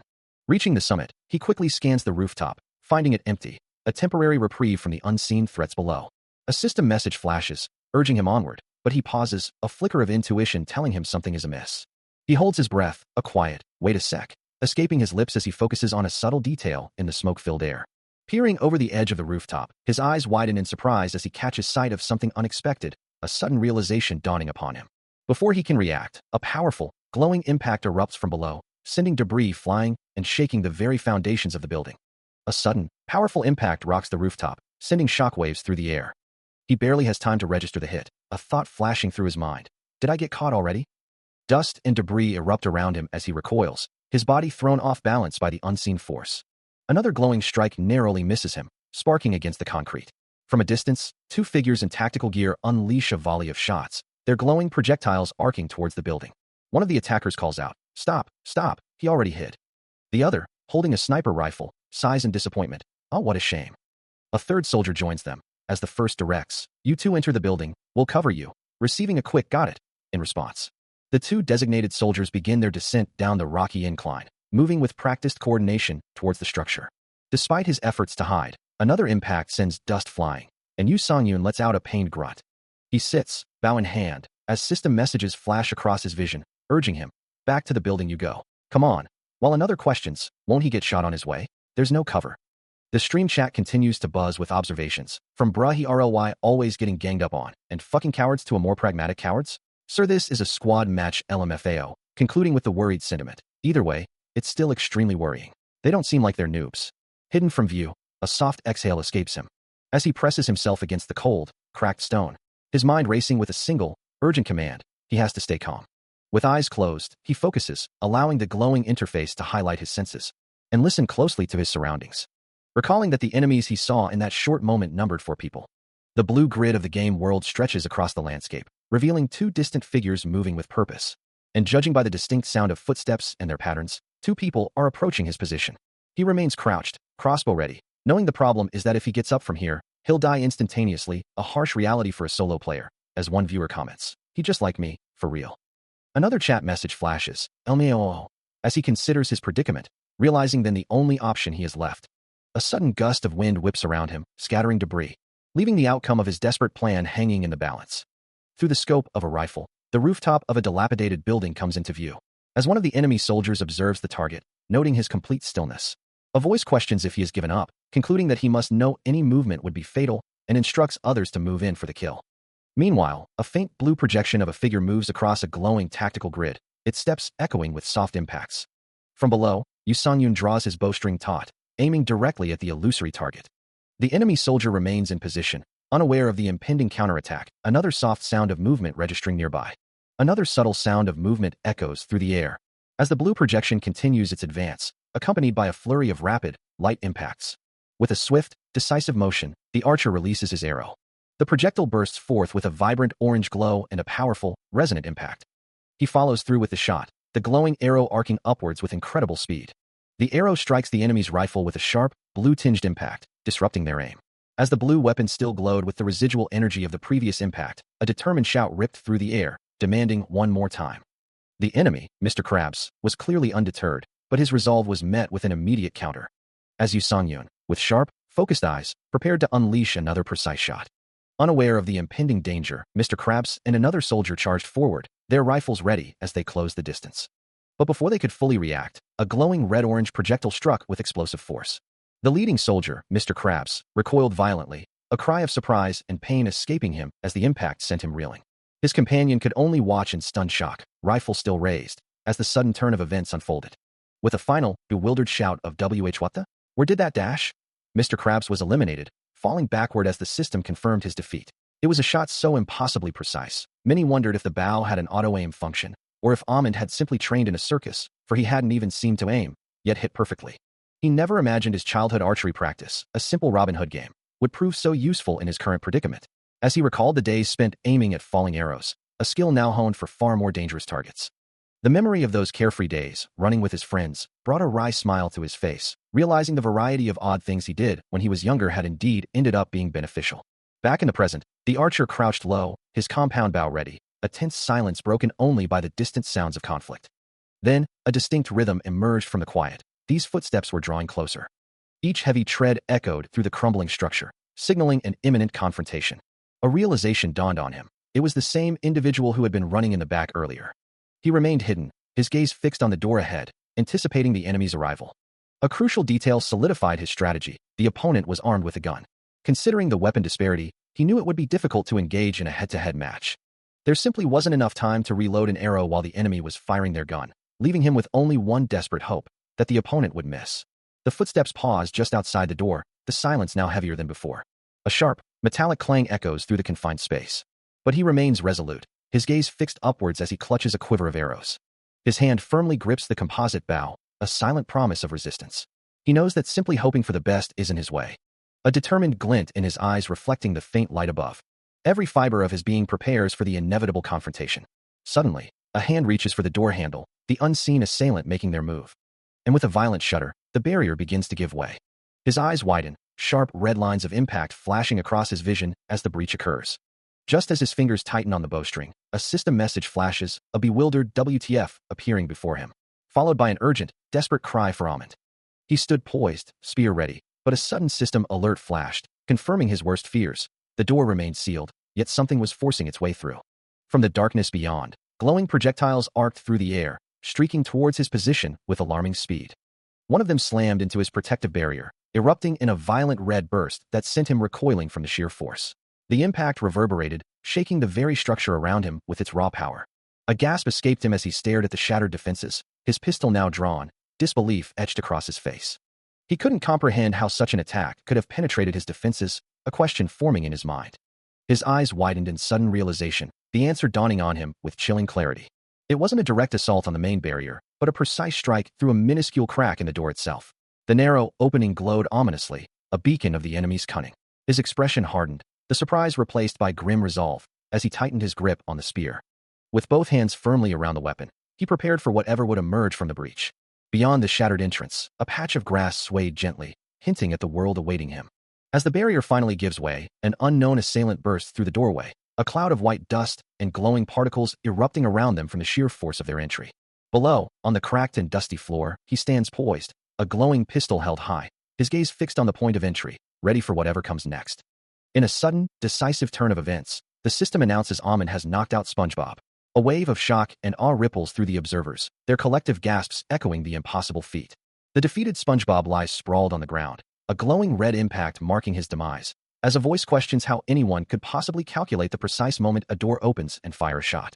The chat explodes with disbelief, some calling it crazy shit, and others proclaiming Amund a godmod, wondering if he intentionally hid his true skill, as no one would have guessed he was a newbie. They find it ridiculous that he even aimed low, anticipating a crouching enemy, while Yu Songyun, holding his bow, humbly dismisses his incredible precision as just good timing. Another voice vehemently rejects his modesty, exclaiming that if it were merely good timing, they wouldn't be losing everything in stocks, their tears streaming down in frustration. The sentiment is clear. He is a liar, and the chat fills with laughter at his feigned innocence. Meanwhile, in a desolate combat zone, a soldier, peering over a ruined wall, wonders why everything has suddenly gone quiet. His ally, SpongeBob, crouched and aiming his rifle, lets out a frustrated TSK as he questions what the hell he's doing. SpongeBob, still in disbelief, declares that the opponent is insane and doesn't belong in this rank, having died the instant he opened the door, leaving his ally utterly shocked. Calamari, another ally, incredulously asks if SpongeBob is stupid for dying to just one person, but SpongeBob retorts that the shot was perfectly timed through the door's crack, making it impossible to dodge. Still reeling from the impossible shot, the defeated player mutters to himself, convinced he simply wasn't careful enough. His frustration evident, he clenches his jaw, the sniper rifle still clutched in his hands. Meanwhile, the archer, Yu Songyun, observes his screen with a slight smirk, wondering how someone of such skill could possibly be in this low-ranked match. He leans back, contemplating the unexpected challenge, his camouflage pants blending into the digital battlefield. The game interface reveals a familiar avatar, a yellow sponge, representing the player known as SpongeBob, who is part of a 4-member squad called Love Mondays. This formidable clan is composed of talented players, including the diamond-ranked sniper Calamari, SpongeBob, Mr. Krabs, and Banana, all standing united before a gleaming emblem. They boast extensive experience, even competing in amateur competitions, but for some unknown reason, they abruptly ceased playing a year ago. In a series of disheartening moments, SpongeBob, Calamari, and Mr. Krabs each faced the same crushing news. Their names were not on the successful candidate list, prompting one to lament, I guess. I gotta get my shit together, huh?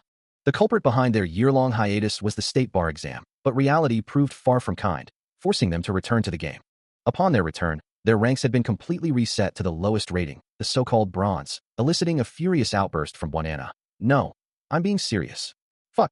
As SpongeBob lies incapacitated on the rocky terrain, his teammate crouches nearby, aiming a rifle, a tense exchange unfolding between them. The downed player insists, whatever, Just revive me, hurry. But the crouching figure retorts, how can I revive you? He'll end up shooting you down. A moment of silence hangs heavy, before the thought echoes, he isn't though? Meanwhile, a short distance away, an injured soldier, blood trickling from his mouth, struggles to move, muttering, I'm crawling towards the first floor. Back with the squad, Calamari's gaze sharpens through his scope, the realization dawning on him. It's obvious as to what he's planning. He's using SpongeBob as bait to lure us and to revive him. Considering their predicament, he wonders, there's two of us. Just how confident is he in his abilities? A voice cuts through the tension, suggesting, see Calamari, let's just ditch SpongeBob and go. But Calamari's mind races. If the shot was really timed, isn't he a total pro? Mr. Krabs, sitting beside him, turns with a frustrated expression. Hey, are you serious? His thoughts boil with indignation. You want us to run away from a ranked game that guys who are playing for the first time can join? Did you forget about ranking up to Diamond, or something? Mr. Krabs continues, his pride clearly wounded. It's not like running away here will make us drop in rank. My pride will drop, okay. Calamari looks down, a cloud of exasperation forming over his head as he muses. It's just a game. Why does he have to react so seriously? Despite his internal debate, Calamari decisively reloads his rifle, preparing for the next move, while Mr. Krabs stands ready in the background. Mr. Krabs then challenges him, are you really going to go? Before declaring, I'll go instead. You're a sniper, so just COV. As he surveyed the scene, Mr. Krabs articulated the critical need for vigilance, reminding his companion that someone must always stand guard while another attempts revival. For what purpose would a rescue serve otherwise? Calamari, acknowledging the truth in his words, agreed with a nod, signaling their readiness to proceed. The desolate landscape stretched before them, a ruined building standing stark against the dusty sky, its cracked walls hinting at past battles. With cautious steps, they moved through the debris-strewn terrain, the light glinting off their tactical gear. Below the swirling dust, SpongeBob remained motionless on the ground, a single arrow protruding from the earth beside him, a grim reminder of their predicament. As they drew closer, Mr. Krabs and Calamari kept their rifles raised, their eyes scanning the surroundings for any sign of the unseen enemy. Calamari's voice cut through the tense silence, calling out to his leader, who was now looking directly at the incapacitated SpongeBob and the arrow that had felled him. A hint of apprehension in his tone, he questioned their decision to advance, but Mr. Krabs, his gaze sharp and determined, merely tightened his grip on his rifle, preparing for the inevitable confrontation. A scoff escaped him as he spoke, addressing the unseen foe. Patrick Star, you really lost your senses, huh? Through the precise crosshairs of his scope, the ruined building came into sharp focus as he outlined his strategy, a slow, deliberate advance, guns constantly aimed to prevent any sudden ambush. Calamari let out a small gasp of surprise, his eyes widening slightly as he processed the implications of such a risky maneuver. Despite his apprehension, he adjusted his stance, preparing to follow his leader's dangerous command. Still on edge from the previous encounter, Calamari watches as Mr. Krabs points towards their objective, confirming SpongeBob's location in the left corner, while he himself mutters a frustrated curse at the incapacitated player. As they continue their careful approach, Mr. Krabs reminds him that by sticking close to the wall, they can deny their unseen enemy a clear shot, urging him to keep his focus on the scope. With slow, deliberate steps, the two advance, their eyes scanning the desolate urban landscape, the scope a constant extension of Calamari's gaze. His hand grips the weapon tightly, the weight of the scope a familiar comfort in the tense silence. Each step is measured, a soft shuffle against the dusty ground, as he acknowledges the progress with a quiet, nice. A relieved smile begins to form on Mr. Krabs' face as he confidently declares, they are almost at the enemy's blind spot, just about to relax. But before the words can fully settle, a sudden, vibrant blue energy erupts from the darkness, streaking across their path with blinding speed. His eye, still pressed to the scope, widens in pure terror as a glowing purple projectile, a deadly blur, flashes directly past the lens. The projectile arcs gracefully through the air, leaving a shimmering trail against the pale sky, its trajectory undeniable. Both men instinctively look up, their cautious advance shattered by the sudden, lethal assault. Calamari's face contorts in a mask of shock and dawning horror, the realization of the attack's true target hitting him with brutal force. His mind screams the terrifying truth. The enemy is aiming directly for his head. He knew their unseen assailant might predict their every move, making a direct advance impossible. A sudden burst of insight, he commanded, we need to dodge. His voice sharp with urgency, he clarified, backwards or sideways.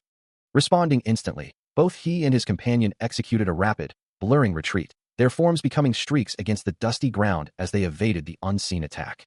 Just moments later, a glowing projectile, an arrow, plunged into the earth where they had just been, its tip embedding itself with a soft thud, a testament to the precision of their enemy. A flicker of relief crossed his face, a silent thought forming. Nice, we dodged. But the relief was fleeting, as the sharp point of another projectile, moving with impossible speed, sliced across his skin. He recoiled, a gasp escaping him as the impact sent a jolt of pain through his head, the question echoing in his mind. Edit? The force of the blow sent him stumbling, his rifle clattering to the ground, while his companion, Mr. Krabs, reacted with alarm beside him. Yet, even as the pain registered, a system message flashed into existence, confirming a swift, decisive counterattack. Amund had eliminated Patrick Star, leaving only 28 targets remaining. Despite the elimination of their attacker, the arrow had found its mark, a crimson spray erupting from his shoulder as the projectile tore through his flesh. The wound continued to bleed profusely, a stark reminder of the danger they had just faced, even as the immediate threat was neutralized. The sheer impossibility of the shot echoed through the air, a single thought dominating everyone's mind. How could it have struck his eye? Calamari's eyes widened in disbelief, a silent no way escaping him as he processed the precision of the attack. Nearby, Mr. Krabs crouched, rifle at the ready, his own mind reeling from the impossible trajectory. There's no way, he muttered, scanning the desolate landscape. He knew the terrain, the angles, and the cover, yet the arrow had come flying from an angle that simply shouldn't exist. Calamari's gaze darted around, searching for the source, his expression a mix of shock and grudging admiration for the impossible shot. Meanwhile, the target of that impossible shot, Patrick Star, was already in freefall, his body tumbling through the air with a sickening blur of motion. High above, Yu Song-yoon, known as Amund, lowered his compound bow, his deep blue eyes glowing faintly as he surveyed the scene below, the shot perfectly executed. He stood firm, a silent sentinel, his posture unwavering after delivering the decisive blow. The sheer audacity of the attack left Calamari speechless, a single word forming in his mind. This. The thought continued, a mix of frustration and awe. Crazy piece of shit. He mentally cursed, acknowledging the skill of their unseen ally. Patrick Star's body finally impacted the ground with a dull thud, landing unceremoniously near Mr. Krabs, who remained vigilant with his rifle. As the dust settled, a system message flashed into existence, confirming the elimination and the participants involved. He had secured a double kill, eliminating both Patrick Star and Calamari, bringing the total player count down to 26.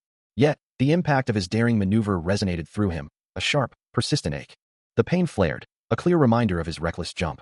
As system messages flashed, announcing donations from Kitty and so-called failed project, he felt a wave of relief, grateful for the painkiller he had taken earlier. Still, the ache persisted, even as he sat bandaged, tending to his wounds with medical supplies, a small comfort knowing his opponent had carried them. He couldn't help but question his own logic, wondering why he had jumped from the building for a shot, enduring such pain, simply because he lacked a clear angle. Taking a sip from a cup, he mused on the absurdity of his thoughts, and whether what he'd consumed earlier was truly just a painkiller. A new system alert cut through his contemplation, warning that the blue zone would begin to shrink in 30 seconds. He acknowledged the dwindling player count, feeling his strength return as his recovery completed. A confident smile touched his lips, his body now restored to full health. With renewed vigor, he posed the question, ready to press onward. His fingers moved swiftly across a keyboard, preparing for the next challenge. Fingers fly across a keyboard, the rhythmic clatter echoing in the quiet space. As a digital document scrolls into view, the rapid keystrokes continuing without pause. Each press of a key sends a small, bright flash across the surface, a flurry of activity on the glowing interface. Soon, a forum post comes into focus, its title boldly declaring, "This complete pro I met in a bronze-ranked game." The scene shifts to a chaotic in-game moment, where a player with light brown hair recoils in shock, as Yu Song-yoon, with his signature dark hair, unleashes a powerful attack, red impact lines radiating from his target. His arrow, glowing with a vibrant blue trail, finds its mark, and a system message confirms the elimination of Mr. Krabs by Amund. Back in the real world, a young man with purple hair stares at his screen, muttering in disbelief. This person wiped the four of us out by himself. He types furiously, his thoughts racing. That's bronze? There's no such thing as bronze rank B. Other commentators chime in, their skepticism evident, wondering if the player is at least master rank, or if the bronze opponents simply made it look easy, finding it weirder that they were defeated by a compound bow. The purple-haired commentator scoffs. There sure are a lot of fucking doubters. Suddenly, another set of hands types rapidly, a new voice joining the chat. I'm Calamari, I can prove it. My team was all in Diamond 1 last year. The revelation sends a ripple of shock through the other viewers, who exclaim, holy shit, Calamari. What brings you back here, boss? As the online forum continued to buzz with Calamari's unexpected return, users excitedly questioned his comeback, celebrating the return of Love Monday. Amidst the chatter, another user pondered the identity of the bronze player in the video, wondering if the OP was truly Calamari, as a sharp-eyed archer, Yu Song-yoon, was clearly visible in the game footage. The discussion continued to evolve, with some affirming the team's elite status, while others speculated if the player in the video was also a returning veteran. However, not all comments were positive, as one user dismissively suggested Calamari might just be complaining after a defeat, mocking his bronze status. Suddenly, a new piece of information surfaced. The archer from the video was currently streaming, prompting an excited user to declare it was time to go watch. The revelation sparked further comments, with one user questioning if he was truly a streamer, while another found the news perfectly logical.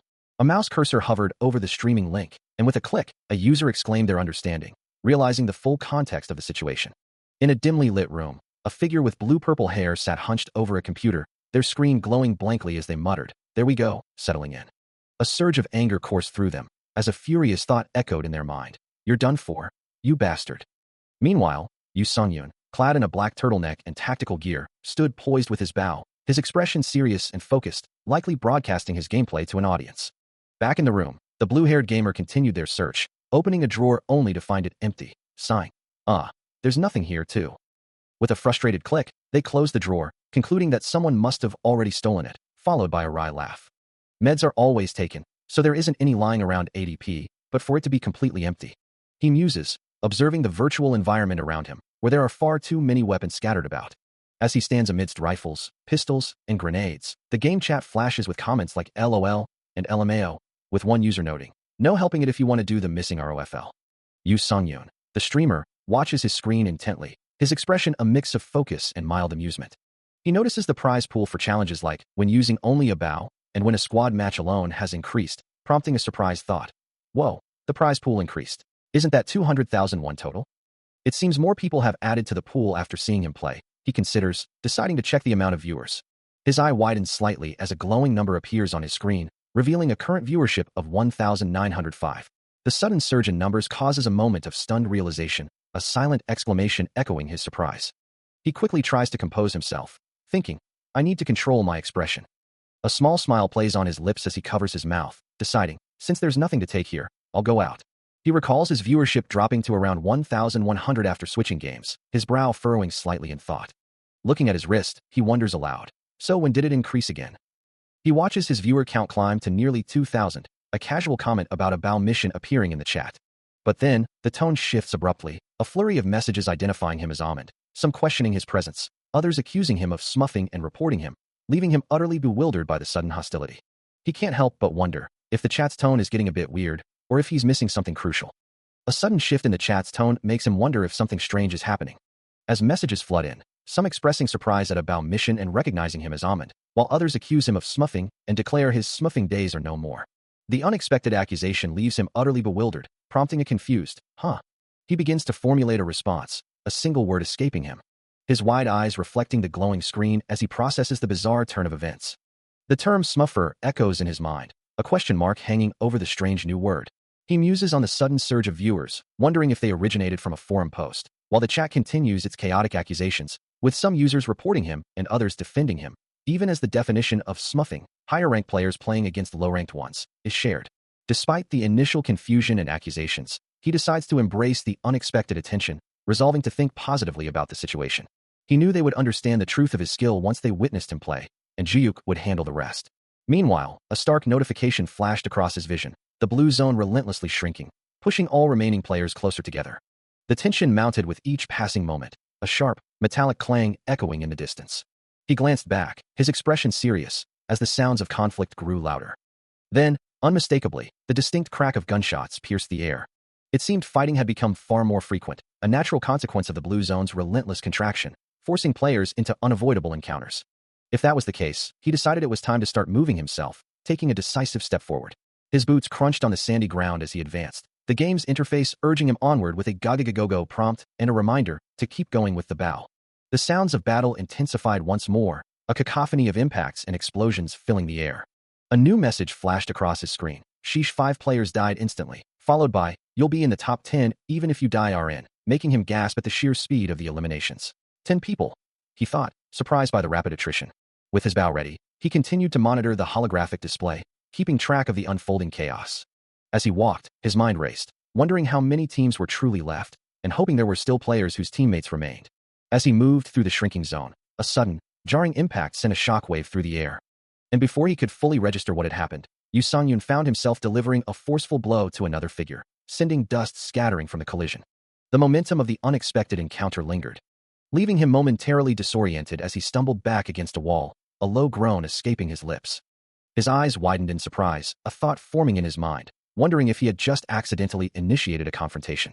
But before he could process the situation, the metallic click of a weapon echoed nearby. and a gun, held by an unseen assailant, flashed with a brilliant muzzle flare as it discharged. A sudden, urgent alarm blared through his senses, as a projectile struck with a sharp impact, causing a crimson glow to erupt. The other figure, the one he had just struck, crumpled to the ground, clearly wounded by the unexpected gunfire. Another forceful impact rippled through the air. But this time, the archer's expression hardened with resolve as he drew his bow, a vibrant green aura flaring around his arrow, ready to retaliate. A sharp, metallic clang echoes through the desolate landscape as he holds his bow steady, aiming directly at the approaching figure, who glows faintly in the distance. Yu Songyun remains in a low crouch, his focus unwavering. His mind races, confirming the imminent threat. They are indeed approaching. With a subtle shift of his fingers, he draws the bowstring taut, the arrow now shimmering with a vibrant purple energy. A sudden burst of light radiates outward, signaling an unexpected turn of events. A voice cuts through the air, sharp and urgent, commanding this way. Before his own shot can be loosed, a blinding red flash erupts, striking the man with the rifle and sending a spray of blood into the air. The sudden, unexpected intervention causes the archer to flinch, his eyes widening in surprise. A thought flashes through his mind, realizing the presence of an unseen assailant. The hell? There was a sniper? The wounded man collapses to the ground, as two soldiers in tactical gear emerge, their expressions a mix of shock and confusion. Another series of sharp, metallic sounds echoes, confirming the continued presence of the hidden marksman. A faint smirk plays on his lips, as he observes the distant figures taking aim, knowing full well, they bit the bait. He draws his bowstring taut, a thought echoing in his mind. Being solo truly has its advantages. With a swift release, his arrow streaks through the air, leaving a fallen figure in its wake. The projectile finds its mark, striking the helmet of a soldier who had been attempting to take cover. A system alert flashes, confirming the impact and the resulting equipment damage. The soldier clutches his head, groaning, lamenting the loss of his helmet's durability as a blonde-haired comrade looks on. His blonde-haired ally quickly moves to provide aid, a green healing aura enveloping the injured man, while expressing surprise that someone would still use a bow so late in the game. Yu Songyun, observing from afar, muses, wondering where they had been hiding all this time, and how many teams could possibly be left. The situation, he concludes, is becoming quite annoying. Another arrow, glinting in the sunlight, arcs towards the blonde-haired soldier with deadly precision. The impact is swift and brutal, a burst of red energy signifying the force of the strike. The arrow embeds itself deep into the earth, sending fragments of rock flying as a red glow emanates from the point of impact. A system message confirms the success of the attack. Amon has knocked out Octopus. The blonde-haired soldier, now identified as Octopus, reacts with a startled cry. He struggles to comprehend the sudden turn of events, his mind racing to pinpoint the source of the relentless assault. An arrow, swift and precise, finds its mark, striking a soldier with a sharp, resounding impact. The force of the blow echoing through the air, leaving behind a trail of shimmering red energy. The targeted soldier, now sprawled on the ground, can only stare up in disbelief, his mind reeling at the impossible angle from which the attack originated. Before he can even process the thought, another arrow streaks through the air, a crimson blur hurtling towards its next victim. It connects with devastating force, the impact echoing across the desolate landscape. Moments later, system notifications flash, confirming that both Baby Octopus and Octopus have been eliminated by Amon, bringing the total eliminations to 5 and 6 respectively. Yu Songyun, leaning against a crumbling wall, lowers his bow with a look of genuine surprise, muttering to himself about how quickly his targets fell. Meanwhile, the chat erupts with comments, some marveling at the realistic physics of the game, others expressing disbelief at the sheer skill displayed, and many praising the effectiveness of his bow. The consensus quickly forms. The bow is indeed exceptional, and Amon is a force to be reckoned with. As the eliminations continue, another system message appears, announcing that Thug 956 has been eliminated by Fat Thai.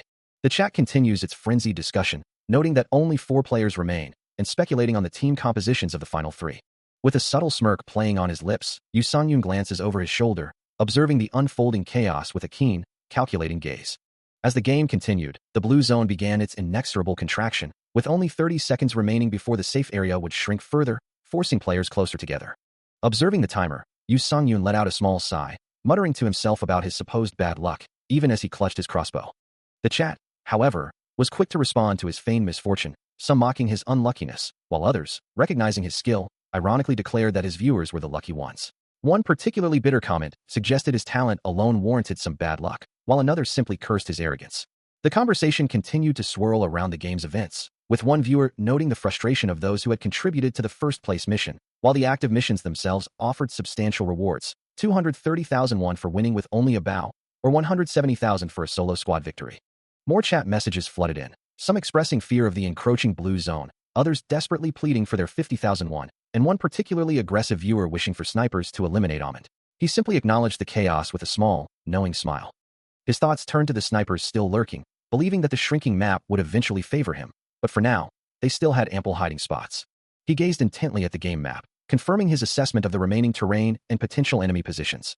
Moving through the desolate ruins, he hoped the 3 remaining players were from different teams, which would simplify his strategy. Suddenly, a voice cut through the silence, as a figure with dark, spiky hair peeked from behind a crumbling wall, calling out, "Hey, this way." He considers the situation, a thought echoing in his mind. Could there truly be only one person left? Meanwhile, a trio of armed figures stands amidst the ruins, one of them scoffing, wondering aloud where their lone opponent had been hiding all this time. The leader of the group, a man with short blonde hair, directs his comrades, telling 2 of them to scout ahead while he provides cover, a soft sigh escaping him. The game's chat erupts with commentary on the protagonist's predicament, players remarking on the 3-on-1 odds, the hell difficulty, and the sheer unluckiness of the situation. A system message appears, bluntly stating that this outcome was entirely predictable the moment he chose to dive into a squad match alone. With a soft thud of boots, one of the scouting soldiers moves forward, confirming their current position. The 2 scouts observe a building in the distance, realizing they must pass through this area to avoid the encroaching blue zone. Back with their leader, he reviews a tactical map, amused that the blue zone's path seems to favor their side, making their opponent's escape even more difficult. The ominous blue energy of the shrinking zone intensifies, its relentless advance a stark reminder of the dwindling time. Above the crumbling structures, the sky glows with the zone's vibrant aura, birds scattering as the pressure mounts. As the situation tightens, a determined thrum echoes within him, his eyes burning with unwavering resolve. He stares forward, his mind racing with the thought that first place is finally within his grasp. But a crucial question lingers. Will he truly seize it? He grips his bow, the weight of his ambition heavy in his hand, wondering if he will claim the top spot, or merely end with an unremarkable 4th place. There is, after all, a vast difference between having won his first match, a squad match at that, solo, and merely having done pretty good for his first match. The true measure of a player lies in the performance one shows at a high-stakes moment. He visualizes the challenge ahead, a lone figure, glowing with a cool blue aura, standing against 3 formidable opponents, each radiating their own distinct power, one in fiery red, another in electric blue, and a third shrouded in deep purple, all armed and ready for confrontation. It is this kind of decisive moment that separates a player who's merely pretty good from a superstar. In a competition like this, he knows he needs to prove it to everyone. The objectives are clear, offering substantial rewards, 230,000 won for winning using only a bow, and an additional 170,000 won for winning a squad match alone. A moment of quiet contemplation passes. Before his eyes snap open, glowing with a fierce blue light, a testament to his talent. A determined expression settles on his face, ready to face the impossible odds. As the digital world shimmered with faint, distant lights, his opponents, 2 armed figures in a ruined building, remained oblivious to the impending threat, one remarking, "They're lax because they know they're at an advantage." Another voice, perhaps more impatient, wondered aloud, "Why isn't he coming?" But he knew that the moment they let their guards down, that fleeting instant would be all he needed. With a steady hand, he poured a single pill into his palm, preparing himself for the coming engagement.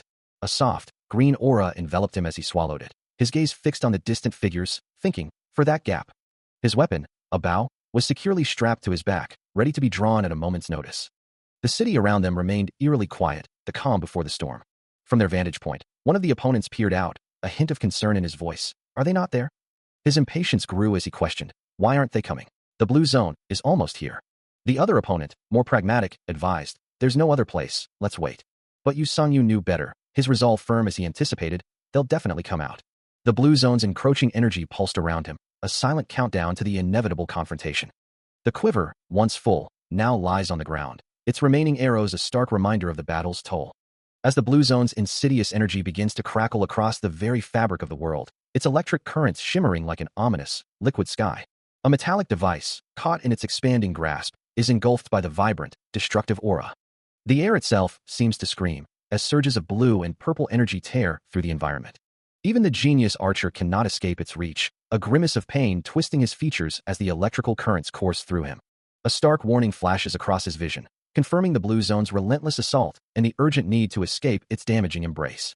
Meanwhile, in a landscape of crumbling ruins, 2 figures, a man and a woman, cautiously search for their elusive target, the man wondering if they somehow missed him. His companion, however, quickly deduces that their quarry must be lurking somewhere behind them. The woman's eyes widen slightly, a silent what? Escaping her as the realization dawns. Despite the constant, damaging crackle of the blue zone around him, the archer remains resolute, drawing his bow and muttering that he needs just a bit more time. The blue energy continues to lash out, visibly affecting his leg as he maintains his stance. Elsewhere, a new, stern-faced opponent reacts with utter disbelief, his expression betraying a profound shock at an unforeseen turn of events.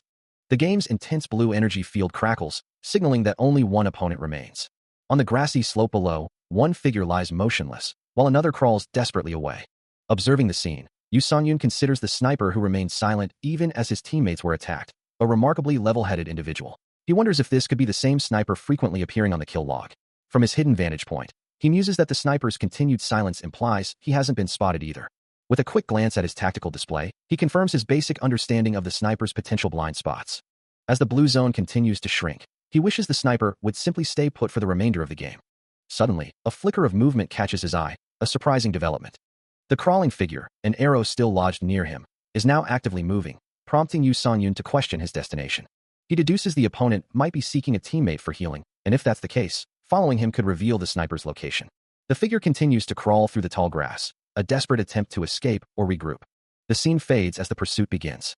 A sudden realization dawns on him, causing him to pause and consider the unfolding situation. He questions the enemy's strategy, wondering if it truly takes so much time to heal a party member in the heat of battle.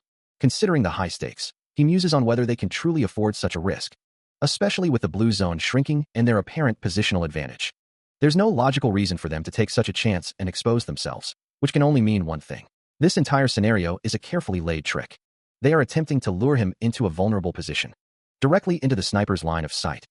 Realizing the enemy is hiding in a place with a clear path, he understands he must pinpoint their exact location from this new information. His eyes glow with intense focus as he peers through the tall grass, meticulously scanning his surroundings. Where could they be hiding? He continues his urgent search, his gaze sweeping across the landscape.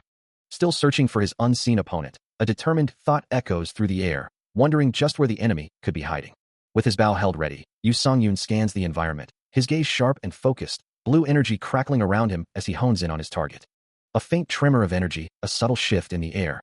His eyes snap wide open. A burst of light illuminates the hidden figure. The scene shifts with a sudden, dynamic motion. From the sniper's perspective, the target still seems oblivious. Yet, as the sniper lines up the shot. Meanwhile, Yu Songyun, still prone. Another swift, decisive shift in momentum occurs. Then, in a move that confounds onlookers, he simply lays flat on his back. The unexpected maneuver leaves external observers utterly bewildered, wondering, what the hell is he doing? As he settles into his peculiar position, a voice from the unseen observers wonders if he's simply giving up. But lying flat on his back, the archer's expression is one of intense focus, leaving onlookers utterly bewildered by his strange posture, wondering what on earth he could be planning. With his feet now firmly planted on the bow, the sheer audacity of the move draws gasps from the crowd, some exclaiming they'd only ever seen such a feat in movies, marveling at how incredibly cool he appears. Meanwhile, the archer, known as Almond, confidently asserts that he can crush anyone, even by shooting with his feet, a declaration that leaves his audience questioning if such a thing is truly possible. His hands, steady and precise, draw the bowstring back to its absolute limit. As a resolute expression settles on his face, dismissing any worry and acknowledging that this impossible shot is his only option. A golden light begins to emanate from the bow, gathering around his feet as he prepares to unleash the attack, knowing he simply has to. The energy intensifies, a vibrant green-blue aura surrounding the arrow as he aims skyward, determined to hit his target. With a blinding flash of white light, the arrow is released, transforming into a powerful vertical beam of green-blue energy that streaks upwards through the air. The beam continues its ascent with incredible speed, impacting its unseen target with explosive force, striking the sniper squarely and sending a shockwave of green-blue energy through him, leaving him stunned and wide-eyed. The green-blue energy arrow, launched with impossible precision, slams into the sniper's hidden position, erupting in a violent burst of light and force. Debris from the impact rains down, confirming the direct hit on the target. A startled cry escapes the sniper, who can only wonder where the attack originated from. Meanwhile, Yu Songyun's thoughts drift to the sniper's attempt to conceal himself, a futile effort against his well-known methods. His gaze remains sharp and unwavering, reflecting his absolute confidence.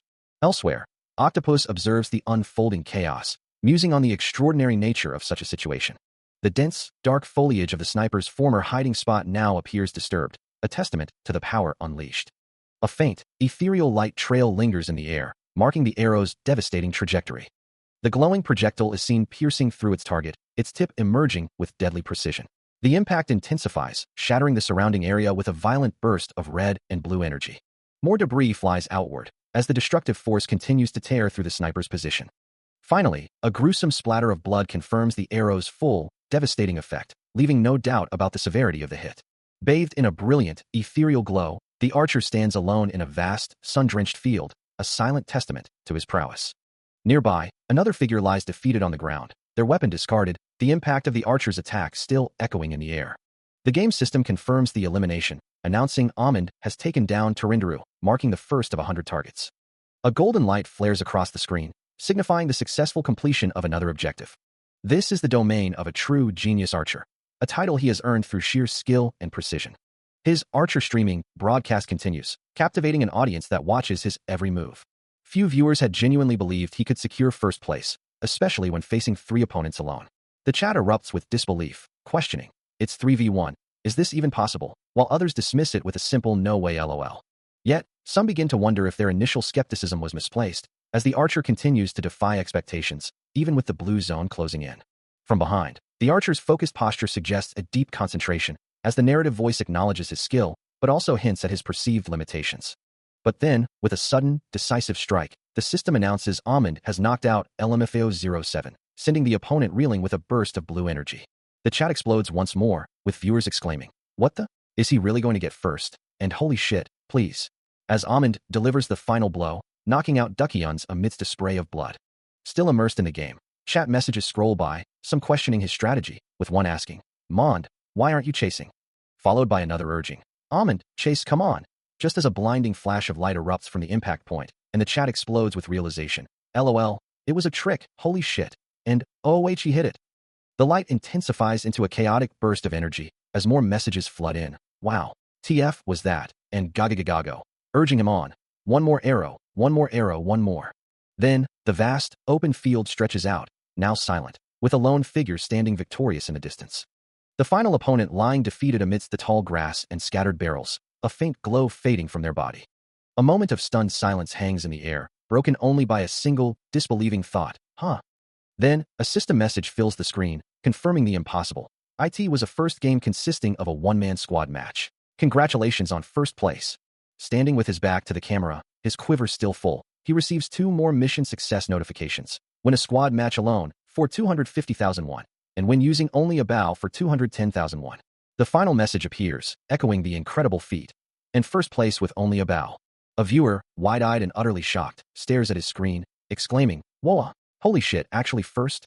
Donations pour in, with Omega sending 10,000 won and praising his performance, while Haruru donates 5,000 won, remarking that he must have been Robin Hood in a past life, as a large, "thank you," bubble appears on screen. Another viewer, Become One, donates 20,000 won, declaring unwavering loyalty. "From this point onwards, I am one with the Godmont. Any insults towards Amund are insults towards me."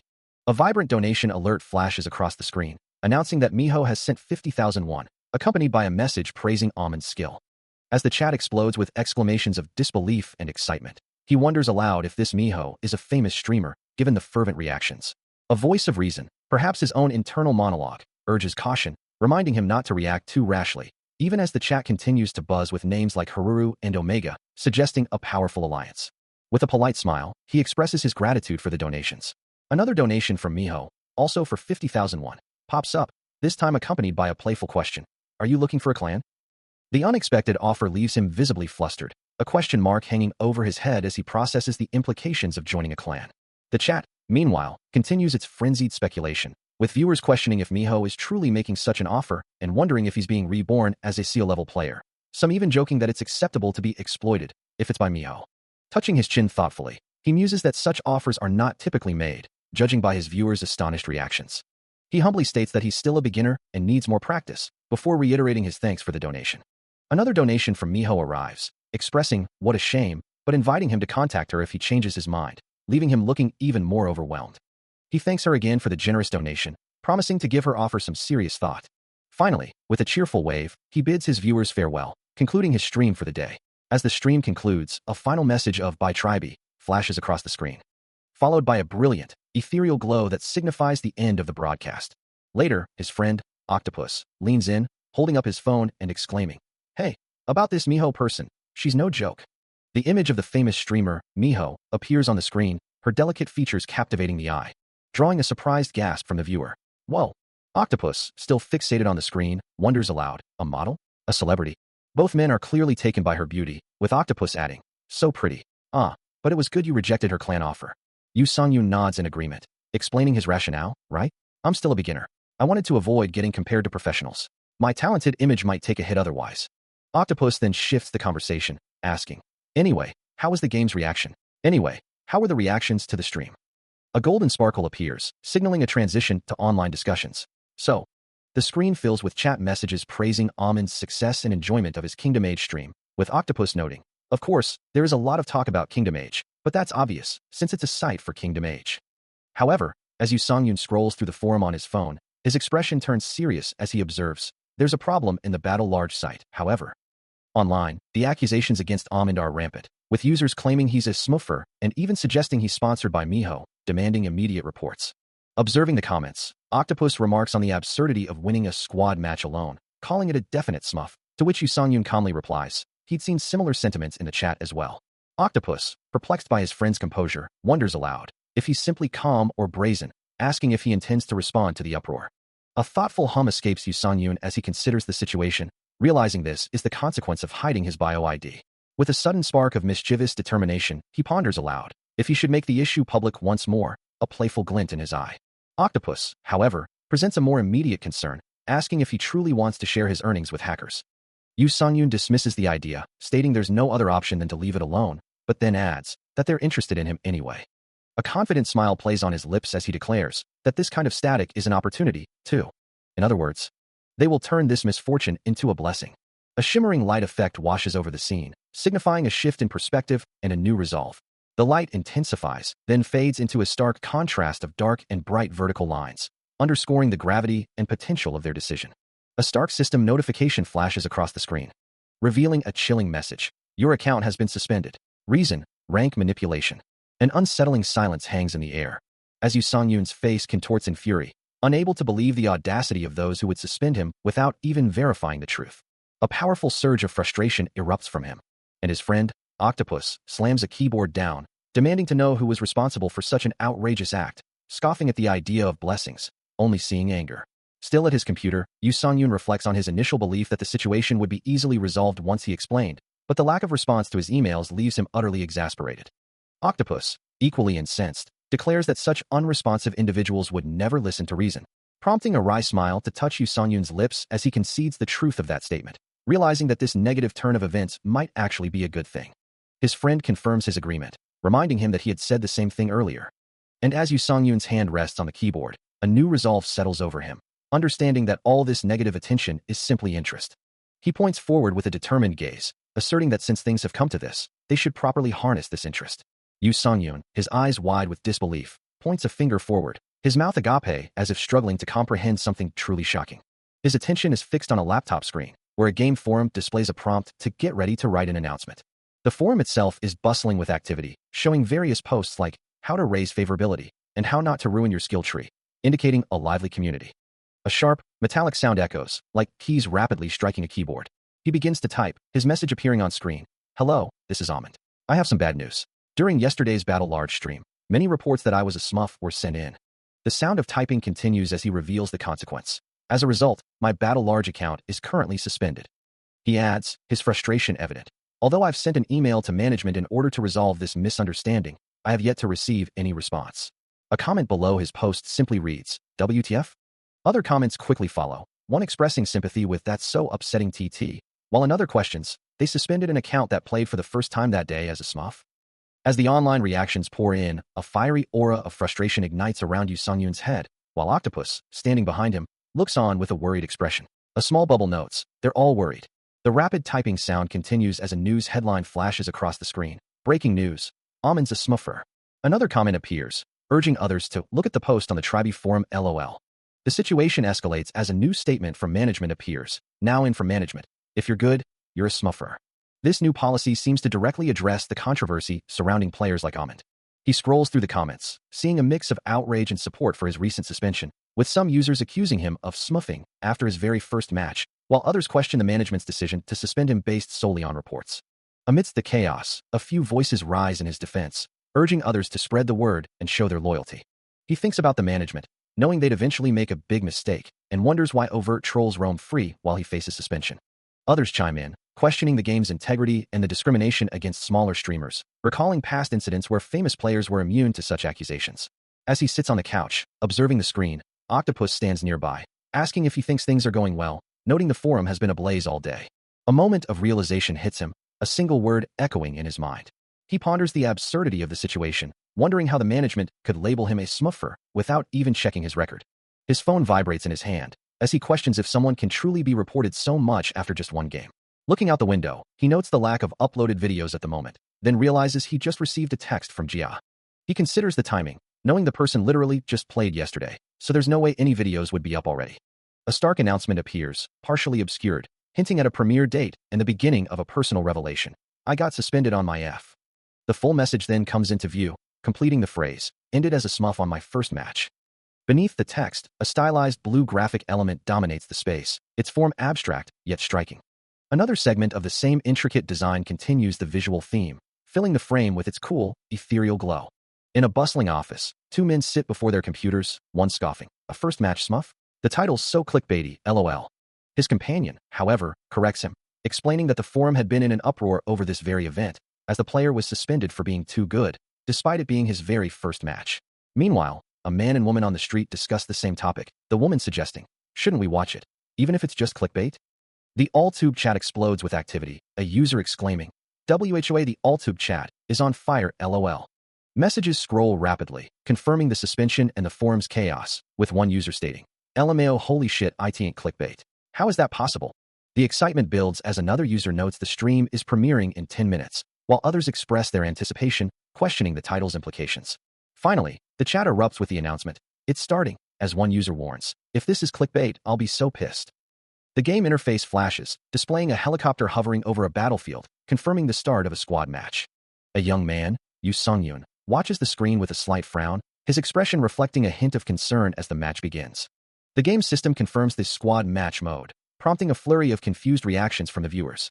The chat erupts with laughter and disbelief, some viewers recalling similar experiences when first starting a game, while others question the unusual circumstances. The audience struggles to differentiate between a solo and a squad match, their comments filled with amusement and speculation about the player's initial performance. Many wonder if his opponents are merely bots, their skepticism growing with each passing moment of the peculiar broadcast. Meanwhile, another viewer, observing the chaotic chat, smiles broadly, finding the collective reactions highly entertaining. He leans into his laptop, glasses glinting, clearly enjoying the unfolding drama of the stream. Though most viewers initially dismissed the stream's title as mere clickbait, an opponent in the game looks down, caught in a moment of surprise as glowing orange lines emanate around their head. Their doubt quickly transforms into shock, as Song-yoon's incredible plays continue to unfold, a powerful blue energy striking the opponent with visible impact and blood splatter. The genius archer himself lies on the ground, his bow drawn taut, a determined glint in his eyes as he executes his next move. The opponent reels from the devastating blow, their face contorted in a scream of shock and pain amidst a chaotic burst of blue and red energy. Having just secured a decisive victory, the screen before him proudly declares congratulations on first place, eliciting a resounding cheer from the unseen crowd. Online, viewers express their astonishment, exclaiming that he truly achieved first place, calling the feat crazy, and lamenting that they missed witnessing it live. Indeed, the final one-on-one match had captivated the audience, who erupted in thunderous applause at its conclusion. Two young men, engrossed in the playback, marvel at the incredible editing quality of the streamed content, believing it justified the premiere, though one questions if the video isn't actually finished yet. Suddenly, the celebratory mood shatters as a glitching notification appears, revealing that a smurf report has been filed. The system message confirms the smurf report, leaving the recipient to question the nature of such a claim. More viewer comments flood in, some mocking the idea of smurfing as crazy, while others angrily denounce the streamer as a fearless bastard for their perceived audacity, proudly declaring they've reported him. A more rational voice chimes in, urging others to at least check facts before reporting, revealing that the reports were instigated because Miho had made a donation, prompting disbelief from others. The absurdity of the situation is highlighted by another comment, labeling it peak comedy. Despite the reports, a viewer points out that admins can easily verify match history, rendering such reports utterly pointless. However, a stark account suspension notice appears, imposing a 1-year restriction on the account, a cold, impersonal message of thanks for related information. The community reacts with utter disbelief, questioning the reality of the suspension and demanding to know the identity of the nutjob admin responsible. The online community seethes with indignation, many believing the game's administrators didn't even bother to investigate the mass reports. As expected of Battle Large, they scoff, convinced the admin team never even glanced at the match history, deeming the entire situation legendary in its absurdity. The premiere of the controversy has ended, but the fallout is just beginning. Meanwhile, Yu Song-yoon's fingers fly across his keyboard, his eyes scanning the phone in his hand, where a video has just been uploaded to AllTube, featuring a streamer questioning the logic behind the suspension of Manhwa. This incident, fueled by long-standing grievances against Battle Large's management, has metastasized into a full-blown crisis. Another commenter sarcastically asks if the admin can't even see the match history, blaming the lack of transparency on privacy policies. Soon, the controversy spills over into mainstream media, with an official news article appearing on popular sites, detailing the Battle Large admin team's latest blunder and the users' outrage. Behind the scenes, within the Battle Large admin team, a tense discussion unfolds. An exasperated voice cuts through the air, demanding to know if someone has lost their mind. A heavy fist slams down on the table, the impact echoing through the room. The senior administrator's voice booms with indignation, demanding to know how anyone could suspend a player without even reviewing their match history, questioning the authority of the person responsible. His hand remains clenched on the polished surface, the tension in the room palpable.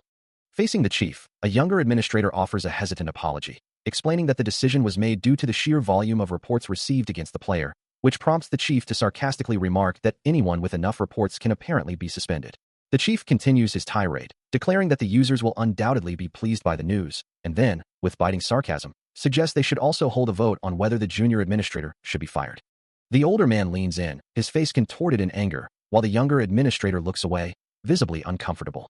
The younger man reiterates his apology, as a female colleague nearby lets out a small, exasperated sigh. The chief's mouth remains open, still mid-sentence in his furious reprimand. The female administrator then interjects, asking about the average number of viewers the suspended player, Yu Song-yoon, typically has, to which the younger man replies, around 1,000.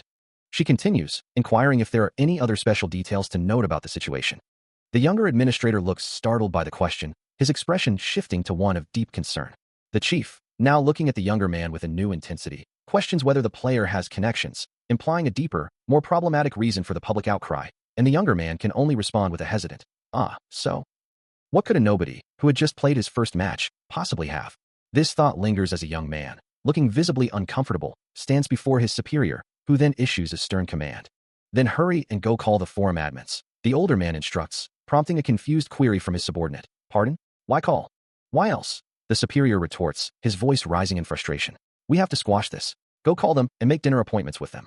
The older man points an angry finger, his face contorted in a scowl, as the younger man flinches, meekly responding, Why yes, sir. A dismissive TSK escapes the superior's lips, his expression one of annoyance. He mutters, adjusting his tie, making me worry over something so insignificant at such an important time, too. The important time is revealed to be a promotion written exam, with a second round of interviews scheduled for a future date, a document clutched in a hand, perhaps his own.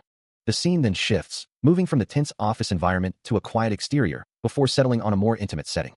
The soft light of day illuminates a residential building, suggesting a return to a more personal space. Inside, Yu Song-yoon stands before a bathroom mirror, his gaze fixed on his own reflection, a moment of quiet contemplation. He muses to himself, there's no contact from Battle Large so far. He checks his phone, finding no new messages in his inbox. Suddenly, a voice calls out, Song-yoon, I thought the suspension would be lifted after a day. The man with glasses bursts into the bathroom, his face etched with panic, while Yu Song-yoon stands frozen, toothbrush still in hand. His friend's voice trembles as he exclaims, It disappeared. The man with glasses stares wide-eyed at his phone, a look of utter disbelief on his face. Still processing the sudden intrusion, Yu Song-yoon asks, What did? His friend turns to him, urgency in his tone. You know. He continues, his voice rising in disbelief. All the posts about you that came up yesterday, the forum posts and even the article, they're all gone. A serious expression settles on Yu Song-yoon's face, his eyes reflecting a dawning realization. Outside, the rain begins to fall, mirroring the somber mood. A system message appears on a screen, indicating a search for Almond on the Nittens forum, while a thought crosses his mind. While I didn't think they'd easily admit their faults. The search results confirm Almond cannot be found, leading to the grim realization. To think they'd do this. Still processing the news, Yu Song-yoon wonders aloud if they truly believe they can bury such clear evidence. His friend, the man called Octopus, dismisses their actions, stating they simply refuse to acknowledge their own abysmal management. Octopus then sighs, lamenting that they can't play Kingdom Age anymore, before deciding to take a break today. Yu Song-yoon, standing now, questions the sudden change in plans. Octopus looks up, revealing he has a meeting with a director from Punk today. A wave of surprise washes over him. Octopus's thoughts drift to the possibility of receiving help from this new contact. He pauses, a thoughtful expression on his face, before concluding that they'll only know for sure once he meets the director. A subtle, knowing smile plays on Yu Songyun's lips as he considers the implications. He turns slightly, lost in thought. In the bright, sunlit archery range, an older man wonders aloud, asking if his boy truly possesses potential in this sport, to which the archery coach confidently replies, affirming his certainty. The coach reflects that while the young man may lack raw power due to his youth, his mentality is unparalleled compared to others. Yu Songyun, focused on his form, asks. As the older man admits he knows nothing about archery, unable to verify the coach's assessment. The coach, however, simply states that he is merely relaying what he observes. He continues, explaining that true talent isn't something that announces itself from the very beginning. As Yu Songyun draws his bowstring back, the coach musing that only time will tell what might happen if he keeps polishing his skills and works hard. Suddenly, a surprised sound escapes the young archer as his arrow strikes the target, slightly off-center. The coach's eyes widen in a moment of clear astonishment. As the coach observed him, a question hung in the air, a subtle challenge to his identity. Then, a voice cut through the silence, asking, "You're Songyun, right?"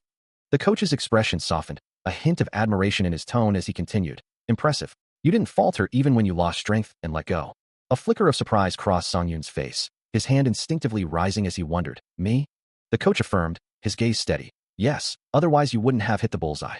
A reassuring hand settled on Songyun's shoulder, the coach's voice resonating with profound wisdom. "Regardless of what you do, live like this." He continued, his words a powerful mantra. "Even when you lose all strength and can't go on, don't falter and maintain the attitude that you can do it." A warm, encouraging smile spread across the coach's face, his eyes conveying unwavering belief. His words painted a vivid picture of future triumph. "Eventually, you'll get back up, and your arrow will find the center of the target." With renewed determination, Songyun looked up, his voice firm as he responded, "Yes, sir." The coach's hand gestured, adding a final, playful thought. "Yes, and if possible." He imagined a cheerful, simplified version of himself and Songyun, perhaps hinting at a desire for continued success and camaraderie. A lingering thought echoes, suggesting the simple pleasure of engaging in archery once more. The vibrant hues of a city sunset paint the sky, casting a warm glow over modern buildings. The light catches on the glass and steel, creating a shimmering, almost ethereal cityscape. He exhales slowly, his gaze distant, lost in contemplation amidst the urban backdrop. His mind drifts to a state of perfect calm, collected concentration, a serene image of a single leaf floating on still water, reflecting his inner peace. He muses on the past, remembering how the very features that once made him a genius archer were now merely simple lines. These once extraordinary talents, he realizes, might now only serve as bullet points in a self-introduction for a resume. His thoughts are abruptly interrupted by a voice calling out his name, pulling him sharply back to the present. Turning, he acknowledges the man with a slight bow, greeting him as Director O. Director O smiles warmly, extending a hand as he expresses his gratitude, thanking him for making the journey. The two men then begin to walk together, their figures receding into the dappled sunlight of the city street. As they continue their conversation, Director O glances at him, a silent, expectant look on his face. He turns, a slight surprise in his expression as Director O calls his name, asking if he needs something. A knowing smile plays on the director's lips as he observes the young man, then remarks, "You don't get nervous often, do you?" The unexpected question leaves Songyun momentarily speechless, his eyes widening slightly in confusion. As he can only manage a bewildered, Director O assures him that his previous comment was meant in a good way, explaining that even prominent streamers feel a touch of nerves when meeting with the director. Songyun, looking a bit flustered, admits to being rather dull by nature. The director, however, finds this hard to believe, recalling how incredibly sharp he seemed while playing games. A flicker of surprise crosses Songyun's face as he asks if the director watched his stream, who then playfully responds, "What's up with the surprise? Of course I watched it. I chose you after all." As the sun begins to set, casting long shadows across the street, Songyun walks away, a quiet "thank you" escaping his lips. He finds himself standing in the entrance of what he immediately recognizes as a super high-end sushi place, a sense of awe washing over him. Internally, he wonders if he's even earned enough to justify eating at such an establishment, a hint of uncertainty in his thoughts. Meanwhile, Director O, with Songyun visible in the background, informs someone that the director has just arrived up front and he will go bring him, confirming with a simple "all right." Director O, with a reassuring gesture, insists there's no need for Songyun to feel pressured, adding that his contributions far outweigh any current efforts. This unexpected praise leaves Songyun pondering, what have I truly done for them? A question mark hangs over his expression, his brow furrowed in genuine confusion. As Director O turns his attention towards the restaurant's entrance, where another figure is arriving, Songyun wonders, what is he talking about? He watches the interaction from a slight distance, a faint golden glow emanating from his form. Approaching the newcomer with a respectful bow, Sung-yoon introduces himself. Hello, I am Yoo Sung-yoon. Director Oh extends his hand in greeting, a polite smile gracing his lips as he begins. So it's you? Nice to. Sung-yoon's gaze sharpens, a sense of recognition dawning on him as he realizes, this person. The man before him, with a composed demeanor and a subtle smile, exudes an aura of quiet authority. As their hands meet, a name flashes through Sung-yoon's mind. Han Tae-ho. Director Oh, beaming, completes the introduction, stating, it's an honor to meet you, before adding with a knowing glance. Oh ho, this guy. Sung-yoon, still processing the encounter, acknowledges internally, he'd got quite the first impression. As their hands met, Yoo Sung-yoon couldn't help but think that Han Tae-ho didn't seem like most streamers he knew. A moment later, the director's gaze sharpened slightly, a subtle escaping him. But it was the slight tremor in his hand that truly caught Sung-yoon's attention, making him wonder if the influential man was nervous. The initial formalities concluded. The three men soon found themselves seated at a low table, a server presenting the first dish, explaining, this is the scallop, best consumed with salt and wasabi. He then gestured to another plate, adding, and this is the filefish, which is best consumed with shoyu. Director Oh, already savoring the appetizers, mused aloud. The sushi here is good, but to think that even the tsumami is excellent, and it tastes even better knowing it's paid by the company card. His lighthearted comment drew laughter from Sung-yoon, who found the director's humor quite amusing, with the others joining in. With a satisfied chomp, Sung-yoon eagerly dug into the meal. His eyes widened in delight as he tasted the filefish, muttering, the filefish tastes great. Director Oh, observing his enjoyment, inquired, it tastes nice, doesn't it? The head chef, Tuji-san, is really talented. Han Tae-ho nodded in agreement, confirming, yes, it's very delicious. As the meal progresses, a question is posed to Yoo Sung-yoon, asking if he's frequented such establishments before, noting his apparent familiarity with the dining etiquette.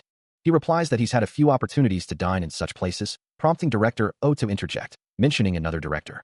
The conversation shifts to the revelation that an executive from Asong is a regular here, a fact that surprises the speaker, who had previously considered Yoo Sung-yoon uniquely brilliant among streamers. A slight chuckle escapes him, a hint of embarrassment coloring his expression. Internally, he admits to himself that he was merely a Nepo baby, benefiting from connections rather than pure genius. The discussion continues, with someone musing if one of Asung's executive directors is a regular at this establishment, and another confirming that executive director Lee is indeed a frequent patron. The name is then clarified as Lee Chil-sung. Han Tae-ho, hands clasped before him, reveals that Lee Chil-sung is a former high school classmate of his. Yoo Sung-yoon's eyes widen slightly as he processes this new piece of information. A thoughtful expression crosses Han Tae-ho's face as he quietly acknowledges that this connection was to be expected. The narration explains that directors typically belong to a conservative, elite social circle, making it unsurprising for them to have formed relationships with one another since their younger days.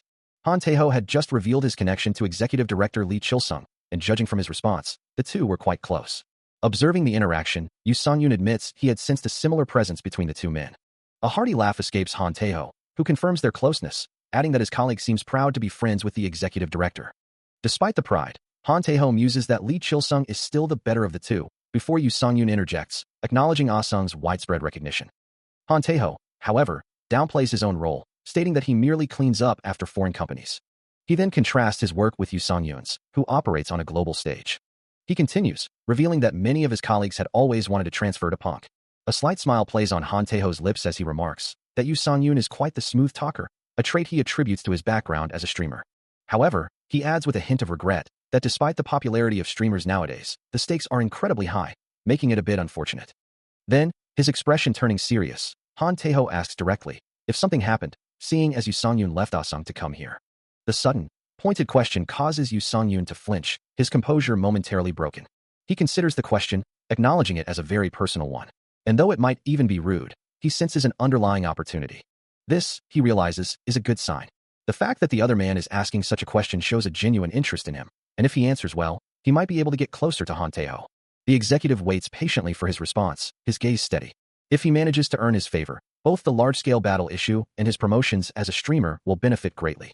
He wonders if it's finally time to talk about that. This is his first time telling this to someone he doesn't know well, but a person of Han Tae-ho's position can keep a secret. With their lips sealed, it should be fine. He begins to speak, revealing that he used to be a professional archer. His eyes hold a distant, determined look as he shares this piece of his past. He admits, with a quiet confidence, that he was quite good. The revelation hangs in the air, prompting Director Oh to question, archery. While Han Tae-ho exclaims, you did archery. A flicker of realization crosses Han Tae-ho's face, the implications of this news striking him as immense. To his knowledge, Director Han's hobby was archery, a fact that now resonates with Director O's echoing question. Archery, you say? Han Tae-ho strokes his chin thoughtfully, a soft oh-ho, escaping him as he processes the unexpected connection. He hadn't expected such a revelation, his mind racing with possibilities. Turning his attention back to the young man, Han Tae-ho asks directly, "Why did you quit?" The answer comes with a slight hesitation, as he reveals it was due to an injury. Han Tae-ho's gaze drops to his hand, a sudden concern in his voice as he inquires, "Is your right hand?" To which the young man simply replies, "Yes." He then elaborates, explaining that he got into an accident on his way home after winning the gold medal in the national competition. The revelation hangs in the air, a national-level athlete on par with a world champion, prompting the question of when he achieved such a feat.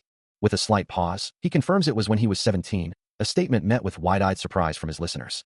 The sheer magnitude of such an accomplishment at that age is almost unbelievable. He continues, explaining that with his coach's assistance, he secured a position at Asung, his right hand clenching reflexively.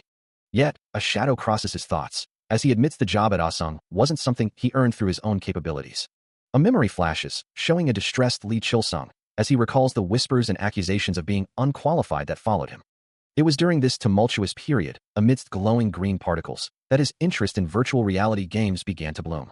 Within the immersive worlds of these games, he discovered something astonishing. His right hand, once injured, could move freely and properly. His listeners, still processing the implications, watch as he affirms, he became captivated by gaming, eventually choosing to become a streamer to earn money. A somber expression crosses his face as he reflects that while his grandmother was alive, the demands of company work left him no time to dwell on his archery regrets.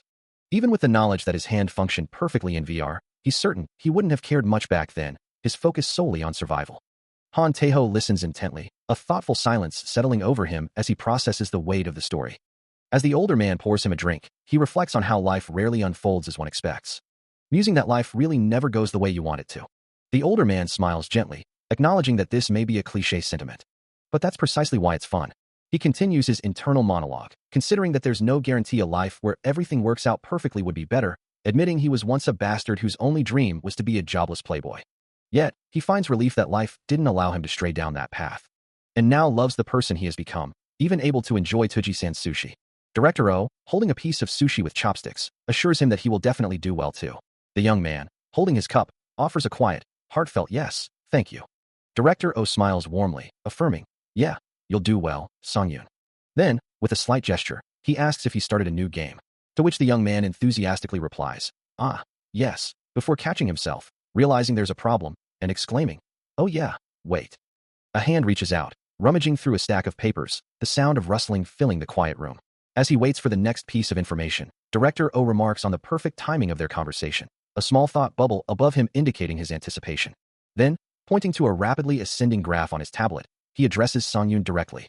With a knowing look, the director asks if he recognizes the data displayed before them. Song-yoon, along with two other men in suits, leans in to examine the tablet, initially wondering if the impressive spike represents stock market gains, before Director O clarifies the true nature of the figures. The graph, he explains, illustrates the staggering sales volume of Kingdom Age since Song-yoon began playing it. This revelation hits Song-yoon with a jolt of pure astonishment, his eyes widening as he utters a surprised, "What?" Director O then gestures to the tablet screen, highlighting the numerous reviews that also reflect the game's sudden surge in popularity. The reviews themselves sing praises, with players exclaiming how Amon's stream made the game seem amazing, and how Amelia's night ending was particularly touching. Observing the overwhelming evidence, Director O expresses his disbelief, finding the situation truly incredible. He acknowledges that while the initial sales were modest, the cause for the dramatic increase is undeniable when considering the timing of the sales spike and the content of the reviews. Taking in the full scope of his unexpected influence, Song-yoon remains deep in thought, processing the profound impact his streaming has had. The impact of his streaming was truly astonishing, proving just how effective his presence could be, and confirming that he possessed undeniable star potential. Observing the data, Director O remarks to Han Tae-ho that his unique charm is indeed quite special. A chibi version of Director O exclaims, "You're incredible." While a chibi Yu Song-yoon responds simply, "Thank you." Director O, deep in thought, believes that those aren't just empty words, and that Song-yoon will truly succeed. His finger tapping the tablet, he then asks, "Kingdom Age is a package game, right?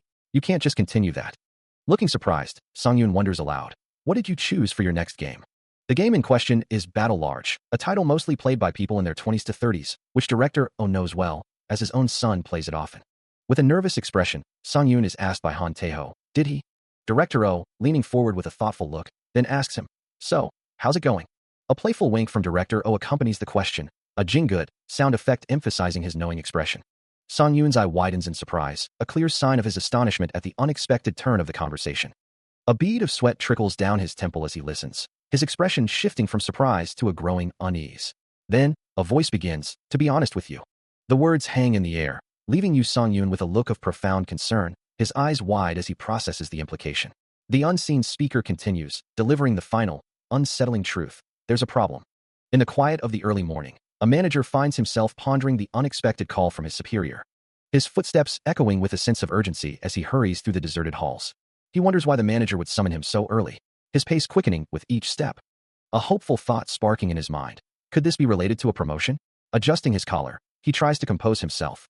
Before a soft knocking sound signals his arrival. Peeking into the room, he asks if he was called, receiving a welcoming, "Oh, you're here," in return. An invitation to enter and sit is extended. And as he takes a seat, he notices another familiar face already present. A hint of surprise crosses his features as he realizes Assistant Manager Kim was also summoned. The early morning meeting now holding an unexpected layer of intrigue.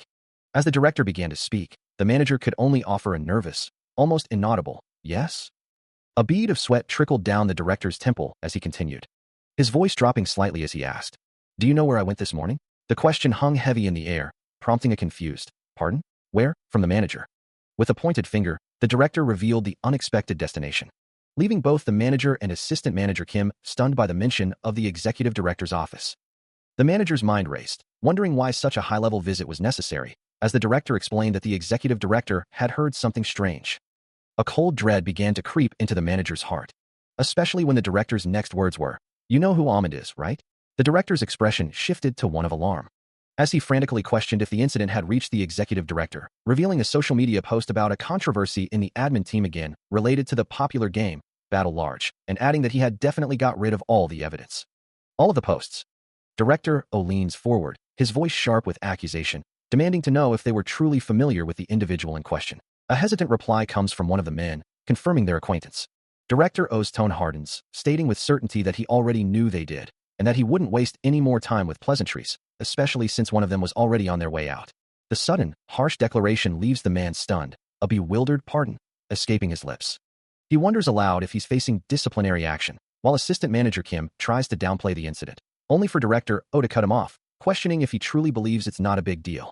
Director O's hands rest on the table, his words dripping with disdain, insisting that they still don't grasp the gravity of the situation. He then asks if they even know how the executive director came to hear about this, his gaze fixed on his phone. Director O continues, surmising that they probably don't, considering their attempt to cover something up without even a quick search. His eyes widen slightly as he repeats the phrase, a chilling realization dawning on him. "Online search, huh?" A sudden, intense shock ripples through Yu Song-yoon, his eye widening dramatically, surrounded by a vibrant blue glow of realization. The blue energy intensifies, a visual representation of the overwhelming truth hitting him. A screen displays the words, "and in a way," above an image of a punk-partnered streamer, confirming his worst fears as his secret identity is laid bare. The name, Ahmed, flashes across a digital screen, explicitly linked to Yu Song-yoon, confirming the exposure of his secret identity. The realization hits him with full force, as the words echo in his mind. He is a partnered streamer. The very idea of a streamer with punk sends a jolt through the corporate world, a concept that Director O finds utterly baffling. He recalls the executive director's swift reaction, prompted by the streamer's impact on sales, increasing Kingdom Age's revenue fivefold. No wonder the executive director called them immediately. A wave of dread washes over Yu Song-yoon, his hand clenching in silent despair as the gravity of the situation settles upon him. Director O's voice cuts through the tension, emphasizing the precarious position they're in. Even if they create exceptional games, the consequences of punk severing promotional ties are dire. The digital landscape shimmers with electric energy, a visual representation of the powerful network they've inadvertently disturbed, the very foundation of their promotional reach. He continues his scathing rebuke, questioning how they could have antagonized a punk partner, without a shred of concrete evidence. Director O, visibly stressed, rubs his temple, the weight of the corporate blunder heavy on his mind. He acknowledges that covering up mistakes is common practice in organizations, but there's a fundamental principle he's always upheld. Looking at Assistant Manager Kim, the director reiterates his long-standing belief. If one chooses to engage in such actions, they must possess the competence to execute them flawlessly. From his perspective, the two of them are simply too inept for such delicate maneuvers, advising them to live with honesty from this point forward. A desperate plea escapes Yu Song-yoon, his face etched with fear as he calls out to his manager, who, with a dismissive wave, cuts off Assistant Manager Kim's attempt to beg for one more chance. Director O's voice is firm, instructing them to prepare an apology and brace themselves for the disciplinary committee, declaring that he will reassign the almond case to another team. Defeated, Yu Sung-yoon sits slumped, his gaze fixed on the floor. A silent moment passes as he clenches his hands, the weight of the situation pressing down on him. Director O's sharp tone then cuts through the silence, demanding that both of them leave immediately. He holds up his phone, threatening to call security if they don't comply. With no other choice, Yu Sung-yoon rises from his seat. He begins to walk away, the reprimand concluded. Later, Director O sits comfortably on a couch, a soft chime from his phone drawing his attention. He speaks into the phone, asking if Team 2 has cleared Almond's suspension, then praises their work, declaring they did great. He continues, instructing them to prepare everything for Punk and Almond's advertisement filming, adding that they need to get rid of all the dirt. Director O, his back to the viewer, addresses Keol directly, his voice sharp. His face contorted in frustration, he insists that he had indeed asked for something specific. The conversation replays in his mind, recalling a moment when he questioned if the person had connections and demanding to know what was said in response at that time. As the argument continues, Director O presses Keol about these supposed connections, while Keol, looking downcast, admits he doesn't believe so, noting the short time the person has been streaming. Director O's face flares with rage, blaming Keol for the entire predicament. Keol, his expression a mix of hurt and frustration, questions why he's the only one being treated this way. The tension between them reaches a boiling point, with Keol retorting that he felt wronged too, and reminding Director O that he was the one who wanted to bury things. Director O's anger intensifies, his face twisting as he curses the brat and prepares to lash out. The argument erupts into a physical altercation, with Director O swinging a fist at Keol, who recoils, while a third office worker desperately tries to intervene, shouting for them to stop the madness. Later, the office sits quiet, bathed in the soft light filtering through the windows, a stark contrast to the earlier chaos. A new voice breaks the silence, inquiring casually about how yesterday unfolded. The young man quietly eats his meal, steam rising gently from the bowl. Later, as he stands across from his coach, he explains, "I couldn't ask because I fell asleep." The coach simply responds, that, before the young man confirms, it went well. A small smile plays on his lips as he adds, "As simple as ever." But the coach, holding a cereal box, isn't satisfied with the brevity, insisting, "Don't just say it went well, tell me about it in detail." He then pauses, considering, The young man, in a chibi-like depiction, beams, "I think he liked me." The coach, equally stylized, asks, "How?" Returning to their normal forms, Sung-yoon explains, "He asked me to teach him some archery, so the chief said he'd make an appointment." The coach's eyes widen in disbelief, exclaiming, "What?" His thoughts explode with excitement. "That's nuts. If you end up giving him personal lessons." The coach, now beaming, claps Sung-yoon on the shoulder, declaring, "You're one of my people now, so tell me if you need anything."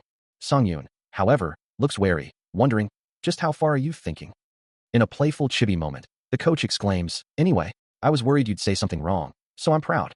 Then, a new thought strikes him, and he asks, "Oh yeah, did you mention Battle Large too?" The coach leans in, awaiting an answer, his expression one of eager anticipation. The archery coach, still processing the implications of the previous conversation, recalls that Han had promised to contact their director. Suddenly, a sharp ding from a nearby phone cuts through the morning quiet, drawing the attention of both men. As they both lean in, a shared look of confusion crosses their faces, wondering what could be so urgent. Then, a voice exclaims with disbelief that it really came. The phone screen reveals a message from the Battle Large admin team, greeting the user directly. The message continues, addressing Almond and apologizing for a suspension, offering in-game rewards as compensation, prompting a surprised whoa from the archery coach. Looking at the message, the coach remarks to Yu Sung-yoon that it seems Director Han truly favors him. This sudden intervention makes sense, as Director Han had called another company's director's office early that very morning. Yu Sung-yoon, absorbing this information, begins to speak, a realization dawning on him. He acknowledges the situation, thinking to himself that it shouldn't have taken long for the director to act. Indeed, the phone screen shows the current time as 9:35 a.m., indicating that Director Han had arrived at work and made the call very promptly. The coach, with a knowing smile, then addresses him, implying a deeper understanding of the situation. He stands at the stove, preparing a meal, while his archery coach, seated nearby, suggests he should be more like Jamung during his lessons, wondering what he's doing up so early in the morning. With a slight smile, the coach explains that he prefers a proper meal in the mornings, rather than just cereal. As the coach finishes his thought, the young man replies that he drank a lot yesterday, and is now heading out to work out, receiving a simple okay in response. Stretching near the door, he acknowledges the coach's words with a quiet, right. His sock-clad feet move across the tiled floor, carrying him out of the room. Later, holding his phone, he considers making a post announcing that his suspension has been lifted. The screen glows with a message from the Battle Large admin team, confirming his suspension is indeed lifted, and that Almond will be streaming at 7 p.m. tonight. Online, the reactions pour in, with users exclaiming, "Oh ho, grats grats grats," and offering congratulations, agreeing that it should be like this. Another user emphatically declares, "I freaking knew it," demanding the stream they didn't get yesterday. The collective memory of the missed stream from yesterday still lingers. More comments flood in, questioning the initial suspension and the reward, with some calling the system flawed, but the young man finds the responses great. Amidst the chatter, a final message expresses relief that Amin's innocence was revealed. She sits on her bed, scrolling through her phone, having just been contacted by Jiyuk. As she reads, it becomes clear that a multitude of articles are now siding with Amin, detailing how the Battle Large admin team admitted their fault, acknowledging their mistake, and restoring the account of the Punk's partnered streamer. The news continues, revealing a stubborn admin's weak points and noting that although Amin's suspension was cleared, users still have many complaints about Battle Large's management. A look of surprise crosses her face, a soft huh, escaping her lips as she processes the information. Her thoughts echo her confusion, wondering aloud, what is this? She then finds a video on AllTube titled, Punk Partnered Streamer Facing Battle Large's Admin/Team, its thumbnail depicting a fierce confrontation. The video's description emphatically states, Amand is no joke, while comments below highlight an incompetent admin and a newbie user who almost lost the money he just spent on a game, with one comment from Small Long having garnered 5,000 views 20 minutes ago. Suddenly, the screen glitches with vibrant green and blue lines, a digital disruption signaling an unexpected event. From within the digital static, a voice emerges, announcing, "Hello, this is Small Long." The source of the voice materializes as a figure wearing a large, pink bear mask, surrounded by shimmering, glitching particles. The online chatter begins, with one commentator exclaiming that this was the player's very first match, his absolute debut. A digital bear avatar appears, its expression conveying disbelief, as the commentator questions how a first-time player could possibly be banned for smuffing of all things. The discussion continues, highlighting that this wasn't the first instance of questionable decisions from Battle Large's management, implying a pattern of misconduct. A graphic flashes across the screen, depicting lost subscribers and a frustrated comment, cursing the management and wondering just how far they would go. Yet, despite the outrage, the commentator pivots, asking if anyone knows why Amin's suspension was lifted after only 2 days. The bear avatar gestures, building suspense, before revealing the reason. It was because Punk had directly contacted Battle Large, reaching out through a director to resolve the issue. The main chat window fills with comments, one user noting that Amin's emails had allegedly gone straight to the trash, while another exclaims, "JFC this is nuts." More comments flood in, one calling it one of the K management moments of all time, and another suggesting they were trying to bury the incident, especially since the staff didn't even realize Punk was a partner, simply because of his low viewer count. Meanwhile, a young man sits in his room, staring wide-eyed at his computer screen, utterly shocked by the display of 100,000 views in 3 hours. The online chatter intensifies, with one voice exclaiming that the views are incredible, daring others to gnaw more at this if they're upset. This is Small Long, an AllTuber who initially believed the surge of attention was merely due to complaints regarding Battle Large's management, a delusion that wouldn't last for long. His misunderstanding of the situation would soon become clear. Other commentators chime in, questioning why Small Long wouldn't attach clips of Amand if he was using him for clicks, wondering aloud how good Amand must be to be reported as a smuff in his very first match, while another dismisses the video, claiming Small Long has lost his touch. The young man, engrossed in the comments, hears the insistent demand to bring the video, as others express curiosity about Amand's abilities, his own expression shifting to one of utter shock. The true deciding factor in the video's popularity, it turns out, was the casual users. These were individuals who played games casually and thus lacked interest in the intricacies of game management, instead drawn by sheer numbers. Small Long's video, titled Hello, this is Small Long. I've attached the play video of Amand here, since many of you were curious, now boasts over 121,000 views. Their curiosity stemmed from wanting to know more about Amand, a player who had been mistakenly reported as a smuff in his very first match. As he spoons a bite of food into his mouth, the young man's eyes widen in surprise. Still holding his phone, he lets out a soft huh, his meal momentarily forgotten as he processes the information. Another young man, noticing his stunned reaction, leans in to ask, "What's wrong? Is it bad?" Still reeling from the video he'd just watched, the young man with glasses tries to dismiss his friend's concern, muttering that it's not what he thinks. His friend, however, presses on, asking if they usually get 400,000 views on AllTube.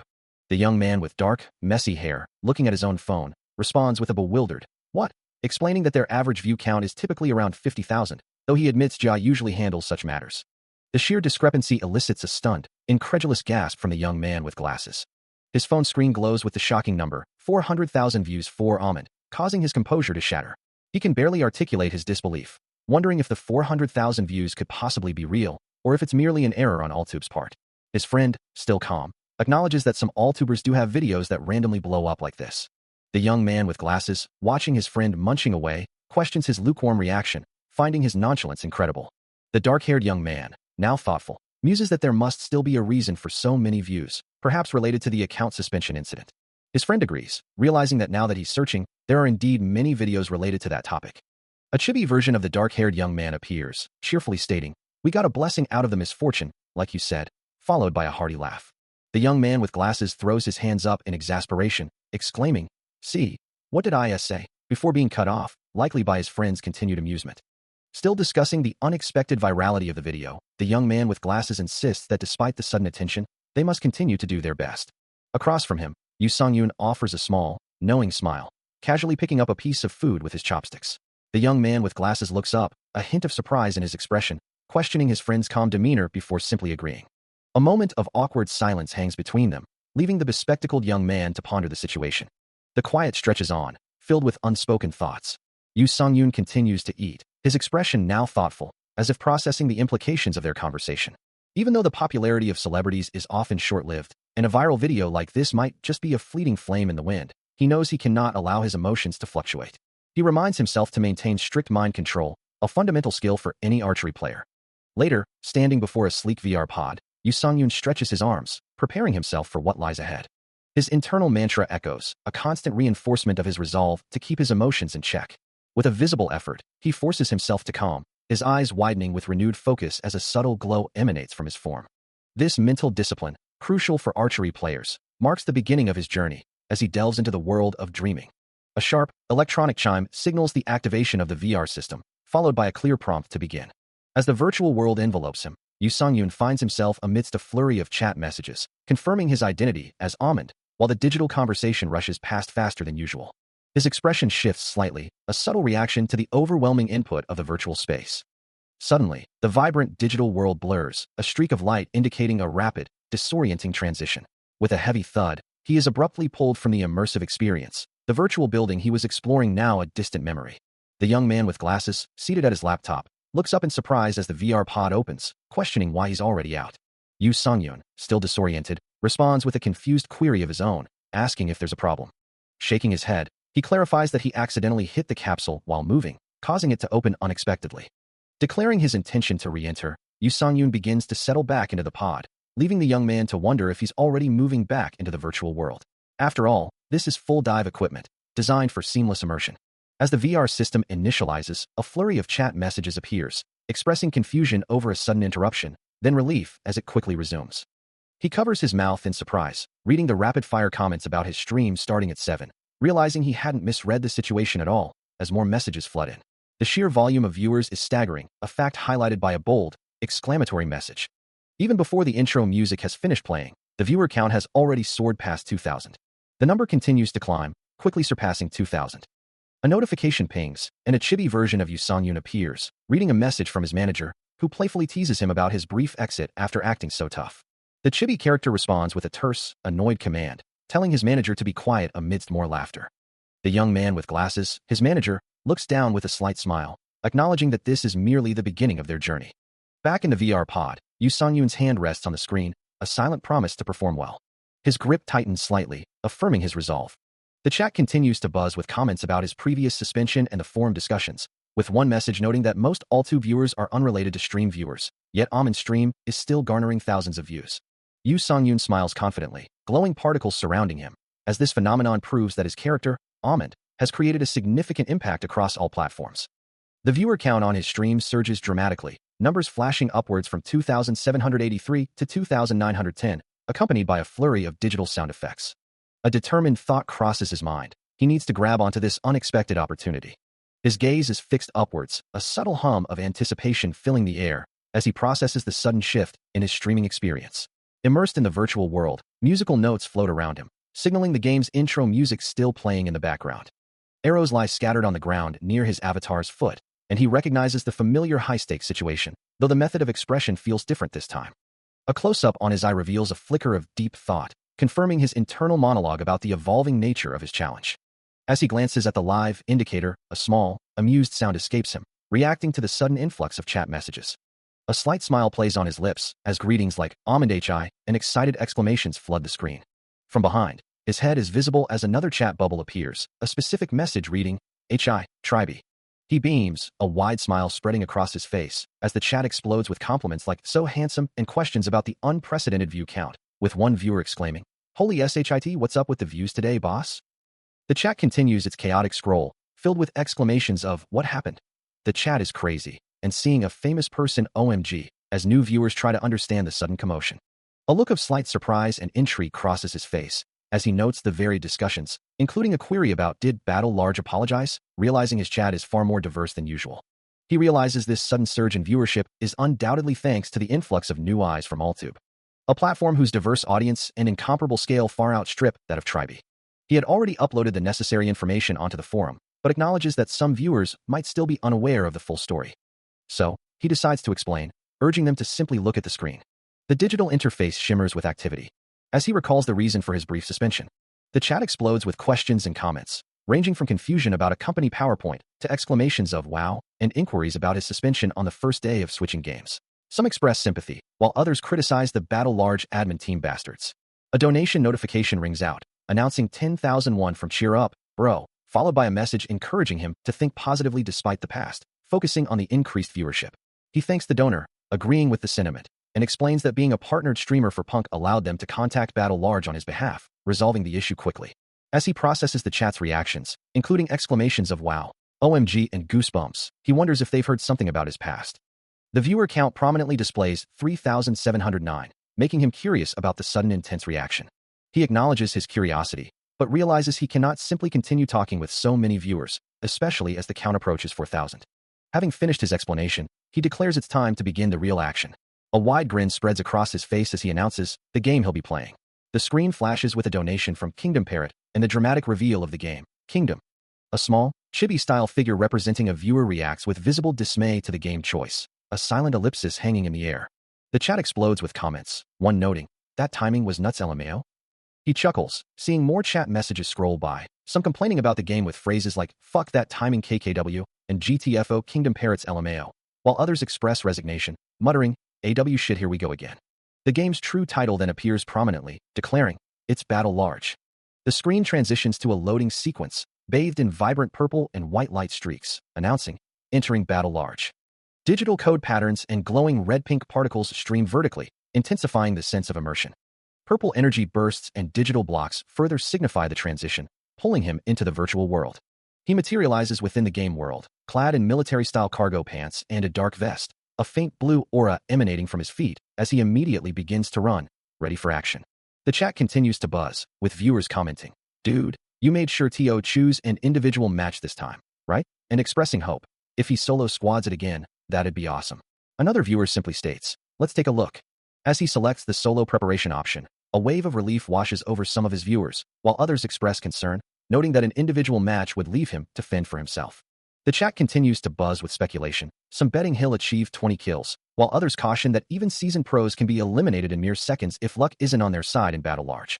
He acknowledges their lack of faith, understanding that the unpredictable nature of the game makes it impossible to foresee the outcome, a reality that makes their skepticism entirely reasonable.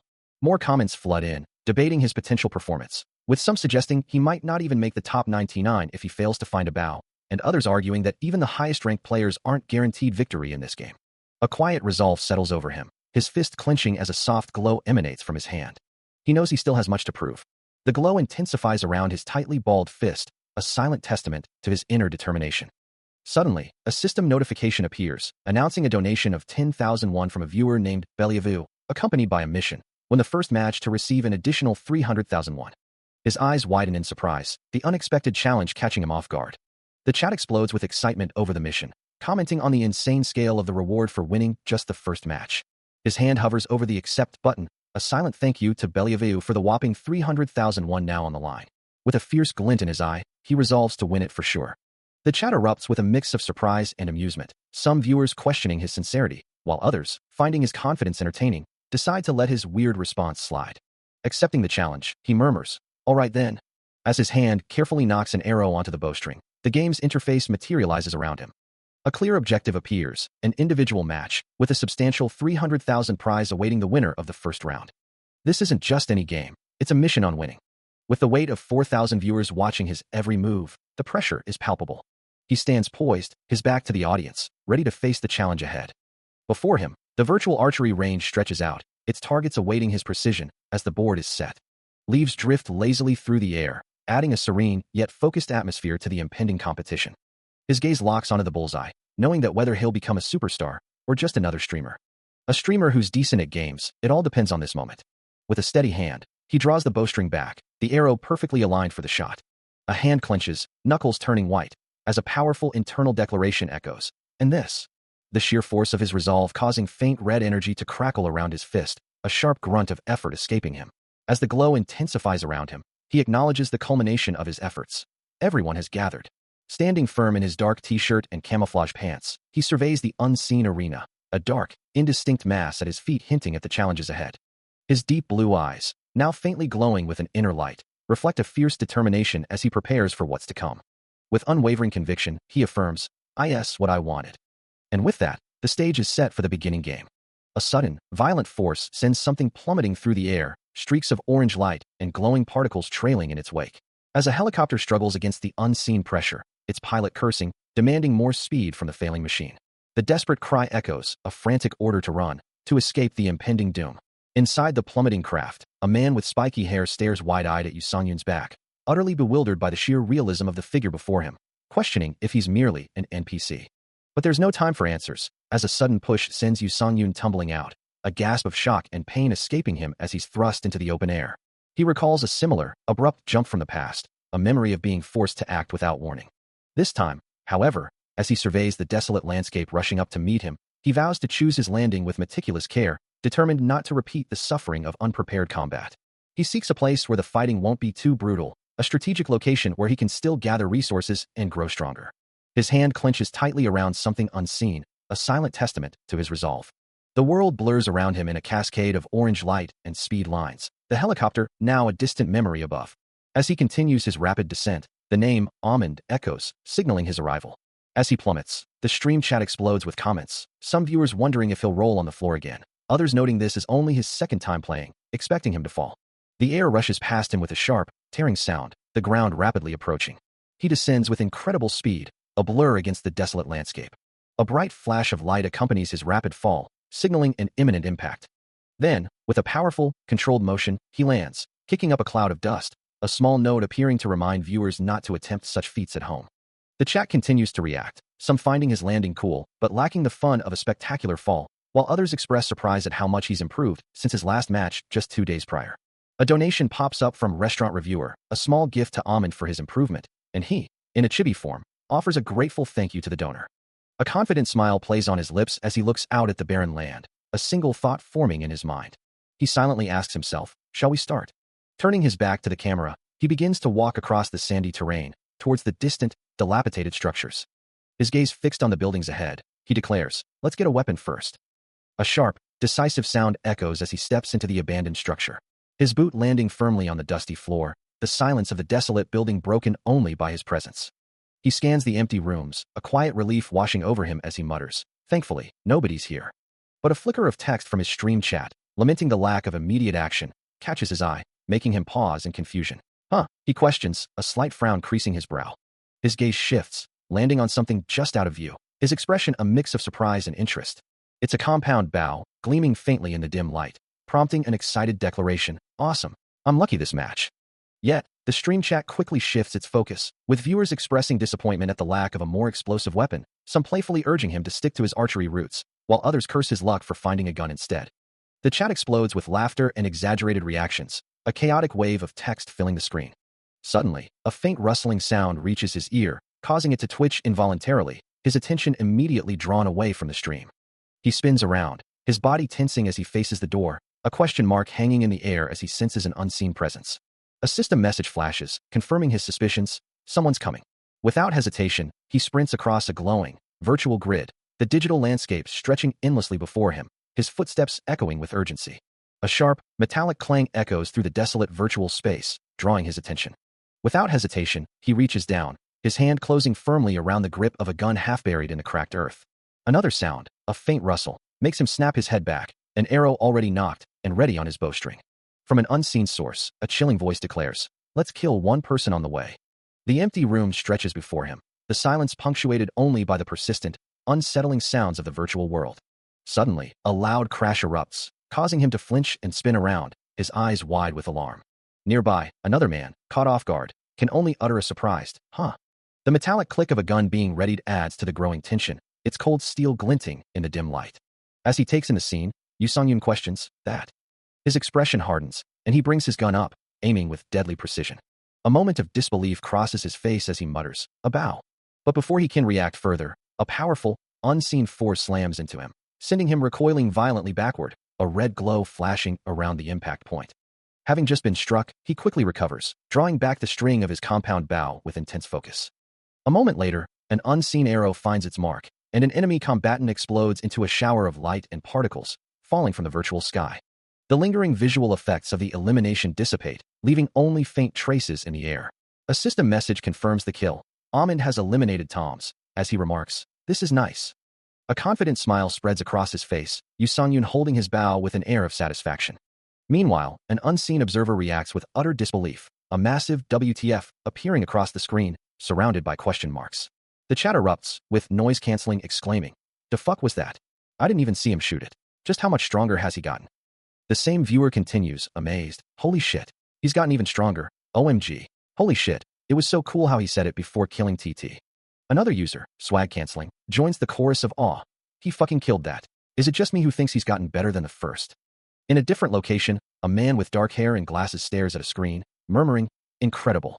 His expression is one of deep contemplation as he concludes, he's stronger than before. He had faced a chaotic first match, struggling to adapt to the game's mechanics. But now, he moved with an uncanny prescience, as if he already knew what was about to unfold. His movements were fluid and precise, a testament to his outstanding plays even before fully adjusting. An enemy lay defeated at his feet, a silent confirmation of his growing prowess.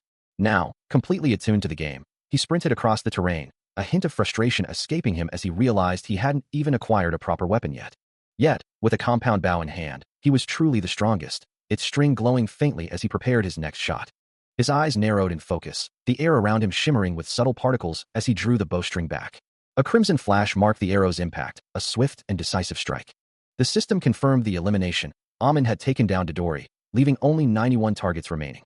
Online viewers were stunned, questioning if this was truly his second match, remarking that he seemed like a total professional, having already landed 2 headshots.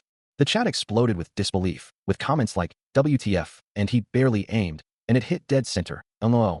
As new viewers were fascinated by the kills achieved with the compound bow, realizing it wasn't just clever editing. He absorbed the feedback, a small smile playing on his lips as he read a message explaining that compound bows were notoriously difficult to use, making it all the more fascinating to see him wield it so skillfully. A system notification flashes, announcing a donation from Ruby Sword, accompanied by a dismissive comment about new players lacking knowledge. The digital world around him shimmers with a soft, ethereal glow. Meanwhile, the chat continues to buzz with activity, one user proclaiming that Amin's bow only does headshots, while another, seemingly a veteran, urges understanding for the newbies who are always shocked by his skill. On a separate screen, a commentator with brown hair and glasses, likely Ruby Sword himself, acknowledges the donation, thanking the donor and gently reminding the other chatters not to tease the new viewers. Back in the game, a prompt appears, asking if he should check the blue zone's current trajectory, which is set to move in 30 seconds. A look of mild exasperation crosses his face, a soft gah escaping him. The game map confirms his suspicion, showing a blue zone location that will require him to run quite a bit again, approximately 4 kilometers. More chat messages scroll by, some joking about his legendary level of unluckiness, others praising his talent, before a new donation from Eggplant advises him to focus on farming first, as the blue zone's initial damage is negligible. He considers the advice, muttering to himself, "Ah, should I?" while acknowledging the donation. His thoughts drift to past experiences, recalling how med supplies seemed important in the last match, as he stands in a dimly lit, somewhat derelict room. He moves through the room, the light from an open doorway casting long shadows across the cracked floor. Holding an energy drink, he wonders if he'll only find basic recovery items this time, a common frustration in the early stages of the game. A soft thud echoes through the desolate room, drawing his attention. His gaze falls upon a first aid kit, glowing faintly with a green aura, a vital supply that promises to be useful in the challenges ahead.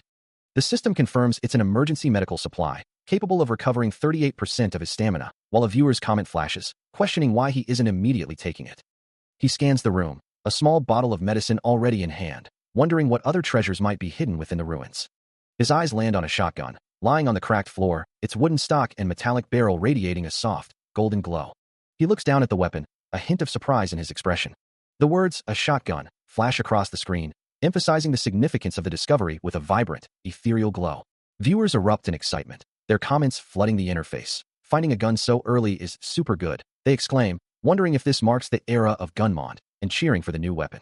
Yet, as he stands there, holding a small potion, the audience grows confused, asking if Amund is lagging or simply oblivious to the powerful weapon at his feet. A moment of silence passes before he utters a soft, questioning sound. A wide, slightly bewildered smile spreads across his face as he finally registers the weapon, asking what? In disbelief. The viewer's frustration peaks, their messages filling the screen with question marks, demanding to know why he can't see the gun that's right in front of him. Still feigning ignorance, he declares, "I don't see it." His viewers, however, are not fooled, one exclaiming, "Shameless," while another types, "Are you sure you can't see it? Or you just don't want to see it?" The chat continues to explode with comments like, "He wants to shoot arrows that bad, Elmeo? And help. Look at him avoiding eye contact." Another viewer adds, "This is how he's going to pass it by?" Keck. The exasperation is palpable as one viewer demands, "Are you ignoring your viewers? Who's backing you for you to act like this?" As his in-game avatar stands firm. With a casual stance, he replies, "Ignoring? Of course not." Then, with a hint of mischief, he suggests, "Shall we move to the next location?" A subtle, knowing smile plays on his lips, as if he's enjoying the chaos he's created. His avatar's leg is visible as a viewer simply responds, "Yep." The chat continues to flow, with one viewer humorously announcing, "Breaking news, Amund has someone behind him." Another advises, "Smile, keep smiling," while a third adds, "Yes, it's okay to not see it as long as you're handsome, fr." The collective sentiment of his audience is clear. HANYSOMIANESS was highly effective. Later, reflecting on his in-game progress in a desert town, he muses, "I looked all around, but the only thing I obtained were small quantities of recovery items. There were no bulletproof vests or hats." Back at his streaming setup, surrounded by curious squirrel-like creatures, he wonders aloud, is there some kind of strategy behind finding items? The chat continues to buzz with playful banter, with one viewer simply typing KKW, while another dismisses the idea of skill, stating that it all just comes down to luck. A chorus of bwahaha echoes through the chat, just as a system notification flashes across the screen, announcing that the blue zone is shrinking, its vibrant, shimmering energy already encroaching upon the landscape. Recognizing the urgency, Yu Songyun thinks to himself, it's already time to move, and he resolves to start running immediately. With a determined stride, he breaks into a sprint, his figure a blur against the sun-drenched terrain as he races against the encroaching zone. He pushes himself forward, huffing with exertion, and mentally notes that next time, he'll simply move without bothering to farm for items. For him, he muses, rather than farming, hiding, and waiting for others to die, he believes moving quickly, taking over an advantageous position, and sweeping enemies fits his style better. Suddenly, a system alert blares, a stark warning of "right behind you," as the blue zone's energy surges closer. His eyes widen in surprise, a thought bubble forming as he questions, "Already?" Sweat beads on his brow as he continues to push himself, wondering if running 4 kilometers while racing against the blue zone was simply too much. His face contorts in a grimace of exhaustion, heavy breaths escaping him as the strain of his relentless sprint takes its toll. Despite his fatigue, he presses on, his body now submerged in the glowing blue waters of the zone, still attempting to outrun its effects. A new system message appears, confirming his fears. He is now exposed to toxic air and will lose 1% of his stamina every 5 seconds due to the blue zone. The relentless pressure of the blue zone continued to bear down. Taking a small pill from his palm, he prepared himself for the next leg of his journey. He knew this would make things a bit easier, a necessary boost to endure the harsh environment. With the blue zone looming in the distance, he pushed himself, needing to go just a bit further. The tent had obscured his view from the inside, making it difficult to gauge the blue zone's true extent, so he considered it might be safer to enter it later. Suddenly, a distant rumble caught his attention, his eyes widening in surprise as a figure on a motorcycle appeared on the horizon. The motorcycle closed the distance with incredible speed, kicking up a cloud of dust as it bore down on him. In a blur of motion, the rider on the motorcycle shot past him, a streak of red light trailing in its wake. A loud roar echoed across the barren land, making him wonder how anyone could avoid accidents while running that fast. He clutched at his chest, startled, annoyed by the sheer volume of the passing vehicle. Even the rider seemed taken aback, glancing back with a surprised expression, questioning the incredible speed. The motorcycle continued its breakneck pace, its wheels a blur against the ground. As the motorcycle player, who had just sped past him, loses control, he's violently thrown from his bike, soaring through the air amidst a cloud of dust and debris. A system message then appears, dryly stating that such incidents are the inevitable consequence of speeding on an unpaved road.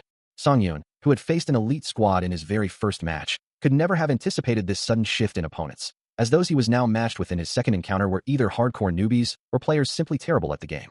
He recalls instances of players bickering over trivial items, one demanding a bike while the other fiercely claims ownership. Another memory surfaces, of a player frantically shooting at an opponent who effortlessly dodges every single bullet, wondering aloud why his attacks aren't landing. A sharp, frustrated sound escapes him, followed by a heavy thud. As a look of utter disbelief washes over his face, the realization dawning on him. He reaches out, as if to grasp the truth of his situation, the bright, almost blinding light of the game world reflecting in his eyes. Looking up at the vast, shimmering sky, he questions, so this is bronze? As distant cries for a medic echo through the air. A vibrant blue energy pulses through the air, crackling with unseen power. Within this ethereal glow, a tense standoff unfolds, as Amund and another man face each other, a monstrous blue creature lurking ominously in the background. The agitated man, gripping a pistol, shouts for him to stay back, demanding to know if he truly intends to fight in such a perilous situation. His voice rising in a desperate plea, he questions Amund's sanity, then screams for him to be silent. The man's frustration boils over, cursing Amund as a psycho amidst the chaotic energy. Suddenly, an unseen force strikes Amund, sending a jolt of pain through him as blue particles erupt from the impact point. Despite the hit, Amund's expression remains focused, his thoughts drifting to the absurdity of the situation, wondering if the man is truly trying to pick a fight. With a resolute gaze, he acknowledges the inevitable, knowing there's no escaping the current predicament. He pulls back his bowstring, a grim determination settling on his face, muttering that in a place like this, one must simply follow its harsh rules. Then, with a powerful release, Amund lets fly an arrow, leaving a brilliant blue trail as it streaks through the chaotic energy. His stream's chat erupts in disbelief, marveling at his ability to aim an arrow so precisely while on the move, especially for a headshot. He surveys the chaotic scene, a thought echoing in his mind. He hadn't paid much attention to the man before, simply dismissing him as another archer, but now he wonders, what exactly is he? A wave of disbelief washes over him. This is absolutely insane. Meanwhile, a hand tightens around a rifle, the wielder muttering about what they need to do. Suddenly, blue energy bursts around Amund as he's caught in a multi-directional assault, the attackers closing in. He can't help but wonder, what in the world is wrong with all of them? Do they truly have a death wish? A sharp impact sends a jolt through him, making him grimace and clutch his head, blue lightning crackling around his form. This feels all too familiar, he thinks, as messages flash across his vision. Solo Squad 2 Electric Boogaloo? And this is a solo match, right? Why is it 4v1 again, lol? Followed by a frustrated, these trolls are a mess. With renewed resolve, he pulls back his bowstring, his eyes sharp with focus as blue energy trails from the taut string. From another direction, a pistol is aimed, a viewer's comment flashing across the screen. He's so popular. A sudden impact erupts, blue energy lines streaking across the air. More impacts follow, a chaotic mix of red and blue energy bursting forth. The air fills with the sound of rapid fire, a barrage of bang-bang, echoing amidst the vibrant energy. He remembers a time when he was younger, briefly living at the athlete's village, and a senior athlete greeted him warmly. This was one of the seniors who doted on him, calling out his name. Hey, Songyun. Perhaps it was because his personality was milder back then. The senior's voice echoed, addressing him directly, Songyun. He would often invite him to play, suggesting, let's do a round of soccer. Come out to the field. The senior, a national soccer player, would also ask, how about some basketball at lunchtime? He was also a national basketball player, always eager to include him in games. Though their ways of caring were quite extreme, the senior would tease him during soccer. Are you already tired, Brad? As Songyun hunched over, huffing. He would encourage him, even after a missed shot. Your shot was so close. Get up, we need to go defend. Even on the basketball court, the senior's playful taunts continued. Try shooting when you don't have a screen, too, he challenged, as Songyun huffed, exhausted. Still on the ground, exhausted from the relentless training, he hears his senior's voice booming, demanding he get up and try again. This intensity is truly nuts, he thinks, recalling how his coach had even advised against exercising during lunch, fearing he'd waste all his stamina playing around. Suddenly, a swift movement cuts through the air, as the senior athlete demonstrates a powerful kick, sending the soccer ball flying. Back on the field, Songyun faces a daunting line of defenders.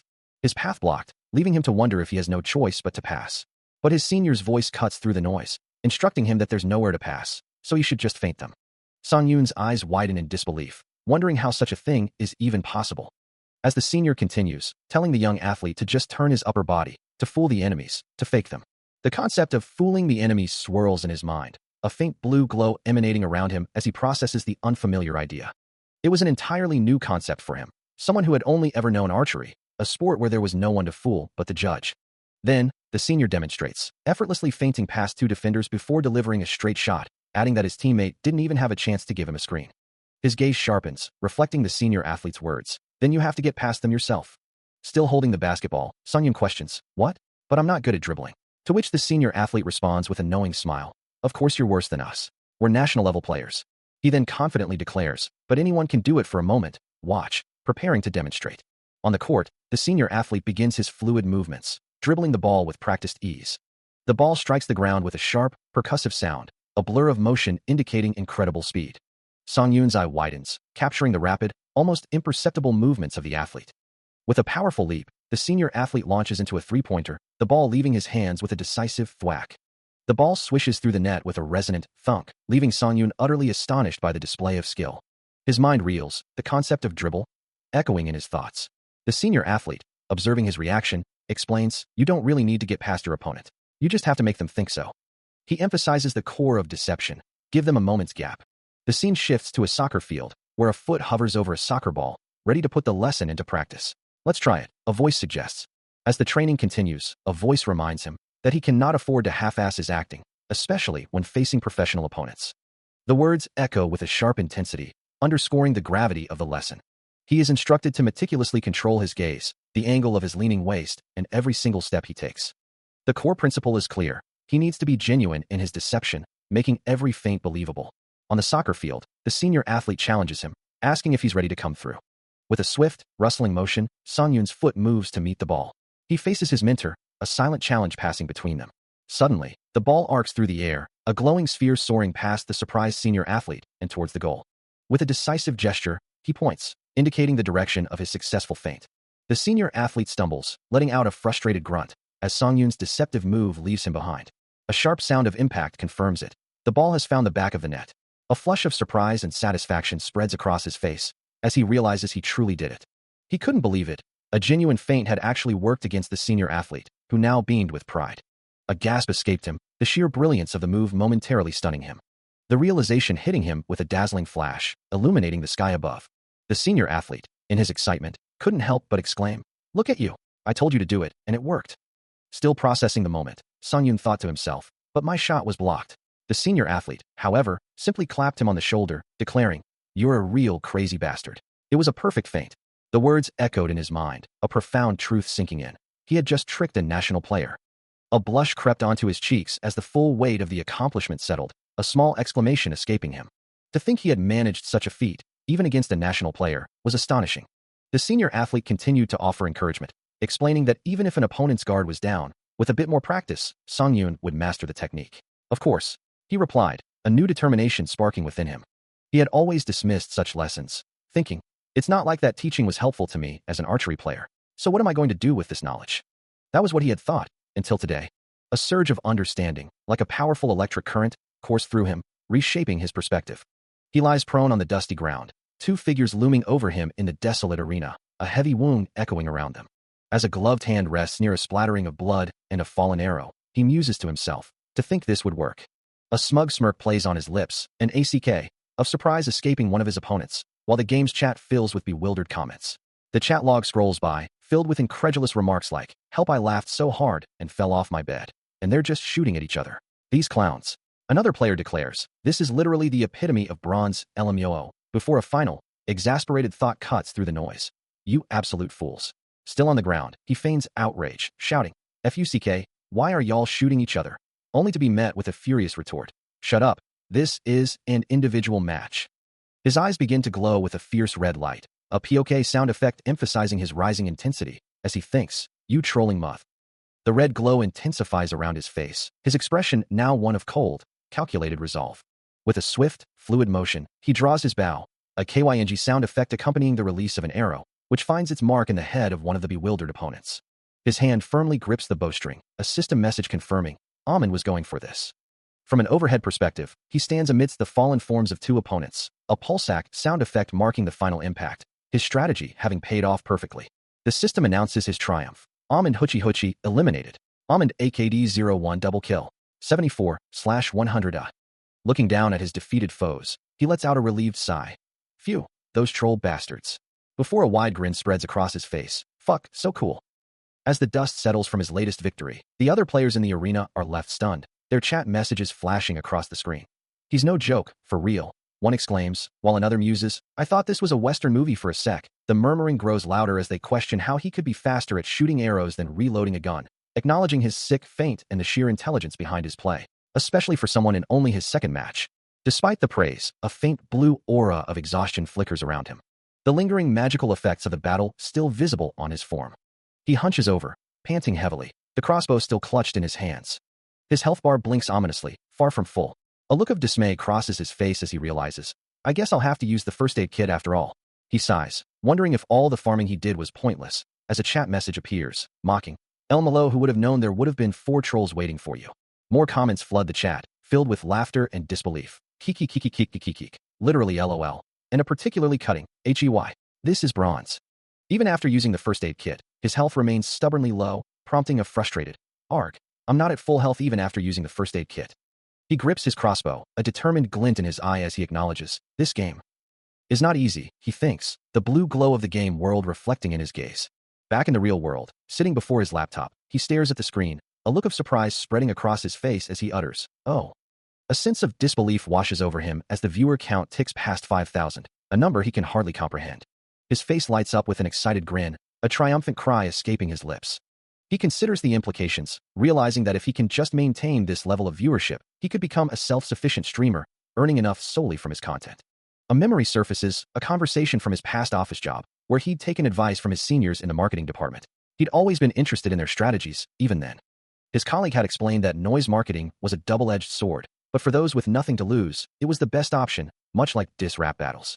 Holding a cup with a cheerful smiley face, he muses that the less famous figures always hold an inherent advantage, a thought that now resonates deeply with his current situation. On the AllTube platform, headlines flash across the screen, detailing the Battle Large incident, with one article stating that the Battle Large admin team had finally acknowledged their mistake. Other articles criticized the management of Battle Large, while highlighting that Amin had been in a better position against the admin team. Despite the positive coverage, he reminds himself not to become complacent, knowing that attention gained from a fleeting issue can vanish as quickly as foam bursts. According to the analytics, a significant portion of his current audience consists of first-time viewers, many of whom arrived through a specific promotional link. With the current viewer count holding strong at 5,391 and pie charts illustrating the influx of new viewers, the success of his strategy is undeniable, leaving the rest entirely up to him. Meanwhile, an unnamed man watches the developments, his face contorted in a furious scowl, a dark aura of resentment swirling around him. A man's brow furrows, his eyes wide with a silent, unspoken concern. While elsewhere, Yu Songyun, calm and collected, dismisses any potential worries with a quiet assurance, telling himself there's no need to fret. His in-game avatar, Amand, stands ready, a testament to the belief that anything is possible if he's the one attempting it. With a focused gaze upon his keyboard, the streamer knows deep down that he'll succeed. His avatar reflects this quiet confidence, poised to handle any challenge as if it were no big deal. Just as he always has, his quiver ready for the next shot. The vast, open sky stretches above a desolate, rocky terrain, where scattered patches of hardy vegetation cling to the unforgiving earth. Suddenly, a sharp, wild echoes as Yu Songyun reacts with lightning speed, his hand blurring into motion, deflecting an unseen threat. A powerful, glowing kick follows through, the sheer force of his counterattack leaving streaks of crimson energy in its wake. The enemy, caught completely off guard, is sent flying backward, their body twisting violently from the impact. As the defeated foe collapses, a system notification confirms his efficiency. 12 kills, a truly impressive feat. He then kneels, rummaging through the enemy's belongings with a practiced hand, the rustling of fabric the only sound. A sigh escapes him as he notes, it's just basic recovery items again. Holding up a glowing bandage, his expression remains calm, despite the mundane loot. System messages confirm the acquisition of a first aid kit and 2 bandages, followed by a wry observation that there's no point in farming if you can just kill everyone and take their supplies. He muses that he'd have full equipment if he could just find a helmet, but it seems to be eluding him, a fact made possible only because Amand is the one doing it. Standing over a defeated foe, he considers the state of the game, where the low rank of players means most are simply running around, unable to farm effectively. He then sees a message from his stream, reminding him that survival is more important than kills in this game, a sentiment he acknowledges is true. Suddenly, a donation pops up from Helmet Murderer, who questions why he's looking for a helmet on a player's body, suggesting he should search houses instead. Other viewers chime in, agreeing with the sentiment, finding the observation relatable. Yu Songyun, acknowledging the donation, simply states that he's decided not to farm in the traditional sense. His viewers are confused by this declaration, asking for clarification on his reasoning. He explains that since he doesn't get good items from farming, he'll simply take items from others instead. With a confident thumbs up, he embraces his new strategy, which his chat quickly dubs farming humans in style, recognizing him as the Helmet Murderer. Another donation arrives from Solomon, who humorously presents a dilemma, getting headshot by Amand without a helmet versus getting killed by him and having your helmet stolen. As he continues to walk, he declares his new rule. From now on, he will only target those wearing helmets. He clarifies that if players aren't wearing helmets, he'll simply let them pass by. A final donation from Small Dilemma poses the question, are the remaining 23 players safer with or without a helmet now? A donation message appears on the screen, thanking him for the dilemma. As he observes a distant figure, a thought crosses his mind, wondering if the other player might be thinking the same thing, only to be met with a confused "huh" from his own internal monologue. Without hesitation, a glowing red arrow streaks through the air, and he notes with a hint of exasperation that his target, once again, isn't wearing a helmet. The system confirms the elimination, displaying "evil moral eliminated," while a chat message simply exclaims, "Da fuck." The defeated player collapses to the ground, their body hitting the earth with a dull thud. Above the serene landscape, a few birds soar, unaware of the swift, brutal exchange that just transpired below. A sigh escapes him as he reflects, believing the eliminated player had his finger on the trigger even before his demise. Standing over the fallen opponent, his weapon lying uselessly beside him, he surveys the scene with a calm demeanor. His gaze falls upon the defeated player, and he muses that the man was quite noisy for someone not wearing a helmet.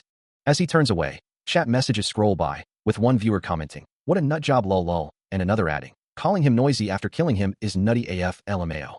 More donations pour in, with Nutmerls contributing 5,001 and a harsh message, "Just die quietly if you suck at the game." While Helmet Murderer also donates 5,001, questioning, didn't you just say 5 seconds ago that you'd let anyone live as long as they weren't wearing a helmet?" Finally, PLAYNGSDHEBSD donates 1,001, labeling the situation a legendary example of going back on your word Kiki. Still engaged in his controversial human farming strategy, he observes that donations are higher than usual today. And checking his stream, he notices a surprisingly low donation-to-viewer ratio, making him wonder just how many people are actually watching. A sudden, sharp realization dawns on him, as the glowing number 5,549 flashes across his vision. The sheer magnitude of 5,500 viewers leaves him utterly stunned, and a memory surfaces of Juyuk's words from a previous conversation.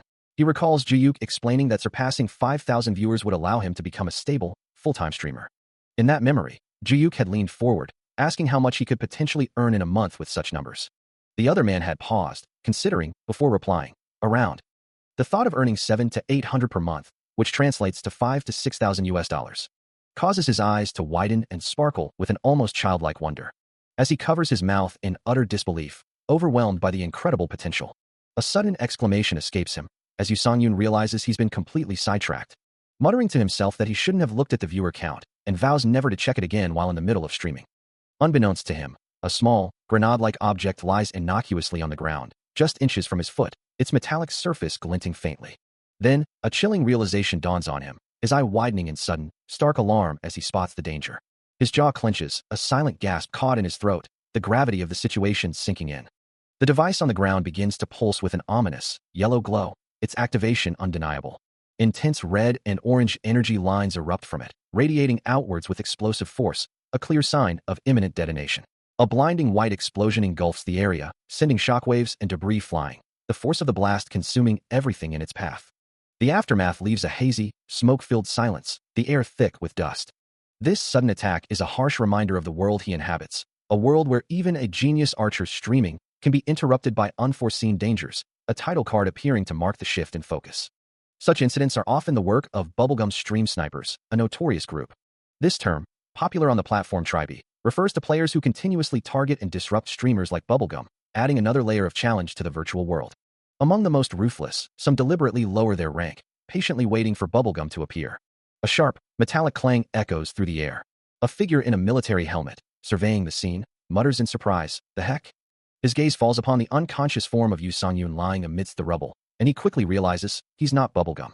The bubble sniper had expected his target to be closer to the stream's location, but this individual, a vicious sniper himself, was known for letting Bubblegum reach the very end before delivering the killing blow. He was one of those who helped Bubblegum reach the very end before killing him. Crouching with his rifle, the bubble sniper resolves, "I can't let Bubblegum get killed by a small fry like him." He observes the unconscious Yu Songyun, noting the compound bow and bulletproof vest, and concludes, since he has no helmet, one grenade should suffice. The bubble sniper's thoughts linger on the lack of head protection, confirming his decision to use the explosive. With a grim determination, he pulls the pin from a grenade, preparing to throw it at the vulnerable figure. The timer begins its inexorable count, each second bringing the explosion closer as the grenade's fuse ignites. The countdown flashes prominently, now at 4 seconds. The grenade lands with a soft thud near the unconscious Yu Songyun, its fuse burning rapidly. The bubble sniper, confident in his assessment, knew that even with his target's speed, the unconscious man would have a mere 2 seconds to discover the grenade and react. A time frame he believed utterly insufficient, as the explosive settled near the prone figure. After all, what could a user of such a low rank possibly accomplish in that fleeting moment?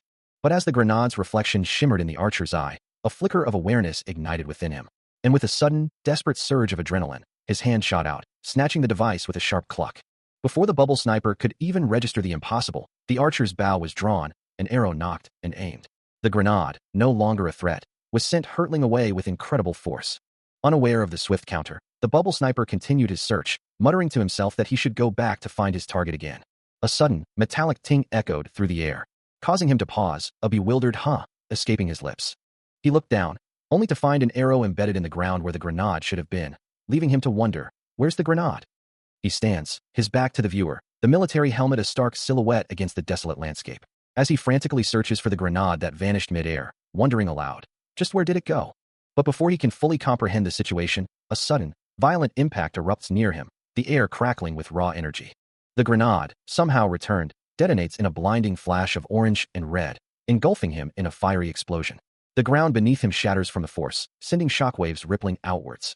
A direct hit registers on his helmet, the impact lines radiating from the point of contact.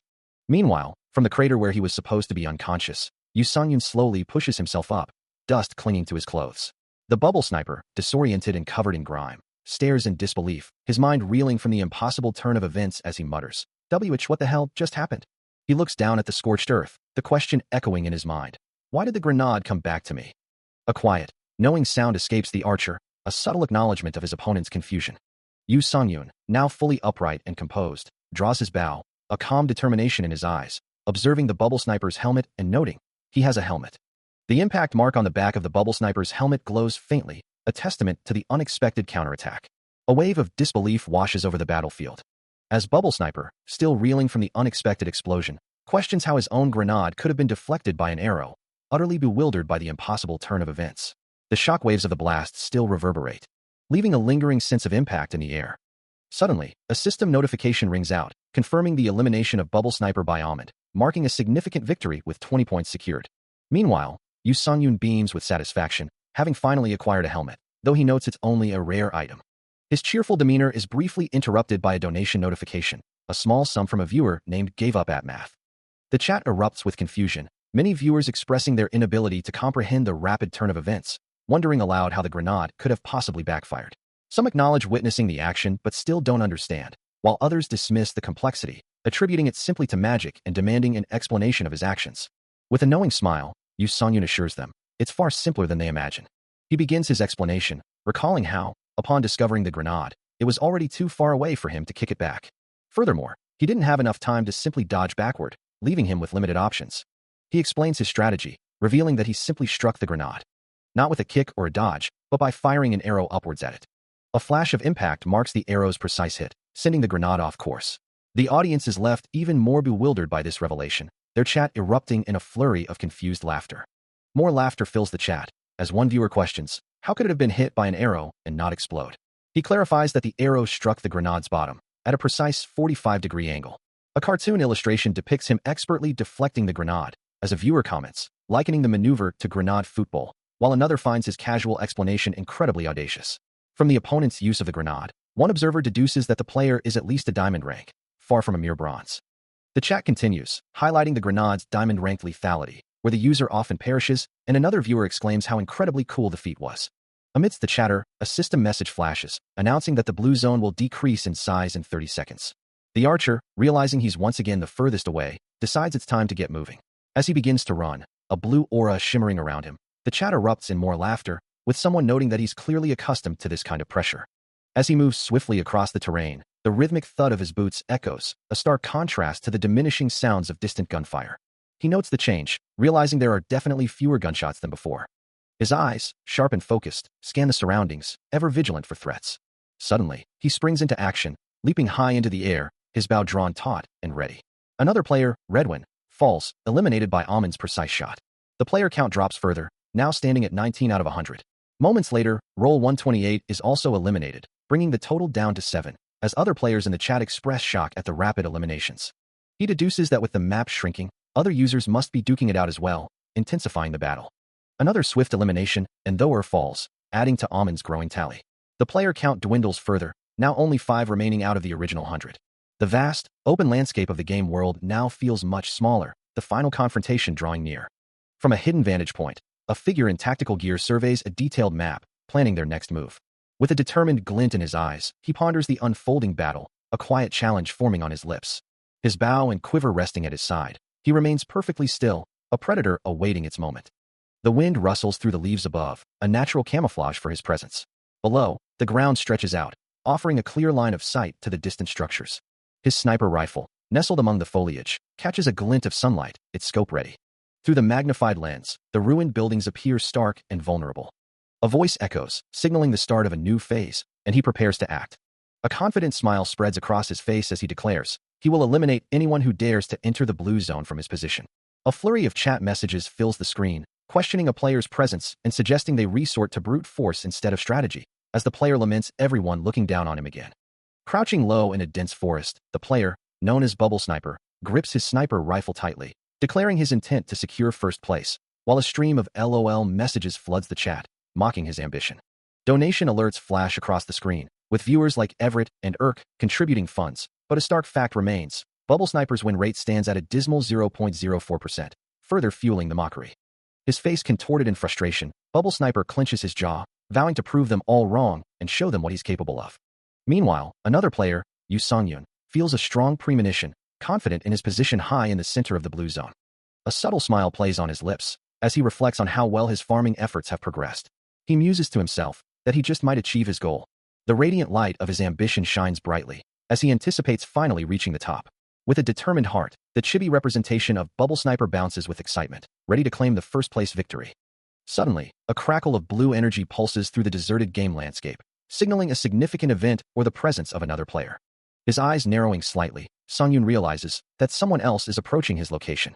He watches as 3 figures emerge from the distance, confirming his earlier detection of an approaching presence. Considering the odds, Yu Songyun moves with purpose, knowing that eliminating these 3 would immediately set up a one-on-one confrontation. Meanwhile, from a hidden vantage point, Bubble Sniper takes aim with his rifle, while a viewer in the chat questions if Gum could actually secure a win. Another viewer, leaning back in his chair, anticipates Bubble Sniper's usual misses, ready to mock his unlucky excuses. With a steady breath, Bubble Sniper's finger tightens on the trigger. The shot rings out, a streak of light cutting through the air. Before the target can react, the bullet finds its mark, striking Jobless with brutal force. A system notification flashes, confirming Jobless's elimination by Bubblegum, leaving only 4 players remaining out of 100.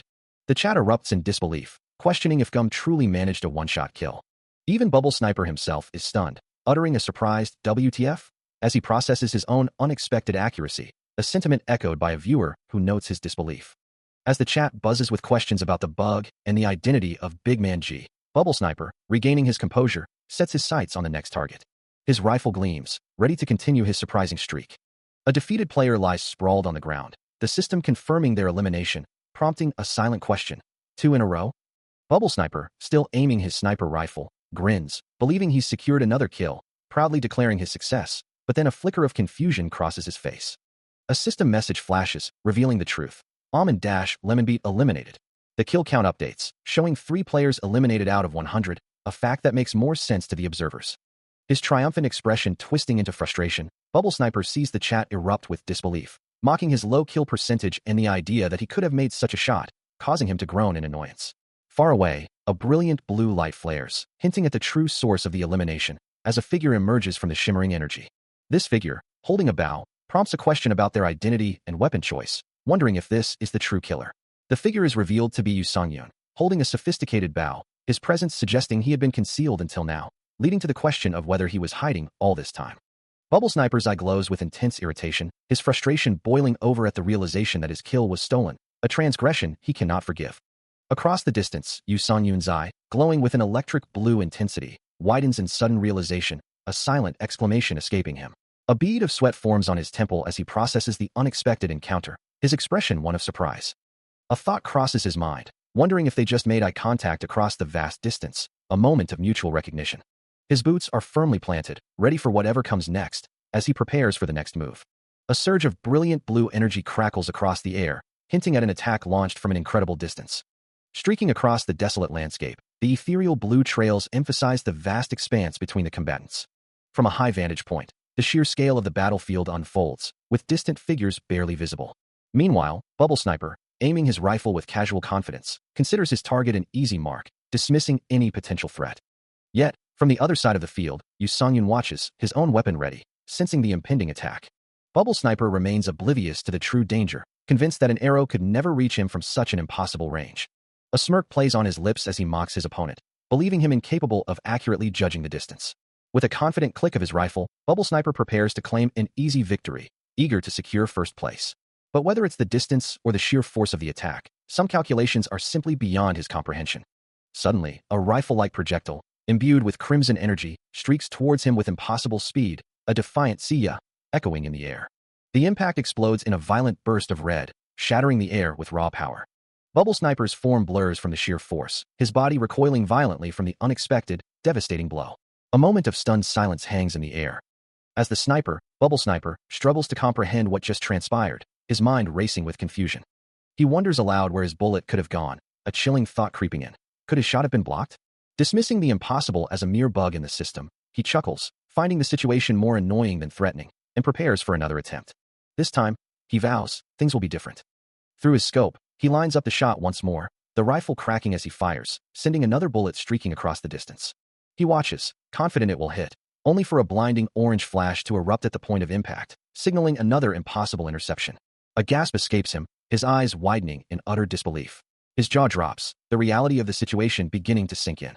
He stares down, questioning how his opponent could have possibly pulled off such a feat. Sweat beads on his brow as a purple aura of pure shock surrounds him, the realization hitting him. His bullet was stopped by an arrow. No way, he mutters, absolutely no way. The visual evidence confirms it, a blue glowing arrow shattering his projectile midair, forcing him to concede that this impossible skill is, in fact, legitimate. The other players in the game are quick to agree, realizing that such repeated feats could not be mere chance, but undeniable skill. Bubble Sniper, however, is still reeling, questioning the impossible turn of events, wondering what kind of fluke this could be. His eyes dart around frantically, searching for his vanished opponent, demanding to know where he went. But even as he searches, a red glow emanates from a hand drawing a bowstring taut, the hunter becoming the hunted. A sudden, chilling realization washes over him, a desperate, "oh shit," escaping his lips as the distance collapses in an instant. He's too close, the archer now directly above him, having closed the gap with impossible speed. The impact is swift and brutal, an arrow shattering against his gear, the force of the blow eliminating him from the game. Back in the real world, Juyuk lets out a soft, knowing chuckle, watching the elimination message flash across his screen. He stares at the screen, a look of disbelief and slight awe on his face. On the game streamer's overlay, the name Bubble Sniper flashes, followed by a celebratory message. Wow, everyone, third place. Third place is good too. The third place banner dominates the screen, with accompanying text. Yeah, a bronze medal is good. Of course, but still, that was close TT. A notification sound pings, drawing his attention as a message appears. Manji, let's watch the person from earlier. He responds with a simple, ah, right. His finger taps the screen, a thought forming in his mind. That Bao guy? The screen displays a rapidly increasing viewer count, now showing over 50,000 spectators. He then asks aloud, shall we spectate? A title card appears, declaring genius. Another title card follows, announcing archer streaming. Meanwhile, an arrow lies discarded on the ground as the archer reflects. A sniper rifle and a Bao have similar firing rates, so I gave it a go. He stands in his military gear, a hand to his chin, acknowledging, but it really did work. The stream chat explodes with reactions. How TF did that work? He's fucking nuts LMAO. That really just happened, huh? A frantic cry escapes him, his heart pounding as he watches the screen, wondering why the player can't simply run and dodge like anyone else. But then he counters, asserting that such a passive approach would only grant the opponent control over his very existence. With a firm resolve, he declares his strong disapproval of such a strategy. Despite his earlier apprehension, a wide smile spreads across his face, acknowledging the sheer coolness of the player's audacious style. Meanwhile, the stream chat erupts with a flurry of messages and donations, viewers expressing their awe and confusion, some wishing to emulate the player, others simply marveling at the impossible feats unfolding before them. The donations continue to pour in, with one strategist contributing a staggering 300,000 won, prompting exclamations of disbelief from the audience. Looking down, Jiyuk observes that even though the player hasn't secured the win yet, the overwhelming sentiment is that victory is already within reach. From within the game, the archer confirms to himself that only one opponent remains, reminding himself to acknowledge the support later and maintain his focus on the task at hand. His resolve unwavering, He concentrates solely on securing the win. The desolate battlefield, marked by crumbling ruins, remains eerily silent, a stark contrast to the flashy, intense fight that just concluded without a single sound from the remaining combatants. Juyuk muses that the final opponent must be even more resolute than the archer himself, as the chat confirms Bubble Sniper's elimination and celebrates the mass migration of viewers to Amon's stream. With a subtle shift, a faint purple glow begins to emanate from the archer's hand. The ethereal purple light intensifies, casting an otherworldly glow upon the surrounding grass as he prepares for his next move. Lying prone on the dusty ground, Yu Songyun senses a presence, a subtle shift in the air that confirms the enemy is definitely close by. Reacting to a faint rustle, with his hand resting on the earth, a shimmering trail of light arcs across the ground. The glowing trajectory confirms his suspicions. His deep blue eye widens. Kneeling, he quickly assesses the situation. From behind his helmet, he gazes at a distant, ruined structure, moving with silent, deliberate steps. Meanwhile, watching the stream, Juyuk is captivated. Back in the game, Yu Songyun draws his bow, the string glowing with energy. With a powerful release, arrows fly towards an invisible foe. The powerful shot from Yu Songyun finds its mark, exploding with a burst of red and orange energy, scattering white particles across the air. A resounding whack echoes as the impact tears through a wooden structure, sending splinters flying and confirming the devastating force behind the attack. From the spectator's perspective, Juyuk exclaims in disbelief, wondering, just how? As Jobless adds, OMG, they were really there, followed by a casual, they were hiding? LOL. Juyuk, ever analytical, muses that the opponents weren't cool-headed. It was just their location that was good. While Jobless chimes in with a knowing, yup, that's the bronze, I know LMAO. Meanwhile, Bubble Sniper, the target of the attack, clutches his rifle, a frustrated curse escaping him, realizing he only had to hold out for just a bit more, as the weapon clicks with a metallic sound. More impacts rain down on him, the rapid, ew, and tongue sound effects indicating a barrage of shots, yet a chat bubble declares, N-O-A-N-M. Jobless, still observing, asks, nah, but have you seen them just now? KKW, while Bubble Sniper, the streamer, adds a scathing critique. Truly, no wonder they were able to make it this far with skills shittier than a toilet. Bubble Sniper's thoughts drift, a single word forming in his mind. That's. He stares forward, his expression hardening, concluding that this situation is gonna be a bit annoying. The reason for his resilience becomes clear. A narration box explains that someone who equips a legendary helmet can't be killed with a headshot, as a golden, glowing helmet is highlighted. The spectators react with awe and frustration, Juyuk exclaiming, wow, the legendary helmet, while Jobless laments, TF is up W that farming luck? The legendary helmet worn by the opponent proves to be a significant annoyance, rendering headshots ineffective. With precision, Yu Songyun draws his bow, aiming directly at the helmeted figure. The arrow flies true, striking the opponent with a burst of light and energy, but it seems to be just a bit more work than anticipated. The impact sends a shockwave through the air, causing the helmeted figure to reel. With a heavy thud, the opponent collapses to one knee, seemingly defeated. Observing the scene, the archer muses that the opponent shouldn't be able to shoot properly after such a hit, but a flicker of doubt crosses his mind. Suddenly, an explosion erupts from the opponent's position, shattering the momentary calm. The archer looks up, startled by the unexpected counterattack, his expression a mix of surprise and concern. As smoke billows around him, he realizes the opponent has deployed a smoke screen. Through the obscuring haze, flash and regular grenades are hurled, creating further chaos and forcing him to react quickly. As the explosions continued to rock the area, he could hardly believe his opponent possessed such devastating tools. The air filled with the deafening roar of more blasts, a full farming meta, he mused, amidst the chaos. Meanwhile, the enemy, shrouded in smoke, wondered if his adversary was trying to stall for time to heal, knowing that giving him any more moments would be a distinct disadvantage.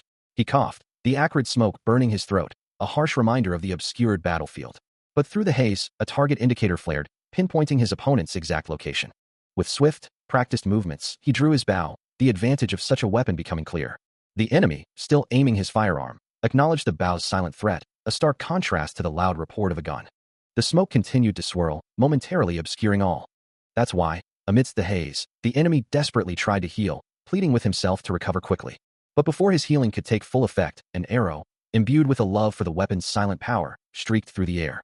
It found its mark with brutal efficiency, a sharp impact disrupting the healing process. The force of the strike sent shockwaves through his opponent, a clear hit amidst the lingering smoke. Struck by the silent arrow, the man in the yellow helmet reels, his mind racing to comprehend how the attack landed without a sound. His gaze falls upon the grenades scattered nearby, but he knows he can't risk firing his weapon in this compromised state. As he reaches for a grenade, a faint blue splash of light erupts, signaling another incoming projectile. Before his fingers can even close around the explosive, another arrow pierces his hand, deflecting the grenade with a sharp impact. A spray of blood erupts from the wound, the force of the hit sending a jolt of pain through him. He can only wonder how his opponent could possibly see him through the thick smoke screen, a question that echoes in his mind. Lying on the ground, the arrow still embedded in his hand, he grumbles about having to eliminate his foe in such an irritating manner. His thoughts drift to the legendary helmet, the only possible explanation for his opponent's uncanny precision. A sudden realization dawns on him, a shocking thought that begins to form. Could his attacker be streaming this fight? His eyes widen in a flash of understanding, the truth of the situation becoming painfully clear. Then, with a final, decisive blow, a system message flashes across the screen, confirming Amund has eliminated Pitchstone, leaving only 100 players remaining. Vibrant red and teal splatters fill the view, marking the definitive end of the confrontation.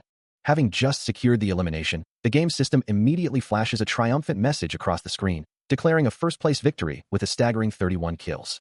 Confetti rains down around him, as he stands amidst the ruins of the battlefield, the last player remaining. A quiet satisfaction settles over him, a soft smile gracing his lips as he acknowledges his own success. With a decisive step, he crushes something underfoot, the sound echoing the finality of his victory. His hand, still gripping the bow that brought him triumph, is bathed in the same congratulatory glow from the system. Raising his arm in a gesture of pure elation, he lets out a triumphant cry, celebrating his hard-won victory. But the moment of personal triumph is quickly interrupted by a flood of chat messages, with viewers exclaiming, "Are you F******** ING nuts, Amund? And holy ***T, look at the number of kills. Even if it's bronze, 31 out of 100 kills is nuts. You'll get banned again, good job." More messages pour in, some offering congratulations, while others joke, "Yeah, I feel like he's gonna get reported, lol. And even mom, by me Amund." A bead of sweat trickles down his temple as he reads the overwhelming feedback, realizing he hadn't been able to properly respond to the donations before. He continues to read through the chat, seeing names like Ruby Sword and Manhwa fan, then acknowledging a strategist for an incredible amount. A bead of sweat forming on his temple, he looks up, a hint of bewilderment in his expression. Suddenly, a bright musical note effect flashes across his vision, his eye widening in surprise. A soft glow emanates around him as he murmurs a confused, "Huh?" Then, a massive donation notification fills his screen, announcing that Persistent Thrower has donated 1,500,000 won, accompanied by the message, "This one is feisty." The screen sparkles with vibrant light, a dazzling display of digital confetti. His mouth hangs slightly agape, a look of utter disbelief etched across his face as he whispers, "Just what?" He stares, shocked by the sheer amount. Even considering Jia's previous donations, this one stands out. Turning his head slightly, a hand instinctively rising to his mouth, he realizes this is the biggest donation he has ever received. The notification flashes again, prompting a stunned, "Wow," and a bewildered "WTF" from him, as he mentally compares the sum to his monthly part-time job earnings. Meanwhile, Jiyuk sits at a desk, looking at a screen, protesting. "Earlier you said I couldn't," to someone telling him, "Son, become Amund." He finds the nickname familiar, thinking it must be from the name donor list on Tribe, as he scrolls through the endless stream of contributions. And there they are, the names Persistent Thrower and Strategist appearing on the screen. Both had been active around 10 years ago during the Manasword origin era, and he doesn't believe they pose any issues, dismissing them as not being weird people despite the occasional donor who tries to boss streamers around. The fact that these individuals were present at the stream today leaves him in a state of deep contemplation. Perhaps it might be a good thing, he muses, wondering if Manager Park is watching this unfold. Meanwhile, the world observes Yu Sang-yoon raking in the big bucks. A message flashes, thanking the feisty one for their generous donation. He can't even manage a headshot anymore, he thinks, unsure how to react to the overwhelming success. A thought bubble appears, suggesting he seriously considered a headshot first, followed by a plea not to end the stream. A sudden realization dawns on him. Since the reaction he gave for the 300,001 donation was a somersault at the end of the stream, Jiyuk, standing in a virtual waiting area, wonders if it's here. He anticipates the next challenge, questioning if it will be 5 somersaults this time, as pleased to keep the stream going flood the interface. A system message flashes, posing a question to the audience. Is he about to play another game? Meanwhile, Jiyuk, looking around with a hint of irritation, mutters to himself, "Stop being so extra." Suddenly, a bow appears on the cracked ground, as if just discovered, with a triumphant declaration, "Found it."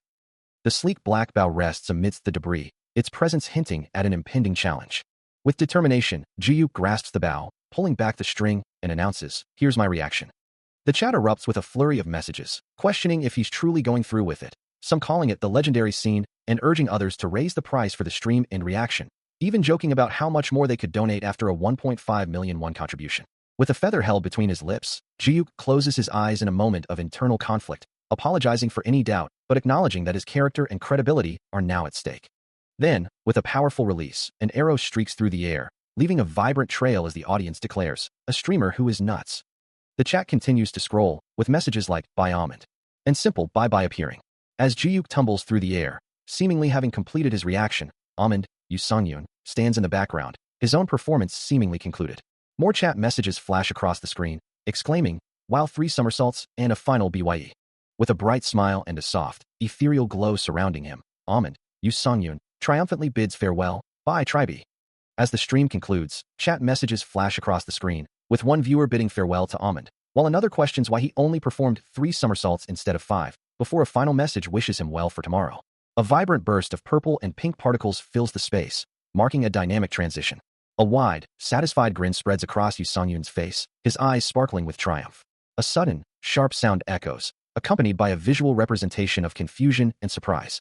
Standing bathed in a bright spotlight, Yu Sung-yoon raises his arms high in a gesture of victory, an arrow comically lodged in his dark hair, a testament to his daring performance. Meanwhile, Ji-Yuk stares in disbelief, an arrow nearby, his expression a mix of shock and exasperation as he questions, that's it? His face contorts in frustration, a tiny, chibi version of himself appearing beside him as he mentally screams that he was supposed to end the stream right then. His hand grips a bow, surrounded by a vibrant purple glow, the energy of his own performance still lingering. As Yu Sung-yoon continues to beam with an arrow in his hair, Ji-Yuk lets out a hearty laugh, explaining that there's a specific reason why there were only 3 somersaults. His expression shifts back to distress as he reveals the truth. The price for such a feat had increased. The audience's reaction is immediate and clear, a chorus of LOL and keek keek keek keek keek, filling the chat, finding humor in the situation.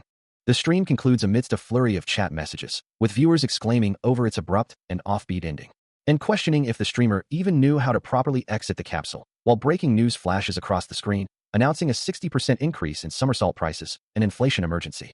Meanwhile, the streamer himself, Yu Sung-yoon, lies in bed, clutching his head, a chat comment still echoing about his peculiar behavior. As a throbbing pain radiates through his skull, his friend, Ji-Yuk, approaches apologetically, admitting he forgot to turn off the capsule in the rush to end the stream, and explains that he tried to manually shut it down, prompting a weary thought from Sung-yoon about the absurdity of the situation. Offering a small comfort, Ji-Yuk mentions he's already turned on the hot water for a shower, receiving a quiet thanks. Later, standing shirtless over a bathroom sink, Sung-yoon wonders if he pushed himself too hard, feeling utterly exhausted. Reflecting on how the individual match proved far more challenging than he had anticipated, a discarded grenade lying nearby, a stark reminder of just how dangerous that particular encounter had been. He couldn't shake the feeling of inadequacy, even after a victory in the Bronze League, knowing that achieving a perfect win was still beyond his grasp. At this rate, he mused, reaching diamond rank would prove incredibly difficult, yet a determined glint entered his eyes as he resolved to push forward, thinking, let's do well. With that thought, he turned his back on the quiet room, ready to face whatever challenges lay ahead. The unspoken pressure of his own expectations echoed in his mind. He simply couldn't afford to be bad. Later, a friend's voice cut through his thoughts, asking, Sung-yoon, is bubblegum famous? Looking over Ji-Yuk's shoulder as he scrolled through his phone, Sung-yoon replied, yes, I used to always watch him. Ji-Yuk, surprised, simply uttered, yeah. Ji-Yuk then delivered a startling revelation, explaining that the sniper who had been targeting him when only 3 players remained was apparently bubblegum himself. The news hit Sung-yoon like a physical blow, his eyes widening in disbelief as he exclaimed, what? Really? Meanwhile, elsewhere, a glowing blue notification appeared, announcing, look at this, a clip's been uploaded. A blue-haired player, watching a holographic screen, wondered aloud, all right, just who was that bow guy? Shall we spectate? As the clip played, his eyes widened further in astonishment, marveling, how is he so good at the bow? Incredible. The holographic display above the table where Sung-yoon sat revealed the other player's incredulous comments. That was his second game. Don't lie, guys. He couldn't shake the thought that Bubble Sniper, the very streamer he admired, had even watched his own broadcast. Meanwhile, Ji-Yuk beamed with excitement, exclaiming about the whopping 50,000 viewers they had attracted. Sung-yoon, pulling at his shirt, still pondered the incredible fact that Bubble Sniper had watched his stream. This was the streamer who had always offered him a sense of comfort during his difficult office life. Sitting before his computer, the weight of this realization settled upon him, a quiet moment of contemplation. His expression was a mix of surprise and a subtle blush, the unexpected attention stirring something within him. It was this very influence that had led him to who he was today. As he stood, Ji-Yuk asked, where are you going? The forum reaction today is incredible. But Sung-yoon, looking away, simply stated, I'm tired. Ji-Yuk, still engrossed in his phone, replied, I'll read it while in bed. With a slight hesitation, Sung-yoon offered, okay, rest well. Later, searching for bubblegum online, he noted with a pang of disappointment that on his fan page and from Bubble Sniper himself, there wasn't much mention of him. He stares at his phone, a quiet thought echoing in his mind, wondering if the connection he felt was only meaningful to him. He hadn't expected an acknowledgement, believing it was enough that the moment was special to him. But there's no helping that he feels a little upset. Tapping his screen, he decides to check which posts became hot topics today before sleeping. When suddenly, his eyes widen in surprise. A soft, questioning huh escaping his lips. A soft sound escapes him, a confused huh, as he stares at his phone. Lying on his bed, Yoo Sung-yoon scrolls through the screen, a strange unease settling over him. What's this? He murmurs, his brow furrowing as sparkling particles seem to drift around him. His gaze is fixed on the device, the blue light illuminating his face with an otherworldly glow. The shimmering motes of light intensify, swirling around him as if reality itself is shifting. His deep blue eye widens, reflecting the bright screen with a sudden, sharp clarity. This isn't a dream, right? He wonders aloud, the words barely a whisper. Still engrossed, he continues to read, the implications of the text slowly dawning on him. I can't, he thinks, a wave of disbelief washing over him as the hexagonal particles glow brighter. Believe it, he finally concludes, the words hanging in the air as the phone screen displays a list of shocking headlines. The screen reveals a series of bold statements. Almond's nutty play, Almond versus Bubble Sniper, and are you nuts, Almond? While Yoo Sung-yoon's in-game persona is exploding on BattleBuy's trending section, his manager, Nayeon, sits hunched before a brightly glowing computer screen in a dimly lit room. Her expression is one of quiet contemplation, her gaze fixed on the digital world before her. On the screen, an archer avatar, glowing with a vibrant blue aura, stands poised and determined, a single word echoing his resolve, matters. A soft rumble from her stomach breaks the silence, pulling Nayeon from her thoughts. She sighs softly, realizing just how late it has become. The clock on the wall confirms the hour, well past 9, and she muses that she hasn't eaten all day, though she quickly dismisses its importance. With a resigned expression, she knows this feeling of hunger will eventually fade, just like every other pain in this world. As she watches streams like this, everything else simply disappears. Her gaze fixed on the monitor, where the streamer is currently engaged in a fierce battle, even the memory of that bastard who pushed her into hell begins to fade.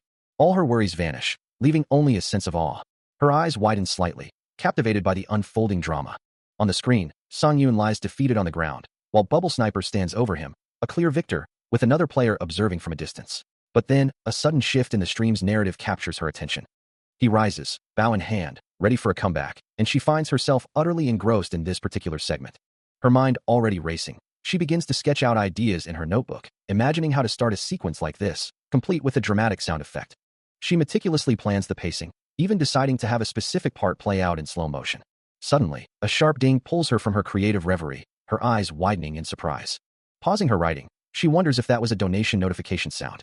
Turning back to the monitor, she notices the amount, realizing there are far more donations than during the last stream. Her eye, reflecting the vibrant glow of the screen, widens slightly. As a single word escapes her lips in disbelief. Huh. The screen before her flashes with an astonishing number, 1,500,000, followed by a notification. Persistent Thrower has donated 1,500,000 won. This one is feisty. A frantic click of her mouse accompanies her sudden realization. Wait, by any chance? As she stares at the donation rankings, seeing Persistent Thrower at the top and Seojia in second place. iGem. The thought echoes in her mind. Second. A chibi version of herself frantically reaching for the keyboard. I need to hurry and donate. Her hand hovers over the mouse, poised to click, but she hesitates. A different thought takes hold, a quiet reminder of her true role. But I'm his editor. She slumps forward, a sigh escaping her lips. Phew. Her head resting on the keyboard in a gesture of both exhaustion and acceptance. Despite the momentary impulse, her resolve solidifies. I want to be helpful. Nayeon, lost in thought, considers her role in supporting Sung-yoon. Her mind races with possibilities, the subtle glint in her hair reflecting the light of her determination. She clutches her notebook, where she's scribbled number 1 Amons, a silent vow to be the best supporter. A tiny, chibi version of herself appears in her mind's eye, her thoughts buzzing with ideas. She glances at her monitor, seeing Sung-yoon's face reflected on the screen, a reminder of her purpose. Taking a sip of her iced coffee, she reaffirms her conviction. If she truly wants to be helpful, it must be through video. She knows deep down that she has to do what she does best. Her eyes widen in realization, pen poised over paper, understanding that donating isn't the only way to contribute. A wave of confidence washes over her, and she has a good feeling about this video. With renewed vigor, she sits at her computer, fingers flying across the keyboard, diving into the editing process. She observes the raw footage, noting that there are several plays that are outstanding without her even touching them. Imagining the potential, she thinks, if she edits those shots on top of that, it might just go viral. With a resolute declaration, her fingers fly across the keyboard, the rhythmic clicks echoing her unwavering focus. She thinks to herself, She's going to make this video so incredibly cool that even those who watched it live will be utterly shocked. A bright, determined smile spreads across her face, her eyes sparkling with the vision of her success. As the hours pass, the soft light of dawn begins to filter through the window, illuminating the vibrant green leaves outside. The sun climbs higher, and the room is bathed in a warm glow, revealing her slumped form, fast asleep at her desk. Earlier, she had been kneeling on the floor, her gaze fixed intently on the glowing screen, completely absorbed in her work. Now, utterly spent, she rests her head on her arms, the keyboard a makeshift pillow. Her legs, still bent from her long hours of focus, are a testament to her dedication. On the screen, the upload progress bar proudly displays complete, while a message to Ji-yook reads, "I uploaded the video. I'm going to sleep now." The soft glow of the monitor reflects in her hair, a silent witness to her tireless effort. A sharp, digital chime echoes, signaling the imminent start of something big. The familiar AllTube logo appears, heralding the platform where the highly anticipated event is about to unfold. On screen, the premiere page for Amon's latest video, titled POV, "The Blue Zone Fucks You Over," flashes, with only 5 minutes remaining until its debut, already drawing in hundreds of eager viewers. The chat explodes with frantic messages, a torrent of Amond, and playful demands like "FBI open up," flooding the screen. More pleas for immediate access fill the feed, with viewers exclaiming, "Let me in," and impatiently demanding the video be uploaded instantly. For the waiting audience, those final moments stretch into what feels like the longest 5 minutes in the world. Watching the rapid-fire comments scroll by, Ji-yook remarks, how incredibly fast the chat is moving. He continues, half joking, that if their AllTube channel had a physical door, the eager fans would have already smashed it open. As they both observe the growing numbers, Ji-yook notes, there are already over 1,450 people waiting. He adds, with a hint of surprise, that this is quite a substantial number for a premiere. Sung-yoon, watching the screen intently, finds it fascinating how many people are so obsessed with trying to watch his content, even though it's his own channel. A soft, rhythmic tapping sound emanates from beneath the desk, as Sung-yoon's foot unconsciously beats with a mixture of anticipation and nervous energy. A soft chuckle escapes him, a stark contrast to the palpable tension in the room. As his friend, barely containing his anxiety, asks if the video must be good. Ji-yook's face is a mask of nervous anticipation, his eyes wide as he clutches his phone. Sung-yoon, however, remains unperturbed, simply stating that Nayeon must have been confident to upload it immediately, a quiet snore escaping him as he leans back. His friend, still bewildered by his calm, questions how he can be so composed, only for Sung-yoon to casually announce that the video has already started, the live stream now visible on the screen before them. Bright musical notes and shimmering particles begin to fill the air, signaling the start of the highly anticipated content. As the music plays, Ji-yook tilts his head, wondering if it's new age music, while Sung-yoon watches intently. A soft oh-ho escapes the protagonist, his expression unreadable as the video continues. He muses internally, having initially questioned if such a gritty action game would suit the chosen soundtrack, as the footage of his in-game avatar, Amond, flashes across the screen. Amond is seen in dynamic motion, a flurry of precise, almost dance-like movements, executing an attack with glowing effects. Yet, he observes, the music is strangely harmonious with Amond's soft, fluid movements, making the action seem even more lively than the actual gameplay. His gaze fixed on the screen, he realizes the genius behind the editing, acknowledging that Nayeon skillfully adjusted the tension's intensity through both the music and her directing. Even a casual observer, unfamiliar with the intricacies of directing, could immediately sense the exceptional quality of the video. As the footage continued to play, showcasing the protagonist's fluid movements and precise archery, the dynamic editing amplified every action, drawing viewers deeper into the virtual world. It was clear that this was a production designed to captivate, promising enjoyment even for those who hadn't followed the original livestream. Suddenly, Ji-yook leaned forward, his eyes widening in recognition, exclaiming, This is the 4 versus 1 defense part." On screen, a figure in military gear, Bubble Sniper, frantically shouted, "Shit, don't come any closer," as the in-game avatar of Amond advanced, appearing quite foolish from a third-person perspective. Meanwhile, the live chat was ablaze with comments, ranging from kek and peak fucking comedy, to "that's so frickin' cool, OMG," and "wow, so this is the 4v1. Observing the rapid-fire reactions, Sung-yoon mused that the atmosphere in the chat felt distinctly different from during the actual stream, almost as if the people engaging now were more familiar with each other, creating a sense of community. Ji-yook, still engrossed in the footage, suddenly exclaimed, "Oh, now's the grenade scene." The chat continued its lively commentary, with one user typing, "WTF that bastard SMH," while another recognized, "Whoa, he RLY met Bubble Sniper," confirming the identity of the in-game opponent.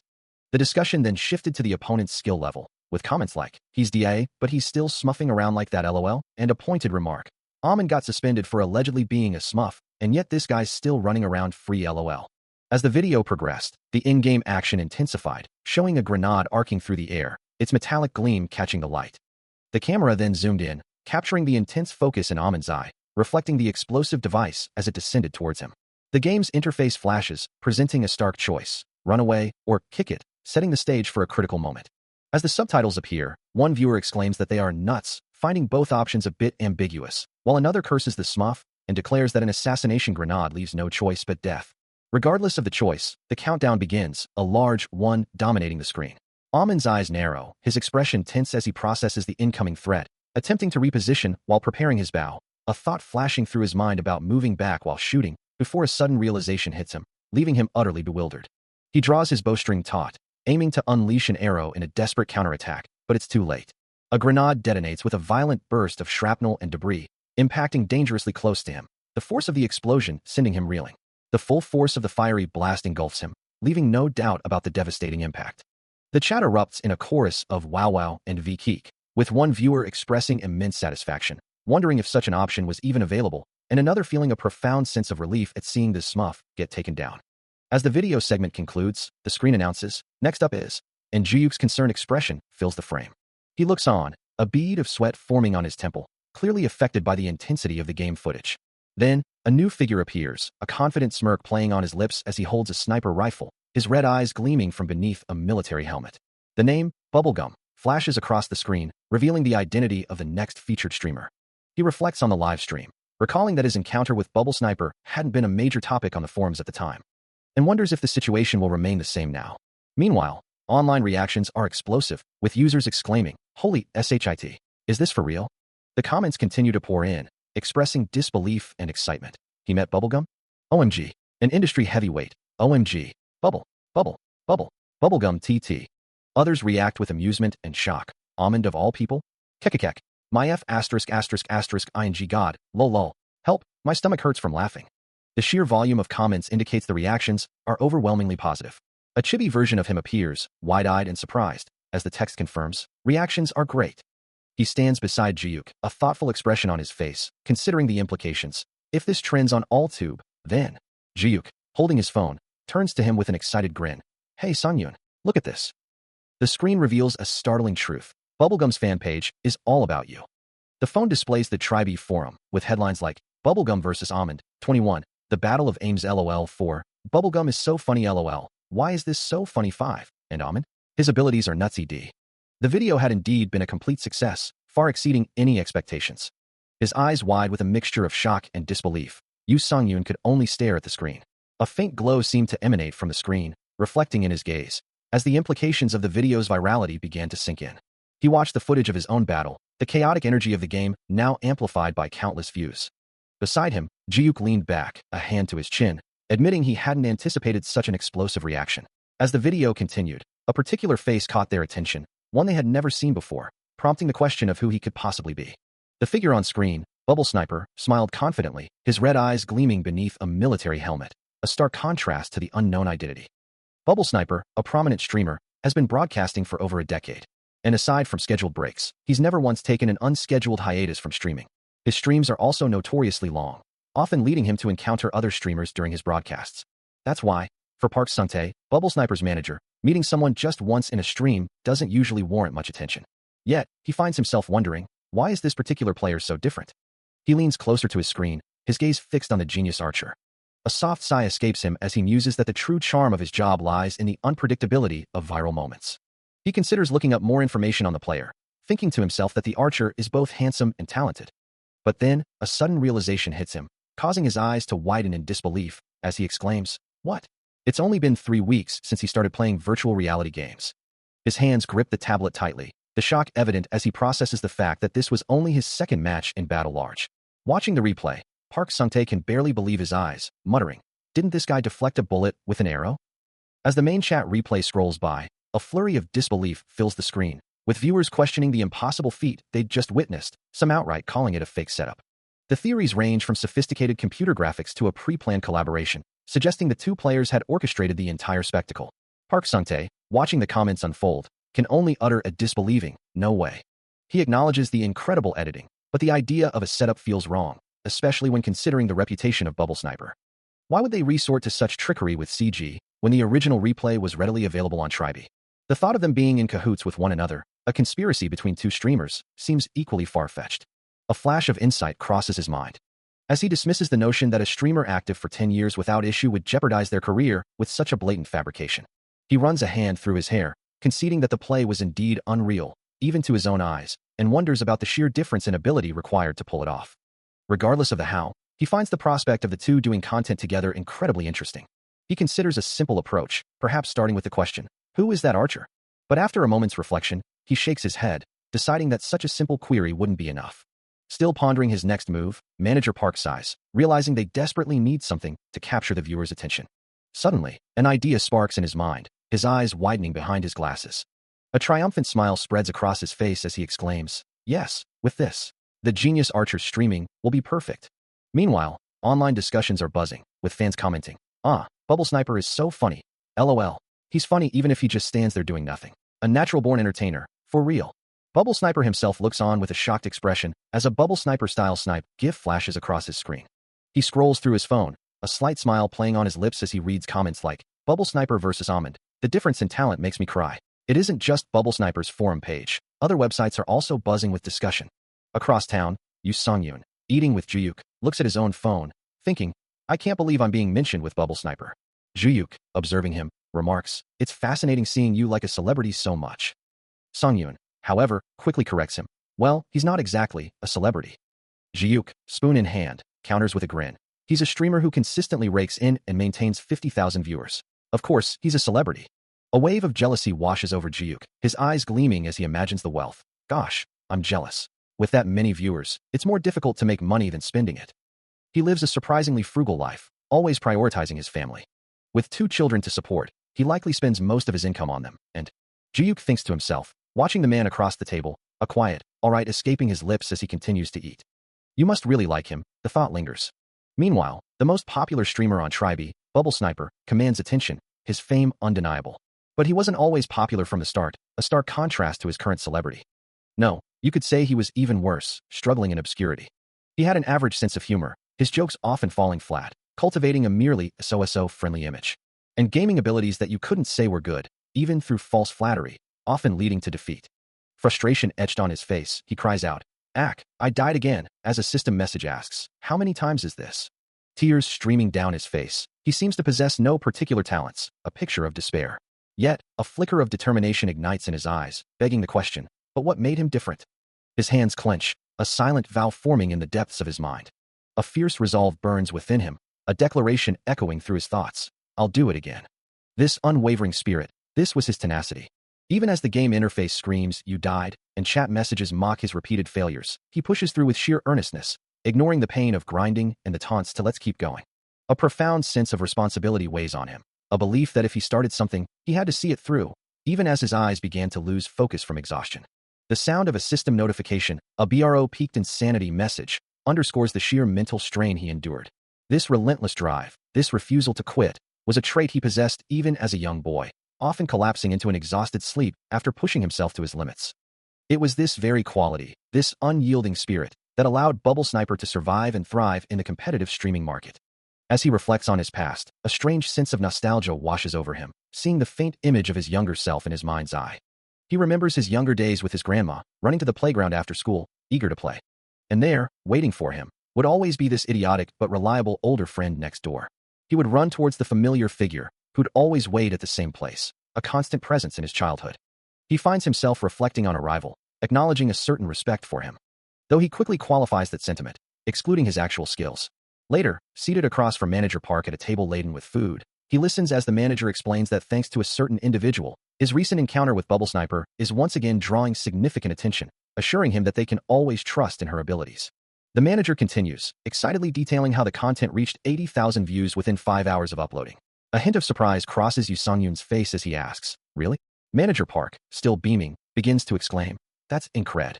But Yu Songyun's attention has already drifted to his phone, his expression shifting as he scrolls through comments. The screen displays a barrage of negativity, with one comment scoffing, "LMAO, he thinks he's talented because he beat Bubblegum? Then all 40 million Korean citizens must be talented LMFAO. Y'all think he's hot shit." More comments follow, criticizing his rank and comparing him unfavorably to others, declaring, "Can't believe people suck up to bronze players, and Amon's still in bronze, SMH." Manager Park's hand reaches out, gently interrupting his focus, asking, "Hey, why are you reading all of those?" He offers a simple, reassuring truth. They just want to put you down. Still engrossed in his phone, Yu Sung-yoon hears Manager Park's voice, asking if he had already seen the comments.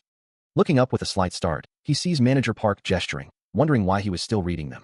But for Yu Sung-yoon, these words were nothing more than ammunition.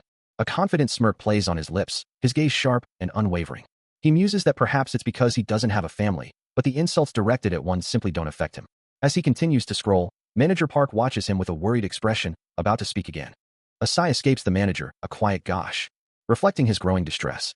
Observing the manager's reaction, Yu Sung-yoon thinks to himself that he understands why Manager Park didn't like him. His mind drifts to Ji-yook, the kid who had once instilled fear in others. A figure who never faltered, even when confronted with petty insults or open hostility. Snapping back to the present, Yu Sung-yoon concludes that his current problem is his unranked status, and he needs to extend his stream lengths. Manager Park, still concerned, asks how many matches he plans to play each day. Virtual games demand immense stamina from every player, regardless of their individual capacity, raising the question of whether such intensity is truly sustainable. Even after looking into hospital records, his manager still wonders if he might be overdoing it. But the young man simply scoffs, dismissing the concern about overdoing it as mere bleeding. He recalls a past comment, where being called a genius in bronze was considered an overstatement, a sentiment he now acknowledges as true. With a decisive thud as he rises from his seat, he declares his resolve. He intends to increase the number of matches he plays until he reaches the higher ranks, leaving his manager to quietly wonder about his next move. The young man explains he'll be watching strategy videos, his determination unwavering. As he settles at his desk, the manager observes him from the doorway, a thoughtful expression on his face. From his perspective, the player's enthusiasm is palpable, almost radiating from him. For the player, every challenge, every criticism, is merely ammunition, fueling his drive. He remembers a rival's words, finally understanding their deeper meaning, a realization that sharpens his focus. Determined not to be outdone, he resolves to get to work, deciding to check his email first before diving into his tasks. He stares intently at the screen, the text reflecting in his glasses as he processes the information. Suddenly, a voice bursts into the room, shouting about an email. Turning his head slightly, he asks about the message. His manager, brimming with excitement, reveals the sender, Bubble Sniper's manager. The manager's chair spins with his animated movements, emphasizing the urgency of the news. The email's subject hints at a significant challenge, a battle of opposing skills. It's an official communication from streamer Bubble Sniper's manager, Park Sung-tae, proposing a salvation project for Bubble Sniper. The core of the proposal seems to be content where he would teach Bubble Sniper. A wide smile spreads across his face, his eyes sparkling with genuine surprise and excitement at the prospect. But Manager Park holds up a hand, his expression turning serious as he indicates there's more to the offer. Indeed, there's a condition. Bubble Sniper's manager wants the collaboration to happen only after he reaches diamond rank. The news gives him pause, his initial excitement replaced by a thoughtful, slightly concerned expression. He clenches his fist, the weight of the challenge settling in as the word diamond echoes in his mind. The thought lingers, diamond isn't an easy rank to obtain, and he wonders if he'll truly be okay. Seeing his hesitation, Manager Park offers an out, assuring him that he can refuse the collaboration if he doesn't want to proceed. But a sudden surge of resolve washes over him, his hand slamming down as he declares he'll do it, having wanted to raise his rank anyway. Standing before the manager, who holds a laptop, he solidifies his decision, a quiet determination now etched on his face. For him, just because something isn't easy doesn't mean he won't do it.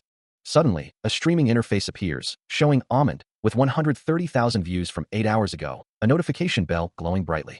A vibrant blue light flashes across the screen, signaling a new event. A system message announces that Almond has started streaming, prompting confusion among viewers who question the unusual 3 p.m. start time. Chat messages flood in, with one viewer noting it's been a long time since a stream at this hour, while another wonders if it was an accidental broadcast, adding that with Almond, they wouldn't be surprised. The chat continues to buzz with surprise at the number of people online at this time, one person humorously attributing it to everyone being jobless, including themselves, and another defiantly stating they're skipping a lecture to watch. Excitement builds as the intro song plays, confirming it's a real stream, with viewers cheering and one proudly declaring they purposely didn't get employed just to be able to do this. Greeting his viewers with a cheerful "Hi, Tribe." Almond watches as a flurry of excited messages floods his screen, each one a testament to the unexpected joy his early stream has brought. Many express surprise at his early appearance, wondering if something significant has occurred to prompt it. Leaning back in his gaming chair, a thoughtful expression on his face, he prepares to explain the reason behind his unexpected broadcast. The reason, he reveals, is his intention to announce his new, ambitious goal, to reach the diamond rank from now on. A moment of confusion washes over his face as he reads the chat's immediate reaction, which quickly fills with messages of WAT and GOAT drops bomb. The chat continues to react with disbelief, displaying diamond and OMG as they process his declaration.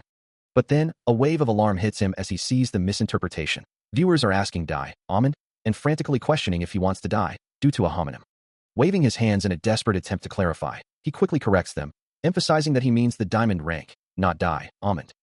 Settling back, his expression now resolute, he reiterates his true objective, confirming that his goal is indeed the diamond rank. His hand clenches into a determined fist, a silent vow to himself. With unwavering resolve, he commits to achieving this ambitious new goal. He confidently declares his ambitious timeline, just 2 weeks. A decisive gesture accompanies his words, his expression firm and resolute. He reiterates his commitment, affirming his intention to reach diamond rank within that 2-week period. Lost in thought, Yoo Sung-yoon considers his next move, a quiet determination settling over his features. A faint smile plays on his lips, as if he's just decided on something audacious. His goal, he reveals, is to achieve the impossible in just 2 weeks. Holding his phone, a confident glint in his eye, he prepares to announce his ambitious plan to the world. He declares he's going for diamond rank in 2 weeks. The announcement is met with immediate, widespread disbelief, a collective HUH, echoing through the digital space. Chat messages flood in, questioning his sanity. What is Mon spouting LOL? Can you actually do that? And that's crazy. With one user reminding him, you need to be within the top 0.5% to be in diamond, though. The skepticism continues, with another user pointing out, didn't Jianjapa take a month to reach diamond? Followed by a resigned damn. And truly a Jianjapa moment FR. As he observes the flurry of comments on his holographic screens, one message stands out. 2 weeks? You didn't mean 2 months, did you? But he remains unfazed. He calmly asserts, yeah, it's possible according to my calculations.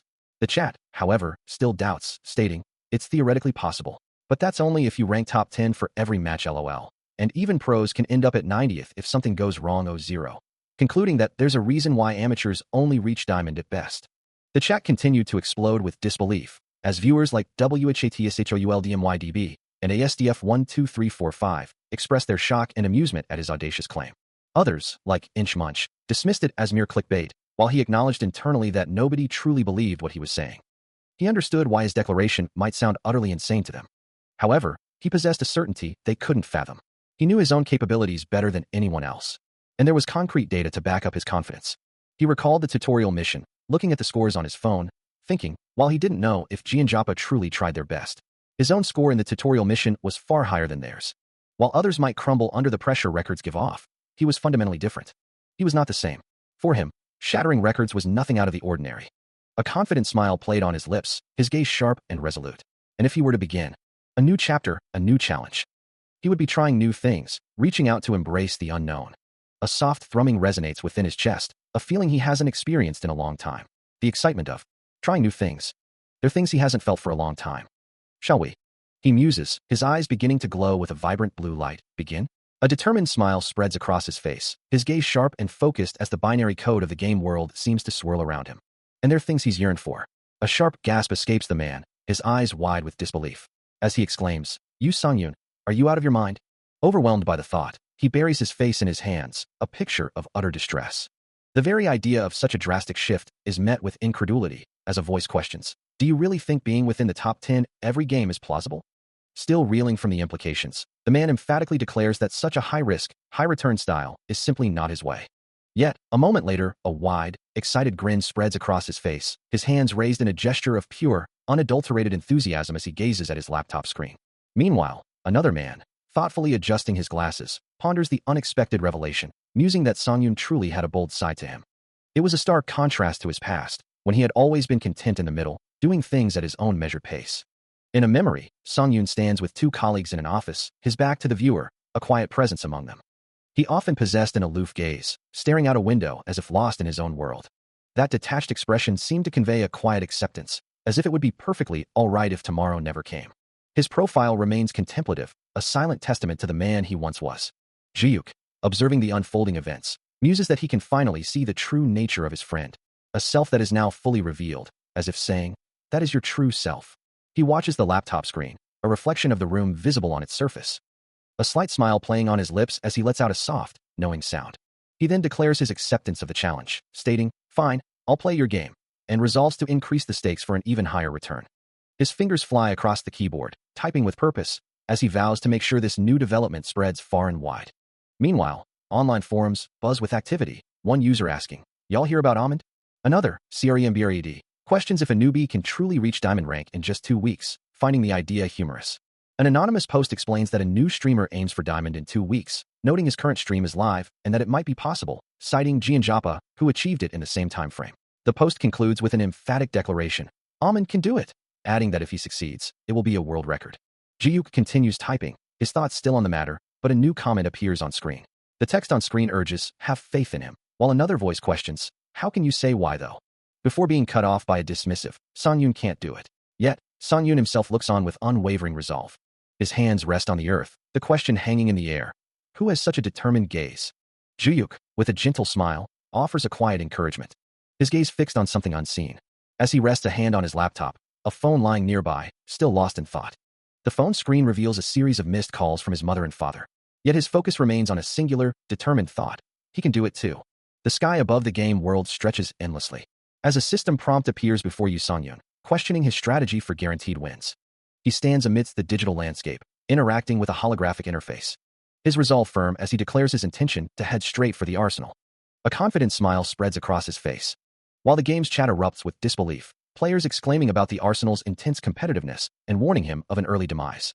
As the game chat buzzed with questions about his strategy, players wondered if he'd abandon his bow for a gun to reach diamond rank, some even joking about his potential skill with firearms, while others insisted that almond without a bow isn't almond at all.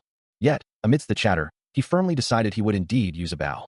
The disbelief continued to pour in, with players questioning his sanity for entering the arsenal if his goal was a bow, dismissing him as a newbie who didn't understand that such a dangerous place wasn't necessary for a simple weapon. The entrance to the arsenal loomed, a stark, imposing structure that promised both danger and opportunity. Stepping inside, he surveyed the desolate, dust-filled interior, his gaze sharp and assessing. He moved cautiously through the ruins, observing other players already locked in fierce combat, their attention entirely consumed by their struggle, leaving him unnoticed. 2 figures clashed violently in the background, their movements a blur of aggression, as the game chat continued to highlight the utter chaos of the early game, where players fought tooth and nail for the precious items hidden in the basement. His eyes scanned the environment, landing on a small table where a pair of gleaming knives lay, catching the faint light. These were throwing knives, their sharp edges and balanced design promising a swift, silent attack. Considering his options, he mused that acquiring just one of them would surely prove helpful in the unfolding chaos. With a decisive motion, he reached out, his hand a blur of speed. His gloved fingers closed around the hilt, the cold metal a reassuring weight in his grasp. The knife was now his, ready to be deployed at a moment's notice. Yu Songyun, having just entered the chaotic arsenal, finds himself face-to-face with a hooded figure, who he challenges with a sharp question. Before the hooded figure can even finish their declaration, a grimace of pain contorts their features. A swift, unseen blow lands with a sickening impact, sending shockwaves through their body. The force of the strike is immense, causing them to recoil violently as blood splatters into the air. In a blink, the hooded figure is on the ground, clutching their stomach, while Songyun stands over them, his arms still extended from the decisive strike. Their hand reaches out weakly, before falling limp as their body gives way completely. Now kneeling and defeated, the opponent coughs, unable to stand against the unexpected power. Lying prone on the cold floor, the hooded figure curses their misfortune. Frustration etched on their face, they lament a minor injury sustained during the swift defeat. Still reeling from the shock, the defeated opponent questions the sheer strength of their attacker, unable to comprehend how they were so easily overwhelmed. As the hooded figure struggles to process their defeat, Songyun casually kicks aside an item on the ground, his movements unhurried and confident. Then, with a surge of power, a brilliant purple and blue aura erupts around him, radiating intense energy as he prepares for whatever comes next. The powerful, glowing projectile strikes its target with devastating force, sending the opponent reeling backward. Propelled through the air, the figure leaves a trail of crackling energy in his wake. A game notification flashes, confirming the elimination. Amon has successfully eliminated Ohaiman, bringing the count to 97 out of 100 remaining players, a true home run. In the chat, viewers expressed their shock and dawning realization, wondering if he actually hit the target and why he went to the arsenal. They marvel at his throwing ability, questioning if he plays baseball, and concluding that Amon is simply at his best even with bad items. Standing amidst the stacked crates, Yu Songyun reflects that being dragged out to play baseball with his sunbae back at the athlete's village truly paid off. Meanwhile, the defeated Ohaiman lies sprawled on the ground, his final thought a challenge to witness a genius's throw. A memory of the past flashes, showing a younger Yu Songyun on a baseball field, preparing to bat as Jiyuk pitches, the younger man protesting that he does archery, not baseball. The chat continues, with a user named already donating 5,001 and stating that they now understand. The more skilled players win when nobody has items, which explains why he went to the arsenal. Another user agrees, confirming the truth of the observation. More chat messages appear, questioning if that's truly the reason, and directly asking Ahmed if it's true.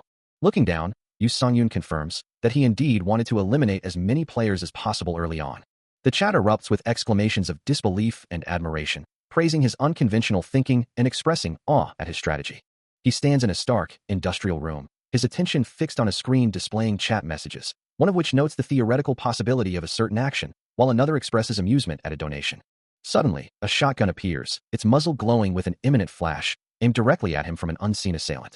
A gloved hand grips the weapon tightly, the force of the impending shot evident in the strained knuckles. His eyes widen in a flash of surprise, the sudden ambush catching him off guard. The impact sends him violently backward, his body twisting as a knife is flung from his grasp. The assailant, a figure with light brown hair and a red scarf, stands over him, the shotgun still raised, ready to deliver a finishing blow. His boots are firmly planted on the ground, a testament to the power of his shot. But before he can fire again, the opponent recoils in shock, exclaiming that the target is too close. A sudden, unexpected counterattack has closed the distance. Yu Songyun's hand, now empty, moves with impossible speed, a blur of motion as he seizes the initiative. In the next instant, a knife is firmly in his grip, its blade arcing swiftly towards his stunned assailant. A violent splash of blood erupts, confirming the fatal blow as the opponent is eliminated. A system notification flashes, declaring eliminated, and updating the player count to 93 out of 100. A lone white sneaker lies on cracked, dark ground, hinting at a recent struggle. Nearby, the defeated figure of TYS-09 is sprawled face down, a pistol and a knife abandoned beside him. A closer look reveals an arrow deeply embedded in his back. The same arrow now protrudes from the back of his head, confirming his demise as he lies motionless near a metal staircase. From the metal stairs above, Yu Songyun surveys a vast room below, filled with a chaotic pile of discarded firearms and ammunition boxes, a large sliding door marked 505 standing open in the background. The camera focuses on the chaotic heap of weapons, a metallic clatter echoing as they shift. Now in the room, Yu Songyun carefully pours liquid from a jerrycan over the weapons, musing aloud that while it normally goes in cars, it should be fine for this purpose. The fuel splashes and spreads across the metal and wood of the weapons, soaking them thoroughly. With its task complete, the empty jerrycan clatters to the ground. Yu Songyun peeks over a low barrier, his eyes wide with anticipation, ready for the next step. With a determined expression, he holds a bottle, now alight with a vibrant orange flame, preparing to hurl it into the fuel-soaked pile, his eyes glowing with a faint red light. A roaring inferno erupts, consuming the weapons in a furious blaze, the flames dancing wildly. The flames consume the discarded weapons, an unseen voice exclaiming, "You're evil, Ahmed." Another voice, incredulous, questions the chaotic scene, wondering how a bow could be used in what was supposed to be a knife fight, and noting the arsenal's complete clearance. Before declaring that if they can't use the arsenal, no one can, followed by a maniacal laugh. Meanwhile, a lone motorcycle sits parked outside a large, weathered building. A hand grips the throttle, the engine rumbling to life. As the vehicle prepares to depart, the rider, Yu Songyun, announces his intention to move on to the next area. With a final, enthusiastic shout of "Let's go," and a firm go, he prepares for acceleration. He speeds away from the building, leaving the burning arsenal behind. A quick glance over his shoulder confirms his departure, his expression resolute. As his hand twists the throttle, pushing the motorcycle to its limits, he gains incredible speed. He vanishes into the distance, a blur of speed and determination. And with that, Ahmed easily secured the first-place position, having achieved a total of 50 kills. Having effortlessly secured his first victory on the arduous journey to diamond rank, the game screen proudly displays match result, victory, prompting a bewildered viewer to exclaim, "I don't know what just happened, Hyung." Another voice chimes in, incredulous, "How did you already win?" "I left for a moment to make some ramyun." As the kill count flashes a staggering 50, a testament to his absolute dominance. With 50 kills to his name, the chat explodes with activity, as Rampage donates 5,001, commenting, "Nah, he really just killed half the lobby. He actually might reach diamond in 2 weeks." While Half and Half also sends 5,001, requesting, "A half and half order of corpses and arrows, please," and Report Again donates 10,001, with a message stating, "Tomorrow's announcement. You have been suspended from play due to being reported." Yu Songyun, watching the screen, can only think, "This is nuts, LMAO. Rampage, Half, and Report Again." As another donation from My First Time for 10,001 appears, he expresses his gratitude, "Let's go to ya, and My First Time. Thank you for the donations." With the previous round concluded, and the system prompting for the next, Yu Songyun smiles, a confident glint in his eye, declaring, "Let's go." His determination is palpable, as a viewer's comment echoes in his mind. "While I did know you didn't belong in this rank, I didn't expect you to be so dominant." He's getting better the more he plays, too, a subtle smirk playing on his lips as he prepares for the next challenge. He stands with his back to the viewer, a silent figure against a stark, bright background. For him, this was only the beginning. Meanwhile, to get more attention on Ahmed, Juyuk was hard at work. The clicks of a mouse echo as he scoffs, observing the online chatter and dismissing it as mere rage bait. Indeed, articles were being churned out, questioning the very possibility of reaching diamond rank in 2 weeks, with headlines like, "Is this Ahmed bastard nuts?" fueling the fire. A slight smile plays on Juyuk's lips as he admits, he's going to get too used to doing things like this. His hand moves deftly across the mouse, endlessly creating clips of Ahmed's gameplay. He recalls the initial wave of negative opinions that had flooded in after Ahmed's declaration when he first started the match. The comments section had been a storm of disbelief and anger, with users questioning his sanity and skill, but after his first match, opinions had begun to shift dramatically. His fingers hover over the keyboard, a bead of sweat forming on his brow. He leans back slightly, his gaze fixed on the screen as he ponders, if it's truly possible. A nervous swallow, and he mutters to himself, a high-risk, high-return strategy. He watches the screen, the words flashing across it like a high-stakes game of poker, each comment an endless race. From behind, the young man continues to type, knowing that if his gamble succeeds, it will be a perfect victory. But the thought lingers, a chilling counterpoint. What if he fails? The internet, ever a volatile beast, spews its venom, with some users complaining that the nut fanboys are so annoying, yapping on other platforms. Juyuk's frustration boils over as he reads comments like, "Bastards clips here? They're all bronze. Do they worship bronze or something?" His face contorts in a silent scream of disbelief. He can barely contain his outrage at the idea of worship. His hand clenches into a tight fist, sweat beading on his skin, a silent testament to his simmering anger. The comments continue, some dismissive, as expected. Jianjapa would have gotten 99 kills FR, while others are outright hostile. Show me a clip of JJP getting even 30 kills. LMAO, y'all are cultists. More vitriol floods the screen. 99 fucking kills LMFAO? Against bots sure dash, and JJP took a month. Stop talking out of your fucking ass. Yet, a glimmer of hope appears with seeing Ahmed's play. It actually seems feasible. Despite the mixed reactions, he sighs, realizing that, I guess that wasn't enough to sway them. He turns his head slightly, a silent contemplation hanging in the air, his expression unreadable. Returning his gaze to the laptop, he acknowledges the situation with a heavy heart, thinking, it can't be helped, Songyun. As if in response, Songyun's face appears, his eyes glowing with a vibrant green aura, a silent declaration that the only thing left to do is move forward. As the weight of his decision settles, a singular thought echoes through his mind, that the only way forward is to prove himself. The world around him shifts, signaling the beginning of the game, a new challenge unfolding with a brilliant flash of light.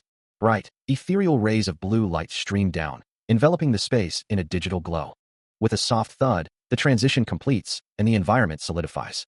He finds himself high above a desolate, sandy landscape, a small, weathered building standing alone below, the wind whipping past with another soft thud. The ground rushes up to meet him, a blur of angular lines indicating rapid descent. A powerful whoosh accompanies his approach, the impact cracking the earth beneath him as he lands. With a decisive thud, he touches down, the parachute billowing above him. Yu Songyun descends from the sky, his parachute guiding him towards the barren ground. He lands, crouching low, as another figure nearby also takes cover, both surveying their new surroundings. The second figure, with a sharp tap of their finger, points out a critical detail. 3 on the roof. Yu Songyun crouches low, observing his surroundings, while Ohyaman stands nearby, ready to move. As expected, Ohyaman quickly dashes forward, noting that everyone else is likely heading to the first floor. Meanwhile, Songyun considers his options, a soft clunk, sound accompanying his thought that there's nothing to gain from fighting so early in the game. His gaze remains steady, a picture of calm resolve. Having landed in what appears to be an arsenal, a combat boot stands near a discarded knife, hinting at the immediate scramble for resources. Indeed, everyone else is rushing to secure rare weapons. Ohyaman, meanwhile, struggles with a rusty door, muttering about its condition as he tries to force it open. With a sudden kook sound, the door finally gives way, and he exclaims that it's open, unaware of the immediate danger. But before the door can fully swing open, a blur of motion, a powerful, glowing purple fist connects with an unseen target, sending shockwaves through the air. Both Songyun and his companion recoil in surprise, the sudden impact eliciting startled cries. Standing over a defeated foe, a newly acquired knife gleaming in his hand, Songyun reveals his true intentions, stating that he isn't interested in mere rare weapons. He has his sights set on something far more significant. A guttural cry of pain escapes the enemy as the knife plunges deep, blood splattering across his face and the surrounding air. His hand, attempting to ward off the blow, is sliced open, the impact sending a sickening cough through his body as more blood erupts. The blade, now slick with crimson, proves its lethality, not its sharpness, as the enemy falls. Yu Songyun stands calmly, the bloodied knife held loosely in his hand, a faint glow still lingering around him as he surveys the aftermath. Nearby, Ohayaman recoils in utter shock, his eyes wide with disbelief at the sudden, brutal display. The protagonist turns, his expression unreadable, the knife still clutched firmly as he prepares for whatever comes next. Without hesitation, he brings his foot down, crushing the enemy's glowing core with a decisive stomp. The impact sends a wave of dark energy and blood splattering, the enemy's form beginning to dissolve into nothingness. More dark ichor erupts from the vanishing figure, confirming the finality of the blow. The enemy's hand, previously clutching in agony, now hangs limp and lifeless. With a final, resolute press of his foot, the last vestiges of the foe vanish, as a system message confirms Amund has eliminated Forever Bronze. As the dust settled from the previous encounter, Ohayaman's voice echoed through the comms, remarking on the intensity of the last battle, and speculating that Amund would likely attempt to open something again. With a focused gaze, he knelt, holding his knife poised over a shimmering interface, pondering what lay beneath. But before he could act, a sudden, blinding flash of light erupted, striking him with immense force and sending him recoiling backward, as a voice demanded to know what he was trying to open. Ohayaman watched, wide-eyed and horrified, as the attack landed, the vibrant energy of the impact momentarily obscuring his view. Yet, in a blur of motion, Amund's knife flashed, intercepting the assault with a brilliant burst of purple energy, the blade humming with raw power. The counterattack was swift and brutal, sending his assailant crashing to the ground with a sickening thud, their body contorted in pain. A guttural scream tore from the injured figure's throat as blood erupted from their wounds, splattering across the cold, hard surface. Other players, observing the unfolding chaos, reacted with a mix of shock and awe, one exclaiming, "Fuck, no look kill," while another added, "Amund's got them all figured out," and a third marveled at the sheer speed of his counter. "Whoa, the way he threw it after saying that was nuts." More chat messages poured in, lamenting the attacker's fate. "Damn, he got injured from that shitty-ass knife. I bet he doesn't even want to play anymore." The system confirmed the injury status, a critical condition that severely diminishes battling capabilities, rendering a player unable to fight effectively if a body part is severed or unusable, and which can only be cured with rare medical packs. The injured assailant, sprawled on the ground, looked up at Amund's approaching foot with a desperate, hateful glare, muttering a curse, "You bastard." Amund stood over him, his bloody knife glinting in the light, his expression cold and resolute, as he questioned the attacker's foolishness. "Why were you doing this so early in the game?" His resolve hardening. He thinks he must climb. A faint smile plays on his lips, as the system confirms his efficiency. A burst of purple energy signifies the end, Amund securing a double kill against driving Minuts. Other players observe the feed, commenting on the opponent's name and lamenting their fate. It says it all, Sag. Yu Song-yoon remains impassive, his gaze fixed on the scene before him. He confirms to himself, there's only one person left. The downed player, clutching a knife, pleads desperately, "Don't come any closer," while other players mock his desperation. He's too into the game, LMAO. That's why he's in bronze. Yu Song-yoon's expression remains cold, unmoved by the pleas or the commentary. A surge of purple energy envelopes the opponent, who recoils in agony. Muffled groans escape him, as the pain intensifies. A final, desperate scream tears through the air as the opponent succumbs. Yu Song-yoon's hand hovers over the now-defeated figure, the system questioning if he's merely wiping the floor or what. A figure sprints with desperate urgency, leaping across a vast chasm, the ground cracking beneath their powerful push-off. Mid-air, they stretch, a small knife clutched in hand, their body arcing gracefully through the open sky. The sheer drop below emphasizes the perilous distance, a testament to their desperate attempt at escape. But before they can reach the other side, an unseen force slams into them with brutal impact. The blow sends a shockwave through their body, forcing a pained grunt from their lips as they recoil violently. They crumple to the ground, clutching their stomach, a ragged breath escaping them as they whisper, "Ah, that hurts." Meanwhile, high above, Yu Song-yoon descends, his expression calm and focused, having just delivered the decisive strike. He lands with effortless grace, the impact of his attack still reverberating through the air as the other figure stares up in disbelief. A chat message flashes across the screen, commenting on his incredible agility. "LMFAO, this guy's a jumping pro, my guy." The fallen opponent, Jeppa Master, can only curse, his voice filled with frustration and pain. Damn it. Another devastating blow lands, a burst of red and cyan energy signifying the final, fatal strike. The system confirms the kill, announcing, Amund Dash, Jeppa Master triple kill, 87 out of 100. He sits atop a defeated foe, assessing his condition, noting that his body must have absorbed the shock of the fall, yet he barely took any damage. Meanwhile, a flurry of messages appears in his chat, with one player commenting on his consistent super plays and another warning. "There's a bike behind you, Amund." He glances over his shoulder, a slight gasp escaping him as he spots the vehicle. The motorcycle's engine rumbles to life, its powerful sound echoing through the area. With a determined glint in his eyes, he declares, "Let's go." He swiftly mounts the bike, ready to navigate the treacherous environment. As he moves, a system notification flashes, indicating his arrival at the arsenal first floor, his white sneakers visible as he shifts gears. He pauses briefly to retrieve a knife from the ground, presumably from one of the fallen enemies. Elsewhere, a gray-haired archer surveys a grim scene, noting the dwindling numbers of their group, and suggests, "Why don't we go to the basement together?" Another player, a blue-haired gunner, points out that the bodies are blocking the basement entrance, but a red-capped gunner confirms, "Gotcha," indicating they understand the situation. Suddenly, the gray-haired archer looks up, his gaze fixed on several arrows descending rapidly from above. A look of surprise crosses his face as the unexpected attack closes in. As the gray-haired archer peered down the dark stairwell, his blue-haired companion stood ready with a gun, both observing the faint blue glow emanating from below. When suddenly, a blinding light erupted, causing one of the players to exclaim, "What?" The light resolved into the unmistakable silhouette of a motorcycle, prompting another startled question, "A bike?" The name Mond flashed across the scene, followed by a desperate plea, "Please." But the warning came too late, as a voice cried out, "You're too late, you can't go inside the arsenal." Unheeding, Yu Sung-yoon, the player known as Almond, sped forward on his motorcycle, a vibrant green aura trailing behind him, his expression a mix of determination and a slight, confident smirk. The wheels blurred with incredible speed, as a thought drifted through the air. They had probably already finished farming. A knowing smile played on Almond's lips, dismissing the notion of needing basic items. For him, it simply didn't matter. Meanwhile, the red-capped gunner and another player stared in utter disbelief, one of them barely managing to utter, "What the fuck?" The spiky-haired player's eyes widened in horror as he realized, he's driving straight at. The motorcycle continued its relentless charge, a blur of motion and power, its rider's intent clear. He launches himself and his motorcycle into the air, a blur of motion against the desolate urban landscape. With a powerful leap, he abandons the bike mid-flight, leaving it to crash below as he continues his aerial assault. Caught completely off guard, Lovatimo screams in terror, stumbling backward as the unexpected threat descends. In a desperate attempt to defend himself, he swings his glowing sword, a vibrant arc of light cutting through the air. But before the blade can connect, a devastating impact erupts, splattering crimson across the scene. The force of the blow contorts Lovatimo's body, sending him reeling as blood bursts from the point of contact. Another brutal hit follows, more blood spraying violently as the attack continues its relentless assault. Completely overwhelmed, Lovatimo is launched backward, a helpless figure against the sheer power of his assailant. A system message flashes, confirming the swift victory. Amon has eliminated Lovatimo.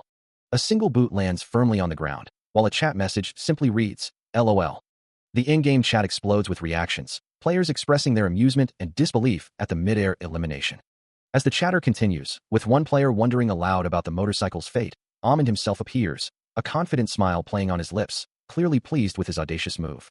A faint shimmer of light reflects off a motorcycle's wheel, its metallic surface gleaming amidst the dust and debris. The exhaust pipe, scarred and worn, rests against cracked concrete, hinting at a long-abandoned vehicle. Stepping carefully through the rubble, Yu Sung-yoon approaches the bike, his gaze sweeping the desolate surroundings. A sudden realization dawns on him, a quiet exclamation escaping his lips. A wide, relieved smile spreads across his face, his eyes sparkling with a hint of triumph. Nearby, a sleek, modern bow lies discarded next to a military-grade grenade, a silent testament to his unexpected good fortune. His hand carefully grasps a makeshift Molotov cocktail, the crude weapon now a valuable asset. The path leads deeper into what appears to be an old arsenal, its basement shrouded in a dusty, ethereal glow. Within its depths, the blue-haired gunner stands in awe, while the red-capped gunner kneels beside him, both marveling at their discovery. But their wonder quickly turns to urgency, as the two gunners suddenly break into a sprint, fleeing the scene. The arsenal wall, lined with an array of powerful firearms, stands as a testament to the risk taken to reach this place. Suddenly, a violent explosion rips through the area, as a voice urges to quickly gather weapons and armor before heading outside. The blue-haired gunner's eyes widen in shock, a silent exclamation of disbelief escaping him. He glances around, rifle in hand, wondering about the source of the sudden, deafening noise. But before he can react, a raging inferno erupts, engulfing the space in a terrifying blaze. The flames intensify, revealing a shattered bottle amidst the chaos, leaving him stunned and questioning the sudden turn of events. The red-capped gunner coughs violently, struggling against the thick, damaging smoke, frustrated that he hadn't had more time to prepare. Both gunners scramble up the metal staircase, desperate to escape the suffocating fumes that threaten to overwhelm them. As they ascend, the red-capped gunner shouts at his companion not to block the only exit, who retorts, asking what else he expects him to do. But their escape is cut short as Yu Sung-yoon, waiting at the top of the stairs, launches a swift, blinding attack. One of the gunners reacts with a startled gasp, the sudden ambush catching them completely off guard. The red-capped gunner collapses at the top of the stairs, eliminated by Almond, a bow lying beside him as he questions the unexpected weapon. Still reeling from the explosion, the blue-haired gunner scrambles up the metal stairs, leaving the fallen redcap gunner behind. Suddenly, a voice cuts through the smoke, taunting, "So you came here to die, huh?" As Yu Songyun releases an arrow, a bright orange glow emanating from his bow. The projectile finds its mark with a sickening thud, sending a shockwave of orange energy through the air. The blue-haired gunner recoils violently from the impact, his body thrown back by the force. Disoriented, he scans his surroundings, a desperate thought echoing in his mind. "I only see bodies. Where did the arrow come from?" He looks up, a blinding light piercing the smoke, revealing the source of the relentless assault. From above, Yu Songyun's eye, sharp and focused, peers through a scope, locking onto his next target. Another arrow, glowing with a fierce blue energy, streaks through the air, a deadly blur of light. With fluid motion, Yu Songyun draws his bowstring taut, a vibrant blue aura flaring around his arm as he prepares to loose the projectile. The blue-haired gunner looks up, his eyes widening in sudden realization as the arrow descends directly towards him. The arrowhead, sharp and menacing, plummets with terrifying speed, leaving streaks of light in its wake. A blinding flash erupts as the arrow strikes, a rainbow of light exploding around the blue-haired gunner's head. As the second arrow found its mark, a faint, ethereal glow trailed behind it. Streaking through the air with deadly precision, a silent harbinger of the gunner's demise. The impact was brutal, a violent burst of blood and energy erupting from his head, confirming the fatal blow. A system notification flashed, declaring Amund had achieved a double kill against Yumda, sealing the blue-haired gunner's fate. In his final moments, or perhaps a fleeting memory, the gunner had been gripped by confusion, wondering how he was being targeted without seeing his assailant. He had even deluded himself into believing the attacks had ceased, thinking he was now unseen, a sound effect echoing his mistaken confidence. But the reality was stark. His body now lay lifeless on the stairs, a silent testament to his miscalculation, resting beside the redcap gunner's form amidst a swirling haze. From above, Yu Songyun observed the scene, his thoughts turning to the items the fallen might possess, knowing they would have to come to him. Yet, in that same fleeting memory, the blue-haired gunner had clutched his rifle, planning to use the obscuring fog to his advantage. With a decisive motion, he had pulled the pin from a grenade, ready to unleash his final, desperate advantage. The explosive device now arced through the air with a sharp, whick sound, its trajectory aimed directly at the stairs where the bodies lay. Yu Songyun's composure shattered as he registered the new threat, a stark exclamation marking his sudden surprise. A grenade, its pin already pulled, tumbles through the air, a silent harbinger of chaos. Caught off guard by the sudden threat, he lets out a sharp, frustrated curse. The memory flashes back to the gunner, a woman with sharp red eyes and dark, shoulder-length hair, her expression grim as she launched the explosive. Then, with a blinding flash and concussive force, the grenade detonates. Amidst the chaos, a system message confirms the unexpected outcome. Amund has achieved a minefield triple kill. Smoke and debris billow outwards, obscuring the immediate aftermath. The gunner's voice echoes from the past, her cold calculation revealing her intent to throw one just in case. And then, with a chilling finality, she confirms there really was another one. But amidst the settling dust and scattered wreckage, Yu Songyun stands unharmed, a slight, confident smile playing on his lips. The remnants of the explosion fade into the background. Meanwhile, a live stream interface broadcasts the event, displaying Amund Arsenal annihilation and comments praising his super play. His recent exploits have set the online community ablaze, with viewers exclaiming over his insane performance and asking if he's currently live, as the chat scrolls past, revealing that this is indeed the player who was previously banned. Amidst the flurry of comments, a staunch defender emerges, declaring that no one should disrespect the formidable player known as the Nut. Meanwhile, a man with glasses, eyes wide with excitement, pumps his fist in the air, exclaiming that the forums absolutely adore him.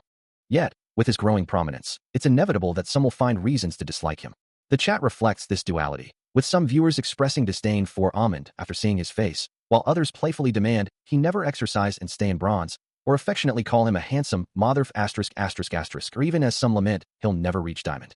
But this surge of attention, both positive and negative, signifies his undeniable growth. Visually, his influence is depicted as a rising tide of people and money, with arrows pointing upwards, symbolizing increasing engagement and financial gain. The more people who become interested in him, the higher the stakes will be raised, ultimately leading to greater profit. As long as Songyun continues to prove himself and his exceptional skill, even those who currently doubt him are bound to acknowledge his abilities one day. At that pivotal moment, every aspect of his growing fame will transform into a direct source of income for Amund, culminating in a triumphant "congratulations on first place" announcement. He stands tall, a confident smile gracing his lips, his rifle slung over his shoulder, bathed in the cool blue glow of his digital world. 30 minutes later, the excited man from before is on his knees, fists clenched in victory, shouting, "Oh yeah," and celebrating another win as the screen confirms his success. In the world of Battle Large, placement games are a crucial feature, directly determining a player's initial tier. While results can vary wildly based on individual scores, players are given 5 such matches, and winning all of them guarantees a placement in gold, at the very least. This knowledge brings a determined glint to Yu Songyun's eyes, as he realizes that his journey towards the diamond tier will be significantly smoother. Sitting in the dropship, his combat boots resting on the edge of the hatch, he mentally reaffirms his strategy. There's no need to take any unnecessary risks in these crucial games, he muses. As the aerial view of the desert map unfolds below, he decides on his landing zone. Heading to the arsenal once more seems to be a winning strategy, he thinks, a faint glow emanating from his form as he prepares for deployment. Then, with a burst of speed and streaks of red energy, he plunges from the sky, a determined figure falling rapidly towards the battlefield. The light around him intensifies, a powerful aura surrounding him as he descends, ready to face whatever challenges await. As he plunged through the virtual sky, the hunter considered how many other players might already be waiting at the arsenal, his chosen landing zone. His gaze remained sharp, a focused intensity burning in his eyes. A faint, ethereal blue aura shimmered around him as he accelerated downwards. He plummeted with controlled speed, his in-game attire of a tank top and cargo pants streamlining his descent. The blue glow intensified in his eye, a clear sign of his readiness for immediate action. Suddenly, a system notification flashed, announcing his presence with a burst of light and energy. Before anyone could react, a generic opponent was already reeling from a powerful, unseen impact, engulfed in a fiery, orange burst. The force of the blow twisted his body, his collar straining against the sudden movement. A fist, crackling with the same vibrant blue energy, had delivered the decisive strike. Lying on the ground, a player with green hair and yellow eyes looked up, a faint, almost amused smile playing on his lips despite his defeat. The in-game chat immediately lit up with exclamations, players reacting to the swift takedown of Bubble Sniper. More messages flooded the screen, some recognizing the victor and others simply expressing their shock. He stares at the screen, a stream snipe by a Diamond 1 player in a placement match unfolding before his eyes, wondering what the chances are of such a thing happening. A brawl is inevitable, he thinks, as they land in the armory. Suddenly, an opponent lunges forward, a glinting knife arcing towards Yu Songyun. The attack connects, and he falls, the narration confirming that if he's eliminated by Bubble Sniper here, he won't end up in gold. This single defeat, he realizes, will spell the end of Amon's road to diamond. A memory flashes, a voice urging him to come to their company for work on Monday. The frustration burns within him, a sharp, red pang. Jiyuk's face contorts with worry, his brow furrowed. Damn it all. His hand clenches into a tight fist, as he reflects on finally beginning to do something he truly wanted. Yet, he can do nothing but watch something so important go down. The laptop screen reflects his helplessness, showing the in-game characters frozen in their defeat. Falling through the bright, ethereal expanse of the game world, Amon hears a taunt from an unseen opponent, calling him Nutman. Yet, even as he plummets, the voice promises to meet him at the bottom. Despite the precarious situation, Amon's expression remains one of unwavering confidence, a slight smile playing on his lips. Meanwhile, the game's chat erupts with mixed reactions, some players expressing disdain for the taunt, while others urge to ignore the attention whore and focus on the game. Suddenly, a blue glow flares around him, as an impact sends a jolt through his falling form. The force of the blow connects with his face, the blue energy crackling around the point of impact. Watching the screen, Jiyuk covers his mouth in shock, a nearby observer beside him yelling in disbelief. This fucking nut. The chat continues to scroll, with some finding the situation refreshing and others celebrating. That's our Amond. More messages flood in, cheering him on with cries of, "Let's go Amond. Fuck him up." A small, wry laugh escapes Jiyuk as he processes the chaotic scene. He questions his own concern for the player, while the chat below him shifts to more critical comments, mocking Amond's predicament. But despite the taunts and the setback, Jiyuk's gaze hardens with a quiet resolve, certain that Amond won't lose.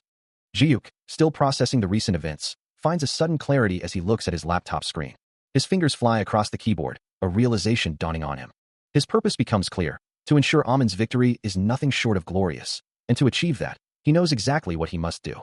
With a focused gaze reflecting the screen's glow, he begins to formulate his audacious plan. His strategy involves leveraging the Bubblegum Fan Cafe, a place he intends to use as his weapon. He resolves to strike Bubble Sniper where it will hurt the most, using the Fan Cafe as his battleground. Yet, a flicker of doubt crosses his mind, acknowledging the potential for disaster if his interference leads to Amond's defeat. Seated at his table, the weight of his decision hangs heavy, a silent battle raging within him. His rational mind screams that this course of action is utterly insane. But even amidst the chaos of his thoughts, an unshakable conviction remains. He simply cannot believe Amon will lose. A confident smile spreads across his face, his resolve solidified. The online world buzzes with a mischievous energy, as a voice declares a plan to infuriate some people, noting that the archer has just encountered the notorious stream-sniping Bubble Sniper. The tension mounts as a timer counts down, with the community speculating that Bubble Sniper is moments away from defeat, Yet a wave of surprise ripples through the chat as others question if he's truly still alive. The chatter continues, with some dismissing Bubble Sniper as a nuisance, a cockroach, bothering everyone, while others mock his perceived weakness for beefing with bronze ranks. Amidst the flurry of comments, a question arises about his current target, and the answer confirms it's Amand, a new streamer. The sentiment intensifies as a fan passionately declares, "Bubble Sniper, let's see you go down, you dirty bastard," with the number of viewers or comments rapidly climbing. Meanwhile, the archer, Amand, appears to be in a precarious situation, his head thrown back, eyes closed, as if reeling from an attack. But a moment later, his eyes snap open, a fierce determination burning within them, surrounded by a vibrant blue aura. With renewed resolve, he declares, "Let's end this once and for all." Watching the unfolding drama on a large screen, Jiuk and another individual observe Amand's character, now enveloped in a powerful blue energy, ready for a decisive move. The game world itself seems to respond, as a brilliant blue energy trail streaks across the ground, indicating a swift and powerful action. The online community buzzes with anticipation as a fan cafe announces that Bubble Sniper is just moments away from a crushing defeat. Confused chatter fills the screen, with viewers questioning if the Bao guy is indeed Amand, and expressing disbelief that an archer in the bronze ranks could possibly win against such an opponent. Despite some animosity towards Bubble Sniper, the general consensus is that the match is incredibly entertaining, with one viewer declaring it's honestly fun to watch. Meanwhile, Yu Sung-yoon, the very subject of the online frenzy, sits before his laptop, a subtle smile playing on his lips as he promotes his own stream, inviting others to join him. The chat continues to erupt, describing the match as a clash between a genius newbie who suddenly appeared like an asteroid and a trolling veteran whose abilities are acknowledged, with the viewer count for Amand's stream steadily climbing. One commenter, noting the rising viewer numbers, admits they joined specifically because they heard about the encounter with Bubble Sniper. The excitement is palpable, with viewers cheering on the Bao man and proclaiming the match to be a guaranteed box office hit, as the viewer count surges past 4,000. Within the game, a flurry of light streaks and debris suggests a rapid, chaotic exchange of attacks. The dynamic visual effects continue, with golden energy trails indicating swift movement and powerful impacts. Intense blue and purple light streaks dominate the view, emphasizing the high-stakes nature of the ongoing battle. Amidst the chaos, Amand's avatar is seen falling, his expression focused as he realizes this is his final placement game. He knows that if he makes even a single mistake here, there's no way he can reach diamond rank within the next 2 weeks. And he's sure that's exactly what his opponent is counting on. Meanwhile, the stream chat is ablaze with comments about Bubble Sniper, with one viewer declaring, "Bubble Sniper truly is a bitch, SMH," while another questions, "Is he the producer's son or something? Why aren't they banning him, LMAO?" Another message flashes across the screen. "Vets just have an urge to stomp talented newbies, I guess. F***CK.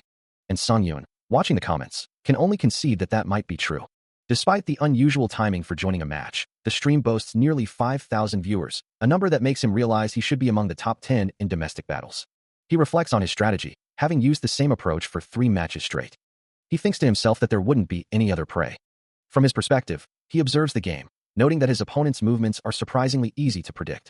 He considers Bubble Sniper's abilities, wondering if they truly are of a Diamond 1 caliber. Bubble Sniper is 3 ranks higher than his own goal of Diamond 4, and has a lot to lose if he fails. A nervous gulp escapes him as he acknowledges, "I'm sure he's analyzed my patterns and potential strategies beforehand." And so, the game begins with a sudden, unexpected twist. As he plunges through the virtual sky, Yu Sung-yoon finds himself in a chaotic freefall. His opponent's voice echoes through the comms, declaring, "Let's fight dirty." Caught off guard by the aggressive opening, he reacts with a surprised, "The hell?" The chat erupts with comments about the parachute battle, noting that both players are about to hit the ground. Someone suggests playing normally, but Amand's confident reply cuts through, "Nah, I'd win." A wry smile plays on his lips as he thinks, I was wondering what you'd do, but you sure whip up the most ridiculous things." Meanwhile, Bubble Sniper, with a smug expression, taunts back, "Is it because I'm too difficult to face properly, huh?" Yu Sung-yoon's confident grin widens as he counters, "You're basically saying that you don't think I'll make it into Diamond, right?" Bubble Sniper's smirk falters, his eyes widening in annoyance as he retorts, "But who was the one who died to a bronze, The tension escalates, with shouts of "You fucky dash" and "Amand" filling the air, followed by a warning cry of "Below."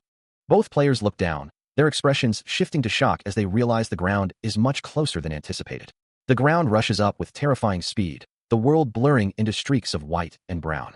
Then, a jarring impact, sending shockwaves through the air as the first player hits the earth. The force of the landing continues, a violent tumble across the uneven terrain. Dust and debris explode outwards, marking the chaotic end of the aerial skirmish. Another heavy thud echoes as a second figure slams into the ground nearby. Both Yu Sung-yoon and Bubble Sniper crash land, their bodies hitting the earth with a painful jolt, sending up plumes of dust. Coughing, he pushes himself up, his mind already racing. First strike, go go. The competitive spirit burns within him as he hears the shouts of his audience. Stomp him to death, Almond. Fuck him up. Another impact reverberates, the ground trembling slightly from the force. But before he can fully engage, Bubble Sniper is already on the move, sprinting away, prompting Yu Songyun to wonder, where are you going? He watches his opponent disappear into the distance, a sudden realization dawning on him as he identifies Bubble Sniper's destination, the arsenal. He continues his strategic retreat, putting distance between himself and his opponent, while a thought crosses his mind. A barehanded fight would be a significant disadvantage for a newcomer like him. Observing the fleeing figure, he realizes the urgency of his situation, knowing he needs to find a weapon, anything that will give him an edge. With renewed determination, he pushes off the ground, his body a blur as he gives chase. Suddenly, his eyes lock onto a glinting object on the ground, a weapon lying amidst the debris, and he veers sharply towards it. His focus narrows, every ounce of his energy propelling him towards the potential equalizer. But he isn't the only one with keen eyes. Bubble Sniper, too, has spotted the weapon and is now racing towards it from a different angle. As they converge, he stretches out his hand, fingers splayed, desperate to grasp the weapon first. However, a swift movement from his opponent cuts him off, Bubble Sniper's voice echoing with a taunt. Did you really think I'd let you grab that? Before his fingers can close around the hilt, Bubble Sniper's foot flashes out, connecting with the weapon in a burst of purple energy, sending it skittering away. The weapon spins through the air, now out of reach for both combatants. He recoils, his attempt thwarted, the momentum of his lunge carrying him past the now empty spot. Looking down at his empty hand, he realizes the opportunity has been snatched away, leaving him still unarmed. Still disoriented from the previous exchange, Yu Songyun reaches desperately for the fallen weapon. But before his fingers can even brush the hilt, Bubble Sniper's foot flashes in, connecting with the weapon and sending it spinning away with a forceful cry. The sudden denial leaves him momentarily stunned, his eyes wide with disbelief.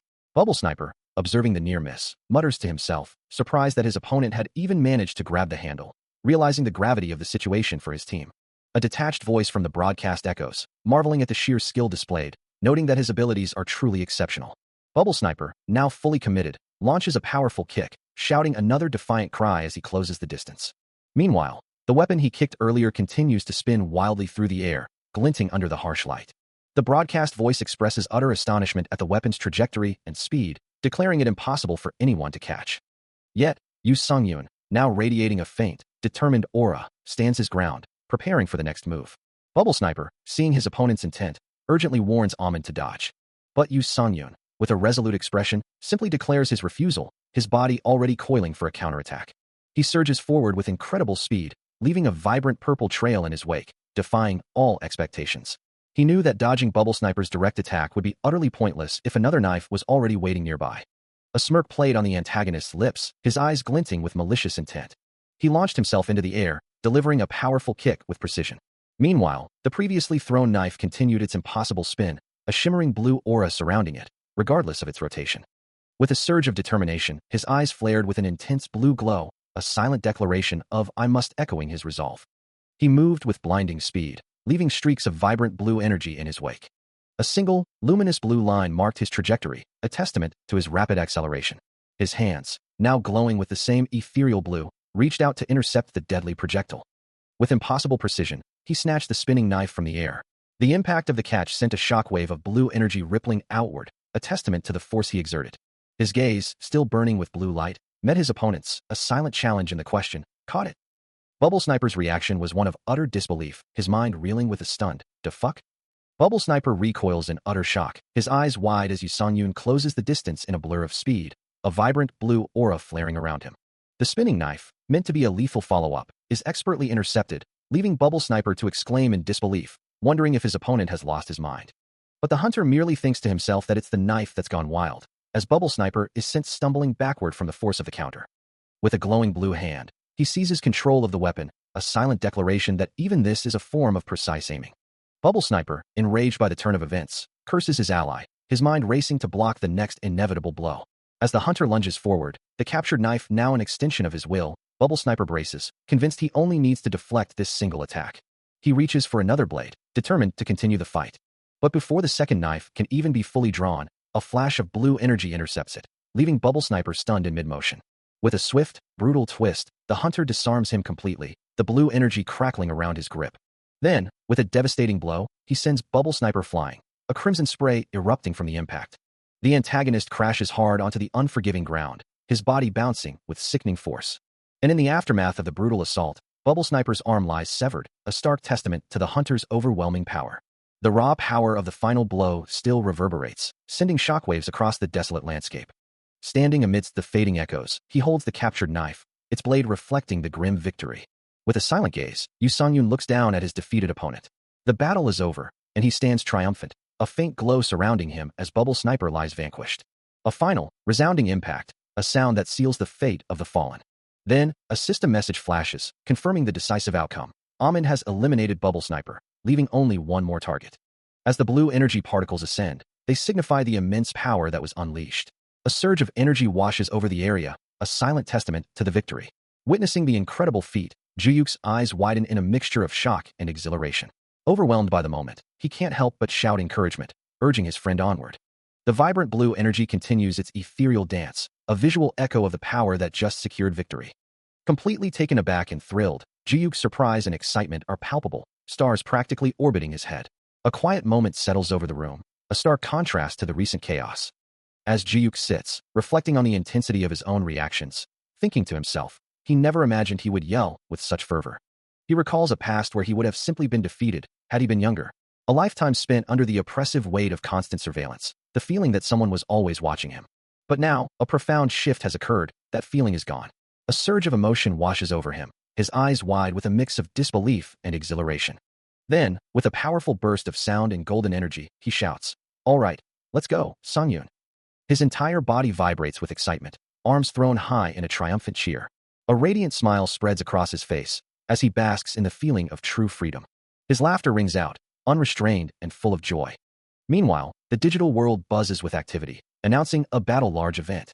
On a community forum, messages flash across the screen, with users excitedly discussing a Battle Large update announcement and asking, "Did you see Bubble Sniper vs. Amon? No," and declaring, "The real deal. I think it'll be possible. No. Finally, no." The game's chat channels explode with disbelief, players questioning Bubble Sniper's ranking and marveling at the intensity of a match they'd just witnessed in the Bronze League. This was the legendary BPG, the battle of the prideful two geniuses, between Amon and Bubble Sniper, a clash so significant it was being discussed across the entire community, even if the term was used ironically. The comments continued to pour in, highlighting the critical importance of the first move, with players exclaiming that this was indeed the real BPG, a true match between two geniuses, the genius devil Bubble Sniper against the devilish genius Amon.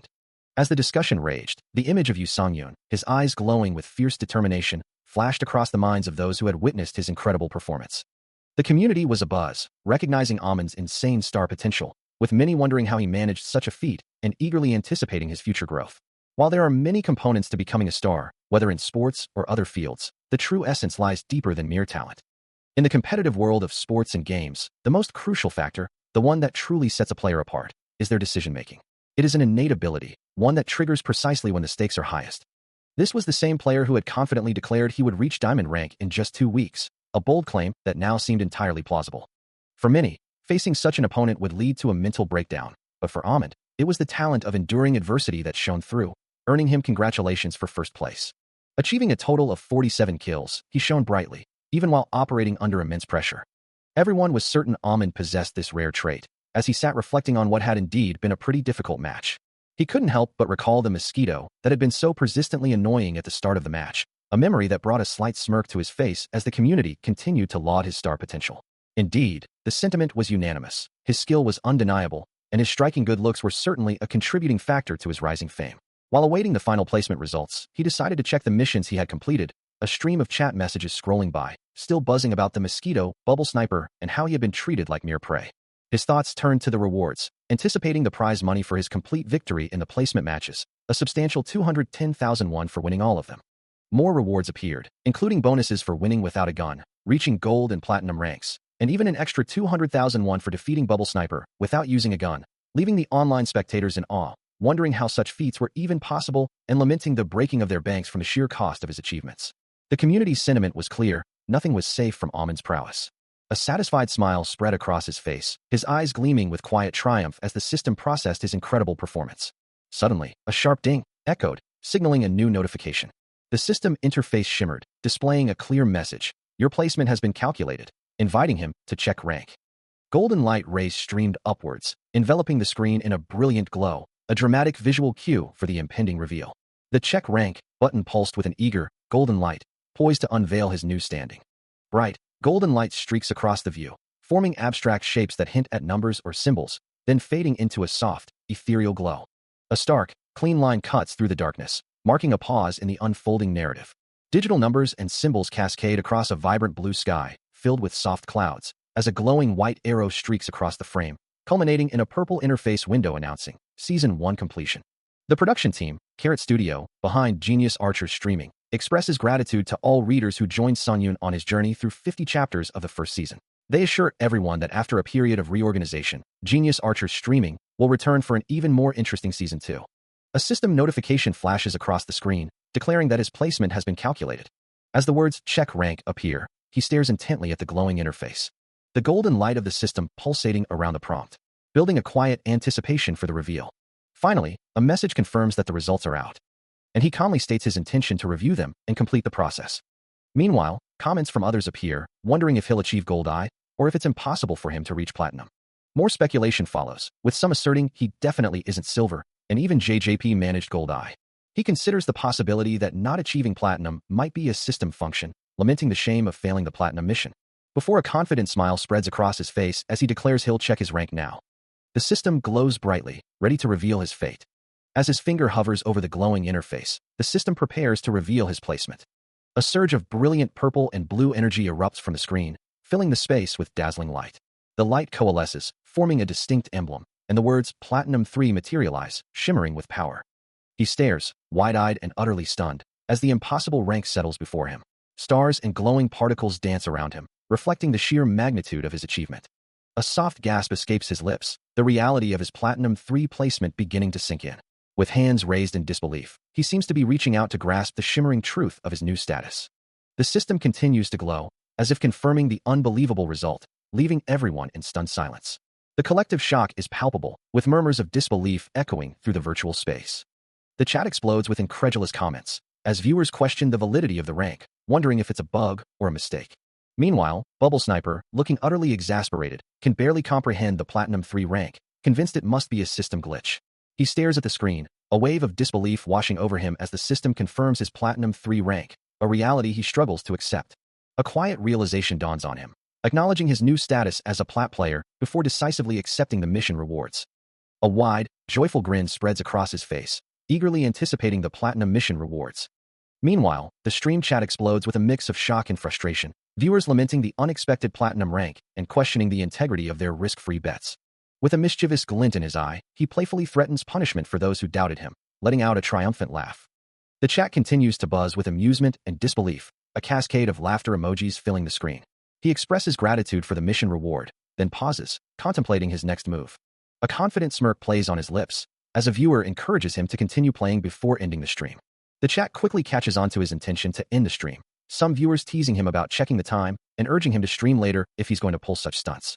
He reacts with a flustered expression, clearly embarrassed by the chat's quick observations. Suddenly, a significant donation flashes across the screen, accompanied by a winking, pink-haired woman named Miho. His eyes widen in surprise, recognizing the name and recalling her from a previous encounter. He stares ahead, a soft purple glow reflecting in his wide eyes, still processing the unexpected turn of events. Then, a staggering amount flashes across his screen, making his jaw drop in disbelief at the 500,000 won. His chat, however, is less concerned with the money and more with the donor, erupting in a flurry of questions about Miho's sudden appearance and their relationship. He can only gape at the donation notification, the name Miho, and the colossal sum of 500,000 won burning into his vision. It hasn't been long since he started streaming, and to receive such an amount makes him realize just how lucrative this field can be. A wave of flustered energy washes over him, the ding of new messages echoing his internal turmoil. His viewers, now in a frenzy, spam the chat, desperate for him to continue streaming and pleading with Almond not to leave. Regaining his composure, he offers a wide smile, casually stating that donations are simply donations, trying to brush off the speculation. The chat, however, is relentless, with cute blob avatars begging him to play a bit more and acknowledging Miho Nuna for her contribution. A gentle smile graces his lips, a hint of amusement and perhaps gratitude for his dedicated audience. All these people, his loyal viewers, are throwing up, sobbing, and declaring him the king of instantly ending stream, begging him not to go. From calls for a dinner mukbang stream to heartfelt declarations of love, the chat overflows with affection for Almond, the streamer they truly adore. A soft sound escapes him, a subtle acknowledgement of the overwhelming support he's just received, as a gentle smile touches his lips. With a renewed sense of purpose, he declares, "Fine, I'll do a bit more." He reflects on his promise, knowing he must honor his word, and sets his sights higher, proclaiming, "Let's go for Diamond." This new ambition isn't just for himself, but for everyone who believes in the insignificant me. A sigh of relief escapes him as he settles back into his room, the weight of his decision both heavy and exhilarating. Meanwhile, Juyuk leans back in his chair, hands clasped behind his head, content that his own placement matches are complete, allowing him to relax and check the reactions to Songyun's stream. The comments section explodes with a mix of shock and disbelief, some viewers simply exclaiming, "HUH," while others type out a string of expletives, followed by a triumphant, "Huh." The chat scrolls rapidly, filled with excited declarations that his rank has been revealed, and the reactions are overwhelmingly intense, with one comment specifically mentioning Amon's Plat 3 reaction. Juyuk watches, bewildered, as the chat descends into an endless repetition of exclamations, realizing that short-form videos about Songyun's achievement are already circulating, with viewers praising his friend for truly outdoing himself. The comments continue to pour in, some finding the situation hilarious, while others speculate that Songyun, a chill guy, might not even understand the significance of his own rank. A look of confusion crosses Juyuk's face as he tries to make sense of the chaotic chatter, muttering, "What are they talking about?" The conspiracy theories escalate, with viewers convinced that Songyun must have known all along, and that the entire event was a planned manipulation of the ranking system, prompting some to even suggest reporting him. As his fingers rapidly tap across the keyboard, Juyuk continues to scroll through the online discussions. He reads a comment, asking, "Do you really think there are only 1 or 2 streamers who got first place in all of their rank placement games? LOL. Another user responds, "Well, there really is just 1 or 2. LOL. Juyuk acknowledges, "Yeah, that's true." Then, a new thought emerges from the forum. So there were a few people who got first place in all of their placement games. What is it then? How does the algorithm work when determining tiers? Prompting him to investigate further. His hand moves to the mouse, navigating through the data. A realization dawns on him. The people who got all first place in their placement games have different ranks? This can't be the data of. He muses, a furrow in his brow. The forum continues to provide answers, stating, but they ranked anywhere from Gold 4 to Gold 1, which means. The implications hit him with a sudden force, as he concludes, Platinum 3 isn't impossible, then. But the thought quickly turns to distress, as he clutches his head, overwhelmed by the complexity of the ranking system. A wave of confusion washes over him, making him wonder, why are they fighting? His eyes, magnified by his glasses, reflect a deep contemplation. He pauses, lost in thought. A sigh escapes him as he concludes, fairness is more important in online games than I initially thought. Then if fairness is questioned, users will engage in heated debate. Still engrossed in the online discussions, Juyuk sits before his laptop, a thoughtful expression on his face. His fingers fly across the keyboard, typing with a decisive rhythm. He leans back, a resolute glint in his eyes as he considers his next move, thinking, I should. His hand clenches into a fist, his determination solidifying as he resolves to nip this in the bud. Meanwhile, in a bustling office, a wave of frantic energy seems to ripple through the air, echoing with unseen shouts. The tension is palpable, as if a storm is brewing. An older man, seated at a computer, manages a strained smile, though his expression suggests underlying worry. He sighs, realizing the implications of the situation. He wants us to do the explaining, huh?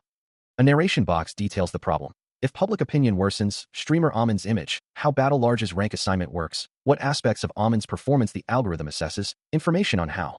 The older man's thoughts drift to the email. He sent an email, just like that. He doesn't want to deal with public opinion and demanded for this to be addressed quickly. He then grumbles, Amon's manager? Who is this bastard? I sure like him. His eyes widen in alarm, a bead of sweat forming on his brow, as he turns to a colleague, asking, just where? The older man, now facing his colleague, repeats the pressing question, so, what will we do? An employee stands before his manager's desk, explaining that he brought up the Amon project because it was the manager's initiative. The manager, rubbing his chin thoughtfully, suggests the issue could be resolved by simply uploading an explanation. The employee, however, looks shocked, questioning if the manager truly intends to end the matter so easily. His reaction is one of utter disbelief. He continues, asserting that Amon's placement was far too high, and given that the ranking was determined by AI, he wonders if there's a possibility of error.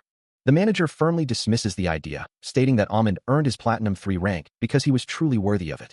The employee then asks if anyone else had ever achieved a Platinum rank in placement, to which the manager replies that someone in Denmark once reached Platinum 4. With a confident smirk, the manager declares that this situation is precisely why he considers it good material.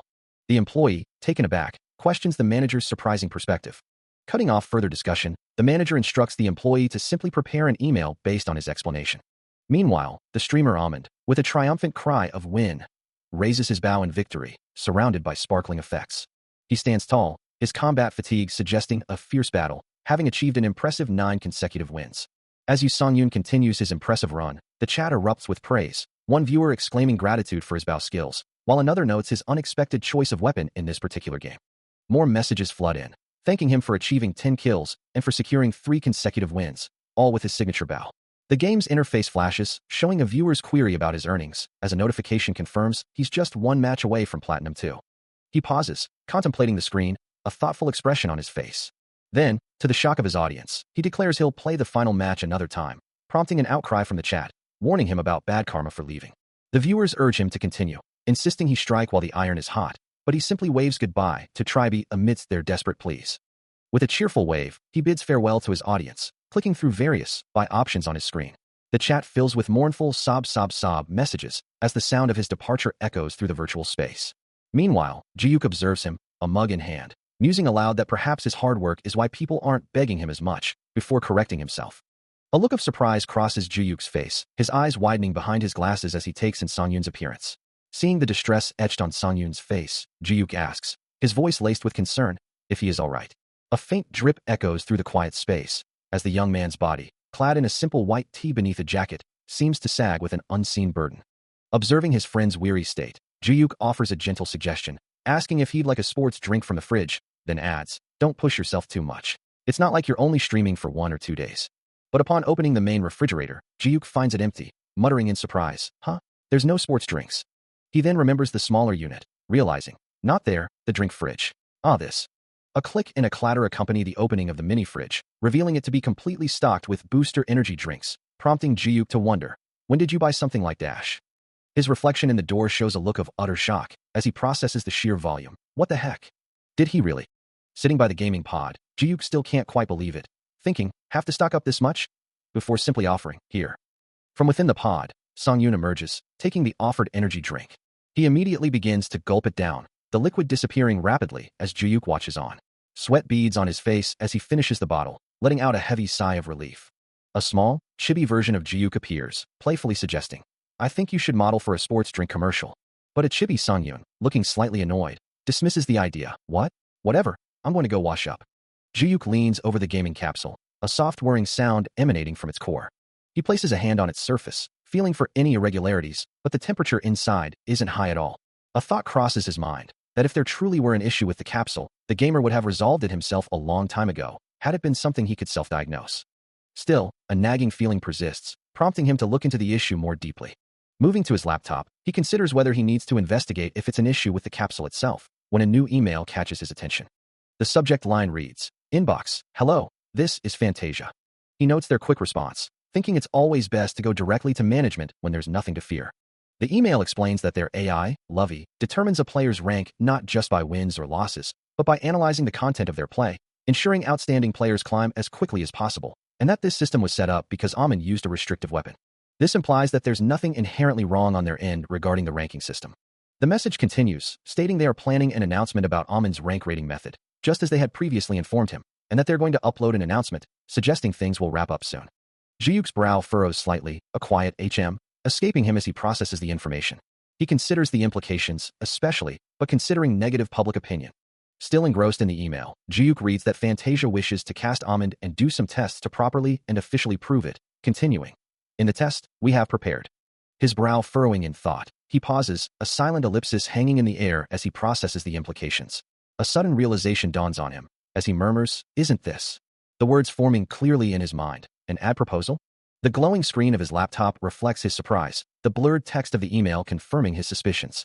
A sudden exclamation of "Tada!" rings out, as Ji-yook excitedly displays an email on his tablet, its subject line announcing a message from Fantasia. The email details how their AI, Lovey, analyzed Mr. Amon's game data, leading to a proposal for players capable of higher ranks, and Ji-yook, beaming, declares, we got an ad proposal. Both Ji-yook and a female colleague lean in, their eyes wide with anticipation, before a collective gulp escapes them, as the weight of the news settles. Song-yoon, looking at the tablet, questions if it's an ad proposal, to which Ji-yook confirms, yep, it's from Fantasia, check it out. Punk also gave approval, so we can do it. He then asks if Song-yoon is okay with it. As the latter, his gaze fixed on the screen, wonders aloud, is it an ad for the VR system? Ji-yook clarifies the terms, explaining that Songyun will test out the simulator and prove his ranking. A worried expression crosses Songyun's face, prompting Ji-Yuk to ask, "What's wrong?" Ji-Yuk, sensing his hesitation, asks if he doesn't want to do the ad, but Songyun quickly replies, "No, I do. It's just..." His gaze drops, a shadow of concern in his eyes, as he reveals his apprehension about the medical test. He clenches his right hand, the gesture betraying his fear that more people will know about my right hand. Ji-Yuk then asks if he told the director about it. With his hand resting on the table, Songyun affirms, "The director's someone I can trust." He knew he had to speak his mind, even if it meant confronting the uncomfortable truth. But this situation was different, Ji-Yuk insisted, because it would be broadcast live. Songyun quickly countered, suggesting they could simply instruct the production team not to broadcast it in advance. No, he didn't want the production team to know either, he thought, questioning how he could possibly trust them with such sensitive information. Ji-Yuk's voice rose in exasperation, asking if he was truly refusing the proposal. He reminded Songyun that a medical check was inevitable anyway. Songyun's face contorted in distress, his voice cracking as he demanded, "Haven't you seen my condition every time I exited the capsule?" Ji-Yuk, seemingly unfazed, pressed on, "Do you even know how many doctors can conduct brainwave exams while you're in the capsule?" He continued, emphasizing that Fantasia's medical team was renowned, suggesting Songyun might as well get his medical check done. Ji-Yuk's expression softened slightly as he asked, "Are you being like this?" The unspoken question hung in the air, as Songyun's thoughts raced. "Because your former colleagues might find out?" His hand clenched into a tight fist, knuckles white, as he struggled to contain his rising anger and fear, the impact of his frustration visibly cracking the surface of the table. With a sharp, dangerous glint in his eyes, Songyun warned him, "Watch your mouth." Ji-Yuk simply stared back, a silent acknowledgement passing between them, the weight of Songyun's words settling heavily in the air. As he makes his exit, a frustrated voice calls out from behind him, demanding to know where he thinks he's going without eating, to which he retorts that he's eating out, and Ji-Yuk can have the cereal himself. A loud slam echoes through the house as the door closes behind him. Inside, Ji-Yuk sits alone at the dining table, a laptop open before him, a bowl of cereal untouched. His expression is one of deep annoyance, his hand reaching out as if to grasp at the air. With a frustrated sigh, he clenches his fist tightly. As he shuffles away, his thoughts drift to the irony of the situation. He's the one who studied abroad, yet his brother is the one always eating cereal. Meanwhile, outside, Songyun, now wearing glasses, greets a young woman named Jia, who seems surprised to see him. She begins to decline his offer, but he quickly insists on carrying her bag for her. With a gentle touch, he takes the bag from her hands. As he walks away with the bag, he casually asks if she's stopping by. As Jia inquires about Songyun, Ji-Yuk deflects, explaining that his current situation is work-related and he'll elaborate later. All the while internally fuming about Songyun's apparent idleness, and thinking to himself that the man is simply sleeping. He also speculates on the nature of Songyun and Jia's relationship, wondering if they might have had a disagreement. Meanwhile, outside, Songyun greets Jia, asking if she's eaten, to which she quietly responds, "No." With a bright suggestion, she proposes, "How does blood sausage soup sound? My treat." Her expression shifts to one of surprise and slight embarrassment, as if caught off guard by her own boldness. Soon after, a steaming bowl is placed before them, accompanied by the cheerful announcement, "Here is your meal." Songyun looks on with a surprised expression as a side dish of kimchi is served, exclaiming, "So?" As Jia casually opens a bottle of soju, she teases him, "What is it? You won't pay for the soju." His face hardening with resolve, he declares, "No, I will." Holding up a bottle of soju, Jia offers it to him, a small, chibi version of Songyun appearing to decline the drink, but she simply states, I'm good." He looks at her, a slight smile playing on his lips, suggesting she looks like she needs it, then asks if that's truly how it appears. Without waiting for a response, the clear liquid begins to flow from the green bottle, splashing into a small glass. As the glass fills, she reaches out, declaring she'll pour it herself. With a small, almost imperceptible sigh, he simply tells her to take it, resigning himself to her assertive nature. A soft laugh escapes her as he wonders aloud if drinking first thing in the morning is truly acceptable. Taking a shot, he dismisses his own concerns, muttering that he no longer works in an office anyway.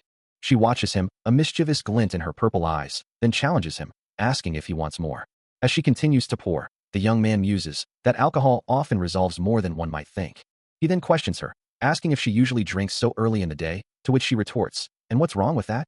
Taking a bite of food, she argues that such early drinking ruins the beginning of the day. With a frustrated expression, she points out that he was the one who started a fight to begin the day. A faint blush spreads across his cheeks, a soft ugh escaping him as he processes her words. Meanwhile, Jia's thoughts drift, a wry LMAO echoing in her mind, believing he couldn't possibly know what she was talking about, yet feeling that even a passing dog would understand. She muses to herself that he must already be drunk to be so oblivious. Her gaze fixed on a laptop screen, she considers the implications if someone. She imagines two men, one pointing, the other blushing, as she thinks of those who keep pushing their feelings down without a word. Her expression remains thoughtful, convinced that such people will eventually implode. Songyun looks on, a question forming in his mind, wondering if he truly did something to provoke her. Ignoring his unspoken query, Jia's resolve hardens, deciding it's time for another bottle. A hand pours more soju, as she considers the possibility that if he has some trauma, it might explain his behavior. Now visibly flushed and slurring her words, Jia lets out a hiccup, her eyes red-rimmed as she reaches for the soju bottle. Still blushing from the previous conversation, Songyun covers his mouth, considering the implications of an issue related to both his health and the advertising. Meanwhile, Jia wonders aloud if that shithead Almond truly doesn't understand the situation, before concluding that Almond knows absolutely everything. With a slight smile and a pointed finger, she adds that despite knowing everything, he still claimed to have trauma. Songyun, still blushing and holding a cup, can only acknowledge her statement with a quiet, true. He thinks to himself that it's not as if he's unaware of the pros and cons, his expression clouded with worry.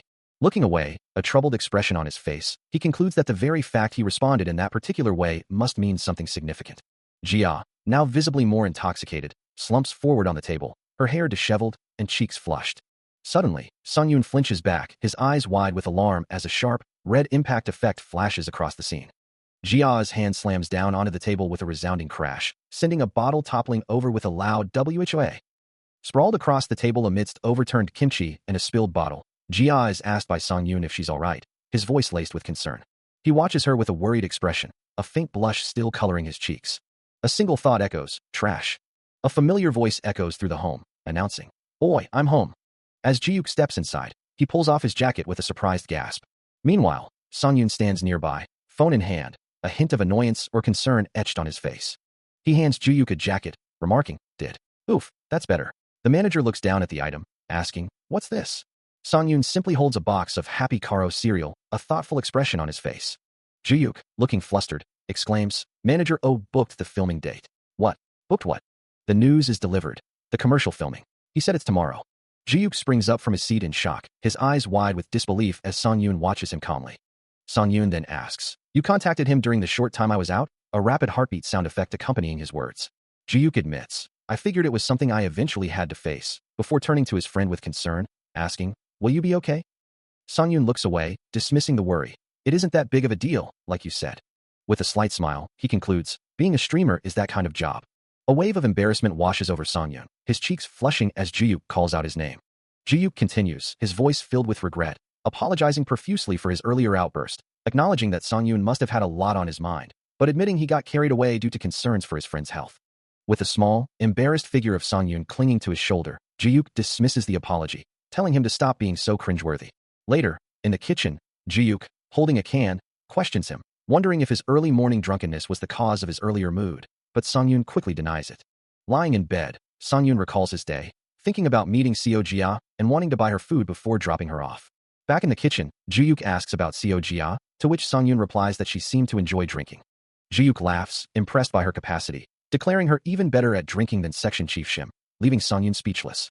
Taking a sip from his can, Jiuk muses that she must have quite the backstory. Songyun, flustered and blushing, confirms Jiuk's observation, who then teases him, asking if he's interested in her. With a soft clink, a hand places the blue can onto a surface. A woman with long, flowing light brown hair, glowing softly, turns away, her form radiating a gentle light. Her voice echoes, firm and clear, insisting that it's not like that. A soft, ethereal glow emanates from an unseen source, shimmering with delicate particles. This gentle light gives way to the harsh reality of the digital world, as the screen displays a streamer forum. A post from a user declares their intention to take a break for an important shoot tomorrow, prompting a comment wondering what new development this signifies. The forum erupts with speculation, users questioning if this shoot means a global expansion or if the streamer had already achieved a higher rank, with one user linking to a news article. The comments continue to pour in, ranging from shock and disbelief to accusations of staging and questioning the system's trustworthiness, with some even suggesting Almond is a Nepo baby in charge of AI advertising, while a voice from elsewhere laments the sheer number of people to sue. In a quiet office, Jiuk explains to a colleague that Songyun's mental state is delicate, and he struggles when confronted with such negativity. He then turns to the colleague with a sharp, "What?" instructing him to screenshot and send over any such comments, emphasizing that their legal department is not merely for show. Meanwhile, Songyun, with small clips holding his hair, offers a polite "Gosh, thank you so much" to an unseen stylist, a faint thought of what a swindler crossing his mind. Back in the office, Juyuk asks if public opinion is truly that bad, to which his colleague replies that it's simply the gaming community being overly sensitive. The colleague further elaborates that these are placement-related issues, as Juyuk listens intently. The forum comments continue to buzz with excitement and confusion, with users exclaiming over Almond and Fantasia hosting him, some wondering who Almond even is, and others anticipating the fun and asking if his channel will also be streaming. As the stylist finishes up, Song-yoon offers a final, appreciative good taste. Excellent. Father, before a subtle though escapes him, perhaps reacting to the latest online chatter. As he reviews the data, Juyuk observes that this is simply a normal reaction to the situation. He confirms, that's right.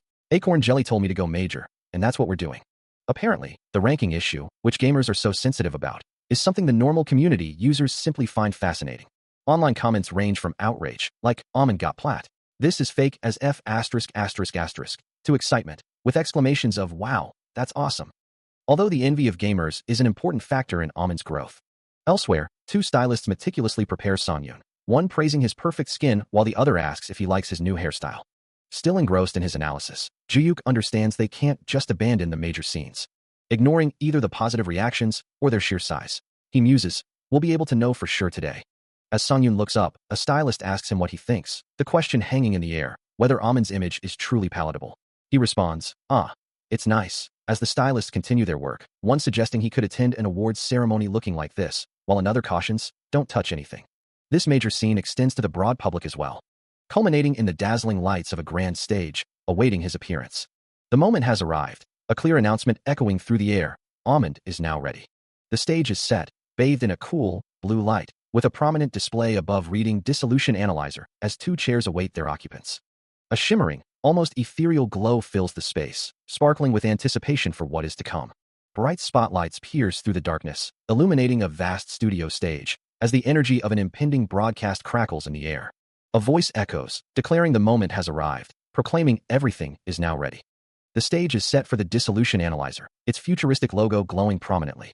Backstage, a woman with dark hair gestures warmly, inviting Yu Song-yoon to take a seat, affectionately calling him Almond.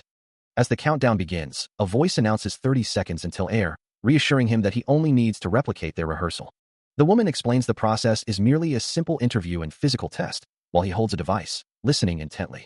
She continues, clarifying the test will also determine if there are any abnormalities regarding the capsule.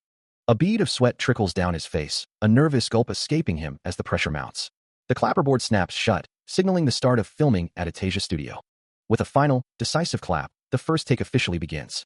On screen, the woman from backstage smiles brightly, greeting the viewers with a warm welcome. She introduces herself as Yoo Hae-yeon, the host of Dissolution Analyzer, ready to begin the broadcast. The broadcast begins, prominently displaying the title card for the Dissolution Analyzer program. This particular show, known for its long history and meticulous approach, invites a guest to thoroughly analyze and dissect them, a format they pride themselves on. After all, the content isn't truly engaging unless the person being scrutinized is famous, making an invitation to appear on such a program quite meaningful. Online chat rooms explode with reactions, as viewers realize that Almond's recent shoot was for this very Dissolution Analyzer broadcast, hailing him as world-class and questioning if this was the filming they'd heard about. On stage, the host, Yoo Hae-yeon, smiles brightly into the microphone, acknowledging the palpable excitement from the audience before announcing the introduction of their special guest. A staff member in the background holds up a sign, promising that the camera will soon find Almond, and with a flourish, the name Almond is officially revealed. The camera cuts to Yu Song-yoon, who offers a charming smile, eliciting a wave of enthusiastic cheers and exclamations from the online viewers. The chat feed explodes with adoration, commenting on how handsome he looks on camera, with some playfully asking why he's so handsome today. Yoo Hae-yeon, standing beside him, beams at the overwhelming response, telling him that the reactions are on fire, and that he's practically an idol. Looking slightly flustered, Yu Song-yoon humbly responds, mentioning that he's around 30, so being called an idol feels a bit off, prompting chat users to jokingly call him an old man. The online comments erupt in laughter, teasing him about coming out of the age closet, while the host, Yoo Hae-yeon, playfully chides him for revealing his age during an interview. With a slightly annoyed expression, Yoo Hae-yeon leans into the microphone, letting out a small sigh and a half-hearted apology. As the camera focuses on him, Song-yoon is asked if he's nervous, to which he admits he didn't expect such a large audience, wondering aloud if this many viewers are typical. The online chat, however, quickly dismisses his concern, declaring the current viewership as usual and humorously noting his disappointment. Attempting to lighten the mood, Hae-yeon winks playfully into the microphone, assuring him not to be disappointed, while the chat erupts with adoration for her. She then confidently proclaims that Amin will triple the viewership with his abilities, a statement that the audience immediately questions and mocks, urging her to stop the cap. Still looking thoughtful, Sung-yoon defends himself, insisting he's not exaggerating about past viewership increases, before turning to an unseen director to ask why the numbers haven't risen this time, acknowledging Haeun's skill as a host. The chat, however, continues its playful jabs, declaring that this must be the limit of his viewers, much to Haeun's visible annoyance. Looking distressed, the host questions if the low numbers are her fault, while the chat continues to laugh, reminding young Amin that he is, in fact, on a live broadcast. Sung-yoon, still bewildered, wonders what he did wrong, as Haeun, with an exasperated expression, muses that this experience is vastly different from her time with Acorn Jelly, feeling as though the guest isn't being treated like one. With a sudden shift in demeanor, Sung-yoon's expression turns serious, hinting at the true nature of the dissolution analyzer, as more than just an interview, but perhaps a challenging toy to be played with. Finally, with a cheerful smile, Haeun announces the official start of the interview, and Sung-yoon, looking slightly intimidated, gives a quick nod of agreement. The chat explodes with laughter once more, teasing him for his sudden fear and the disappearance of his earlier cold and handsome look. As the broadcast studio hums with activity, Yoo Sung-yoon sits amidst the equipment, while Ji-yook stands nearby, observing the scene. A female figure, likely Yoo Haeun, watches from the foreground, her presence a silent anchor to the ongoing analysis. A moment later, Ji-yook engages in conversation with an older man, a smile gracing his lips as he remarks, "Sung-yoon's doing great. It's good I came to see him." The older man, beaming, expresses his gratitude for Ji-yook's presence. The older man, however, quickly clarifies, No, I came because I wanted to watch," his words carrying a hint of personal interest rather than mere obligation. He continues, reflecting on the protagonist's performance. "Well, either way, Amin's doing better than I thought he would." He then turns to Ji-yook, a challenging glint in his eye, asking if he had predicted such success. Ji-yook points at the older man, who then proudly asserts, had he continued as an athlete, there would have been a huge buzz. He's got what it takes, his voice filled with admiration for Sung-yoon's innate talent. In a more lighthearted exchange, Ji-yook acknowledges, "All right, I'll be careful about stuff like that," while the older man responds with a polite, "Yes, thank you for your consideration." Ji-yook bows deeply to the older man, who reminds him, "You're the one who went around one by one requesting us to do as such," implying Ji-yook's efforts in gathering support for Sung-yoon. Turning to Yoo Haeun, Ji-yook maintains his respectful posture, affirming, "Of course I should do this much," his dedication to Sung-yoon's success evident in his words and actions. Later, Ji-yook addresses the older man, now identified as the director, asking, "How is it, director?" "Okay." The director, still observing Sung-yoon, responds with a confident, "He's great," though a lingering thought suggests that Sung-yoon's mysterious image might be a bit too much. Sung-yoon, unaware of the discussion about his persona, smiles confidently as he states, "We've taken out all questions about his past. There's nothing we can get from the interview," indicating a carefully curated public image. Meanwhile, Ji-yook, looking at a screen, muses, "The mysterious image is something that worked only back in the 80s, his expression suggesting skepticism about the effectiveness of such a strategy in the current era. The broadcast director muses on the current state of entertainment, where exposing everything and making fun of it all has become the norm. Meanwhile, Ji-yook, looking concerned, is told by a staff member that the protagonist refused to cooperate with their image management, leaving them with no choice but to proceed as planned. The director, still off-screen, asserts that the interview isn't the main point for him anyway, then questions if the physical test is the primary segment, noting that according to statistics, it isn't as fun to watch. He leans back in his chair, a sigh escaping him, simply responding with a drawn-out well to the situation. As the broadcast prepares to transition, a voice suggests they simply wait and see, then asks if they should begin the physical test. In a sleek, high-tech testing room, glowing particles drift around Yoo Sung-yoon and Yoo Haeun, who stand ready for the next segment. Haeun stands beside Sung-yoon, who is now seated in a specialized chair, a voice from the system taunting him about his rank manipulation being exposed in 1 minute, questioning if this was meant to clear things up. Sung-yoon, despite the taunt, expresses a feeling of nervousness as the words textbook appear, hinting at the nature of the upcoming test. A viewer, watching the live stream, reacts with a burst of laughter and keyboard mashing, clearly amused by the unfolding events. Back in the testing room, both Sung-yoon and Haeun are now seated in their respective chairs, ready to begin as the system prompts them with a simple, "Let's see."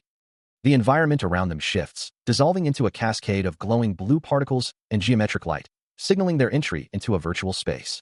Within this new, ethereal realm, surrounded by glowing symbols, Sung-yoon and Haeun stand side by side, their forms now appearing within the digital landscape. He steps forward, the glowing grid of the virtual space shimmering beneath his feet as he and his companion enter the new environment. From an unseen observer, a voice remarks on the swiftness of their entry, asking if he feels any difference, before another voice dismisses the question, noting only 3 seconds have passed.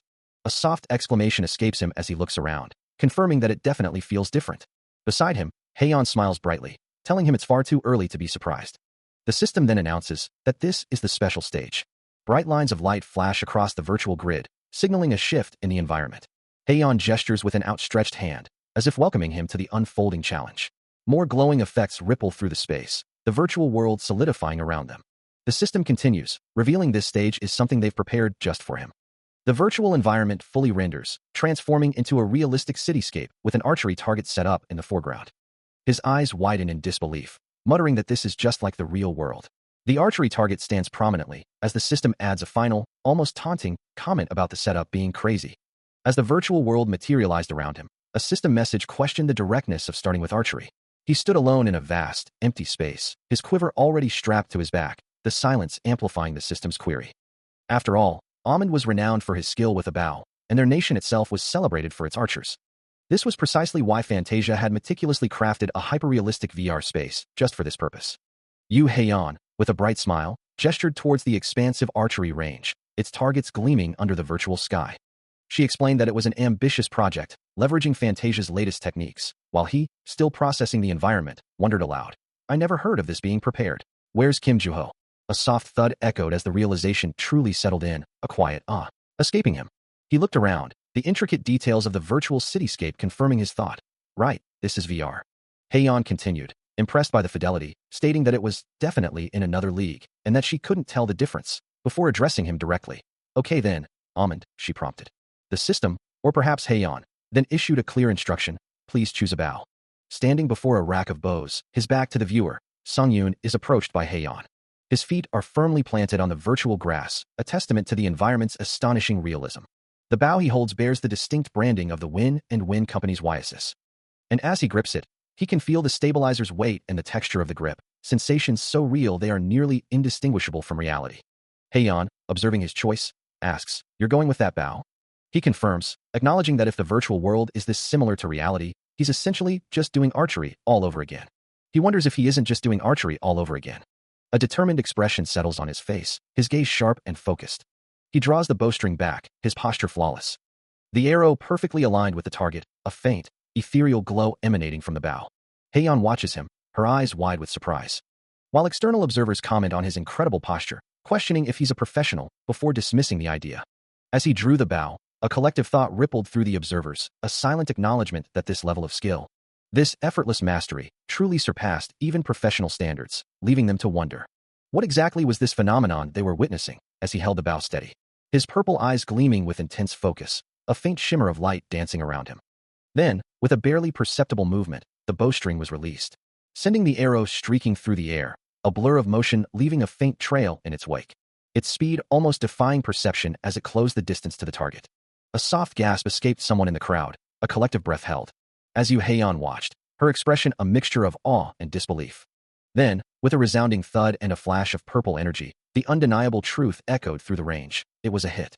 The arrow was perfectly lodged in the bullseye, prompting exclamations of sheesh and wow from the onlookers, with one even remarking that this was just normal Amund, and that he really shoots like he does in games, while another, captivated, could only think, so sexy drooling.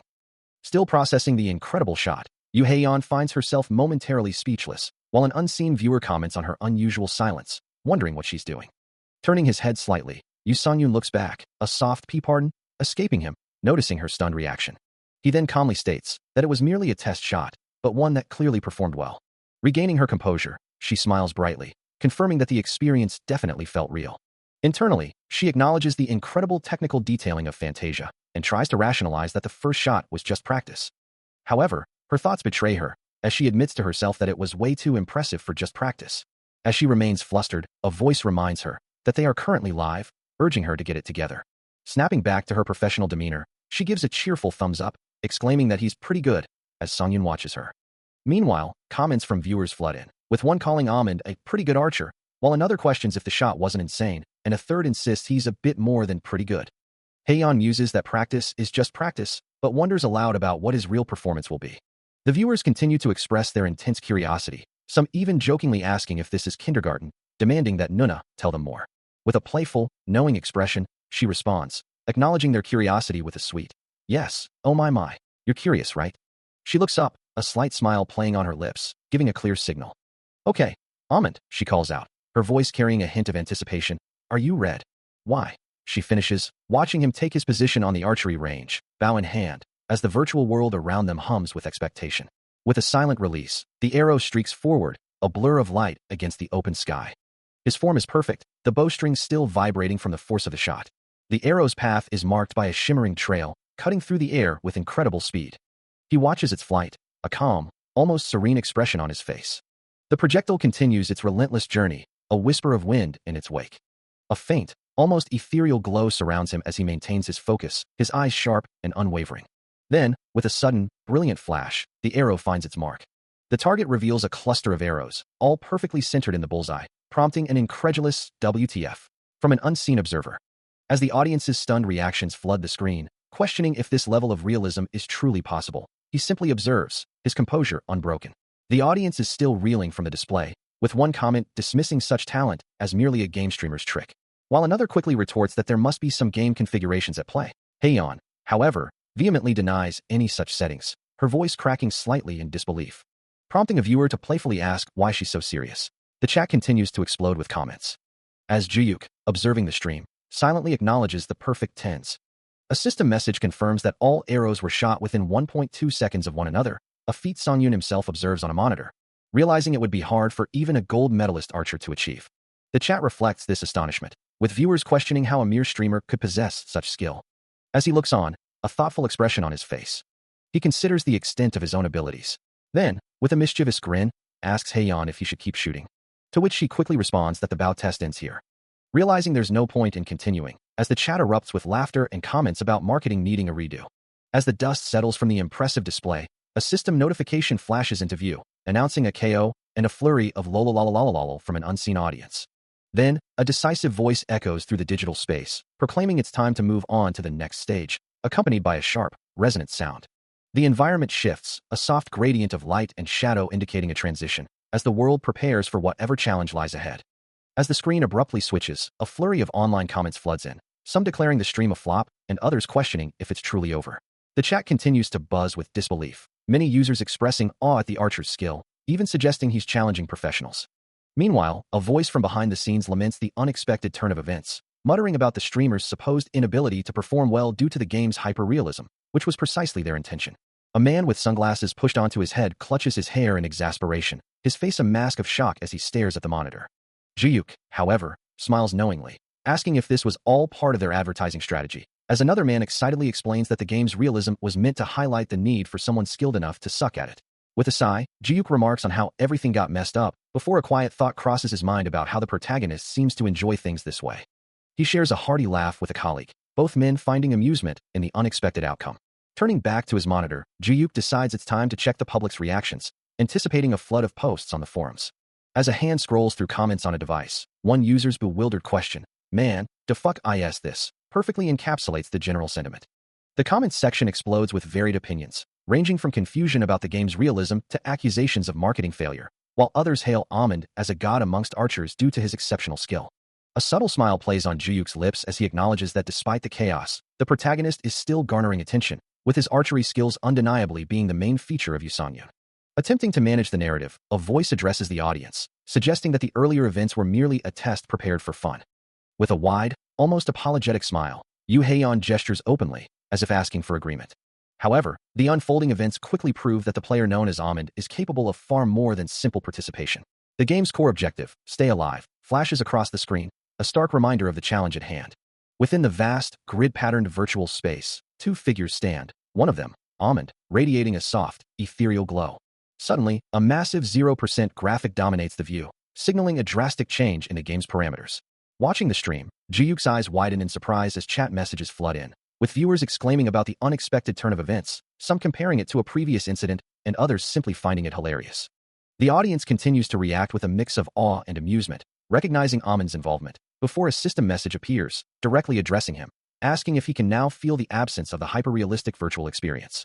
A cartoonish depiction of Amund shows him utterly bewildered, as if his very game client has crashed. The chat erupts with more laughter and comments, noting the significant difference in the game's visuals and overall feel, attributing the change to the graphics alone. Juyuk, now looking amused, utters a simple, knowing, yes, while another chat message jokes about the player finally waking up. Meanwhile, Yu Sungyun himself, looking thoughtful, questions the sudden shift, lamenting the lost opportunity to continue playing in the previous, more challenging environment. Yu Songyun, still processing the game's sudden shift, remarks that this virtual space now feels much more like a traditional game.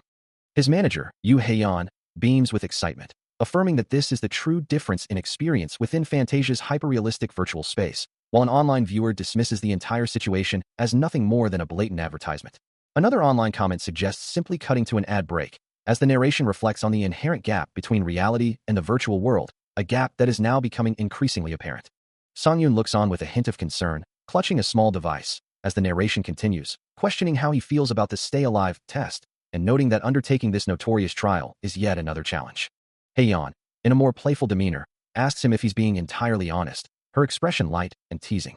She confidently asserts that she thinks it will be easy, a statement that draws a critical online comment about her overconfidence. Meanwhile, director Jiuk, observing Songyun, chuckles to himself, remarking on the typical almond behavior. Online viewers continue to mock Songyun, labeling him a master of shit-talking and laughing at his apparent confidence. Heian then asks Songyun if he truly understands the nature of this test, to which he replies that she had instructed him to review it before his arrival. Heian playfully scolds him, reminding him that he's not supposed to voice such confident predictions, while an online comment criticizes his broadcasting skills. The online chatter continues, with viewers laughing about Songyun's performance, and a question arises. Then have you seen Jobless? The simple, affirmative response hangs in the air. Yu Heian, her expression a mix of challenge and amusement, asks if he still believes the test will be easy, even after witnessing Jobless' performance, while online viewers speculate she's deliberately trying to provoke him. The online chatter continues, with some finding the exchange between the two more entertaining than the tests themselves, as Songyun confidently declares he'll achieve a higher score. His self-assured demeanor earns him the title of trash-talking master from the viewers, his gaze unwavering. More comments flood the screen, mocking his overconfidence and lamenting that he's fallen for the bait, with one particularly aggressive user vowing to defeat anyone who achieved Gold 1. Heian reacts with an exaggerated, almost cartoonish gasp of surprise, feigning shock at his incredible confidence, as the online audience finds her reaction amusing. A sly, knowing smile then spreads across her face, revealing her true satisfaction with his response. Suddenly, a system message flashes across the view, accompanied by vibrant, glowing lines of light, asking, "Shall we begin?" Songyun looks up, his eyes widening slightly, as the digital environment around him begins to shift. He notices the ambient lighting changing, the digital world preparing for the impending challenge. A stark system notification appears, surrounded by scattered digital particles, announcing that the test will commence in 5 seconds. The screen fades to black, with only a faint blue glow hinting at the digital energy building up. Then, a blinding burst of blue light erupts, engulfing the view and signaling the immediate start of the Stay Alive test. Plunged into the Stay Alive test, he finds himself standing in a vast, glowing digital space, brilliant blue light emanating from above. His gaze sweeps upward, taking in the sudden, overwhelming shift in his surroundings. A silent exclamation escapes him, the sheer unexpectedness of it all momentarily stunning him. The digital arena stretches endlessly around him, a shimmering expanse of light and geometric patterns. A frustrated sigh escapes his lips, muttering a quiet damn at the abrupt turn of events.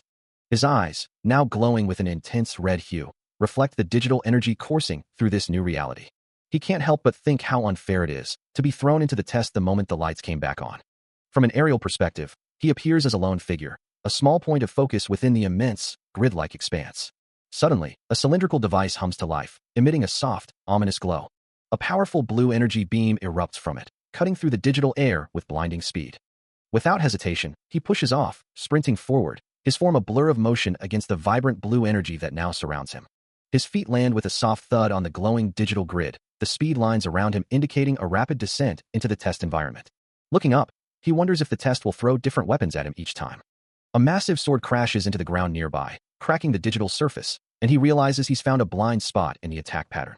Another colossal blade descends, its glowing edge reflecting in his eyes as he thinks, is there a way out? With a burst of speed, his feet hit the ground again, narrowly avoiding the impact, his movements precise and swift.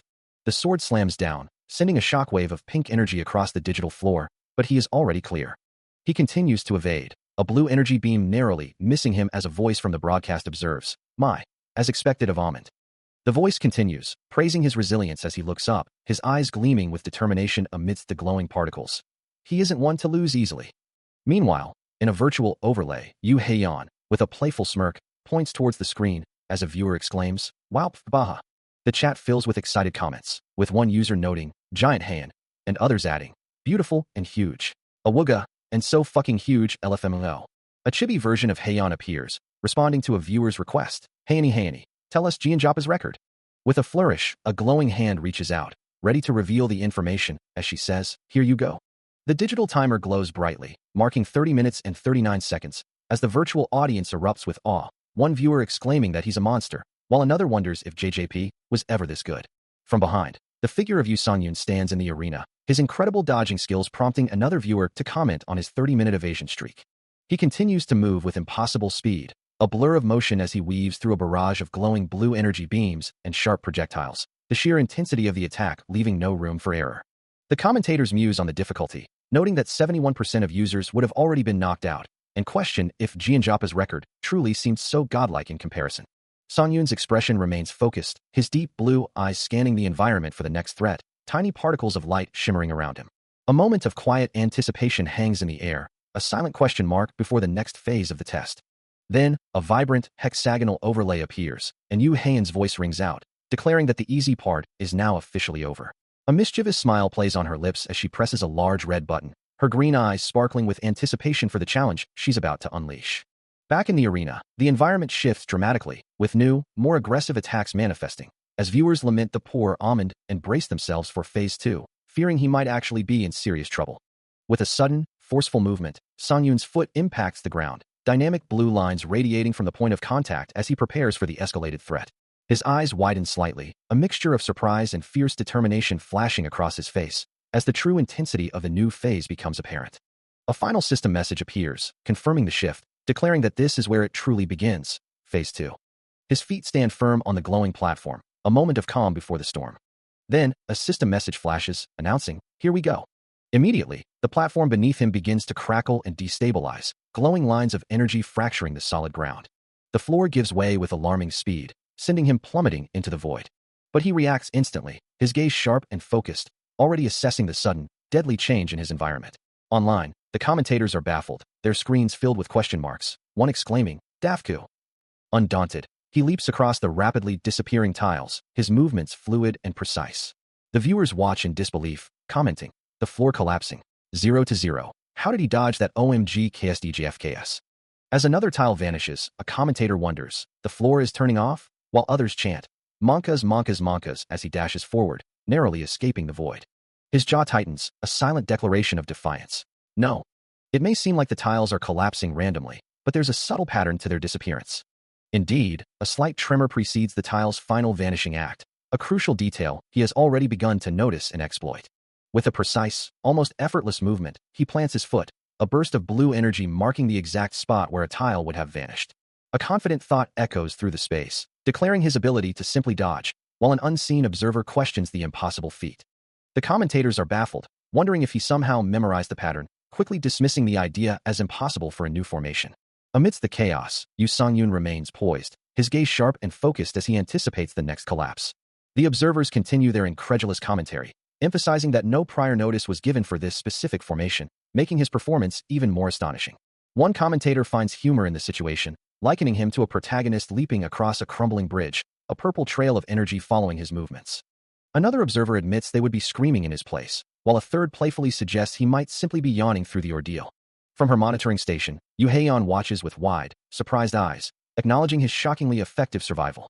She notes his current score places him in the top 11%, then questions if it's truly possible he's only been using the capsule for 3 weeks. Undeterred by the mounting pressure, he executes another agile leap, blue particles scattering around him as he navigates the treacherous path. His legs blur with speed, a purple sound effect emphasizing the rapid, precise movements he makes to stay ahead of the collapsing floor. Suddenly, his expression shifts as he realizes the pattern has changed, now combining with flying weapons, introducing a new, more complex threat to his survival. He continues to navigate the treacherous platform, knowing that any tile struck by the flying weapons will instantly collapse beneath him. Meanwhile, in the observation room, a system notification flashes, announcing that 10 minutes have passed, with the participant now in the top 9%. Back in the test, Songyun glances up, a thought crossing his mind that 30 minutes will surely pass quickly. His arm glows with a faint blue energy, a testament to his focused resolve. In the control room, a junior staff member nervously asks Heian, wondering if the figures they are observing are normal. The sign for the control room hangs above them, as Heian responds with a questioning hum. She then clarifies her concern, bringing up the topic of Amon's data.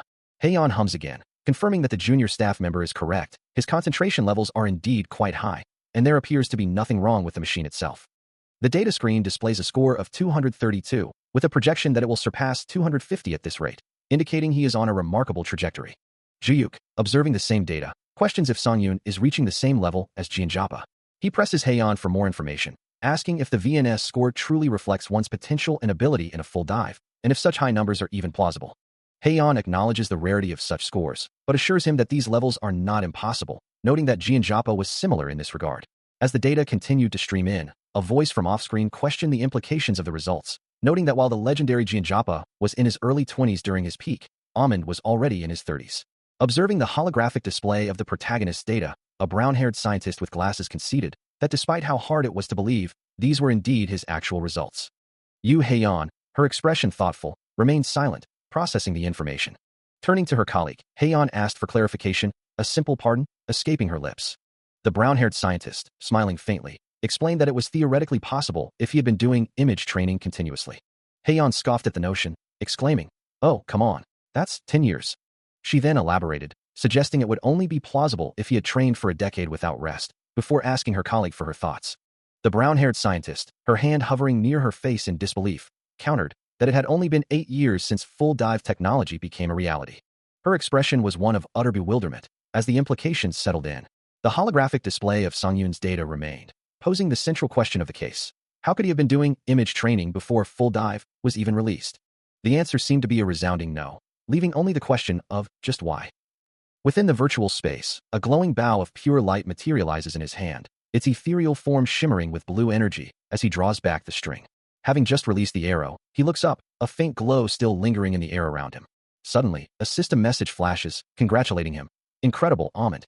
You've passed 15 minutes, and you're now in the top 1.2%. As the virtual platform beneath him glitches and shifts, he continues to run, his movements fluid and precise.